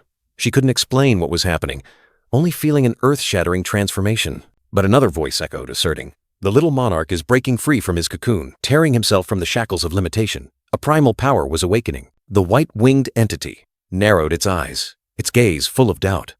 It wondered if, within that young man's body, there was an untapped potential. This outburst worried it. "This is troublesome," it muttered. "I must quickly push him to the brink of death, then inject the star shard." Before it could finish, the little monarch soared into the air, surrounded by his shadow legion. The white-winged entity lunged after him, tearing through the wind. It was astonished. How can this be? According to my information, a hunter's abilities cannot evolve. Is this a reawakening? Dark power surged, enveloping the little monarch. His body transformed. No longer a purely human form. He reached out, summoning. Shadow soldiers materialized from nothing, growling, twisting, transforming into colossal monsters, ready for battle. The transformation of shadows. Is it merely weaponization? The little monarch mused. He realized their hidden potential, their countless applications. The white-winged entity roared, swinging its glowing golden weapon, striking a shadow soldier. The clash echoed, sparks flying. But then, another colossal shadow appeared, A grotesque form, roaring menacingly, its white eyes blazing. It charged forward, its massive body carrying destructive power. The entire space trembled with each step of the shadow monster. Its wild white eyes and gruesome smile were clear. These were no longer mere soldiers, but entities of chaos. The white-winged entity was cornered. It snarled, "I told you, your soldiers are no threat to me." But its words were drowned out by the relentless attacks. The Shadow Legion ceaselessly besieged, tearing apart its defenses. The white-winged entity's face changed color. It was confused, unable to believe what was happening. What the hell was this? Dark energy exploded, engulfing Sung Soo-ho. He knew this was his last chance. If this move fails too, then it's over, he muttered, full of determination, mixed with a hint of despair. A system notification rang out, confirming that Bond Skill Demon Strike had been activated. The white-winged entity stood there, its eyes wide with shock, unable to believe what was happening. The ground cracked open, fragments of rock scattering as if torn apart by an invisible force. A dry explosion echoed, signaling a terrifying attack about to descend. Sung Soo-ho, in his new powerful form, plunged down from above. Dark energy swirled around him, transforming into scythes of death, ready to tear apart the stunned white-winged entity. The white-winged entity narrowed its eyes, its sharp gaze sweeping over the pitch-black mana. "That mana, it's clearly dangerous," it muttered, its face full of caution. It confidently dodged, thinking the attack was too obvious. But I would never be hit by such a clear attack. Yet, blood splattered, tearing apart its complacency. A devastating punch, carrying destructive power, struck the white-winged entity directly. The sound of bones and flesh shattering echoed, signaling a fatal blow. Sung Soo-ho smirked, his eyes sharp and cold. He looked at his writhing enemy. "You can still use your power, even with only one leg, can't you?" His words were full of sarcasm. Sung Soo-ho's face was now covered by a dark mask, with blue lightning streaks flashing across it. His eyes glowed, exuding an aura of authority and coldness. He softly uttered, "Wow." A simple word, yet it contained extreme astonishment at the power that had just erupted from within himself. So, the shadow form can transform to this extent? He wondered, as he watched his legion, now in demonic forms, furiously attack the white-winged entity. The white-winged entity roared in pain, its eyes blazing with hatred. It was cornered, unable to resist the overwhelming power of the Shadow Legion. The relentless attacks continued, tearing apart its last line of defense. Blood splattered, staining the air red, signaling impending defeat. The entire battlefield trembled, the ground cracking into large fragments. Sung Soo-ho's shadow soldiers swept through, turning everything to dust under their terrifying power. Thick dust swirled up, obscuring vision. The sounds of collapse and shattering echoed, evidence of the horrific destruction that had just occurred. Against the fiery sunset sky, the Shadow Legion continued its advance, leaving behind a desolate wasteland. The white-winged entity had vanished, only traces of destruction remaining. Sung Soo-ho's face was stained with blood, but his gaze remained resolute. The white-winged entity was secretly astonished, realizing he was transferring skills to his shadow soldiers. A technique never before seen from Shadow. Sung Soo-ho's eyes glowed golden, exuding a majestic aura. The white-winged entity was stunned, telling itself this was a power it had never seen from Shadow, an astonishing exploitation. The white-winged entity's jaw was shattered, rendering it speechless. It clearly felt the horrific devastation, a fatal wound that prevented it from uttering a sound. Despite its shattered body, the white-winged entity still struggled. It planned to sacrifice Lee Min-sung's life force to recover mana, telling itself not to be careless anymore. Otherwise, Lee Min-sung suddenly awoke, his eyes blazing red, his body cracking. He roared in question. What the hell was happening? Had that kid really reduced him to this state? Sung Soo-ho was surprised, his eyes wide with astonishment. Lee Min-sung! Had the recent shock awakened him from his control? Lee Min-sung snarled, his eyes blazing. He hadn't expected that kid to pull it off. The feeling of an S-rank hunter being defeated by a weaker opponent must not be pleasant, huh? Sung Soo-ho warned, but Lee Min-sung merely sneered, his eyes full of defiance. Afraid of death? What's the worst that can happen? Death? Do you think I'm afraid to die? Lee Min-sung's hand glowed with energy. He hated being underestimated, having his existence denied. That was what he hated most in this world. If he could make those who scorned him taste their own poison, he would. Energy surged, tearing through the air. Lee Min-sung's blazing red eyes flashed with madness, a burning flame of hatred. Lee Min-sung's footsteps were heavy, emitting a purple light. He provoked Sung Soo-ho, calling him a damn brat, ordering him to come here. If I can't be the protagonist, then I'll faithfully play the role I've been given. Lee Min-sung accepted his fate. An evil aura erupted. Lee Min-sung roared fiercely, golden lightning energy exploding around his body. He had completely transformed, becoming a true demon. A gruesome smile spread across Lee Min-sung's lips. "This is my final role, as the villain," he roared, accepting his fate. Sung Soo-ho stood firm, covered in shadow armor. He was ready to face the new enemy, a fated battle about to erupt. Dark energy surged around Sung Soo-ho, his eyes blazing with determination. The fated battle had begun, with no turning back. A terrifying surge of power tore through space, engulfing Lee Min-sung's distorted body. He roared in extreme pain. Not only Lee Min-sung, but also the white-haired entity suffered a fatal blow. Fresh blood splattered, staining the air red. The power of shadow had struck. A pitch-black armored fist, stained with fresh blood, bore witness to the little monarch's brutal strength. The white-haired entity's jaw was shattered, revealing sharp teeth. The extreme physical pain rendered it speechless. Its entire body cracked open, brilliant golden light escaping from the wounds. It screamed in silence, engulfed in agony. GRRGK. A hoarse growl escaped its throat. It tried to resist, but its body had reached its limit. Being impaled in the stomach was bad enough, but not even being able to utter my last words because my jaw is shattered. It thought bitterly. When the stranger appeared, I thought I had a chance to fix this ruined world. Who knew it would end so miserably? My life ever since the Great Flood has been nothing but waste. Damn it! Why, even on my deathbed, must I still remember that bastard Lim Tae-gyu? The image of a hand reaching out, inviting cooperation, suddenly flashed. Don't underestimate me. It struggled in despair, a golden hand trying to reach up. I am the superstar, Lee Min-sung. Lee Min-sung roared, his eyes blazing red. Fresh blood splattered around his sharp teeth. He still hadn't fallen. Lee Min-sung's bloodshot eyes stared straight ahead. But that brat. "Why are you looking at me with such pity?" he roared, unable to bear Sung Soo-ho's cold blue gaze. Lee Min-sung's golden hand trembled, his sharp claws twitching slightly. He was desperately clinging to life. Experience gained. Level up. Urgent quest. Defeat Lee Min-sung, Apostel of Reveals. Complete. The system notification rang out. At Sung Soo-ho's feet, both Lee Min-sung and the white-haired entity had fallen, ending a bloody battle. As the dust settled, the purple-haired girl and Baru appeared, joyfully praising the little monarch for defeating the Apostle of Reveals. Amidst the desolate battlefield, Sung Soo-ho bowed his head, his black mask concealing his expression, an indescribable pensiveness enveloping him. He looked down at Lee Min-sung's disfigured body, recalling the enemy's last words, wondering if it was Lee Min-sung's laugh or the Apostle. Baru noticed the fluctuation in the little monarch's mind, speculating that this was the first time he had to finish off a fellow human. Perhaps he was in shock. Amidst the ruins, Sung Soo-ho sat down, his gaze distant, muttering that thanks to Lee Min-sung, he had realized something important. Memories flooded back. He recalled his goal when he became a player, to find his mother and become someone who could help his father. But then he realized he lacked a true purpose of his own, a distinct self, as Lee Min-sung once said. He remembered the battle with his father in the tutorial, feeling both admiration for his father's strength and a longing to achieve it. His defeat against his father, coupled with an intense desire to win, made him feel incredibly frustrated and disappointed.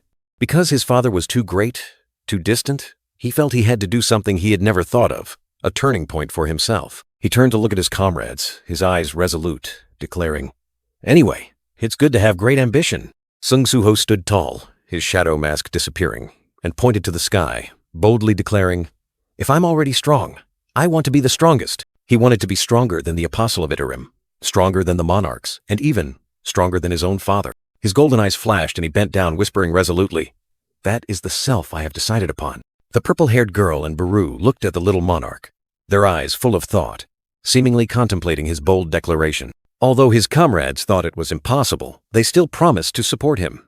Soo-ho smiled, accepting those encouraging words. Sung Soo-ho was lost in thought, accepting his comrades' skepticism as normal. He dismissed those thoughts, deciding to focus on checking the post-battle rewards. System notifications appeared consecutively. Rewards, experience points, continuous level-ups. Finally, a class change quest appeared, accompanied by a reminder.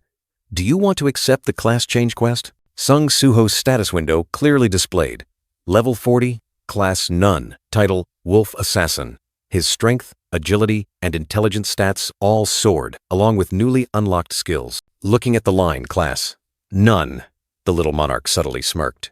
He knew that the empty slot would finally be filled. A new chapter was about to begin. Suddenly, two gigantic shadow hands reached out, enveloping Sung Soo-ho. as if pulling him into another dimension where a brilliant golden light awaited. The hand slowly opened, revealing a brilliant world under the sunset. In the distance, a solitary figure stood amidst the desolate land, their back turned to the viewer. The scene expanded. Vast mountains and forests bathed in the golden-orange hues of dusk. The shadow hand still hovered, like a gateway leading to another reality. That figure, now, soared high into the sky, their brilliant golden wings spread wide, merging with the dazzling light of the sunset, full of majesty and mystery. A stranger with blonde hair and glowing eyes looked down, gently touching their temple. How careless. I didn't expect the black-masked one to have such potential. The stranger's brilliant golden eyes flashed with a cruel glint. As expected, you will become ours. A cold, possessive declaration. Amidst the ethereal cosmic space, an ancient golden scale appeared. One of the main powers I recovered when the fragments merged is the scale of equivalent exchange. The stranger explained, this ability allows me to exchange what I have for something of equivalent value. He stood next to a dying knight whose sword gleamed. A brilliant golden eye, full of horror and despair, cracked as if about to shatter, reflecting the victim's ultimate fear before the terrifying power. The stranger continued, his voice cold. I will use it to exchange the life force of all recent believers. A man was being drained of his life force. Horrified screams echoed as countless people were drained of their life force, turning into mana. The scene was chaotic, filled with pain and despair. Amidst the swirling, brilliant, golden energy, the stranger with shimmering wings ascended, like an evil deity who had just completed their brutal ritual. Brilliant golden energy surged in his hand, a chillingly familiar sensation. If I recall correctly, this is the feeling. The shimmering gemstone in his palm, like a fragment from a stolen soul. The blonde-haired man with pure white wings brandished a blazing weapon, his eyes sharp and cold, as if wanting to tear through space. His brilliant golden eyes flashed with cruelty, the corner of his mouth subtly curved, a smile concealing contempt. Baru, the tiny Grand Marshal, appeared full of worry, calling out, Little Monarch then. Amidst the desolation, Sung Suho, wearing his mask, commanded, I will search Lee Minsung's memories for the Apostel of Itarum. This task is yours, Baru. He pondered, purple energy swirling around him. Did Lee Minsung hate the post-catastrophe world? If I hadn't become a player, a sudden attack tore through the air. Fresh blood splattered, staining the entire scene red. The purple-haired girl and Baru were stunned, the atmosphere tense. Who dared to strike at this moment? Sung Suho clutched his wound, his eyes wide with shock. An attack? From where? The blonde-haired man reappeared, his pure white wings fluttering in midair, radiating brilliant golden energy, full of menace. His brilliant golden eyes gleamed with triumph, the corner of his mouth curving meaningful. The brilliant golden gemstone spun rapidly, energy surging as if to tear everything apart. Sung Suho collapsed, a gigantic shadow rising behind him, letting out a terrifying roar. The system continuously reported errors, each line of failure appearing coldly, like a harsh sentence. The blonde-haired man looked down at Sung Suho, his eyes full of ambition. With this, the power of Shadow is now in our hands. His brilliant golden eyes, cracked like dry stone, reflected an unyielding will. Sung Suho, though exhausted, still blazed with fierce vitality. The system continuously reported errors, but then a new notification appeared. Immortality effect activated. System recovery initiated. The purple-haired girl anxiously asked if the transformation had ended. Cold sweat poured out. Sung Suho struggled. Immortality. Luckily it activated, he thought to himself. Now I just need to use shadows to cover the wound. Exhausted, Sung Suho lay amidst a pool of blood. He painfully realized, I have to, but his HP bar continued to plummet. His HP had reached 0, but life still lingered. There must be a way. A decision flashed, his trembling finger reaching for the accept button. A system notification appeared before his eyes, asking about the class change quest. The purple-haired girl and Baru stood nearby, their eyes full of worry. Without hesitation, Sung Suho accepted. Immediately, a vortex of purple energy erupted, engulfing the surrounding space. The class change quest had begun. Only players are allowed to participate in this quest, the system coldly announced. The purple-haired girl and Baru were teleported away, her eyes filled with despair. Blood streamed down his face. Sung Suho's brilliant golden eyes gleamed with resolve. He was ready to face anything. Shadow energy enveloped him, forming a cracked mask on his face. His eyes, stark white and cold, the little monarch had awakened. A terrifying explosion of purple energy ripped through the ground, destroying everything in sight. The scene was chillingly desolate. Darkness enveloped him. Am I dead? Sung Suho wondered, feeling bone-deep pain. But then, a blue light flashed, dispelling his doubts. He woke up in an unfamiliar space, his face pensive, his eyes sharp and cold. Sung Suho was ready for a new journey. Sitting on the cold stone floor, he observed his surroundings. A terrifying silence enveloped the area, signaling the challenges that awaited. He stood up, walking down the dark, endless corridor. This island? A question echoed, opening the door to another world. A desolate landscape, with towering mountain ranges under a blazing sunset. This place, perhaps, was the starting point for his new chapter. His footsteps stomped heavily, shattering fragments of light. The sunset blazed, painting the desolate land red, signaling a tumultuous beginning. On the desolate ground, 2 cold corpses lay there, evidence of the recent battle. He, with faint wings of light, stood towering amidst the ruins. Sung Soo-ho's brilliant golden eyes swept across the area. Not a trace of mana around here, he muttered to himself. A gate suddenly opened, sweeping away the Black-Masked One and his army, but left Lee Min-sung behind. So, that was a gate only for his comrades. He looked at the corpse at his feet, a chilling truth becoming clear. With dried blood on the corner of his mouth, Sung Soo-ho gritted his teeth. Shadow and the Black-Masked One. A name, a grudge, etched deep in his mind. Unexpected events always occur whenever I confront those two. He thought to himself, his solitary figure silhouetted against the sunset sky, filled with many thoughts. His hand gently touched the damp stone floor, water droplets trickling down. A familiar, yet strangely alien sensation. In the dark corridor, he somersaulted, checking his body. Soaring stone arches and faint blue light created a space both solemn and mysterious. Sung Soo-ho looked up, letting out a sigh of relief. The wound on my abdomen is completely healed on the way here. My body has no problems whatsoever. A miraculous recovery? Or a new curse? His footsteps echoed in the silent space. If there's anything different, the words hung in the air, hinting at an ominous premonition. Sung Soo-ho stood silently as cold system notifications appeared. Descendants of other monarchs cannot participate in the class change quest. And you cannot use the Shadow Dungeon key. I cannot use linked skills, or the Shadow Dungeon key. He turned his back, looking deep into the darkness. And this place, it must be the dungeon where I did the tutorial. The dungeon my father created for me. Old memories flooded back. Images of him when he was weak. His first battles. Though I am no longer the person I was back then, the memories remain intact. But there are no knights for me to defeat, nor any weapons. He looked around. And right now, Vulcan's horn is also shattered. A bare challenge. I don't understand why even the quest description is gone, he mused. If I have to open gates and climb towers like last time, does that mean I have to overcome it without weapons or linked skills? The corridor twisted like a labyrinth, with countless turns. Has this place always had so many labyrinthine paths? He wondered. It feels familiar, but something is different. The black-haired boy stood amidst the distorted energy flow, sensing the abnormality spreading. Even some areas are warped. His gaze was sharp and scrutinizing.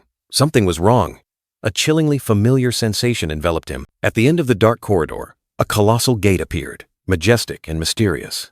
That's a gate. He looked up at the gate, wondering, why is there a boss room halfway through when the path still continues? Is this class change quest too sloppy? A sigh of relief escaped him. The boy wiped his sweat, seemingly ready to face the challenge. His hand trembled slightly, a flicker of excitement in his eyes. I'm starting to feel a bit excited. He hovered in space, a question echoing. If I complete this quest, can I become as strong as I was before? Memories flooded back of a mysterious night he had encountered in the tutorial dungeon. He walked on the dim path, shadows swirling around him. Each step was heavy, moving forward. He squinted into the murky void. It's too dark. I can't see anything clearly. But amidst the darkness, a figure loomed on a throne. But someone is there. A hand clad in dark red claw-like armor suddenly reached out from the shadows. The boy froze, his eyes wide with astonishment. Huh? A powerful force sent him flying, his body collapsing onto the cold stone floor. The attackers stood up, revealing themselves. It was a terrifyingly familiar figure. That's... Blazing purple eyes pierced through the night. Is that me from the tutorial dungeon? Sung Soo-ho was stunned to realize his opponent was his past self. He recalled that even the omnipotent Beru had once been defeated by him. Memories of the mighty Grand Marshal Beru, radiating dark energy, resurfaced in the boy's mind, making him shiver with fear. A thunderous punch tore through the air, carrying immense power from the past figure. His past self moved like lightning, every motion containing terrifying power, destroying everything around. Power erupted, engulfing the figure.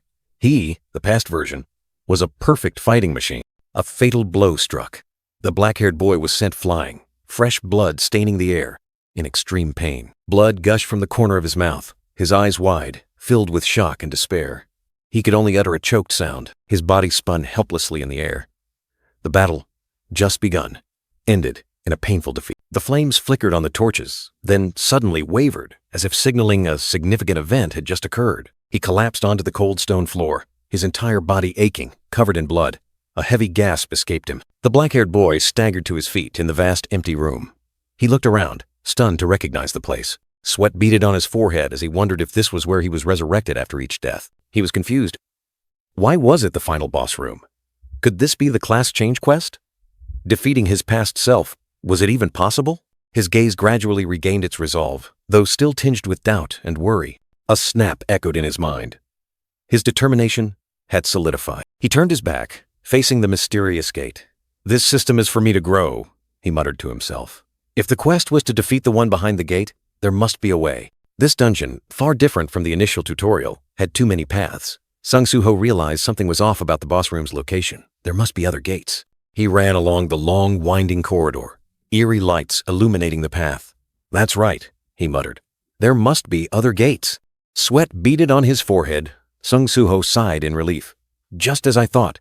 He had guessed correctly. Before him was another boss gate, towering, intricately carved, emitting an ethereal purple light. Sung Soo-ho paused, his legs faltering. What awaits me inside? He wondered, a fleeting worry. He shook his head, dispelling his hesitation. Don't overthink it. Whatever it is, it's definitely better than the past version of myself I just faced. The heavy gate slowly opened, blinding light pouring in, signaling a new challenge. He stepped in, surprised to see a room filled with toys. And at the end of the room, a small figure had its back turned. Huh? It was a black-haired boy, bending down to pick up a toy. The scene was strange, not like a boss battle. The boy looked up, his eyes glowing with a cold purple light, staring directly at him, full of power. Sung Soo-ho was stunned. Isn't that me as a child? What the hell is going on in this dungeon? He broke out in a cold sweat, aghast. The system wants me to fight my younger self? Facing a child is a bit. A shard of purple energy flashed. Around Sung Soo-ho, toys floated, enveloped by a fierce purple energy flow. In the distance, the boy also radiated a similar aura. He tried to move, but his body was stiff. I can't move. Could it be the ruler's authority? The black-haired boy, his purple eyes blazing, raised a hand towards Sung Soo-ho, a surge of purple electricity flashing from his fingertips. Purple energy erupted around the boy, engulfing the entire room. He knew a terrifying attack was about to strike. Purple energy exploded, a terrifying attack hurtling straight at Sung Soo-ho, giving him no time to react. Everything blurred in a blinding flash, as if time and space were distorted by boundless power. A heavy thud echoed, signaling a devastating impact as Sung Soo-ho bore the full force of the attack. In the deep darkness, a blue torch flickered out, leaving a cold void on the stone wall. Sung Soo-ho collapsed, his body writhing in extreme pain, fresh blood soaking the cold stone floor. He was dead. Waking up in shock, Sung Soo-ho muttered, I just died instantly, by my child self. He realized both bosses were too strong. How can I overcome this? A flash of insight sparked in his mind. Wait a minute. He stood up, looking down at his tattered body, then recalled, if I'm given 3 lives, just like in the tutorial, he had died twice. Sung Soo-ho looked up at the only remaining burning torch, a chilling sensation rising. I only have 1 life left. The room appeared with a series of flickering blue torches, illuminating the gloomy space, each flame representing a life. He looked up, frozen in shock, as he saw a strange vortex on the ceiling, with ancient, glowing characters. A close-up of Sung Soo-ho's wide eyes, reflecting extreme horror at what he had just witnessed. The torches flickered wildly, an error message appearing. An error has occurred in the system due to the intrusion of entities from other worlds. Sung Soo-ho stared at the torches, a terrifying thought flashing. Don't tell me, each of these torches is a life? He wondered, is that a good thing? His eyes were filled with despair. But there's no way for me to level up here. He looked up at the error message, a poignant question echoing. The reason it became such an unfair quest, is it because of a system error? A cold message appeared. Defeat the one behind the gate until you run out of lives. A new, brutal, and perplexing quest. But that wasn't all. Another harsh condition bound him. Cannot escape the dungeon until the class change is complete. He suddenly realized that, if so, those torches might not be his lives. A wave of dread washed over him, gnawing at his mind. Despite his despair, he couldn't give up. A determined step, though his legs still trembled, led him deeper into the darkness. I have to move forward, he told himself. His solitary figure stepped deeper into the gloomy corridor, where mystery awaited, the winding, abnormal corridor, along with the sudden appearance of the boss room gate. This labyrinth held too many incomprehensible things. He realized there might be many other boss rooms. The problem was, there was no way to know how vast this labyrinth was. I have plenty of time, he told himself, if I search carefully. A glimmer of hope flickered, then suddenly died. Suddenly, a strange sensation shot through him. He turned his head, looking into the dark void, where some presence was hiding. From the darkness, a small, green, toy-like monstrous creature slowly emerged, its eyes lifeless. The nightmare struck. The toy monster suddenly grew colossal, lunging to attack. The black-masked figure also appeared, acting without hesitation. He was aghast. What? His blue eyes widened, disbelieving the sight before him. A scream caught in his throat. Why is he here? He exclaimed, terrified. Could he have escaped from the open gate? A chilling speculation. I have to run! He tried to flee, but a fatal wound tore through his leg, fresh blood staining the floor. Gut-wrenching pain. He screamed in despair, tears mixing with sweat, soaking his face, his eyes filled with horror. His leg was shattered. Did his toy explode my leg? He horrifyingly realized the black-masked figure's terrifying speed, thanks to the ruler's authority. He looked down at his feet. They glowed strangely, enveloped in a fiery red energy. How can I get past this? He wondered. His voice filled with confusion. Sung Soo-ho looked up, his horrified gaze fixed on the hovering black-masked figure, who exuded an eerie aura. Shards of blue energy swirled around, signaling a merciless battle. The black-masked figure's cold purple eyes pierced Sung Soo-ho's heart, making him shiver. No way, he uttered, overwhelmed by extreme fear. A black lightning bolt struck. The black-masked figure delivered a fatal blow, tearing through space with terrifying speed, and fresh blood splattered in an instant. He slammed his hand against the cold wall, panting. A fleeting sense of relief washed over him, but it was only temporary, as he had just escaped the Reaper's scythe. Sung Soo-ho leaned against the wall, his wound throbbing, looking at the tear in his shirt. How am I supposed to play if these bosses just wander around like this? How difficult is this quest? Did my father go through this too? He wondered. His eyes flashed with determination, his fists clenched. He realized those torches were his life. If the condition to pass is to defeat one of them in the room, he muttered to himself. He shot forward like an arrow, dark energy erupting. No need to defeat them. Just keep trying until I find another room. Determination burned within him. He spun around, unleashing a fierce attack, leaving trails of fresh red blood splattered everywhere in the dim space. The small green monster swung its arm, purple energy erupting. Sung Soo-ho was hit, blood splattering from his arm. It's fine if I die. He accepted his fate. He fell. Blood gushing from his mouth, his eyes wide with pain. Because I have countless lives, a thought flashed, giving him strength. His feet were stained with blood, but his will remained unshaken. As long as I keep trying, he braced himself, determined not to give up. His body lay sprawled on the blood-stained ground. I'll find the entrance to another boss room, he whispered, a faint glimmer of hope. He slumped down, his head bowed, his eyes empty. Countless lives, and unbeatable enemies. A harsh truth became clear. His face was tear-streaked, his eyes filled with despair. This environment, where there's no way to get stronger, he felt trapped in a vicious cycle. In a flash of light, he appeared with the black mask, his eyes resolute. If I want to get stronger, I will become the strongest, the vow echoed in his mind. Fresh blood seeped from the corner of his lips, his eyes terrifyingly resolute. The vow had been spoken, now binding him, forcing him to act. A stream of dark red blood flowed down his finger, soaking his torn shirt. Damn it! He gritted his teeth, determined not to back down. Sung Soo-ho's blood-stained finger touched the cold ground, drawing a mysterious symbol. That's right. I'll draw the path I've taken every time I die. With an iron will, the young man used his blood to draw a complex circle on the stone floor. I will do what I can. Meanwhile, the outside world was in turmoil. The Hunter Association had officially banned the use of stardust due to memory loss. Shocking news spread. Lee Min-sung, former Vice Guild Master of the Reaper Guild and once a hero, was found dead on the mountain. The public was stunned, unable to believe a hero was involved in a crime. The Reaper Guild announced it would cooperate with the investigation. In a tense meeting, Lim Taegyu clutched his head in anguish, blaming himself. It's all my fault, he regretted. If I hadn't lost Lee Min-sung back then, this wouldn't have happened. A voice reassured him. Lim Taegyu and Choi Yong-gin were discussing. He revealed that Min-sung, when found, had an unusual appearance, unlike his transformation skill. Choi Yong-gin frowned, asking, Are you saying that's a skill created by Stardust? Lim Taegyu looked directly into the other's eyes, his expression heavy. I'm not sure, but it's a possibility. Choi Young-gin continued to analyze, mentioning a black-masked hunter who fought Lee Min-sung. He speculated that person might be the culprit. Choi Young-in suddenly remembered something important. One of the miners who joined the team is currently missing. He pointed to a photo of a black-haired young man. His name is Sung Soo-ho. Although listed as a D-rank hunter, it's possible he's a fake hunter. A short blonde-haired man in the meeting room requested, "May I see that photo?" Choi Young-in nodded in agreement. Hunter Park Dojin. A name was called out, and at the same time, a white-haired man with fiery golden eyes appeared, his gaze full of mystery. In someone's hand, Sung Soo-ho's photo was revealed. The black-haired young man's face clearly visible, as if confirming what was about to happen. Lim Taegyu pondered, his eyes heavy. He silently confirmed, yes. Soo-ho could very well be the black-masked figure. Sung Jinwoo's silhouette flashed and then vanished, a whisper echoing, "Another disappearance." Sung Jinwoo.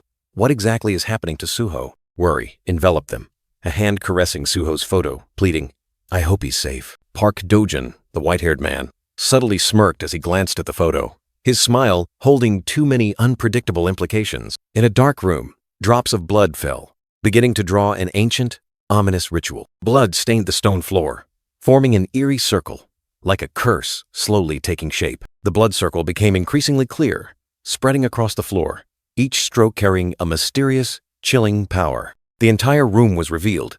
A summoning ritual was complete, enveloped in a cold blue light, signaling something ominous.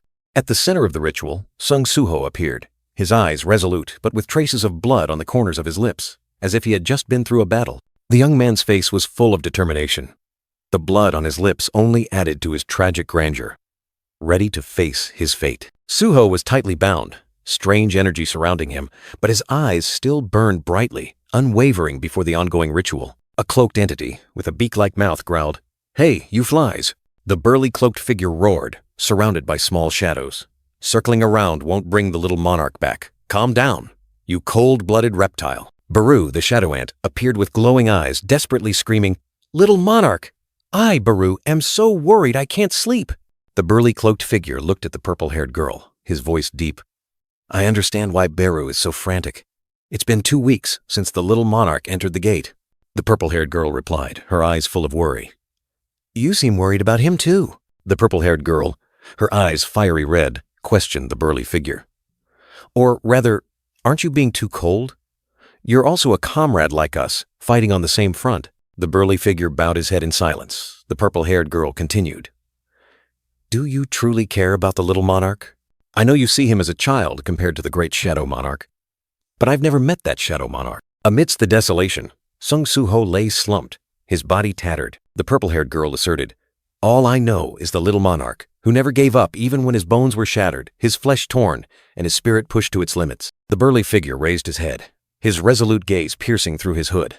"I am certain that no matter what trials he faces, he will be safe." The purple-haired girl smirked, a small shadow entity hovering beside her.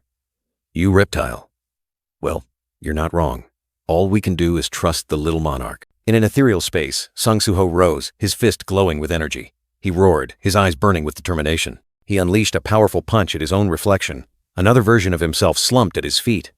"Do you think I'll keep dying for you?" The punch went through, leaving a trail of blood on the ground.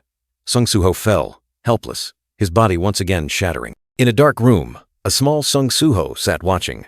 In the distance, an adult version of him soared, energy erupting. The adult Sung Soo-ho screamed, struggling in agony, trying to break free from invisible shackles. Once again, he collapsed in a pool of crimson blood.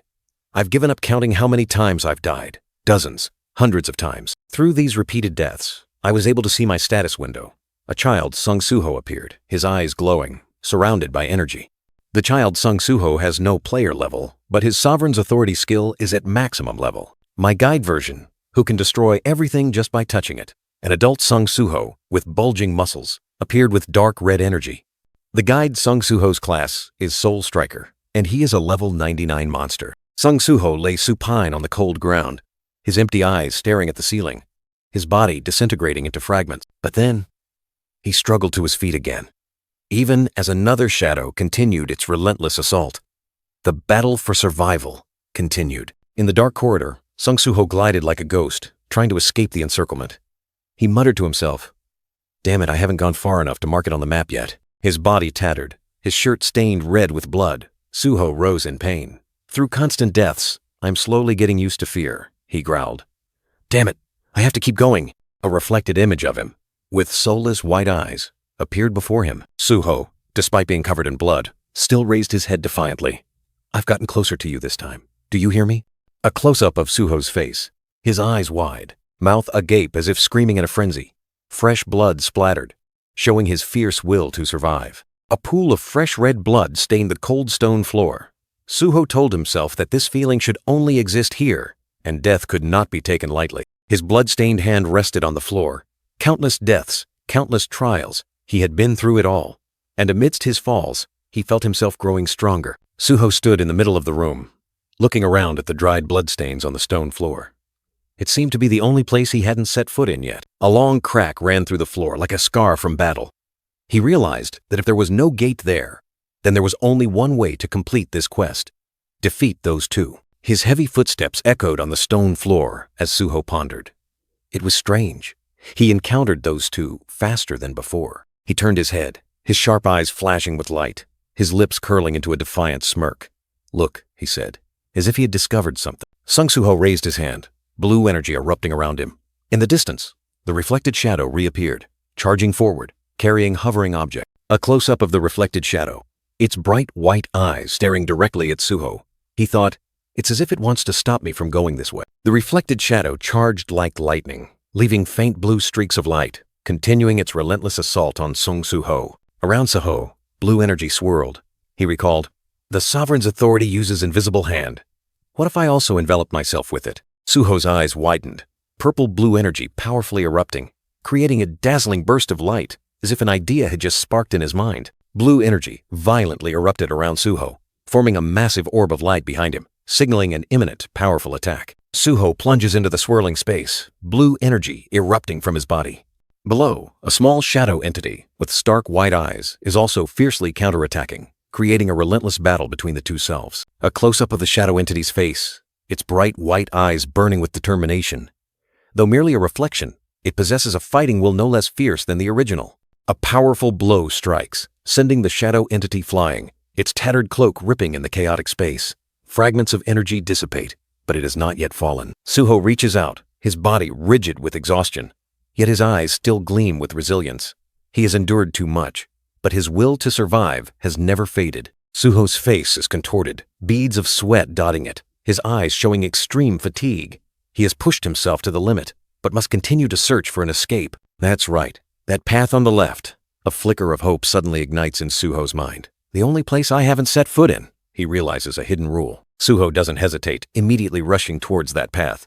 Each step is heavy, but his eyes are filled with resolve, refusing to let himself fall. The young man runs down the long, dark corridor, faint blue light guiding the way. At the end of the path, a mysterious gate appears, like an invitation to the unknown. Suho stands still, his eyes wide with surprise. It's a gate, he whispers, realizing the true meaning of this place. Just as I thought. Besides those two, there's another one, Suho mutters, a terrifying truth slowly revealing itself. He has been deceived. Suho's face changes, cold sweat pouring out. A sense of unease washes over him, signaling imminent danger. He knows he doesn't have much time left. Damn it, Suho grinds his teeth. He's coming. Heavy footsteps echo in the corridor, each sound like a hammer blow to his chest. Energy explodes violently, streaks of blue-purple light tearing through space, destroying everything in their path. The pursuer is approaching at a terrifying speed. I have to get into that gate quickly, Suho commands himself, dashing forward.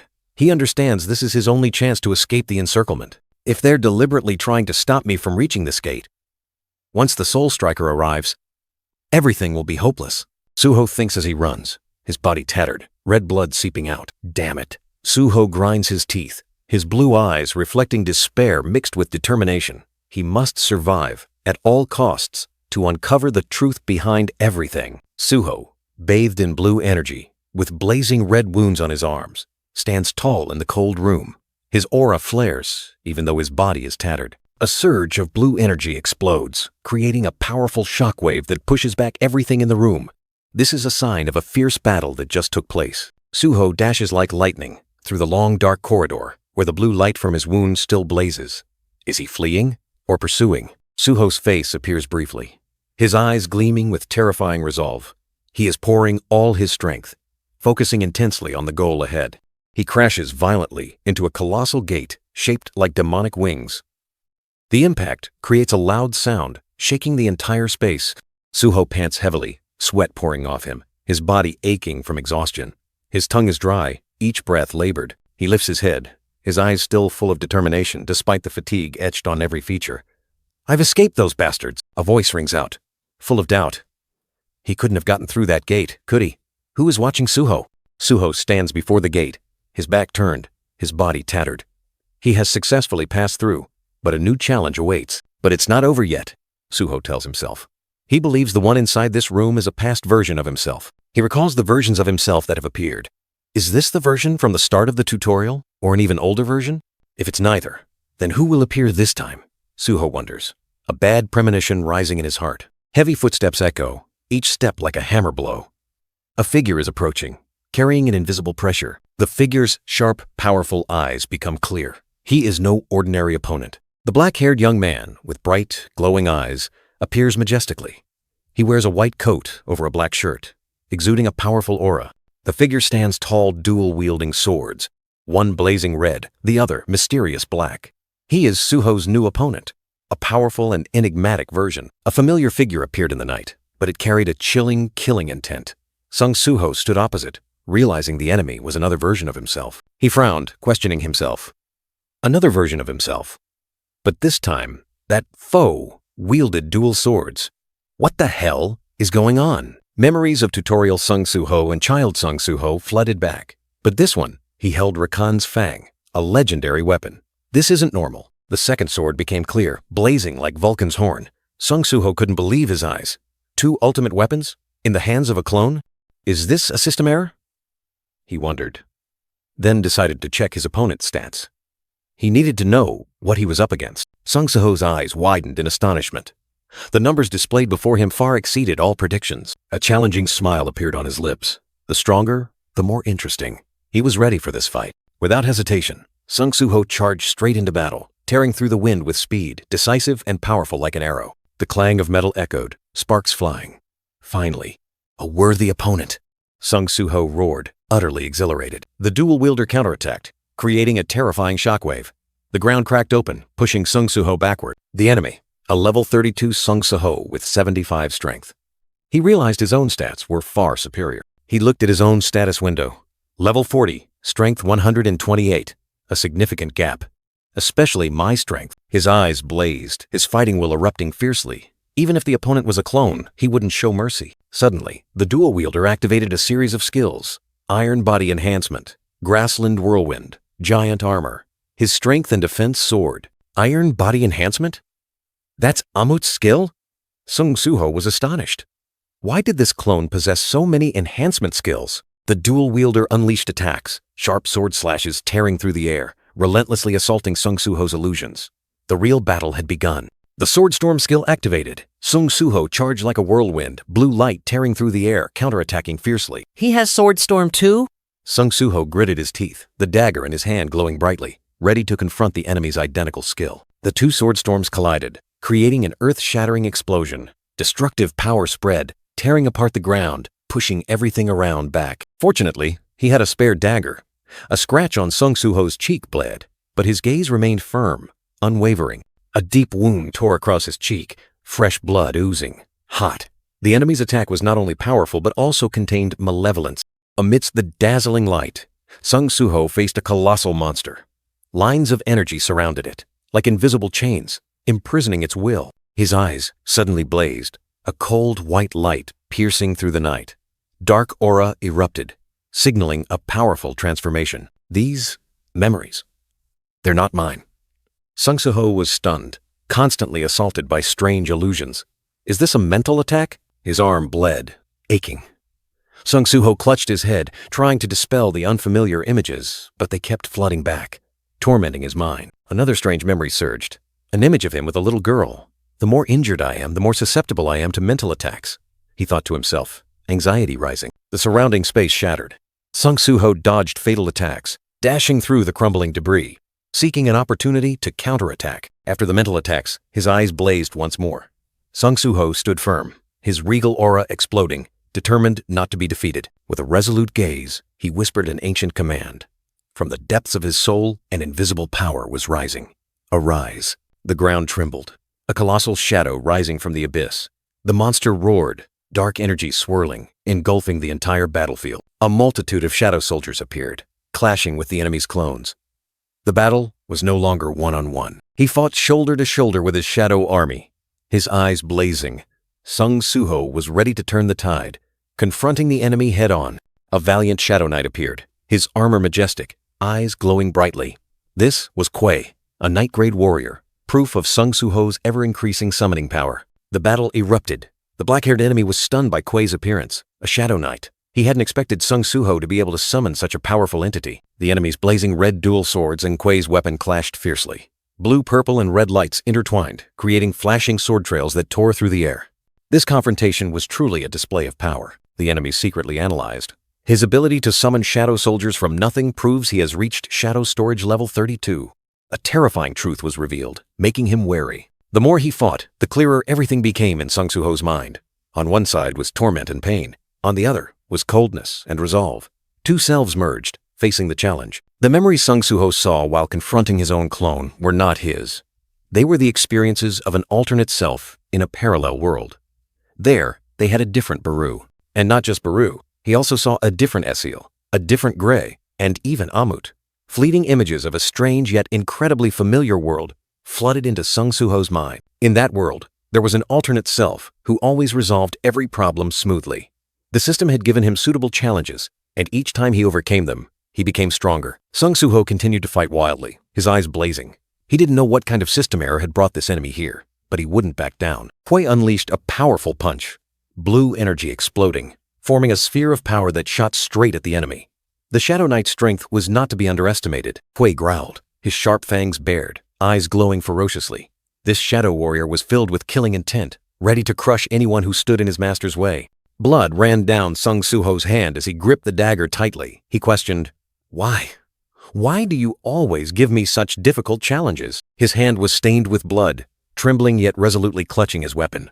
"Why do you always push me to my limits?" Sung Suho's inner voice echoed through the space. He growled, "You've never given me any challenge I could easily overcome, and now you're making me face an inexplicable enemy, forcing me to die hundreds of times." Despite his resentful complaints, Sung Suho continued to fight relentlessly. His eyes blazed, his dagger swung, determined not to give up, no matter how many more deaths he faced. Kuei, the Shadow Knight, stood firm like a fortress wall, his eyes glowing with blue energy. He was the embodiment of his master's unyielding fighting will. Powers clashed. Dazzling blue light exploded, tearing through space.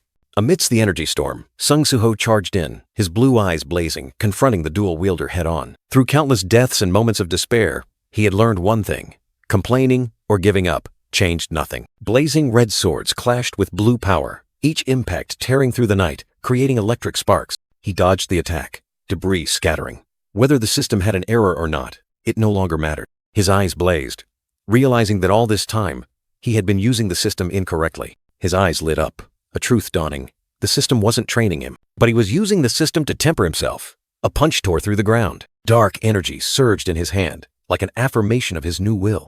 He stood firm amidst the battle, declaring he would no longer blindly follow the path the system had set. With a resolute gaze, he swore to change his future himself through his own choices. With iron resolve, he unleashed his power, delivering a destructive attack that tore through everything in his path. Facing that explosive power, the dual wielder maintained his stance, ready to receive any challenge. Without hesitation, Sung Suho charged forward, his hand glowing with energy, preparing for the finishing blow. But then, an extremely powerful blue energy surge unexpectedly struck him, sending his body flying through the air. His body crashed down, creating a deep crater amidst the rubble, proof of his opponent's terrifying power. Following the horrific blow, Sung Suho screamed in pain, his body torn apart by the fierce blue energy. He was enduring something beyond his limits. That destructive power erupted, crushing everything around it to dust, leaving a desolate void in the ruined battlefield. Amidst the rubble, his figure collapsed, motionless. Everything fell into an eerie silence, with only traces of a fierce battle remaining. He knelt, each heavy breath tearing at his chest.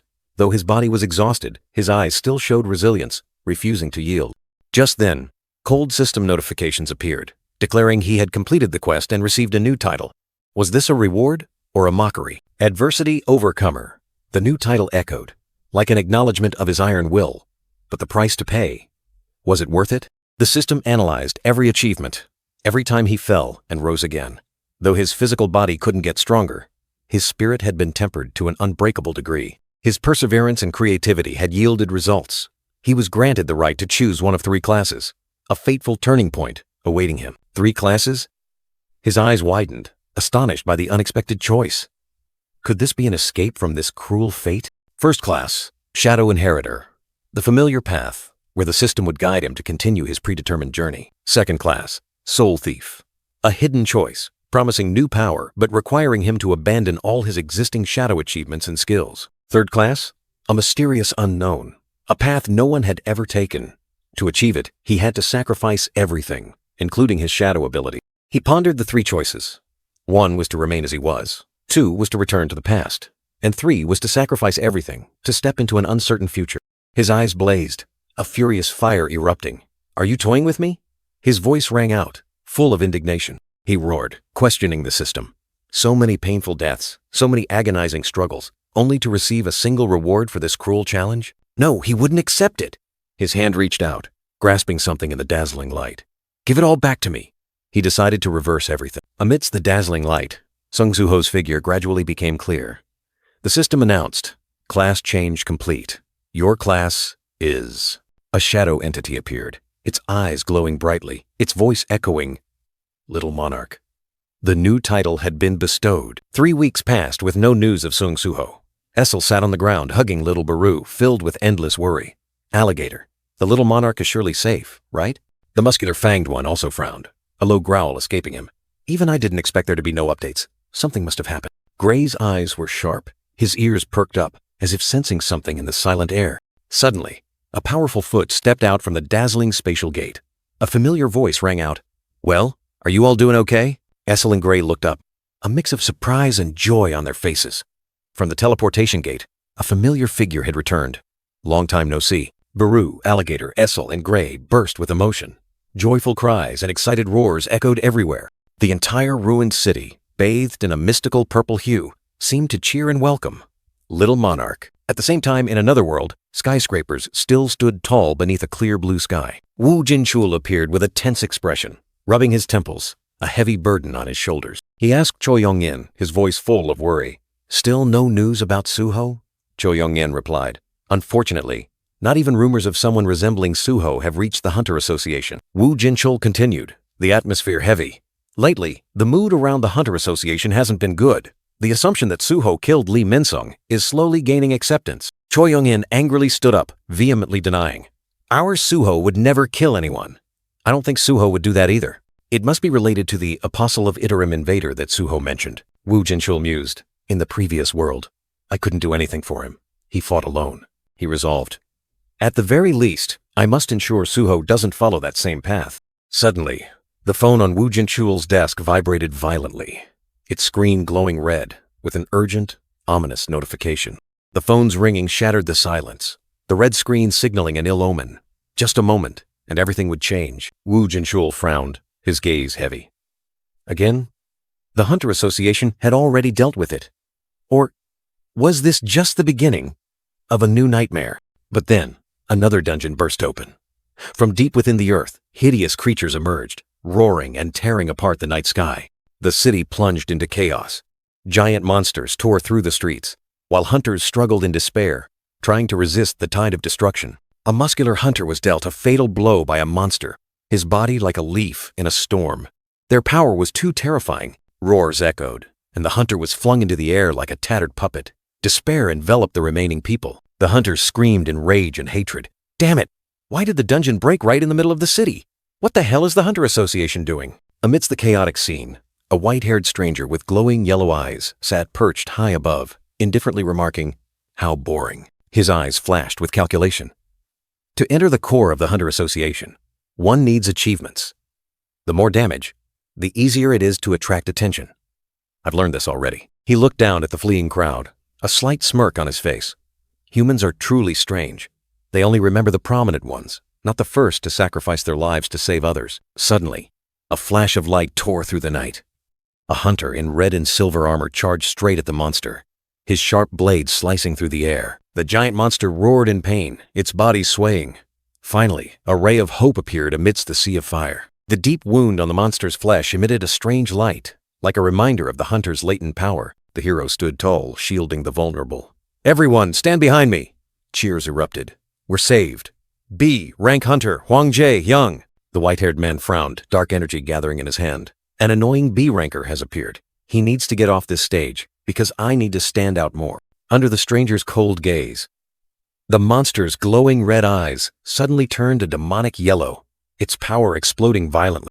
Huang Jie charged into battle, his sword swinging fiercely, but blood already stained the corner of his mouth, signaling an uneven fight. A terrifying attack ripped through the ground, energy exploding violently, pushing back everything within its range. Huang Jie collapsed, his body in pain, his eyes wide with horror as he exclaimed, "What the hell?"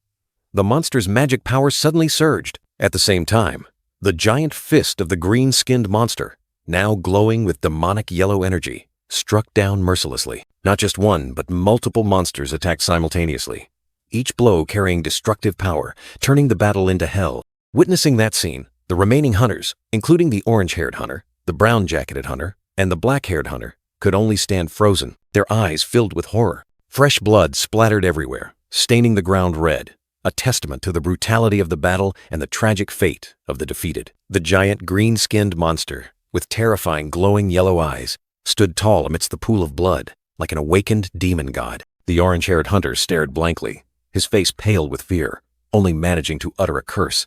"Damn it!" He recalled the difficult days.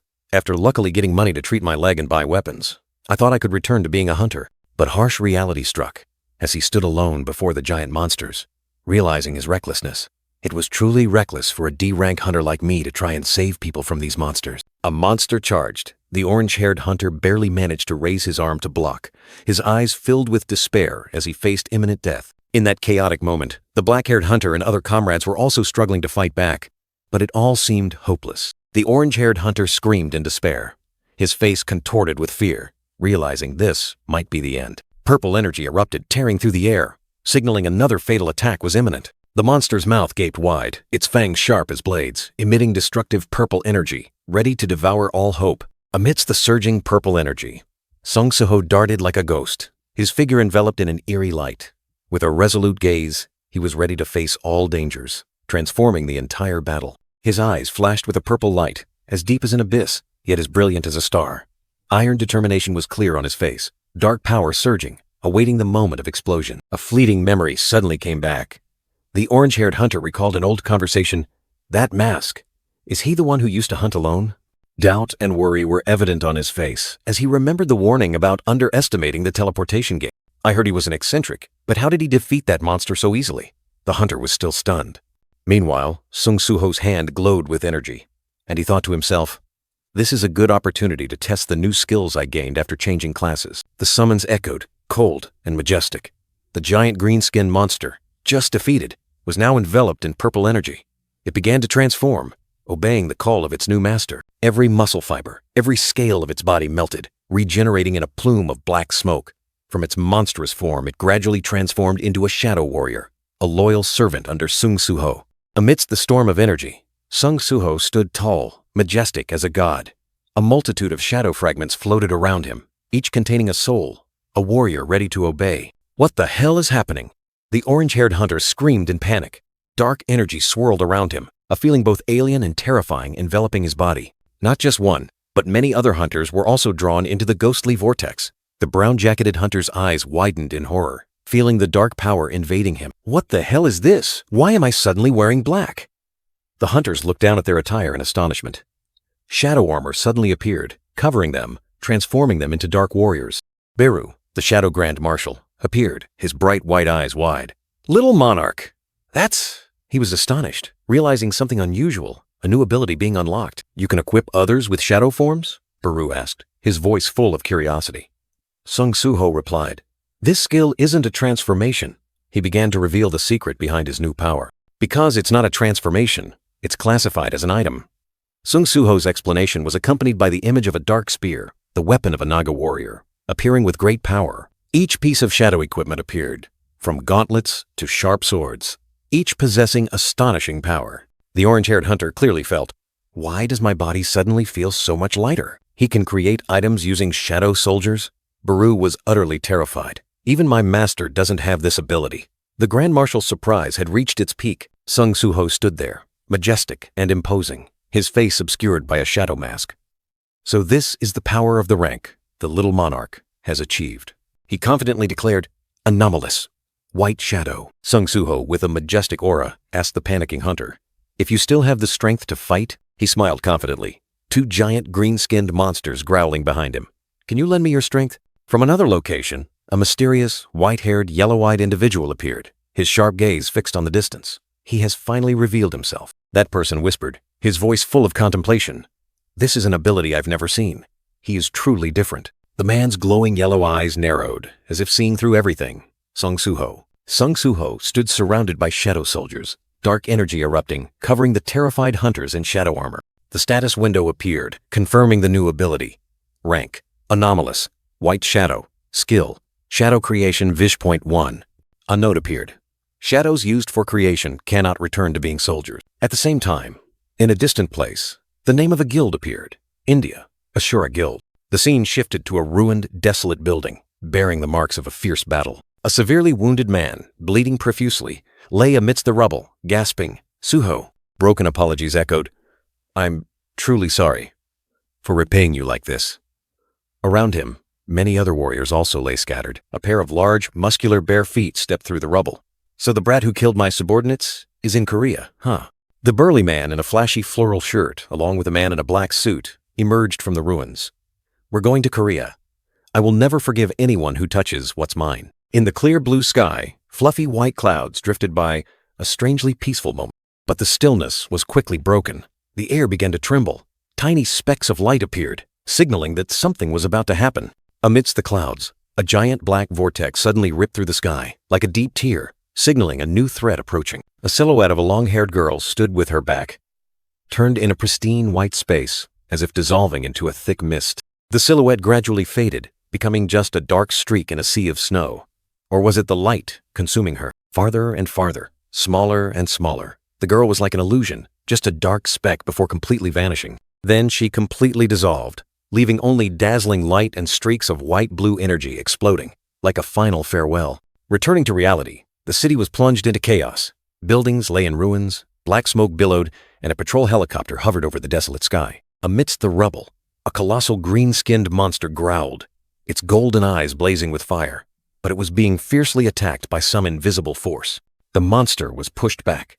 Its massive body swayed, debris scattered, and its furious roar echoed everywhere. Suddenly, Sung Soo-ho lunged forward like a black lightning bolt, his entire body enveloped in dark energy, his eyes flashing with determination. A thunderous punch. He delivered a fatal blow to the monster's jaw, its immense power leaving it no time to defend. The monster collapsed, its colossal body falling. Sung Soo-ho stood amidst the battlefield, his eyes full of confidence. They all fell in a single blow. I can't even measure how much stronger I've become. Sung Soo-ho's gaze was sharp and cold, filled with authority. He had truly become an existence far beyond what he once was. Not just him. Other hunters were also fighting. A black armored hunter delivered a powerful punch to another green-skinned monster. The orange-haired hunter, now clad in dark armor, felt a surge of power. My body feels much lighter after this black equipment appeared. With this, he roared, charging at the monster with fierce momentum. Even I can kill these magic beasts.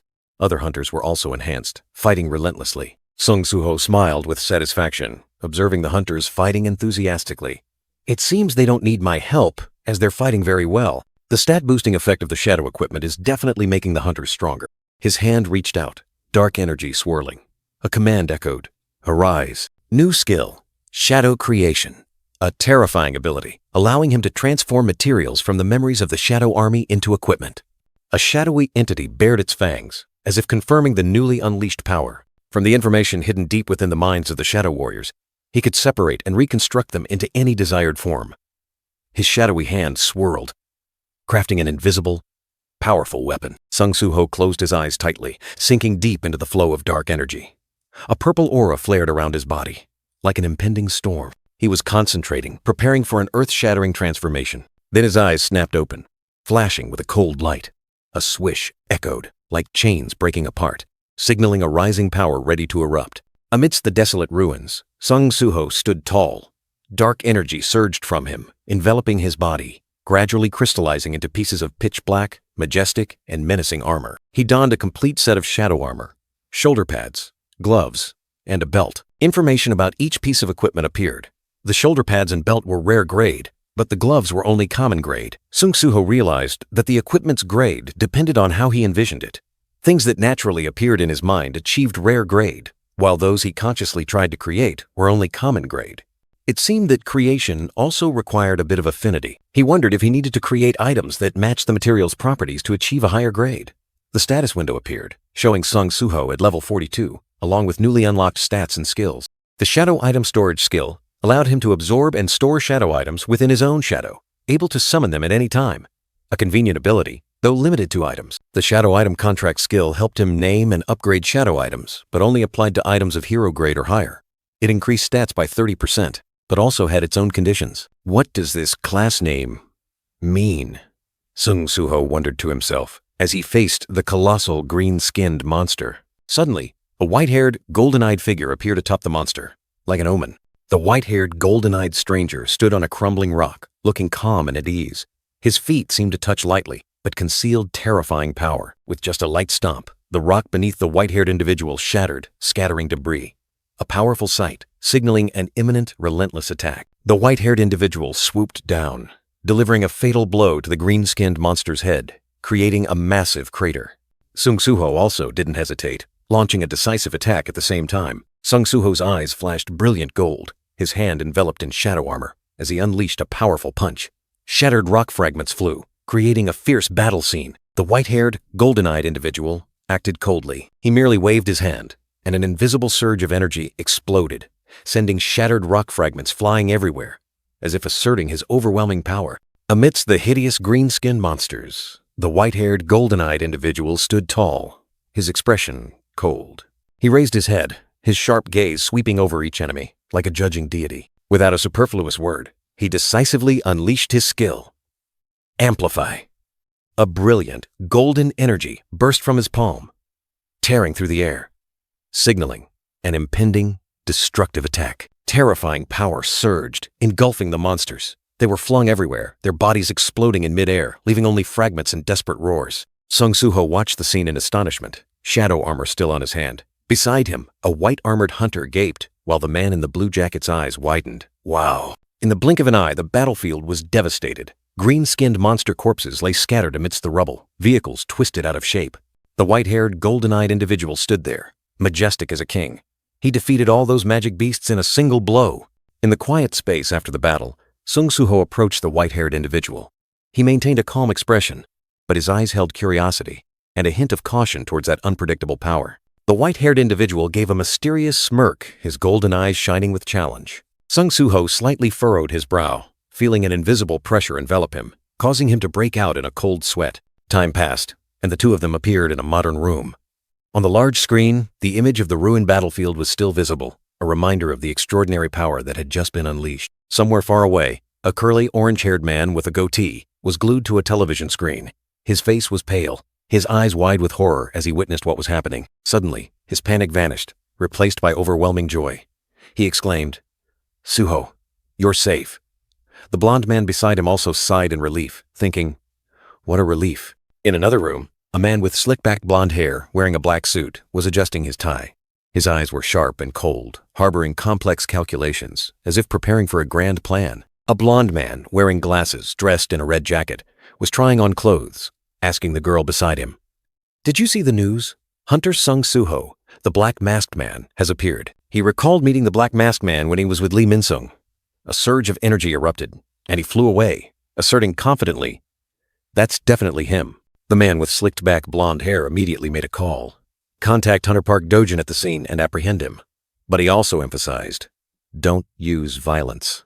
"There's no proof Sung Suho is evil yet." He gritted his teeth, his eyes full of rage. Then why was he masked at that time? He's definitely a villain connected to Star Powder. The one who killed Lee Min-sung must also be. The blonde man wearing glasses mused, "I don't think Sung Suho is evil, but I agree with the Hunter Association. According to my investigation, he is the nephew of Chairman Yu Jinho, who was acquainted with the association chairman." A blonde man wearing glasses, his face drenched in sweat, spoke solemnly, trusting in the other party's justice and hoping they would make a wise decision. In the distance, Park Dojin, the white-haired, golden-eyed young man, subtly raised his hand to his ear, as if listening to an invisible command. He turned his back to Sung Suho, replying through his communication device. "Yes, Chairman. He's right in front of me." Sung Suho stood there, surrounded by dark aura. While Park Dojin was mentioned as the newest S-rank hunter, Park Dojin smiled mysteriously at Sung Suho, then replied through his earpiece, confirming he understood the command. A cold smile still lingered on Park Dojin's lips as he called Sung Suho by name, his eyes full of hidden meaning. Sung Suho turned his face, his eyes suspicious, wondering why the other man kept smiling so inexplicably. Park Dojin revealed that the Death Guild chairman wanted to bring Sung Suho to the Hunter Association not for recruitment, but due to the current situation. Sung Suho was stunned, cold sweat running down his face as Park Dojin declared he was wanted for suspicion of killing Lee Minsung and distributing star powder. Park Dojin, now bursting with fiery aura, demanded Sung Suho cooperate and follow him quietly. Suddenly, the hunters Sung Suho had saved rushed forward, protesting indignantly, asserting that he had saved them and accusing this of being an abuse of power. Sung Suho reassured the orange-haired hunter, saying he was fine and thanking them for their help, which surprised the others. He declared he would go voluntarily, as he had intended to visit the Hunter Association anyway. Park Dojin accepted this, seeing no need for force. The group of hunters watched Sung Suho's retreating figure, full of admiration, discussing how he had bestowed powerful new equipment upon them. Suddenly, Sung Suho flinched, realizing he had almost forgotten to bring his shadows. A surge of dark aura erupted, terrifying the hunters. He activated the shadow item storage skill, recalling his subordinates into his body, feeling an unusual sense of relief and comfort. In Park Dojin's brilliant golden eyes, Sung Suho's figure appeared like a king of shadows, his power unfathomable. He murmured Sung Suho's name, an undeniable obsession. Sung Suho's aura had completely changed, becoming terrifyingly powerful. He turned his head, questioning the white-haired man. "Aren't you coming?" Park Dojin secretly calculated, realizing the effectiveness of his star shard against Sung Suho had significantly decreased. Amidst the desolate ruins, two figures walked side by side. Park Dojin decided he had to stick close to Sung Suho, at least until his plan succeeded. A shrill alarm bell cut through the silence. A hunter flinched, staring intently at his phone screen, his expression extremely tense. "Emergency alert!" The blue-black armored hunter and his comrades panicked. "What the hell is this? An emergency alert?" They exchanged glances, sensing something ominous. The phone screen clearly showed Jizan Prison, a place where notorious awakened criminals were held. A large-scale riot there? The hunter's voice was filled with horror. "Illegal stimulants. Could it be star powder?" Sung Suho murmured, his eyes suddenly narrowing, a flash of insight appearing in his mind. Park Dojin turned back, his golden eyes locked onto Sung Suho, as if reading his thoughts. A cold calculation was evident on his face. "You're not going there, are you?" Park Dojin asked. But Sung Suho had decided, "I have to stop the prisoners." He knew that if they used star powder, ordinary hunters wouldn't be strong enough. Energy flared around Sung Suho. Park Dojin warned, "You'll be in big trouble if you don't go to the association immediately." He knew that also meant he would be in trouble. Park Dojin remained silent, his gaze sweeping over Sung Suho, as if contemplating something. A deep calculation was hidden behind his calm expression. Park Dojin's eyelashes subtly lowered, concealing his sharp gaze. He had made his own decision. Park Dojin sighed, feigning defeat. "Let's just say I tried my best but couldn't stop you." Sung Suho replied with a meaningful thank you before rushing off, leaving a promise to visit the association later. Then, Sung Suho's eyes flashed purple, resolute, and cold. He was ready for the upcoming battle. Amidst the rubble, Park Dojin looked up at the sky, where streaks of energy light had just torn through the air. He watched Sung Suho's figure gradually disappear. A mysterious smirk appeared on Park Dojin's lips, his golden eyes shining brightly. "Perfect timing. Let's see how strong he's become," he murmured, full of anticipation. The alarm sirens tore through the air, and brilliant red lights emanated from a tower-shaped prison, signaling an impending catastrophe. Inside the ruined prison, monster corpses piled up.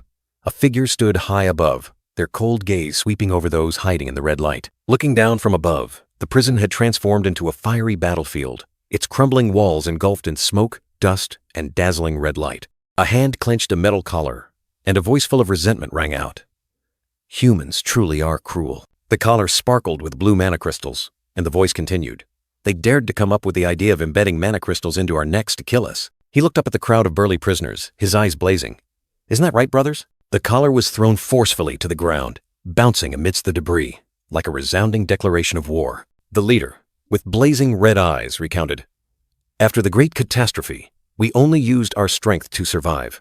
But the Hunter Association branded us as criminals and imprisoned us here. Now, I want revenge." He looked down at hundreds of D to B rank awakened ones, seething with rage. "Unleash the fury that has been suppressed for so long. Show them what our anger can do." With a cruel smile, he commanded, "Activate Dungeon Break." The leader, Hwang Dong-seok, a prisoner of Jisan Prison, revealed a crazed expression, ready to plunge the world into chaos. Sirens blared throughout the city, emanating from giant loudspeakers.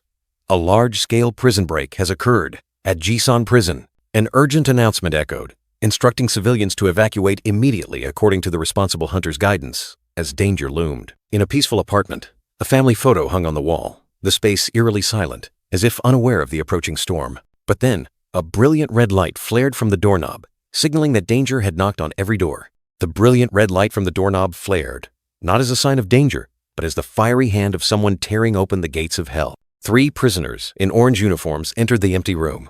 One wondered, "Isn't this place empty?"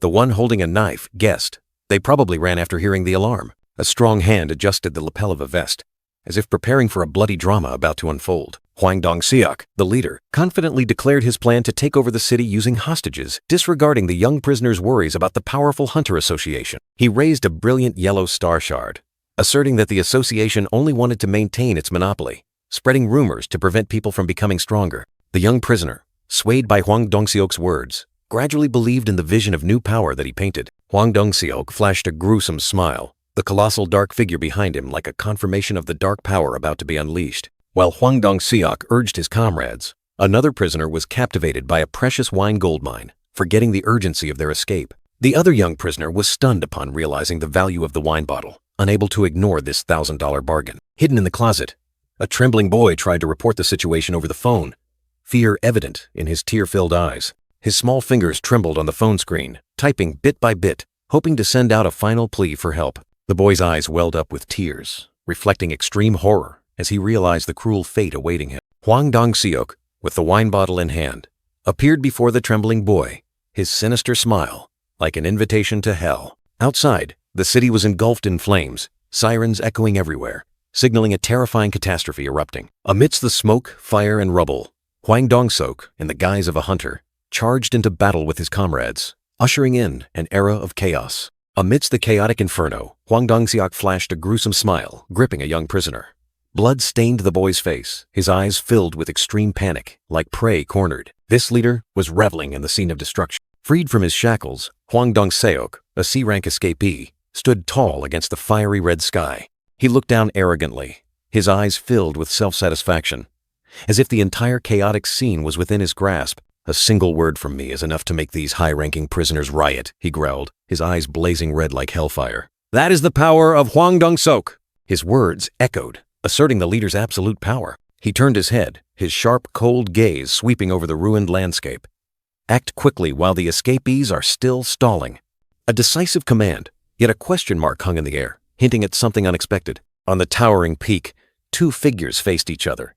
"Don't preach to me when you're just my brother's minion," Hwang Dong-seok growled. The other replied, his tone cold. "I am not a subordinate.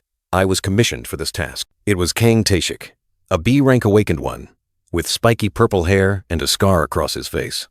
He revealed his mission: a commission to take you, a C-rank awakened one, abroad. His words were like sharp blades. Hwang Dong-seok fell silent, his eyes suddenly glowing red like embers, concealing a raging fury. The contempt from his opponent had reached his breaking point. He reached out, grabbing Kang Tae-shik's collar, his eyes full of murderous intent. "You said you're B-rank, right? Are you also looking down on me just because my rank is lower?" A dangerous challenge. Kang Tae-shik remained calm, his purple eyes cold. He scoffed, "Acting tough when you're just a coward who wouldn't swallow a star shard for fear of side effects." His words were like daggers piercing Hwang Dong-seok's heart. In a dark corner, a cloaked, masked figure spoke coldly. "Challenging the Hunter Association? I don't care. That's just an excuse for these prisoners to cause trouble." He only wanted his brother to be rescued. Red eyes flashed beneath the mask. "Do you know the consequences if you fail?" The low voice carried a deadly threat, making the atmosphere taut. Hwang Dong-seok growled, his face full of indignation. "Are you going to answer me?" He demanded a reply, his patience exhausted by Kang Tae-shik's indifferent attitude. Kang Tae-shik tilted his head slightly, an enigmatic smirk appearing. He said nothing, but his eyes seemed to have given an answer, a calculated, unspoken agreement. "I cannot have an S-rank enemy," Kang Taeshik whispered, then took Hwang Dong-seok's arm as if leading him. "All right, I'll lead the way as you wish." An unwilling concession? Or a new scheme? On the towering rooftop, a helicopter waited. 3 figures stood there, preparing for a new journey, an escape from the city engulfed in flames, heading towards an uncertain future. A cold, silver-armored hand lay motionless amidst the rubble. The sound of metal clashing echoed, like a whisper of a fierce battle just ended, or perhaps just beginning. Amidst the chaos, a blue-black armored warrior spoke. "This is the first time I've been sent with you since the Great Calamity. I cannot stand by and watch civilians suffer further harm." His words were heavy with responsibility, his gaze firm as he looked ahead. The red-haired man with glasses questioned the fate of the prisoner's shackles. The blue-black armored warrior replied, "The prison management center was destroyed. Nearby hunters were also attacked. Many are on the verge of death." The situation was growing increasingly dire. The red-haired man with glasses pondered, pushing up his spectacles. Even a center managed by an A-rank hunter collapsed, and they're using star shards. It seems a formidable force is involved. A grand conspiracy gradually emerged. On the rooftop, beside the helicopter, 3 figures stood. The red-haired man with glasses said coldly, "Indeed, there's a mastermind behind this incident." The cloaked dark figure turned his back and spoke. "You've arrived." Hunter Lim Taegyu, with long black hair and a bow in hand, stood proudly. Beside him was a white-haired man. Lim Taegyu was thanked for his cooperation. A new alliance had formed. The blue-black armored warrior was stunned, his eyes wide. "Sung Suho refused the association's summons," he exclaimed, his voice betraying his astonishment. "Suho, that name, why now?" Lim Taegyu explained, his tone full of hidden meaning. "He said he would go to Jisun prison. Someone suspected of distributing stardust, going to a place full of criminals using star shards. No need to say more." The truth gradually unfolded, fraught with danger. The image of the black-masked man, mysterious and terrifying, appeared. Lim Taegyu continued. "He intended to kill Lee Min-sung when he first appeared with that mask, just to cover up the crime of distributing stardust. A dark past was exposed." Lim Taegyu declared grandly, his aura soaring. "He is a fake hiding his skills, an extremely dangerous villain. I will treat him as such and participate in eliminating this villain." The vow to eradicate evil echoed. The 2 men argued fiercely. The blue-black armored man. "Who knows if Sung Suho came to help Jisun? He disappeared and then refused the summons to help?" The red-haired man added. "That doesn't explain him hiding his awakened rank." The short, white-haired man concluded decisively. "His actions are incomprehensible. It's best to treat him as a villain and act accordingly." Choi Yong-in, with a calculating expression, also agreed. Park Dok-jin, with blazing golden eyes, mused. "Currently, I cannot confront those S-ranks. Did Sung Suho fail to predict this would happen?" A question full of doubt, harboring worry. A giant eye glowed in the sky, and dark figures swept past. Park Dok-jin continued. "I thought star shards were hard to spread, but they're still using them despite the side effects. Thanks to that, I can observe from afar." A mysterious plan was unfolding. A foot stomped heavily on the ground, cracking the floor. Park Dok-jin concluded coldly. Or should I just slowly wait for Sung Suho? A veiled threat or a challenge sent to the little monarch. Brilliant golden streaks tore through the night, hurtling through the gloomy forest, signaling an impending, shocking event. Sung Suho tensed, energy surging around his body, trying to maintain his skill. He whispered, "I thought using Beast Soul Incarnation would get me there immediately." Gray, just a little more. Below, the small dog Gray was also exhausted. Bursts of energy exploded, creating dazzling streaks of light, colliding with trees, as if something was hurtling at terrifying speed. Amidst the night sky full of dark clouds, a figure shot past collapsing skyscrapers, leaving a mystical purple trail, heading straight for its target. He landed with a loud thud, his body aching. Sung Suho looked up, eyes wide. "This is that place." His eyes gleamed with a cold blue light, harboring tension and unwavering determination. In his sight, dark figures were screaming, begging for help amidst the ruined, blood-red landscape. "Ah! Help! Please! I'll do anything!" Sung Suho gritted his teeth, sweat beading on his face. He questioned himself. Is this the cries of dying people? Am I hearing this because my senses are enhanced by the link skill? The surrounding buildings were enveloped in an emerald green glow, as if melting. He knew he couldn't hesitate. The damage will be even more severe if I delay. He erupted with power, kicking off a crumbling wall, dashing like lightning with the small Gray close behind. Sung Suho's face was full of determination, his eyes sharp and cold, his teeth clenched. ready to face whatever awaited him. He stepped into a dark corridor where corpses lay scattered, blood splattered. Several figures in orange shirts holding knives stood there. What the hell is this? An orange-shirted prisoner with a knife, a sinister smile on his face, looked at him in gray. A dog and a guy falling from the sky, huh? Sung Soo-ho bowed his head, Gray resting tiredly on his shoulder. He said softly, "Well done, Gray. Woof. From now on, I'll handle it." The orange-shirted prisoner still sneered, his eyes contemptuously on Sung Soo-ho. "What, you're a hunter too? What can you do when you're about to collapse?" Despite his battered and bloody body, a demonic smile spread across Sung Soo-ho's face. He was ready for a life-or-death battle, the aura of death enveloping the knife-wielding man before him. But then, a flicker of surprise appeared in Sung Soo-ho's blue eyes. What could have startled the little monarch so much? He turned his back, facing the 3 remaining prisoners who were brandishing daggers. One had fallen, but malice still lurked in their eyes. His voice deepened, full of disappointment. "If you've escaped, why not just run? Why harm innocent people?" Fatigue was evident on his face. His foot stomped heavily on the chest of the fallen man, and a purple aura flared. "I don't have much time left. Listen, there are only 2 choices." Sung Soo-ho's entire body erupted with purple light. His fists clenched. His voice rang out coldly and decisively. "Either obediently take the blow, or resist and die." Suddenly, the scene changed. Bright golden sunlight. A boy and his grandfather were fishing by the lake. Strangely peaceful. The boy looked up at his grandfather, his round eyes full of curiosity. "Grandpa." The burly, scarred grandfather was pulling in a fishing net. The boy wondered, "Why do you have so many scars?" The grandfather smiled gently. "Ah, these scars?" He pointed to each scar, telling stories. "They are badges of honor. This scar is from when I saved a 7-year-old child from a fire. That scar is from when I stopped a drunkard from causing trouble." He paused, looking down at a new scar on his leg, his gaze distant. "And this scar?" the boy innocently asked, his voice full of wonder. "Why do you have to hurt yourself to save others?" His large, calloused hand gently rested on the boy's hand. "It's not that I'm not afraid of getting hurt." Blinding light enveloped his burly arm. "It's that my body always acts before I can even think." The cruel reality crashed back. Sung Soo-ho stood amidst the fallen, the 2 remaining prisoners trembling, hearing the cold declaration again. "You have 2 choices." The hero's burly arm suddenly vanished, giving way to cruel reality. Sung Soo-ho coldly declared, "Be silently defeated, or resist and die." One prisoner, in an orange uniform, was already lying in a pool of blood. The 2 remaining prisoners trembled. One of them exclaimed, "Did you see that kick? Is he a high-ranking hunter?" Fear was evident on their faces, but the leader sneered, a cunning look on his face. "What's there to worry about? We have the star fragment."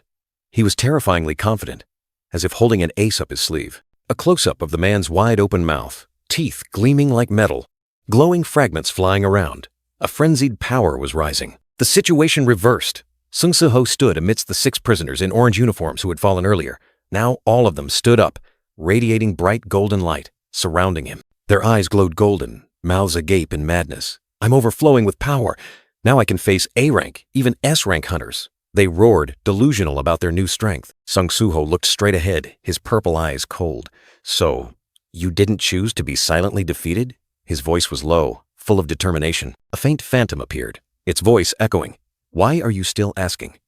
Sung Soo-ho turned his back, facing the tormented souls in his mind. Sung Soo-ho's face contorted, his teeth clenched. The phantom continued to question, its voice full of bitterness. "Seeing that they've used the star fragment, they will resist. Are you hesitating again, while innocent people are dying at the hands of these escaped prisoners?" The phantom turned and walked away, leaving bloody footprints. "That's right. I shouldn't expect a useless person like you to kill anyone. What's the point of changing ranks? You're still just a kid inside." The phantom turned its head, pointing at Sung Soo-ho's back, a gaping black hole appearing on his shirt. "Here, try it. Punch a hole through their guts. Just like how you killed me." The phantom's eyes glowed red, its mouth wide open in madness, urging, "Hurry up, show me." Below, Sung Soo-ho's eyes flashed with a cold purple light. A decision had been made. Sung Soo-ho stood tall, facing the 3 remaining prisoners in orange uniforms, their eyes now glowing golden, holding knives pointed at him. One was already lying at his feet. The 2 remaining prisoners were terrified, their eyes wide. Huh?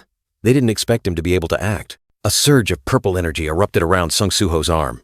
He swung his fist, piercing through the charging prisoner in the orange uniform, a decisive blow without hesitation. Sung Soo-ho's punch went straight through the prisoner in the orange uniform, purple energy violently erupting. causing the man to writhe in pain. Without a moment's hesitation, he withdrew his hand, leaving the unfortunate man torn apart by the spectral energy, his eyes filled with despair. The prisoner's body was flung far away, blood splattering across the floor. The remaining one stood frozen, horrified by the brutal scene. How could I not see it? The prisoner mumbled, his eyes panicked. I already used the star fragment. Before he could understand what was happening, a fatal blow struck, tearing him apart with a horrifying scream. A powerful spinning kick from Sung Soo-ho sent the second prisoner flying straight into the stone wall, creating a large crack. Sung Soo-ho's glowing purple eyes swept coldly across the scene. Two other prisoners, one wielding an axe, were hovering in the air, preparing to charge. Beneath his feet, dark energy surged, transforming into sharp spikes, ready to devour everything. The deadly spikes shot up, piercing through the two unfortunate men, making them scream in despair. He stood there, watching coldly. Fresh blood splattered, staining the city sky red, a haunting image of brutality. His blood-stained hand clenched. A heavy feeling weighed on his heart. The phantom of memory reappeared, smiling eerily, placing a hand on his shoulder. You've changed so much in such a short time. It's astonishing, isn't it? Anyway, you could have controlled them. Is it really okay to destroy them all like this? How dare you call yourself a hunter when you can't even distinguish between monsters and humans? The sarcastic voice echoed. It seems you've become a monster yourself, the phantom whispered, a sneer full of contempt on its face. Sung Soo-ho's gaze was firm. He called out, Baru. Immediately, the small ant shadow appeared, respectfully replying, Yes, little monarch. Sung Soo-ho coldly ordered Baru to absorb the memories of the villains, to track down their leader and the motive behind their attack on civilians instead of fleeing. Baru asked worriedly, but Soo-ho simply replied curtly that everything was fine. The ant shadow continued to question if he was all right, acting without bothering to conceal his identity. Soo-ho remained silent, his gaze distant. Looking down at the cold corpses, Soo-ho admitted that he came to save people, but then found himself annoyed. While everyone was preparing to confront Itarim's apostle, the internal conflicts of the awakened only further troubled him, implicating his father. Therefore, he would no longer hide.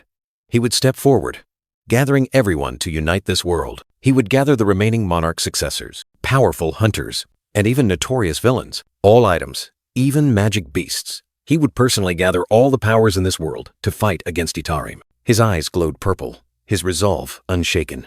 No matter the cost. Baru asked in surprise, Little monarch, do you want everything in this world to submit? Soo-ho replied, No, I'm talking about comrades. To do that, he first had to clear out the criminals here, and to face the countless villains hiding in the city. He needed enough forces. His hand erupted with purple energy, a command echoing, Arise!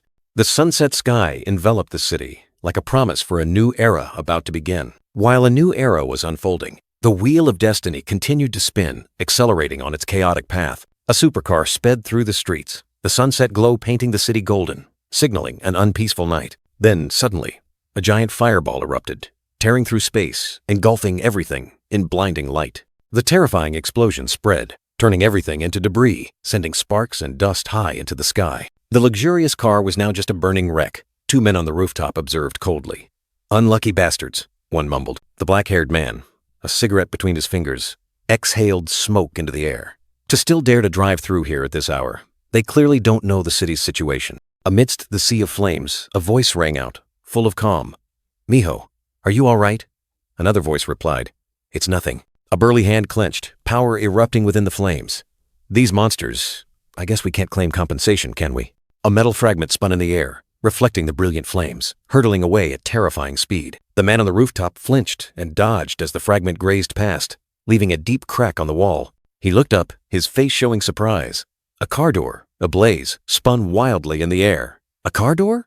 Amidst the sea of flames, two figures stood tall, a red-haired girl and a burly man. We're on a family outing, and we run into this mess. The red-haired girl, Bake Miho, Vice Guild Master of the White Tiger Guild, clenched her fist. Good thing we're here. The burly man's hand gently clenched, his eyes sharp and cold. If we're late, Mom will definitely nag us. Baek Yunho, Guildmaster of the White Tiger Guild, an S-rank awakened, roared, his body erupting with power. Let's finish this quickly. Amid the ruins and flames, a corpse lay motionless, blood splattered everywhere. A series of prisoners had died. But was this all? A voice rang out, full of doubt. Exactly how many prisoners were reported? Amidst the pile of corpses, Park Dojin coldly replied, estimating the number to be around 500. Baek Miho, beside him, looked worried, reminding him about the family event and her fear of being scolded by her mother for being late. Baek Miho stated gravely, with urgent information. The Hunter Association president will personally come to assist with 3 S-rank hunters. They will arrive in about 10 minutes. Time is running out. Baek Yunho, with fiery eyes, heard the alarming news. There's a report that Sung Soo-ho, wanted on suspicion of distributing star powder, might be here. That name was strangely familiar. The safety of the citizens comes first, Baek Yunho declared firmly. His hands transformed into sharp claws, and he ordered Baek Miho, let's begin the rescue. He remembered she used to be a firefighter. Baek Yunho's eyes flashed with suspicion, harboring an ominous premonition. Something was not right here. On the skyscrapers, 3 mysterious dark figures stood tall. Baek Yunho asked Baek Miho, is there any news of a recent dungeon break? She replied, nothing of the sort. But then, a gigantic dark figure appeared, radiating brilliant purple energy. Baek Yunho was astonished. So, what is that inhuman creature? It was the little monarch, Sung Soo-ho. The city was bathed in the sunset's glow, with towering buildings and tangled power lines creating an eerily silent scene. In a hidden corner, a brown-haired girl, eyes brimming with tears, her face contorted in extreme fear. What had she witnessed? A knight in armor, his body covered in wounds, whispered with his last breath. Quick, run. He was trying to protect someone. He called out Mi-na, his desperate gaze fixed on the girl. Behind him, 2 prisoners in orange jumpsuits with sinister expressions were approaching. The knight collapsed, blood staining the ground red. The brown-haired girl looked down in pain. A prisoner sneered. Trying so hard just to protect a girl? The prisoner holding a sword looked scornful. Are you 2 dating? Must be nice dating a teammate in your party. A brutal foot, wearing a prisoner's shoe, stomped on the head of the fallen knight. As a final insult, the brown-haired girl sobbed, tears streaming endlessly. The prisoner coldly yelled, "Stop crying!" Pain and helplessness enveloped her. A fleeting memory appeared. The dagger, wielder with bloodshot eyes, lunged forward, cold words echoing. You'll meet him soon anyway. Then a powerful voice resonated, summoning, Arise! The newly summoned shadow entity, in the form of the fallen knight, was immediately attacked by 2 prisoners in orange jumpsuits, but seemed completely unharmed. The brown-haired girl trembled, tears streaming down her face. A cold, sharp dagger held close to her face, deeply etching extreme fear into her. In that life-or-death moment, the girl suddenly recognized a familiar figure in the shadow entity, Young Yoon, Oppa. The prisoner in the red jumpsuit with chains stared in horror, unable to believe his eyes. What the hell is this? Did that damn guy come back to life? Sung Soo-ho stood there, observing with cold eyes. He thought to himself that Young Yoon, responding to the summons, proved he also wanted to protect this girl. Sung Soo-ho's hand reached out, dark energy surging, bestowing upon Young Yoon Naga warrior equipment. A belt, shoulder armor, and a sharp sword. A dazzling light erupted from the shadow entity, signaling a powerful transformation. Now, Young Yoon, in his enhanced shadow warrior form, swung his sword and lunged at the red-clad prisoner, a powerful attack. A horrifying crash echoed, fresh blood splattering onto the ruined wall of a nearby building, staining an entire street corner red. Bloodstains splattered on the ground, evidence of the fierce battle that had just taken place. Sung Soo-ho once again reached out his hand, purple energy blazing, preparing for a new summoning. He coldly commanded, Arise! The fallen prisoners immediately transformed into shadow soldiers, subservient at his feet. Sung Soo-ho gave orders to his new army. From now on, go seek out other villains. The shadow soldiers collectively bowed in obedience. Sung Soo-ho watched his growing army of shadows, with Baru nodding beside him. Just as planned, the number of shadow soldiers is increasing. At this rate, we'll wipe out all the villains in the city, Baru excitedly praised. Behold, this is the greatness of the shadow power that my master possesses, Sung Soo-ho softly replied. You're right. I used to think it was useless, but now I find it quite amazing. Baru rejoiced. Oh, you finally admit it, little monarch. Sung Soo-ho pondered, his gaze sweeping across the city bathed in the sunset, an indescribable mix of thoughts stirring within him. A strange scene appeared in his mind. The brown-haired girl embracing a fading shadow entity, an extraordinary power slowly diminishing. Baru hovered nearby, asking about the fate of the shadow soldiers. Sung Soo-ho replied that he wanted to give them a proper farewell. Baru remarked that he was completely different when facing villains, making Sung Soo-ho wonder if he had truly changed. Sung Soo-ho's eyes suddenly widened, dark energy swirling violently. A new surge of power rising within him. He stood in the deserted street, Baru flying around. A large number of shadow soldiers have been defeated. I hope this time you'll find him, Baru whispered. At the same time, a group of hunters was battling shadow entities, led by a spiky purple-haired man wreaking havoc. The purple-haired hunter, Kang Taeshik, his eyes burning red, exuded a chilling killing intent. ready to confront anything in his way. Hwang Dong-seok, another hunter with a goatee, frowned at the shadow monsters. What the hell are these dark magic monsters? I've never seen them before. Kang Tae-shik roared, ordering his teammates. Hey, problem solvers, hurry up and clear these guys out. The shadow soldiers continued to attack relentlessly. Hwang Dong-seok grumbled. If we had left earlier, this wouldn't have happened. Kang Tae-shik confidently replied. Stop complaining. After absorbing the star shard, I'm even stronger than an A rank. There's no way I'll lose to these D and C rank monsters. Kang Tae-shik suddenly froze, his purple eyes looking down with a puzzled expression. To his astonishment, all the battling shadow soldiers suddenly knelt in unison, bowing before him. What? They just knelt down? Hwang Dong-seok turned around, looking into the distance in surprise. Baru joyfully exclaimed, Little Monarch, it seems you've hit the jackpot. Sung Soo-ho narrowed his eyes, his expression cold. So that bastard is definitely the leader of those escaped prisoners. He called Hwang Dong-seok by name, making the hunter with the goatee frown in annoyance. How dare a brat like you be so disrespectful? Sung Soo-ho didn't flinch, questioning Hwang Dong-seok. So you have nothing to do with Ataram? Then how did you get the star shard? Kang Tae-shik hastily intervened, signaling to keep their distance. But Sung Soo-ho's gaze remained fixed on Hwang Dong-seok. He confidently declared he knew all about the Apostles of Ataram. Kang Tae-shik continued to ramble, explaining the weakness of summoners. Weak bodies, easily defeated if separated from their familiars. He had no idea who he was talking to.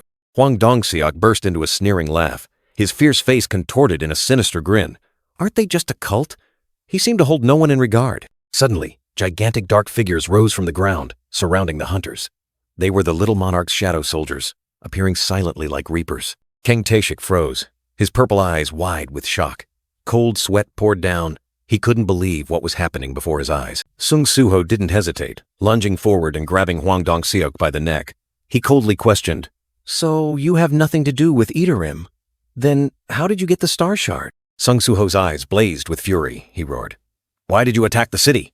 Hwang Dong-seok trembled, realizing the person before him was no ordinary summoner. Hwang Dong-seok stammered threats, mentioning his powerful younger brother.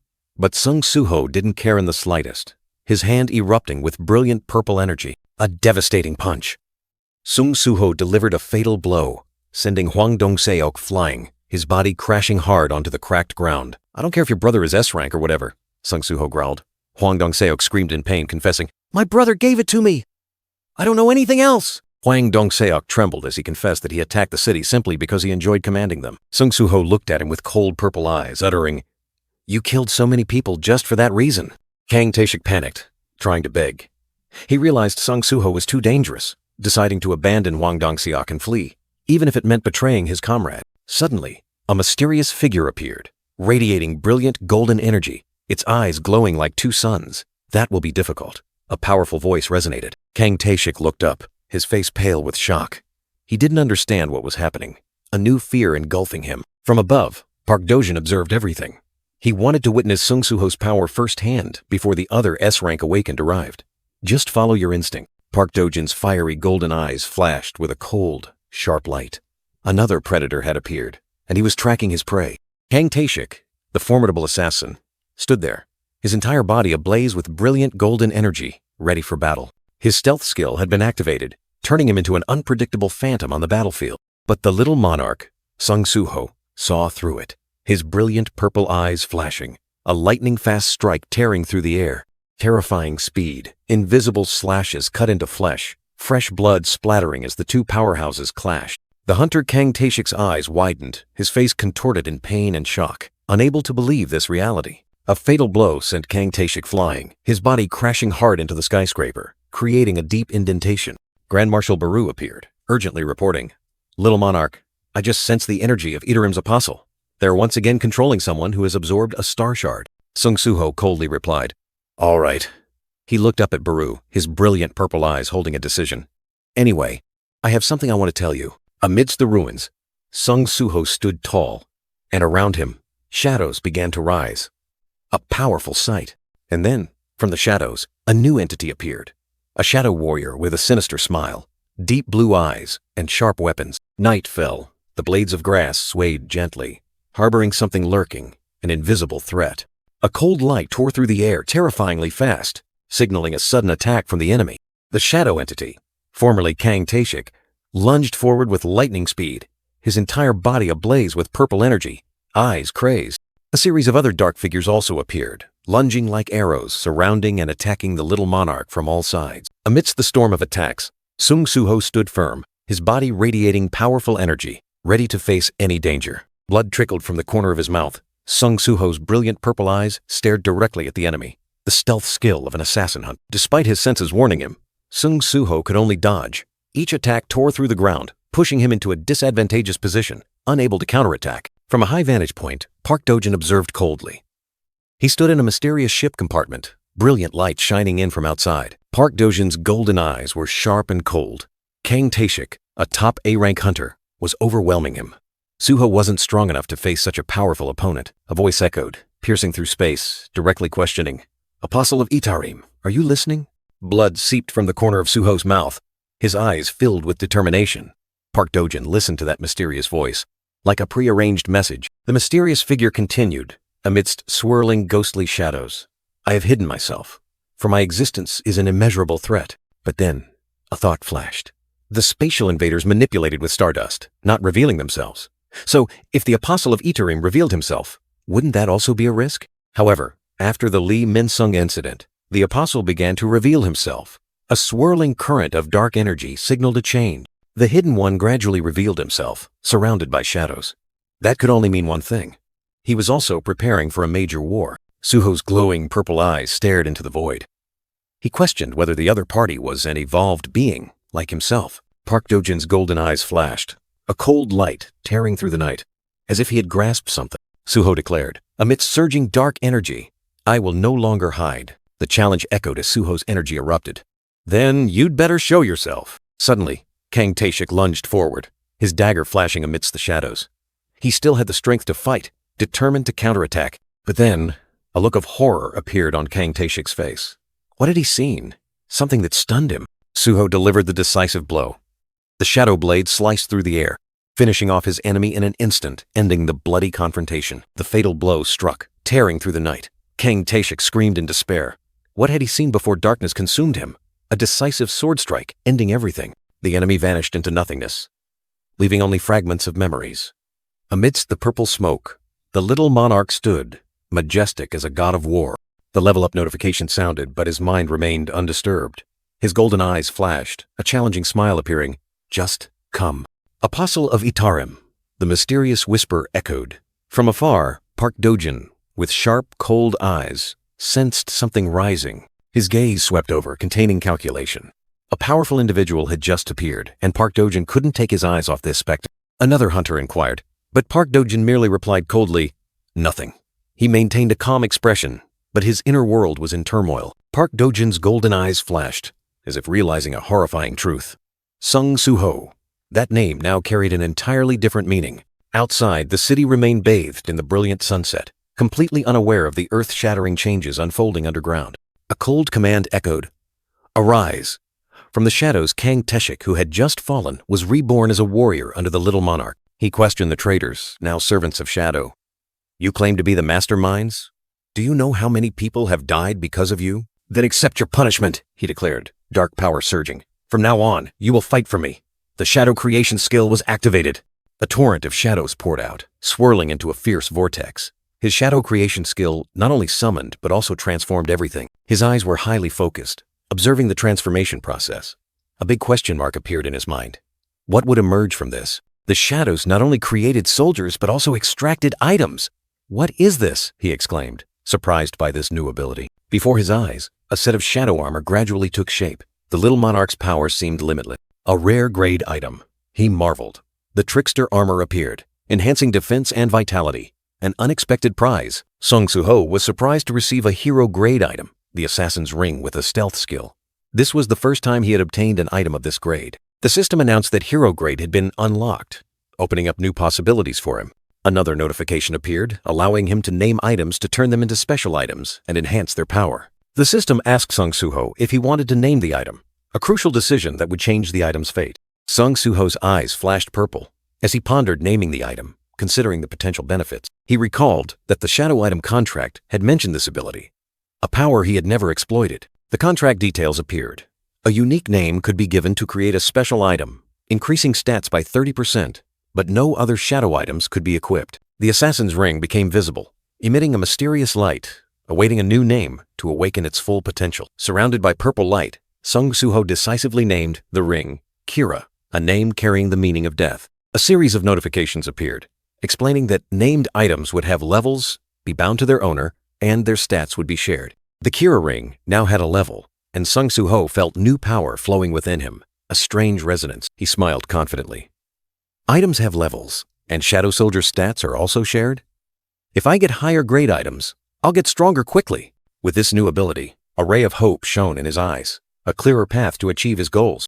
He stood tall on the peak, bathed in the brilliant sunset, vowing to soon find his father, with new power in hand. Suddenly, a hairy monster hand with sharp claws tore through space, signaling an immeasurable threat. His shadow soldiers were instantly torn apart by an invisible force, a mysterious enemy approaching, stronger than ever. The ground shook, cracking open as a colossal foot, covered in pure white fur, descended, crushing everything with terrifying power. The roar of crumbling earth and stone echoed, signaling a violent and sudden appearance. The sturdy wall exploded, blinding light tearing through the night. From the epicenter of destruction, a hulking monster, covered in white fur, with blazing golden eyes, roared defiantly. The new enemy had revealed itself, possessing enough power to level everything. Its golden eyes spitting fire. The monster growled, its breath reeking of blood. I rushed here as soon as I saw the black pillar of light. Its hoarse, menacing voice echoed throughout the ruined space. Sung Soo-ho stood opposite, his sharp eyes observing the enemy. The monster questioned, "A hunter? Who are you?" He thought to himself. A talking magic beast? What the hell is going on here? The monster shook its head, denying its identity as a magic beast. "You're mistaken. I am the guild master of the White Tiger Guild, Baek Yun-ho." Sung Soo-ho suddenly realized this was an S-rank hunter with rare transformation abilities, a renowned name in the community. Baek Yun-ho's eyes bored into Sung Soo-ho again, his voice growling with suspicion. "I smell a strong stench of blood from you. What exactly are you?" Tension escalated, an unavoidable confrontation. Sung Soo-ho calmly replied, asserting that he was a hunter who came to save people. When Baek Yun-ho asked his name, he didn't hesitate to state it, Sung Soo-ho. He also admitted that he was being hunted by the association, but firmly maintained his innocence. Baek Yun-ho burst into savage laughter, his cackle echoing like thunder. "Ha ha ha! So it's you! You've got some nerve, openly revealing your identity as a wanted man!" The monster's eyes flashed with a mix of amusement and ferocity. The monster extended its sharp claws, continuing to question. "Suspected of distributing stardust, right? My White Tiger Guild also had members harmed by that stuff." The connection between Sung Soo-ho and stardust was gradually revealed. Baek Yun-ho's blazing golden eyes stared directly at Sung Soo-ho, full of pressure. "If you're truly innocent, how do you intend to prove it?" Red energy enveloped Sung Soo-ho, an undeniable challenge. Sung Soo-ho placed his hand on his chest, calmly suggesting they put this aside. "Can we deal with this later?" He added that having an S-rank hunter here was a relief, as he was short-handed. He looked directly at Baek Yun-ho, his voice firm. "Hurry up and go save people." The monster seemed surprised, questioning back, Do you know your place?" Sung Soo-ho turned away, his gaze unwavering. Regardless, a hunter must save people first. His simple words held an iron will, prioritizing the lives of the people. Baek Yun-ho's blazing golden eyes flashed, seemingly considering Sung Soo-ho's words. A spark ignited in his wild eyes, signaling a change in his thoughts. In another room, Young Yun, the man with curly brown hair and armor, was talking to his teammates. "If we hesitate for even a second, those who could survive will die." He emphasized the urgency, allowing no hesitation. Young Yun looked straight ahead, his eyes resolute. Instead of thinking about how to choose, make the necessary choice first, then figure out how to make it the right one. He concluded. "Isn't that our rescue team's mission?" Baek Yun-ho, in his beast form, suddenly paused. A name that had just been mentioned stirred something deep in his memory, causing his fierce expression to show a hint of contemplation. The beast's hand reached out, as if to confirm. The S-rank hunter suddenly realized that Sung Soo-ho was the name of the grandson that the former captain had always proudly boasted about. The beast transformed, revealing Baek Yun-ho in his muscular, white-haired human form. He gripped Soo-ho's arm, his eyes blazing, asserting, "You are Captain Sung Il-hwan's grandson." Meanwhile, the sunset cast its glow over the city, painting the towering steel bridge spanning the river red. A strangely peaceful scene, contrasting with the impending chaos. On the bridge, 2 soldiers stood guard, their faces filled with worry. One asked the leader, "Can we really deal with these rogue awakened? I heard bullets are useless against them." The leader sighed, accepting their fate. "What can we do? We just have to follow orders." He looked into the distance, sensing the abnormality, engulfing the city. The sky was blood red, dark clouds swirling. The entire city seemed to be engulfed in an invisible chaos, an ominous sign. Inside another area, battle had erupted. A colossal, hulking monster was furiously attacking smaller enemies, fire and energy blazing intensely. Suho's eyes glowed purple, dark energy surging around him.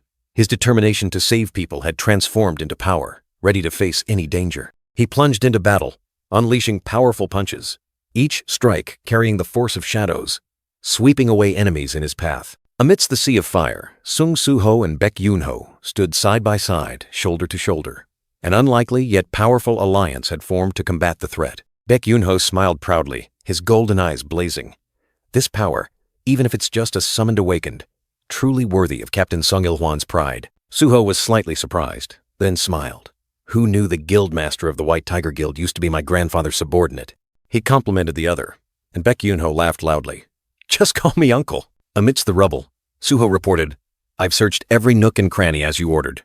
He wondered, but did the villains escape? Baek Yoon-ho looked at Suho, teasing. Looks like you're truly a rookie in the rescue team.